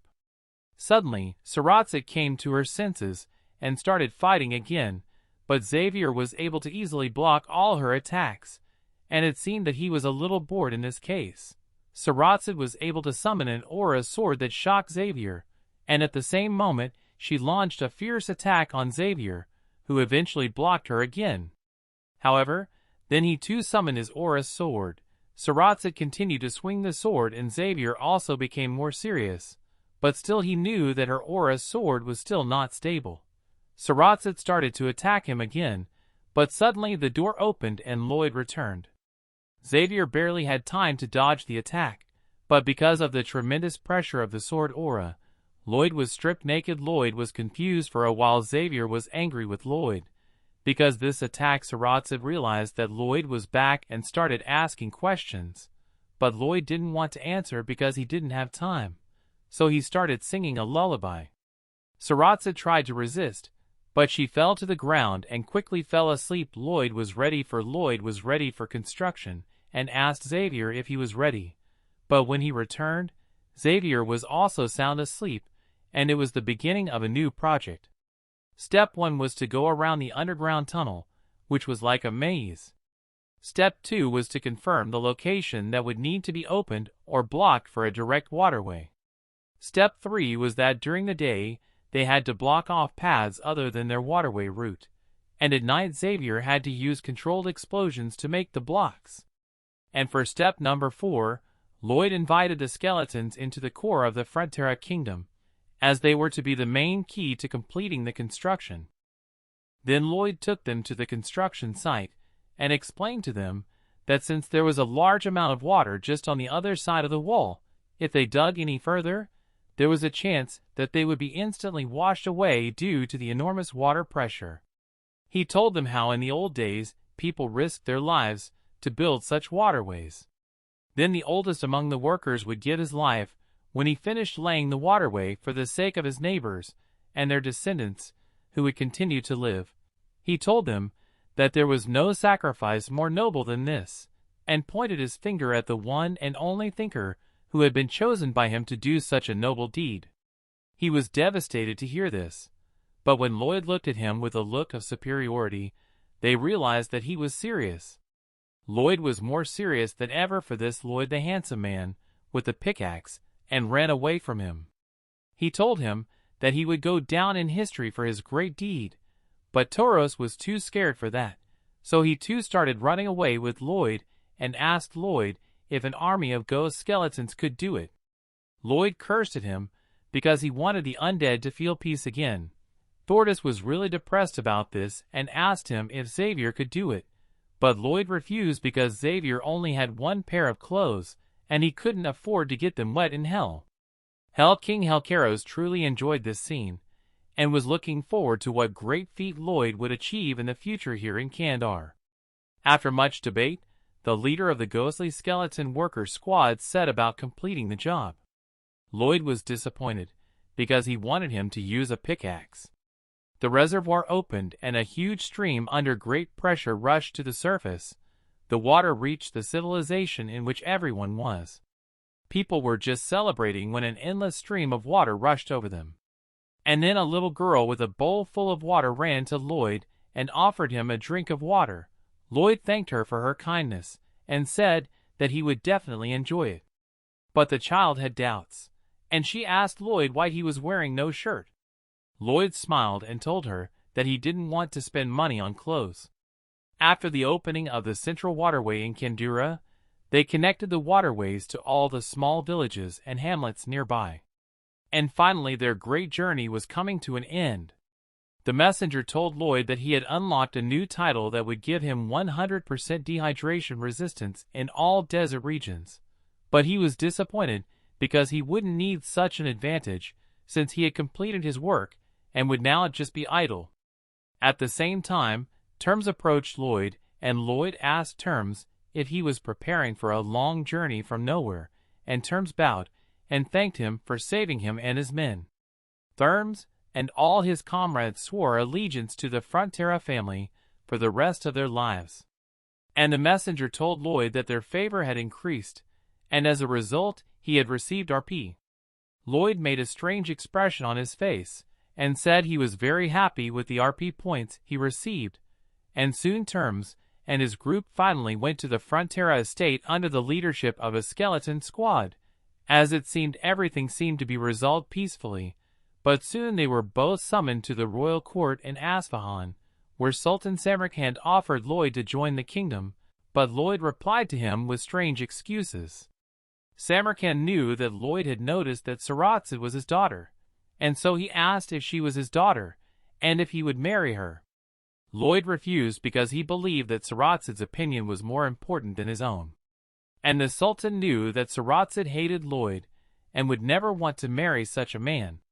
Nevertheless, the Sultan thanked Lloyd for his help in the uprising and, as promised, he would now meet with the Magentano envoy. Lloyd thanked the Sultan for his kindness and left the courtroom, but Samarkand had other plans, as he would never leave Lloyd, and soon he wanted to make him part of the kingdom. Soon the Sultan organized a round-table conference. In the kingdom, the knight was nervous as he finally found himself in front of the Sultan, who started a conversation and apologized for the damage done to the kingdom of Magentano because of his mistake, and was willing to pay double for all the damage caused by the incident. The knight was tense, as he knew that the Sultan was going to demand something unexpected from him. The knight expressed his gratitude to the Sultan, and said that he would pass his message to the queen, but the Sultan stopped him in his tracks, and continued his story, saying that in exchange for this, he wanted them to give them Lloyd Frontera. Later that day, the knight went to Lloyd and told him everything. The knight was depressing as he told him everything, and it seemed that the offer was accepted by him. Lloyd made an unpleasant face, which made the knight panic and start to make excuses. However, Lloyd stopped him and told him that he had done a great thing by accepting the offer, and made another stunning expression. At the royal court, the Sultan came up with new ideas about what he should ask Lloyd to do, but he was soon interrupted by a royal messenger who told him that Lloyd was rampaging through the desert, killing sandworms right on the outskirts, in a place that was relatively small for hunting. Since Lloyd had caught one, he pulled out a shovel and attacked it with all his might, but it wasn't enough. So he asked the pond hamster to attack, and the hamster tried to nail it, but still it wasn't enough. So Lloyd asked Xavier to finish it. Then Xavier pulled out his Horus sword and launched another fierce attack, but the little sandwich was still alive. So Lloyd maniacally used even more firepower and attacked him. The Sultan was watching this scene, and soon Lloyd noticed him and made a happy face. After finishing his work in the royal estate, the Sultan analyzed the situation and knew that sooner or later the whole country would become a battlefield if he kept Lloyd around. But he knew he couldn't break the contract, and he finally realized that it was all planned, and he had been robbed of everything from the beginning. Then out of nowhere a royal knight appeared and told the Sultan that Lloyd had taken his last shower and left the palace, but the Sultan expected this to happen. Soon another servant appeared and told the Sultan that Saratsud had run away, leaving a letter saying that she had much to learn from Lloyd. This was all very unexpected and fast for the Sultan, so he began to beat his head on the table and cry from the loss. The servants ran to him and tried to calm the grieving Sultan. Samarkand cried bitterly, calling Lloyd a scoundrel. On the next sunny morning of the Frontera estate, the Baron and Baroness woke up happily to see another peaceful morning in their estate. Although it was a little strange for the Baron to hear the cries of a baby instead of the cries of a rooster, they were happy here. Suddenly the maid came running into their room and told the Baron that they had received a letter from young Julian. Opening the letter, Arcas read that Julian had become the second-best student in his class, and that he would soon be working in the capital. Therefore, he plans to return to the estate soon to stay with them before he receives an official invitation. Julian also noticed that he missed them and his brother, whom he wants to be like. The Baron and Baroness began to cry with happiness because they considered Julian to be no less wonderful a son than Lloyd. Suddenly, a baron ran into their room and told them that Lloyd's belongings sent from Asfahan had arrived. Going outside, the baron and baroness stood near a giant mountain of chests with their son's belongings. While Arcas was signing the receipt for the shipment, his wife was enthusiastically examining the jewelry and valuables in the chests.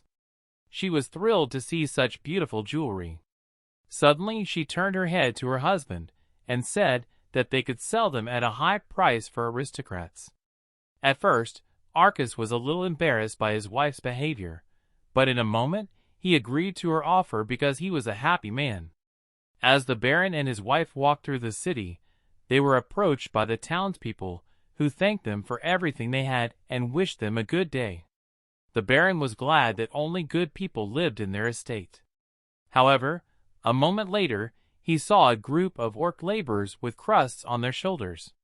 So he noticed that the orcs were also good. But then one of the orcs did not like something. In front of him stood a group of people who were also dissatisfied. Then the orc and the man bumped shoulders, pushing each other away.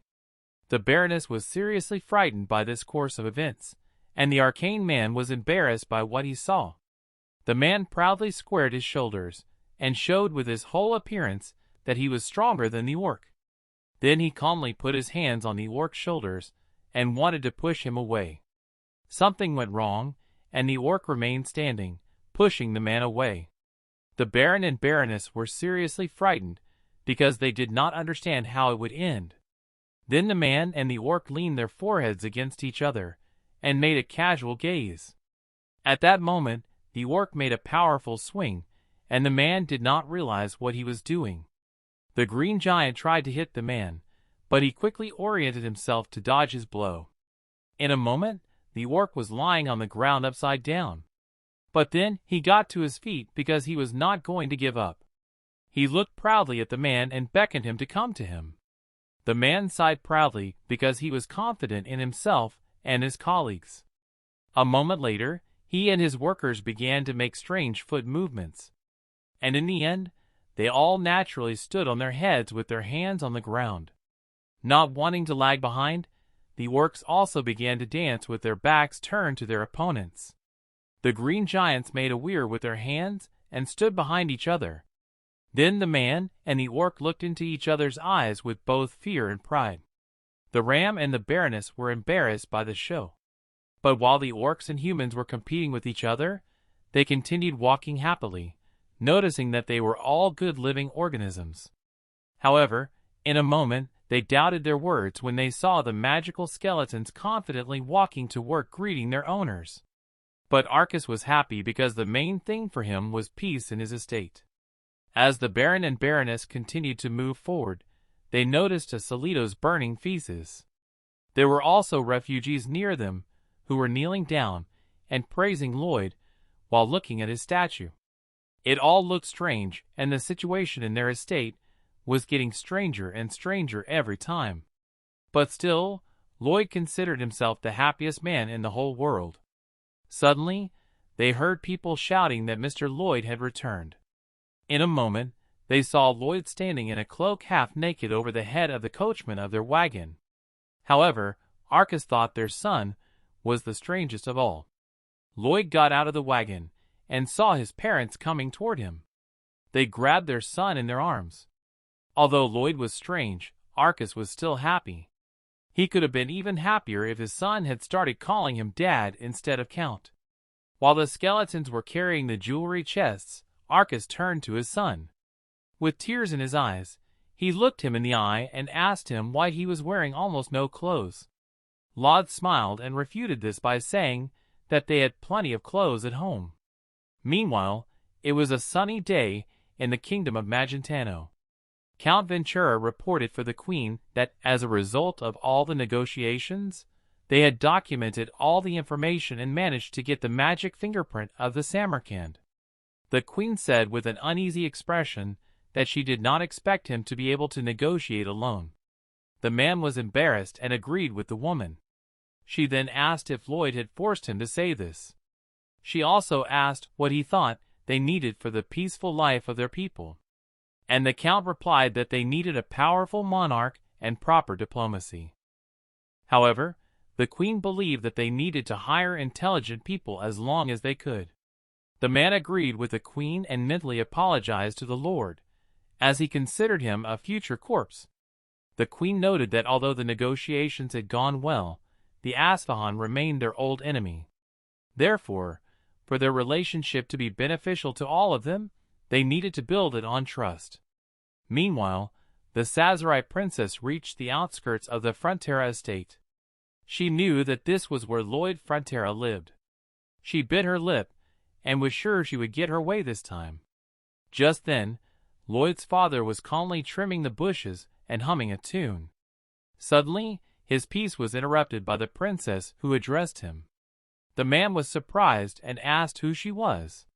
The princess introduced herself and said that she was the daughter of the Sultan of Samarkand, who had come from the east of Asfahan. Arcas was extremely surprised and frightened by the girl's background and asked what she wanted. Saradas confidently told him that she had come to see Lloyd Frontera. Then the man asked her in confusion why she wanted his son. For a moment, the girl was embarrassed and did not know what to say. However, she said that she could only sleep when he was around. At first, Arcas did not understand the girl's words, but when he realized it, he was shocked. In his opinion, it was the most stupid thing he had ever done. Meanwhile, the husky was lying on the ground with his eyes closed. When he opened one eye, he didn't realize what was happening. He looked around and realized that he was sitting in a dark cave on some rocks next to a cliff. As he looked around, a yellow light suddenly shone on his face. The man was frightened and looked toward the source of the light. Suddenly, he saw a giant fireball hovering in the air above the cliff in front of him. The fireball began to fill the entire space of the cave, and the silhouette of a figure began to form from the fire. The giant fireman was looking down on Lloyd. Then, from inside the fireman, Lloyd heard a voice greeting him as Lloyd, and a moment later, calling him Kim Su-ho. Lloyd's forehead was dripping with sweat as he realized what was happening. He nervously swallowed his saliva, because he thought he was only dreaming. But everything seemed too real to him. Then he asked the fiery figure in a frightened voice who he was. From inside his body, a voice began to come that said he was the one who could see through. He was the Lord of Hellfire and the King of Hell. At that moment, a man in black clothes named Helcaris began to appear from the fiery figure. Lloyd boldly noticed his power, because he believed that the messenger's reminder of the King of Hell was why he began to dream about him. Helcaris laughed out loud and asked if Lloyd was not afraid of his presence. The king smiled slyly through the flames and asked the man if he still thought it was a dream. But Lloyd said that regardless of whether he was dreaming or not, he was unlikely to come to harm him. He believed that he should not be afraid because the king had even introduced himself to him. The flaming figure towered over Lloyd, who stood boldly looking it in the eye. The flaming figure, with the king inside, approached Lloyd even closer. The Lord of Hellfire said that he liked Lloyd, so he suggested that it would be good for him to live with him. However, Lloyd considered it a compliment and said that he wanted to live in a small town with lots of money. The king was surprised that for the sake of such a small dream, he made such a terrible expression that even the night of hell was twisted with fear, and that he sang a song that was more terrifying than any scream. Lloyd was confused because he could not understand why this king was insulting him. Helcaris continued by saying that he was sure that Lloyd would be able to terrify all the inhabitants of his kingdom. During this, LD still did not understand why he was so rude to him. He was worried that if someone else heard him, they would think that Lloyd was some kind of ruthless king or the greatest swordsman. At that moment, the king smiled and asked the Kim dryly what he would say. Then large, strong wooden rods came out of the ground with the intention of grabbing the confused Lloyd. He asked again if Lloyd would come with him to use his talents for his own pleasure. After these words, Helcaris extended his hand toward the man. At that moment, Lloyd tried to escape from the strong grip of the wooden vine. However, he could not escape, and the vine gradually wrapped his body from head to toe. Then, the man's messenger told the king not to frighten him so much. For a moment, Hawkerus was silent, sitting in his chair in a hellish posture. He asked Lloyd if they were not two noisy people. The messenger said that he was capable of terrible things and asked the king if he wanted to test him. Hulk looked at Lloyd through his glasses and finally agreed. He said he was willing to play by the rules. And then the king and his figure disappeared into the darkness of the cave without a trace. The wooden vine let go of Lloyd, leaving him standing on a stone slope near the cliff. A moment later, a sweaty Lloyd woke up in horror in his bed. It took him a few minutes to realize that he had fallen and was now in his room. The man got up and thought that if he was so naked, it was hardly a dream. Besides, he did not understand who the king was talking to at the end of their meeting. Suddenly, his thoughts were interrupted by Xavier, who knocked on his door and asked permission to come in. Looking at the master, the man asked why he was sweating so much. However, Lloyd said that even in his sleep he was hot. Xavier said that he had a visitor from far away. Lloyd was embarrassed to hear this. At that moment, Lloyd made a very witty and arrogant look to show his surprise.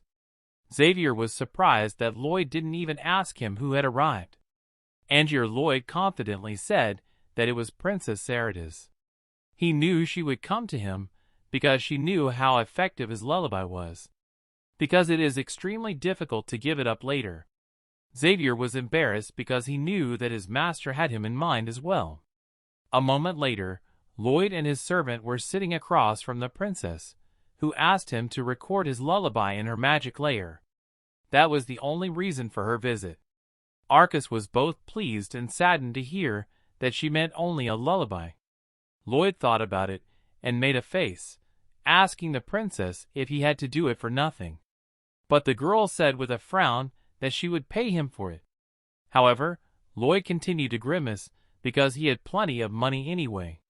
The princess began to get angry because she did not understand what Lloyd wanted.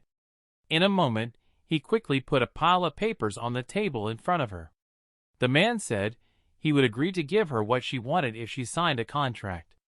Xavier was nervous and angry, realizing that Lloyd had prepared the contract in advance.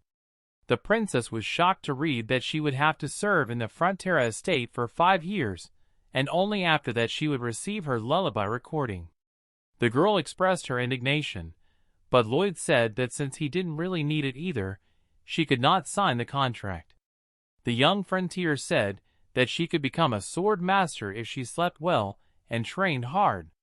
And Xavier was shocked by how far the owner had calculated everything. He realized that it was all for Lloyd to get free labor. However, Lloyd said with the same expression that he was helping people and making their lives better. The messenger said that Lloyd was too out of control to be the good. Then Lloyd decided to close his ears so that he wouldn't hear what the messenger was saying. The princess was furious because she realized that he had been planning this from the beginning. The girl immediately punched Lloyd in the face. And then she stormed out indignantly, calling the man a bastard. The weather was sunny outside, with gentle rays of the sun breaking through the clouds. The angry princess walked through the forest saying that Lloyd was a very mean man. She could not let him play by his rules alone. However, for a moment she thought that she could become a sword master even if she had to sign this contract. And then her father would finally notice her. The princess thought seriously about it. But then she looked around and couldn't figure out where she was. The girl clutched her backpack tightly in her hands and started to look for a way out of the forest. Suddenly, she came to a tree and looked back at the man who was nearby. His red hair shimmered in the bright sun. The princess saw Julian sitting on the trunk of a fallen tree in the middle of the forest. The green-eyed young man was sitting peacefully in the middle of the forest, looking at the ground. The princess wondered why he was sitting there. Julian continued to sit still and look at the ground. The princess continued to look at him in silence, and he looked very fragile and defenseless, like a little white rabbit who could be eaten at any moment. But a moment later, the boy raised his head and looked sadly ahead. Not far from him stood his carriage and his servants, with a huge stone in their way, preventing them from moving. Suddenly, Julian ran up to the knight and asked for permission to help them. But the knight said that he could not let such an important person grease his hands because of this. Then the young man said that there are times when the situation forces you to anoint your hands, so he wanted to help. But the knight would not allow him to do so, explaining that their mission was to escort him to his homeland. Then Julian furrowed his brow and took off his shirt, showing everyone his body. The knights who accompanied him were shocked to see such a relief. Meanwhile, the princess was watching the Julian from behind a tree. Looking at the young man, she imagined a cute bunny with muscles. Then Julian and the knights stood against the stone and ordered everyone to push it with all their might on the count of 3. The princess thought that if this young man was returning from the capital, he must be Lloyd's younger brother. In this way, he was very different from the trash she had seen.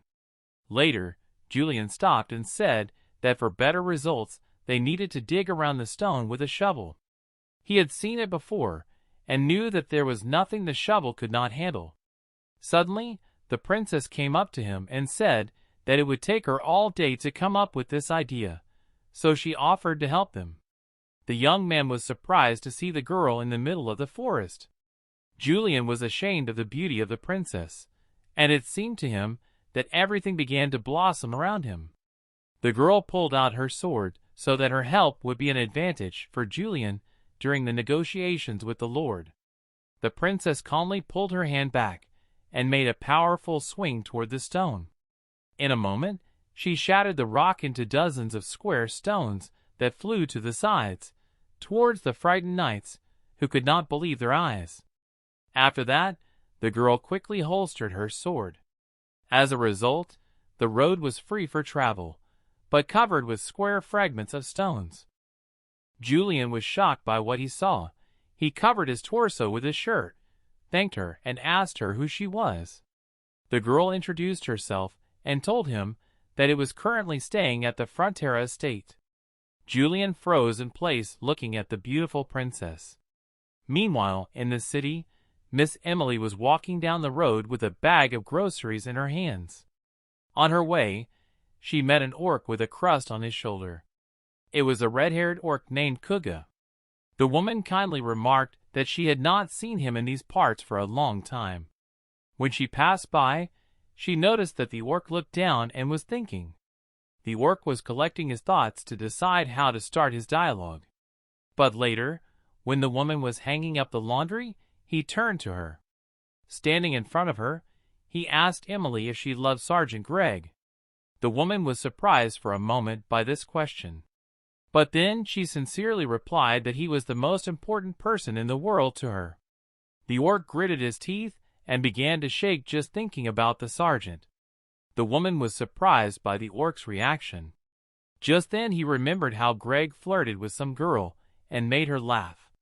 Then the other orcs laughed with them until they cried. Kuga stood still among the white sheets. He knew that this love had no chance at first, so he did not want to hurt her feelings by saying unnecessary things. When the frowning orc was about to leave, Emily wanted to stop him. However, she could only watch the Kugi walk away. Sitting in the workshop with the wooden table, Emily let out a sad sigh. Greg said that she could plunge the whole world into sadness with her sadness. So he asked her what was wrong. She asked her brother if it would be strange for a human girl to fall in love with an orc warrior. Sin said it already sounded strange enough. After all, if her family found out about it, it would be a disaster. Suddenly he realized who he was talking about. The man remembered how the Kuga had yelled at him when he tried to defend himself for Emily. He broke out in a sweat and realized that this was the bastard he was talking about.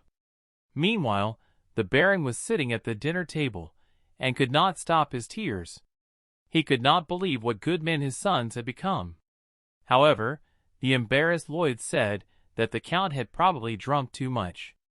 But the princess said that she understood their father's reaction because his sons were really good.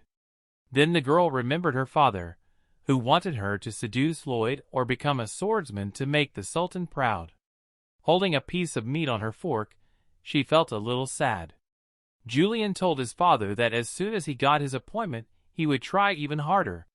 But Arcas said that everything was fine. The Baron continued to cry because he was happy to get what he wanted. He said that he would be happy if his sons were just there for him. At that moment, the girl was shocked by the words of the Arcas. A tear ran down her cheek. At the same moment, the girl got up from her seat, and Lloyd did not understand what happened. The girl gloomily left the table and told everyone present that she was leaving. Lloyd carelessly asked her when they could return to the negotiations. However, the princess said that Lloyd could forget about it. For Julian, this sounded too emotionless. He looked after the young princess and remained silent. Watching his brother, Lloyd did not understand what was happening to his face. The princess left the room and continued to cry with her hand over her eyes. At night, a full blue moon peeked out from among the clouds. Lloyd looked out of his window because he noticed something strange. He saw the Cerritos princess walking toward the exit of the mansion with a backpack on her shoulders. Suddenly Lloyd's face changed because he saw something strange. At that moment, Julian was chasing the princess to stop her. Through the glass, Lloyd saw Julian talking to the girl about something. His eyes were wide with surprise and curiosity. He noticed that the princess's face immediately turned red because she was ashamed. Lloyd thought he had hit a very big and unexpected jackpot. Julian asked the princess where she was going so late at night. He also asked if she was running away from the estate in such a way. The princess was embarrassed by the young man's words and feelings. The girl said she just wanted to go for a walk. And Julian exhaled because he was afraid she would leave. She had a very big bag with her, so he thought she was trying to run away. But the girl explained that it contained all her lunchboxes. Julian was very surprised at first, but then said that she would not sleep well if she ate so much at night. The princess said that she wanted to eat most of it, or rather all of it was for a picnic. She realized that her excuses were getting more and more ridiculous. But Julian said he was glad to hear it. After all, during dinner, he thought something was wrong with the girl. He was very worried about her. The girl was sincerely touched by Julian's concern for her. However, she said that she was fine now. They continued to stand in front of each other as the moon illuminated their figures. The princess said that perhaps she should stay a few more days. Looking at all this, Lloyd made an awfully happy expression. Suddenly, at the same moment, Xavier approached him and frightened him. Xavier wanted Lloyd to sing him a lullaby, but he never came to him. Xavier also asked why he had such a face when watching a couple in love. And Lloyd asked how the servant knew they were in love. However, Xavier knew this feeling very well because he had felt the loving gaze of girls more than once. Xavier supported his master because he realized that he had never felt this way. He also added that if Lloyd didn't envy them, he wouldn't let him destroy Julian's love. The messenger confirmed that Lloyd was capable of such a thing. But the front man got angry at him for insulting him. Lloyd said he would be a real Cupid for Julian. After meeting with the queen, he realized something. He had made many enemies with his skills and information about the future. The man remembered the queen's words that he would work as long as he could. Realizing this, he decided that he had to leave. And this particular pair was to be the key to his salvation. Subsequently, when the Bibin was in the river, the city grew significantly in the amount of development. A red-haired orc was walking down the road with a pickaxe in his hands. Suddenly, a Sin approached him and asked if he was the Kuga. The orc immediately told him not to try to provoke him into a conflict because he had no desire to fight. Then the Sin smiled slyly and put his hand behind his back to take something out. Suddenly, he launched a paper airplane toward the orc. the airplane crashed into the unyielding Kugu and crumpled a little. Sin told him to come in the evening to the place indicated in the letter to the airplane. Kuga silently read the letter carefully, turning the airplane around. He said that an orc warrior would never abandon a battle started by someone else. However, at that moment he changed his mind after snatching the letter. When evening came, the romantic Julian sat in front of the window because he could not stop thinking about her silken hair, and eyes that shone brighter than any pearls, and also about her sadness in her heart, which was hidden behind a strong spirit. Thinking about this, Julian bowed his head and felt a little sad. Suddenly, Lloyd came to his head and asked him if this was not love. Julian was ashamed and did not understand how his brother had read his thoughts. Lloyd asked the boy if he was right. Then Julian became even more embarrassed and looked away. When Lloyd started calling him his precious little brother, Julian felt disgusted. Lloyd said that tomorrow he would record a lullaby for the princess, so she would probably come home then. Lloyd wanted to emphasize his words to Julian's attention, so he left the room and made an imitation echo that repeated that she might come home. Julian was embarrassed because he did not know how to react. Meanwhile, when Kuga arrived at the meeting place, he saw a group of workers with Greg. Behind the Kuga was a group of orcs, who said that they had to have a one-on-one conversation. Sid laughed and said he was glad the orcs had caught him. After all, he wanted to resolve the relationship between orcs and humans forever. The next morning, when the princess was walking around the estate, Lloyd was surprised to see her. However, the girl immediately reflexively hit Lloyd in the face, even though he hadn't said anything yet. While lying on the floor, Lloyd said that Julian was very smart, so he could get an appointment in the capital soon, and maybe even tomorrow. At that moment, Lloyd used his trick again, with a repeated echo of the words that Julian would leave this place. The princess was confused, and a tear ran down her face at these words. In the evening, Julian sat sadly on the bed and realized that she was leaving. The princess, on the other hand, sat in her room and sadly realized that she would never see him again. At that moment, Julian nervously tapped his fingers on the table and decided that he would not let this happen. At the same moment, Julian quickly went to the princess. At that moment, the girl also rushed to meet the boy to tell him. Lloyd, meanwhile, was sitting at the table with a corn cigar between his fingers. The city was covered in twilight, and the Kuga stood stoutly on the slope near the city. Suddenly, the orc heard a strange rustling behind him. Standing at the door, Julian thought that if he did not tell her about his feelings, he would regret it all his life, just like the princess. And at the moment when the two of them decided, the boy and the girl knocked on the same door at the same time. Then Kuga saw Emily coming to meet him, who also did not expect to see him here. After all, she came here at her brother's request. At that moment, Sin and his soldiers rushed out of the bushes in their direction, and the orcs also rushed from the other side toward them. Sleepy Baron and Baroness opened the door of their room. On the threshold, they saw the young princess sitting on her knees, with her hands folded in front of her. When Kuga noticed the orcs and soldiers, he got scared and held Emily tightly to him. Sin turned to his sister and the orc to make an important announcement. Amidst a standing ovation and flower petals, the man said that today was their first day as a couple. At that moment, Princess Saridas bowed to Julian's parents and asked for his hand in marriage. Lloyd laughed out loud at the table, because after that even the queen would not be able to handle him. Soon the queen arrived at the foot of the dark palace of the wizard Targo. The queen made a wave of her hand to give a command to her troops. A moment later, she ordered them to open fire on the wizard's castle. Then thousands of fiery red arrows flew toward the palace of the wizard Targo. The walls of the palace immediately burst into flames. Suddenly, the servants in the palace began to run away because they could not understand how these arrows knew about their place. Meanwhile, the experienced magicians used their magic to defend the palace from the Magento Queen. The magicians and knights rushed into battle, red emissions flying in all directions. Suddenly, the scream of an unknown hideous creature spread throughout the palace. A giant clawed paw of the monster that was supposed to protect the palace emerged from the darkness.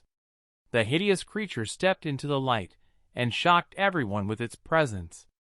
At that moment, the leader of the magicians ordered all the others to use the fiery punishment on them.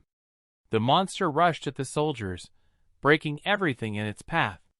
The monster broke through the floor as it approached the knights. The queen ordered all her soldiers to retreat. Then the monster screamed loudly in their direction. The knights went out into the courtyard to wait for the queen's order. The military section reported that there were 5 wounded among them, and only 1 among the mages. But at that moment, they realized that they had lost the queen in the palace. Meanwhile, the queen stood bravely in combat readiness in front of the monster. She was holding her sword in her hands, which was glowing with a pink glow. At the same moment, she made a powerful swing at the monster. The queen launched several volleys of mana attacks at the monster. It continued to stand on its feet and fight the queen. A moment later, the giant began to exhale green magical smoke from its mouth. Then the queen covered her face with her cloak because she knew it was poison. The queen's eyes were full of rage because she realized that the poison was created by magic. It didn't matter to her though, because she had been practicing all along to resist any poison. When the monster was finished, the queen exhaled and walked down the corridor.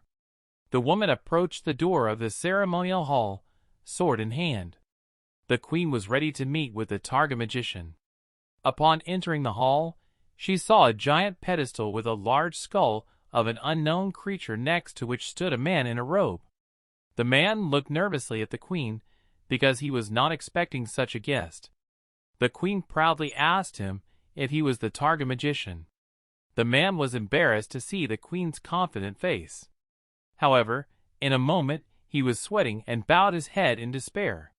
The queen asked him how he dared to create a rebellion against her kingdom, because she was going to punish him for it. With a light wave of her hand, she beheaded the magician. After that, the man fell to his knees on the red carpet. When his body stopped moving completely, the woman holstered her sword and said it was over. But suddenly the queen's eyes and mind became blurred. When it passed, she did not realize what had happened to her at that moment. She took her hand away from her face, and then one of her eyes turned red and veined. Meanwhile, Julian and the Sazerates stood by the wedding pedestal. The princess was happy to be standing in her wedding dress next to her groom. Julian was also happy looking at his beautiful princess. Then Arcas cried like never before, although he tried to hold himself back. Even the sturdy Byron shed a tear when the guests applauded the newlyweds. All the inhabitants of the city, along with orcs, elves, and dwarves, came to celebrate the occasion. Lloyd was terribly happy about this event. Xavier asked his master to go home so as not to spoil such a wonderful celebration. The servant did not understand the master's intentions when he said that this would allow him to avoid being an eternal slave to the queen. Lloyd smiled and told Xavier to think better. After all, at that time he was important to both countries. Although he was a citizen of Magentano, he was also a relative of Samarkand. Laud thought that perhaps the Sultan had realized what he had been pretending to be in the case of the sandworm. This meant that the Sultan still wanted him for himself. So if the queen tried to use him as a slave, he would simply run away to Samarkand to be there. Xavier understood his master and cringed at his negative aura. Lloyd was surprised that Xavier didn't say anything else after hearing his grandiose plans. Although he still couldn't defeat the queen, he could use his relationship with the Samarkand to his advantage. At that moment, Samarkand was watching his daughter's wedding through a magic mirror. The Sultan was moved, and a tear ran down his cheek. Lloyd wished happiness to his dear brother and Princess Saratzid. Happiness in a city where there would be no constant pursuit of success. And there was no father who would put pressure on her. Suddenly Emily said that she wanted the bride to finally throw the bouquet as hard as possible. Then the princess made a powerful swing and threw the bouquet with all her might like a spear. Emily did not even realize when the bouquet flew past her like a bullet. The bouquet was on fire, flying through the streets of the city. And at one point a strong man's hand grabbed the burning flowers with a pink ribbon. It was a solitaire's, who then carved a cute duckling from a piece of wood. Looking at the happy princess, Lloyd remembered that in the novel she died defending Samarkand from the rebels. And at that moment, she was walking happily next to his brother in a white dress. Lloyd liked that feeling, even though he hadn't made any money from it. The man's thoughts were interrupted by a messenger who appeared in front of him. He told the man that he had saved another person from a sad end. But Lloyd already knew this, so he didn't understand why the messenger was telling him about it. At that moment, the number of lives and destinies he had saved began to rapidly increase on his screen. Lloyd was surprised to see that the number had exceeded several hundred. Meanwhile, the total number of lives saved exceeded 4 million. Lloyd's eyes grew wide at the sheer magnitude of the number. Finally, when the counting was over, the man saw that he had saved more than 23 million lives. He did not understand where this figure came from, because he thought that there should have been no more than 100. The messenger told the Lloyd that he would be awarded extra points as a reward for saving lives. And if he absorbs more than 50,000 points, a new skill will become available to him that will expand the functions of the final spoiler. The man has mastered the right to use the strongest gaze in the world. This skill could allow him to use first-class strength for 30 seconds. When the workers were taking the chairs away from the ceremony, Lloyd thought that this would not be enough for him, because it couldn't make him the strongest. And although he doubted that this would happen, he thought that if he had to fight the strongest, he would lose. Then the messenger clarified that in order to use this skill, he would have to refuse his support. This meant that all his skills and final spoilers would become unavailable. Lloyd made a face because he was very upset to hear such conditions. Then Lloyd said that he would not use this skill because without his skills, all his work would go down the drain. At that moment, Lloyd was interrupted by the Count, who came up to him. Lloyd said that he had played the role of the pastor quite well. In return, the Count thanked Lloyd for his help in getting the Magentans and Asphahans to sign a peace treaty. However, Lloyd said that he did not take much credit for this because the negotiations were initiated by the Count and his younger brother married. Grab made a bow and apologized to Lloyd for humiliating him and called him a real hero. Then he said that he shouldn't worry because he was really a mercenary man. He didn't want to be made into a hero and draw attention to it. It was enough for Lloyd to be a good person. And the Count told him not to hide his merits, because the Queen had already guessed everything. He then added that the Queen had sent him to this place not only to perform the wedding ceremony, but also to take Lloyd to the capital.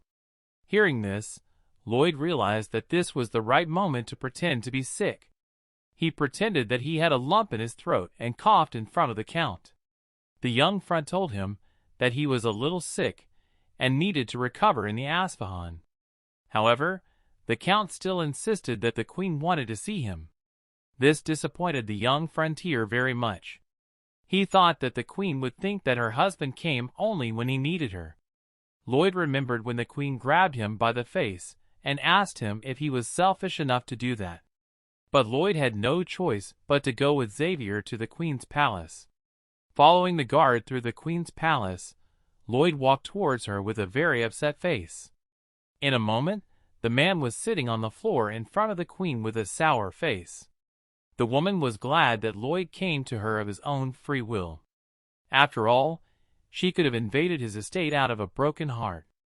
If she had done so, Lloyd would have immediately fled to the Asfahan, which would have hurt her more. Lloyd sat dejectedly and tried to understand what the Queen meant. Then the woman told him to stay within the bounds of what was permitted, and there would be peace. The man said that he would not dare to ignore her request and asked what she wanted, thinking that he could somehow negotiate with her to avoid the fate of lifelong slavery. The woman got up from the table and said she had something to show the Lord. As the guard stood at the entrance to the queen's palace, Lloyd looked forward with excitement, asking the queen what it was. He saw giant dragon bones lying right in front of him. The queen said that they had found them in the wizard's vault, and that they'd probably used them for some kind of ritual. Then Lloyd remembered that in the novel it was said that dragon bones could be used to make various magical objects. When he thought about it, he was already salivating over them. The woman said that if they used these bones, they would show the power of the kingdom of Magentano. The woman asked the abbot to build a large garden behind the castle, and to place a statue with the dragon bones in the center, as a monument to the kingdom that defeated the dragon. Lloyd realized that it was time for Kim to use his social skills. Lloyd thanked the queen for such a wonderful task and a great honor for him. And as a sign of his sincerity to her, he said that he would not take payment. Then the queen asked what he wanted, and the Lord asked for immunity from hard labor for the next 10 years. At first, the queen did not understand what Lloyd was talking about, but in a moment she was like an angry red lion. And Lloyd was the one who walked on a tightrope over this angry lion, keeping his balance so as not to fall into its mouth. After all, he had crossed the line a little bit. However, the man got his bearings and said that if it was too much for her, she could give him only one bone from the dragon's tail. The furious queen immediately punched Lloyd in the face. The man grabbed his head and did not understand why the woman reacted in such a way. But a moment later she smiled and said that after the blow she decided to be generous with him. The woman allowed him to take the bone, but gave him something else in return. The man was sincerely happy and allowed her to strike him 1,000 times or step on him. The queen did not want to kill him, so she ordered him to leave. Lloyd was pleased because he knew that he would receive an incredible reward. However, he still did not want to work. Lloyd wanted to receive money just to live his life to his heart's content. Suddenly, a respectable man came into the room where Lloyd was sitting with a pile of papers in his hands. He introduced himself as Vikind, an expert in garden design. Vikind intended to discuss their cooperation with Lloyd, but when he saw that he was so young, he was very surprised at his skill. After all, Window was a simple peasant and had worked for more than 30 years to acquire the necessary skills and build his reputation. He believed that the quality of his work was significantly different from Lloyd's abilities. When the Windows tried to start a dialogue, Lloyd immediately said that he was just a guy who was lucky to be here and gain experience from an expert. After all, he could not even dream of working with such a respected and skillful window dresser.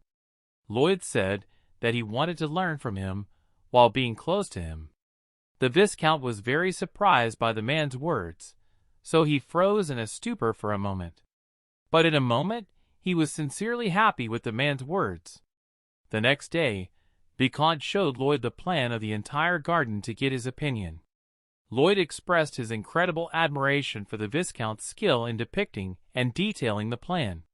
Then, when the Viscount wanted to hear more from Lloyd, he continued to praise his skills and call the expert a genius. Suddenly, the Viscount said that he had done everything himself and that Lloyd was useless. And the young frontline worker agreed without any argument. Later, Window left to do some research and told Lloyd not to bother him, to which he agreed. Lloyd watched the happy Window disappear into the forest. Then Lloyd turned around and walked to a hammock hanging between two trees. The man laid down and made a terribly happy expression because he realized that he had hit an incredible jackpot. It was only thanks to hard-working and competent people like the Viscount that someone like him could have fun and still make money. Later, night fell, and a big blue moon illuminated the outskirts of the city. Guards with torches continued to stand guard at the entrance to the Queen's palace. There were also guards near the dragon's skull. Suddenly, a pink magical glow appeared in one of the skull's eye sockets. From there came the voice of the Targa saying that he never gives up. The magical globe began to expand, and the voice grew louder. The Targa said that he would take revenge on Alicia Mojantano and destroy them all.